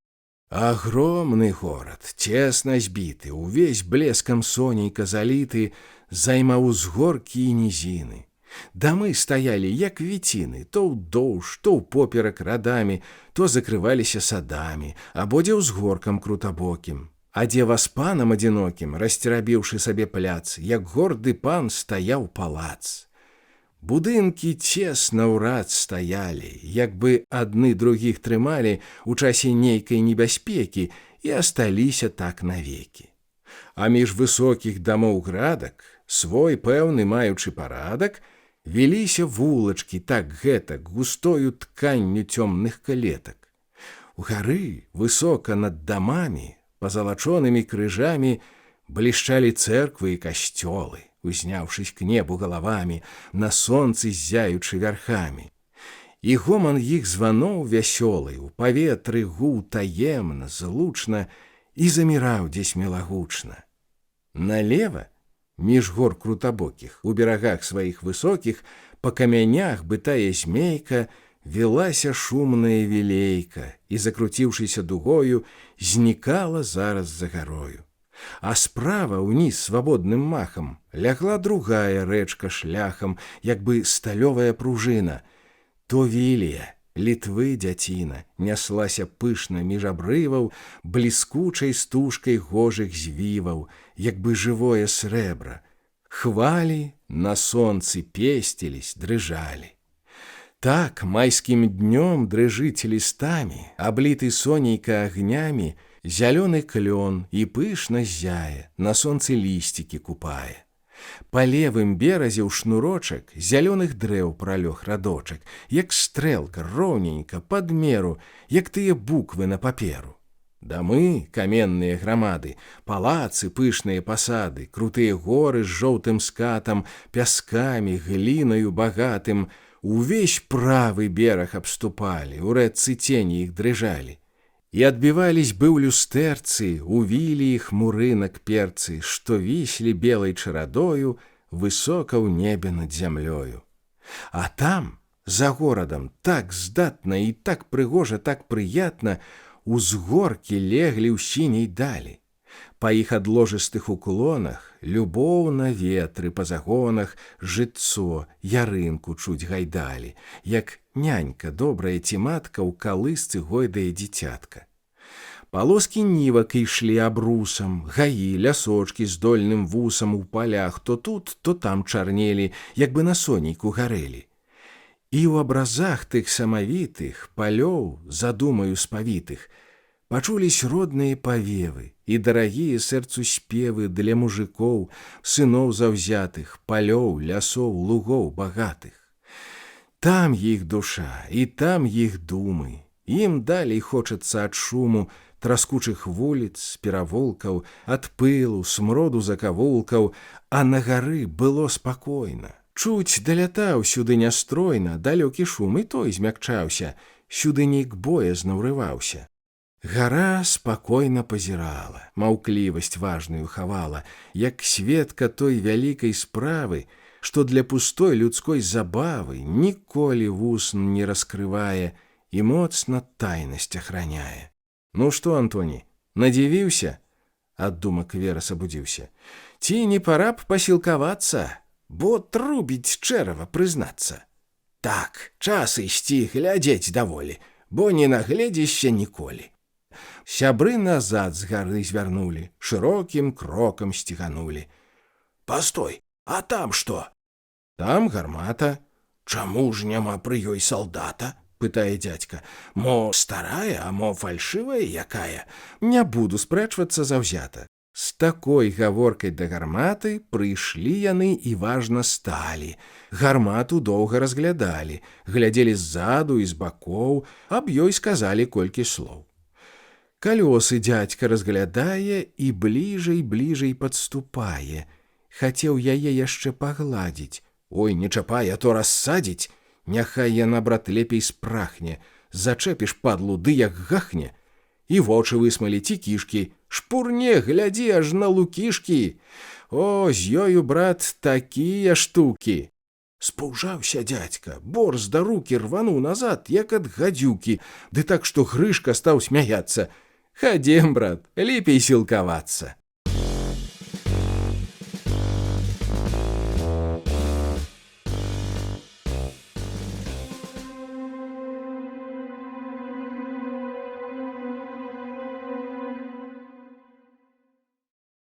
Смерць Міхала.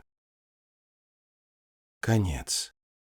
Як проста гэта слова, і мнагазначна, заўжды нова.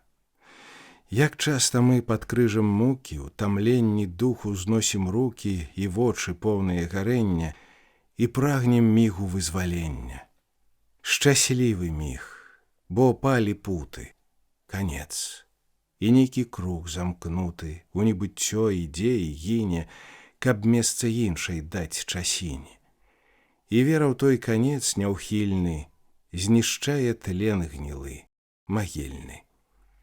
Канец, як многа разважання і засмучонага пытання у гэтым простым страшным слове пры іншым з'явішчы і ўмове, калі астатнюю мяжою канец кладецца між табою і тым, што дорага і міла, што душу грэла і хіліла, і сэрца моцна парывала, як гімн у вуснах перавала, калі змутнелаю вадою, дзе сонца цешыцца сабою, шуміць ён вольны і імкненны, і гучна звонны і белапенны.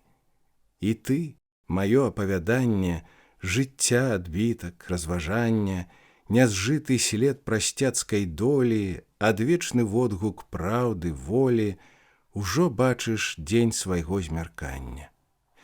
І сціхне ліры звон тужлівы, бо блізак захад той маўклівы, апошні крок твайго блукання. І смутна мне. Я жыў з табою адною думкаю, душою, насіў цябе, як носіць маці, няясны воблік той дзіцяці. Ды ты, відаць, не ўміг шчаслівы, на свет радзілася бурлівы, яшчэ далёкаю вясною, замураванаю сцяною, у няволі жудасная строга, калі над намі ноч аблога навісла цемраю густою, і гнула цяжкаю пятою, як неадхільная навала, усё, што жыцця асвятляла.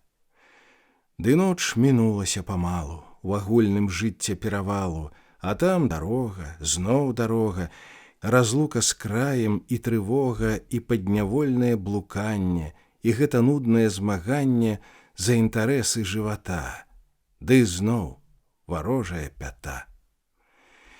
Як часта я жывіў табою, у разлуцы з роднаю зямлёю, гадзіну смутку, летуцення і момант радасці, натхнення.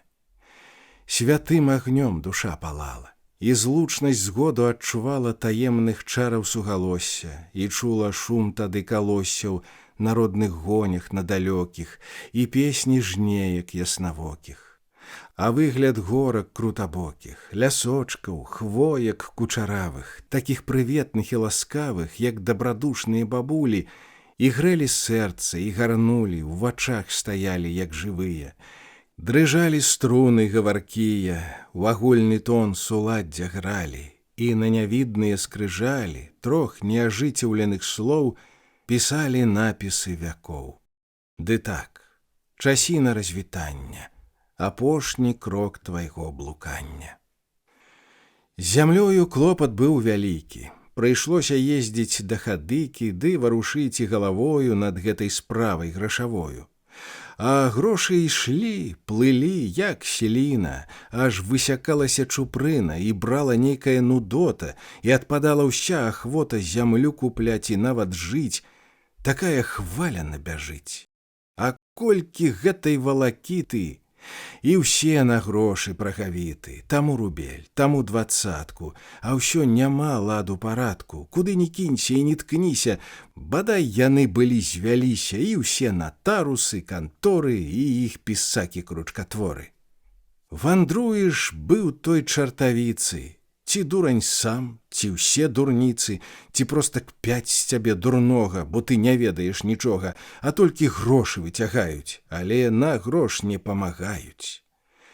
Прыйшлося дзядзьку весці справу і папацець такі на славу. Бывала, вернецца з дарогі, бяда і смех з яго нябогі. Сярдзіты, чорны, як махнуша, і нават нос той дуля груша, відаць, таксама не ў гумору, і задзярэцца больш у гору.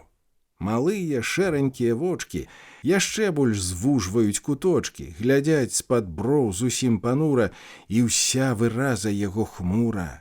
У хаце ў першыя часіны Маўчыць, не кажа пра навіны, зямлі не лае і не хваліць, але канторы агнём паліць і крэпасць купчую без меры кляне і жычыць ёй халеры, ды злосна кідае паперы на стол з кішэні і бубніць.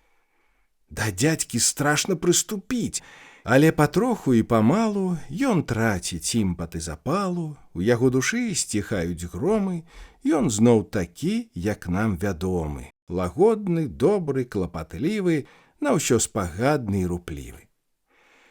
Праз нейкі час сямейка ў зборы. Тут маці сходзіць да каморы, нясе з банішча тварагу, каб скрасіць дзядзькаву тугу. Залье туды яшчэ смятаны, і дзядзьку хоць кладзі да раны. Смятана гэта з тварагом, краса дзяўчына з жаніхом, хоць зараз іх вядзі да шлюбу. І вось маўклівасці той шрубу адкруціць дзядзька з галавы, вясёлы робіцца, жывы, і ўсе прыгоды, ўсе нягоды і ўсе парогі перашкоды пачне апісваць сакавіта і пераймаць таленавіта пісцоў, іх закіды намеры, за тыя копіі паперы ў тваю сярмяжную кішэню спрытней, глыбей засунуць жменю. Ох, трэба ведаць іх псялытак. Сказаць жа, гэта іх прыбытак. Сядзіць, расказвае Антоній, што чуў, што бачыў з аблонні, хадыку высмее часамі і яго мухі з камарамі. А скончыць тым апавяданне, што многа трэба вандравання і гэтай нуднай цяганіны, каб дацягнуць да палавіны. Так многа клопатаў з зямлёю. Як цяжка голай рукою рабіць, вясці такія справы. І больш той гутаркі і славы, і гэтай зайздрасці і плётак дзядзькоў дасужых і іх цётак, і ўсіх наогул сваякоў, бо чалавек ужо такоў, больш галасу, чым карысці. Ох, цяжка, цяжка ў людзі выйсці і моцна стаць на свае ногі, бо многа ў свеце вас парогі. І часта роздараш іх быту над імі зляжа, як навала, і гэта даль падчас пужала, як нейкі лёс пусты, сярдзіты. І засмуткуеш паняволі ад гэтых думак цёмнай долі, калі набытак і скарб хатні ідуць на звод на той астатні. Але ці ёсць парука, што будзе сэнс мець гэта мука? Ці дасць зямля табе збавенне ад злога панскага насення? За адным рассватаешся тут, там у другі залазь хамут. Паны ж і розныя чынушы і там патрапяць выбіць душы і павыцягваць з цябе жылы, бо ты без права і без сілы. Такія думкі разважанні, як молат білі ў сэрца Ганне. Тут справа не ў сваёй сядзібе, а ўладзе ў гэтым уся злыбець. Хмурнеў тады Міхал таксама. Няўжо ж у свет замкнёна брама? Няўжо старанне пойдзе прахам? Пытаў Міхал сябе са страхам. Ды цяжка мары думкі траціць, пажыць бы ў сваёй хаце. Так казаў Міхал бывала. Вядома, клопату нямала. Ды што без клопату даецца? І тут ён нават засмяецца, каб цень развеяць тае смуты. І трэба часам крыж пакуты панесці, мілыя маевы, зазнаць і гора, неспадзевы. Але раз ты наважыў дзела, ідзі станоўка, роўна, смела, ідзі, назад не аглядайся і на другіх не пакладайся. А вам, сынкі мае любыя, не век сядзець на маёй шыі. Пара падумаць, небажаткі, як жыць без бацькі і без маткі. Бо іх жыццё не вечна ў свеце. Вось тут глуздом паварушэце. Дык трэба грунт мець пад нагамі, каб не бадзяцца батракамі. Які што грунт? Зямля, навука, але не панская прынука. Адзін Міхал і грэў імкненне давесці справу да сканчэння. Але няўзнакі, неўзаметкі вязала ліха свае сеткі, каб іх накінуць на Міхала, і ні навошта не зважала бы тая злосная намова. Міхал прыцяміў выпадкова густы чырвоны след крываўкі. Брат, дрэнныя праяўкі, прыйшла згінота на Міхася, падумаў ён у нейкім страсе, і нават сэрца ў ім апала. Што за праява напаткала? Няўжо яна, смерць неўзірана? Не, аб ёй думаць рана. Міхал жахнуўся. Нейкі смутак, ліхіх пачуццяў цёмны скрутак яго агортваюць істоту. Ён чуе ў свеце адзіноту, як бы варожых лёсаў сіла, у вочы глянула няміла і ўстала нейкім грозным валам між тым жыццём і ім, Міхалам. І першы раз ён так балюча адчуў той момант немінучы, які ўсіх нас вартуе пільна, бо гэта смерць, зло неадхільна. Няўжо памру і стану трупам, згнію ў зямлі нікчэмным струпам на целе гэтай зямлі. І цені страшныя ляглі яму на душу і на сэрца. І ён так ясна быў люстэрцы, убачыў смерці ўсе пячаці і ўсе адзначныя пастаці. Міхал пачуў, што ён пылінка, а век людскі адна хвілінка. І перад ім самі сабою, чуть-чуть засланы імглою, жыцця асобныя кускі, малюнкі, з'явы, абразкі, калісь прачуты, перажыты, всплылі як сон даўно забыты, і пачуванне адзіноты, пустэчы цёмныя, тускноты яго прыгнула, прыдушыла, і стала ўсё яму няміла. Адно цяпер яго прагненне прад кімся пасці на калені, прасіць заступы, абароны ад гэтай страшнае праклёны. І ўспомніў ён адну драбніцу, свой страх дзіцячы ў навальніцу.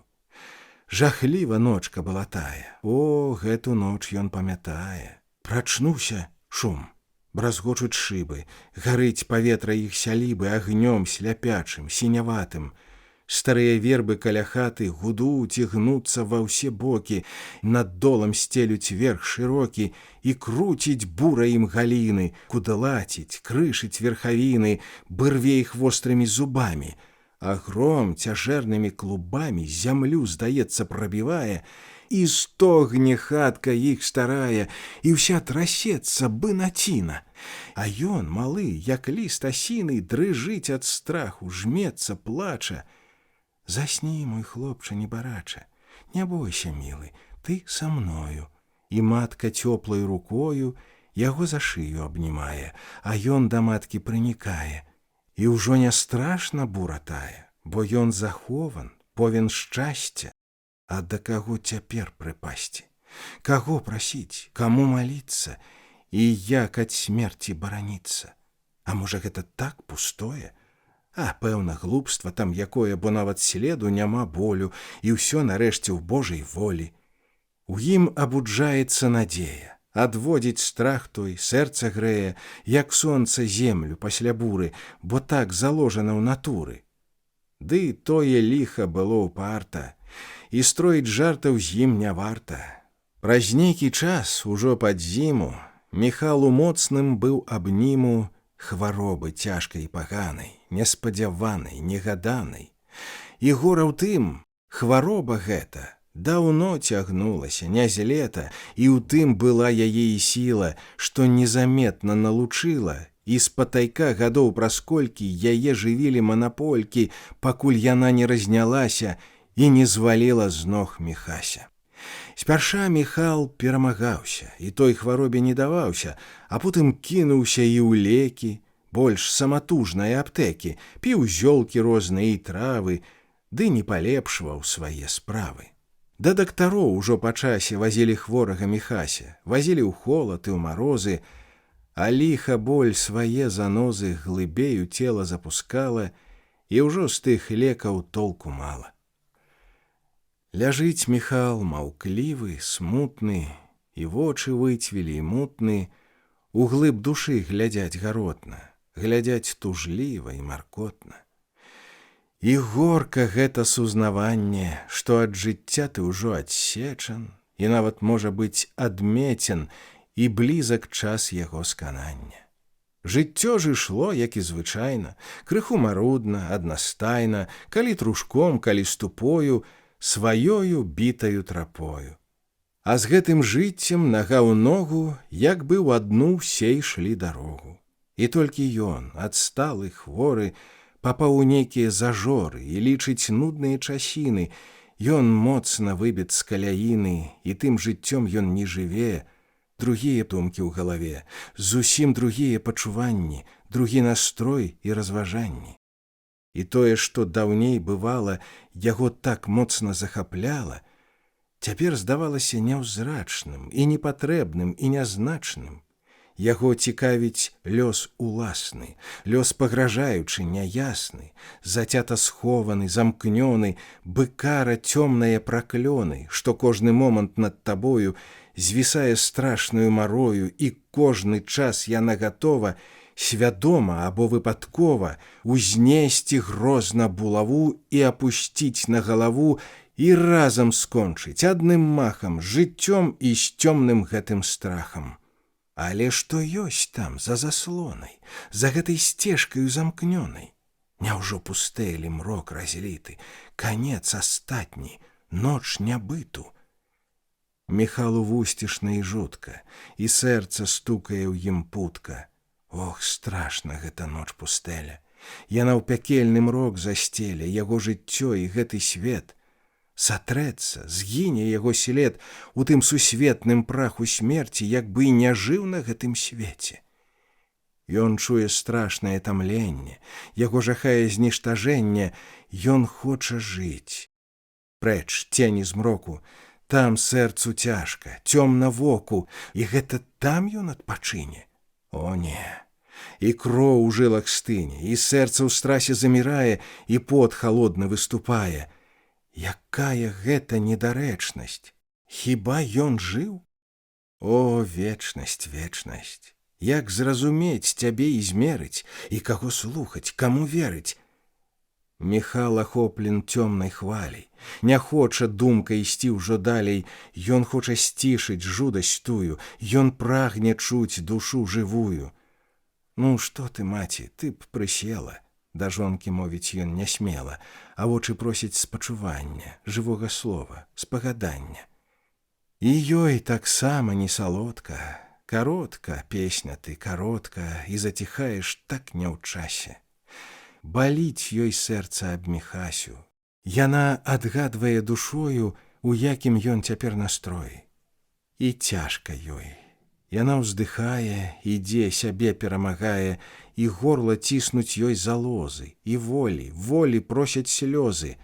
«Памру я, Ганна», – кажа ціха, дайшоў да дна свайго кяліха.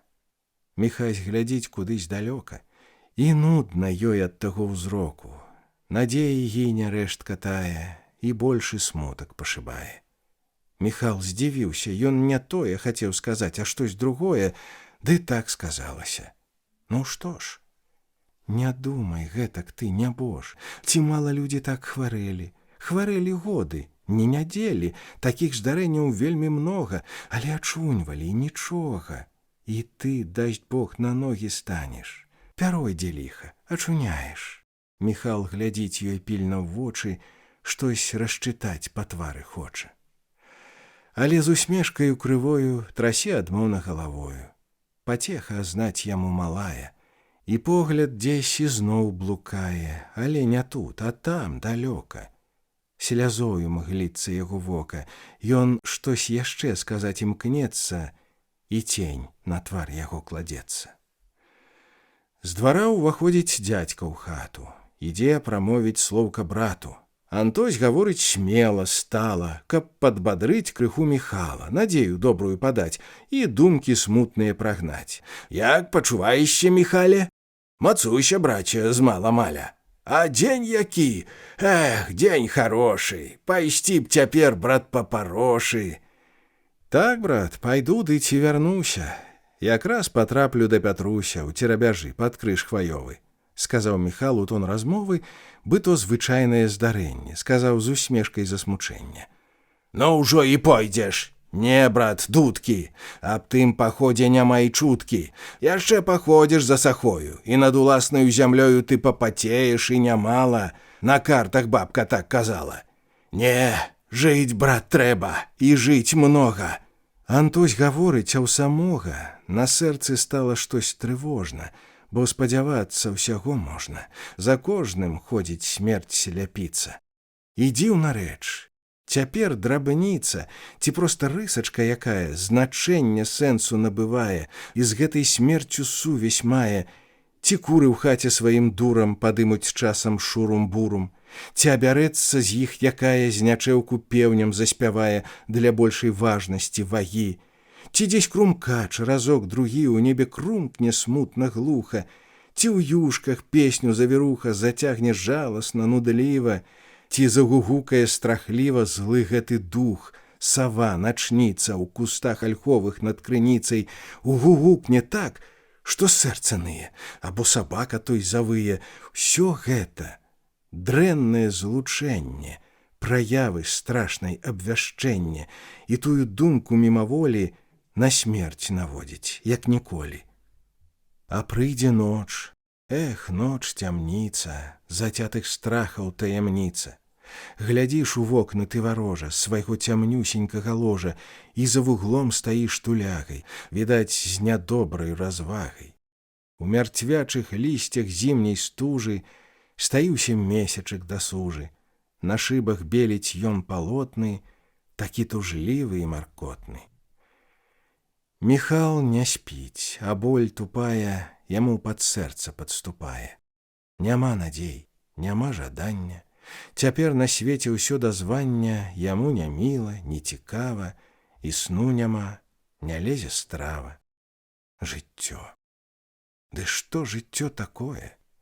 Эх, глупства, глупства ўсё, пустое. Міхал глядзіць на блеск газніцы. У вочы ўбіліся драбніцы, дрыгучы блеск і цені тыя, і танцы скокі іх нямыя. Яны варушацца, трасуцца, пустымі смехамі смяюцца, то расплываюцца па столі, то зноў насунуцца паволі. Агончык дрыгае і скача. Бы штось чуваць, нібы хто плача, ці то званочак пад дугою звініць бясконцаю тугою.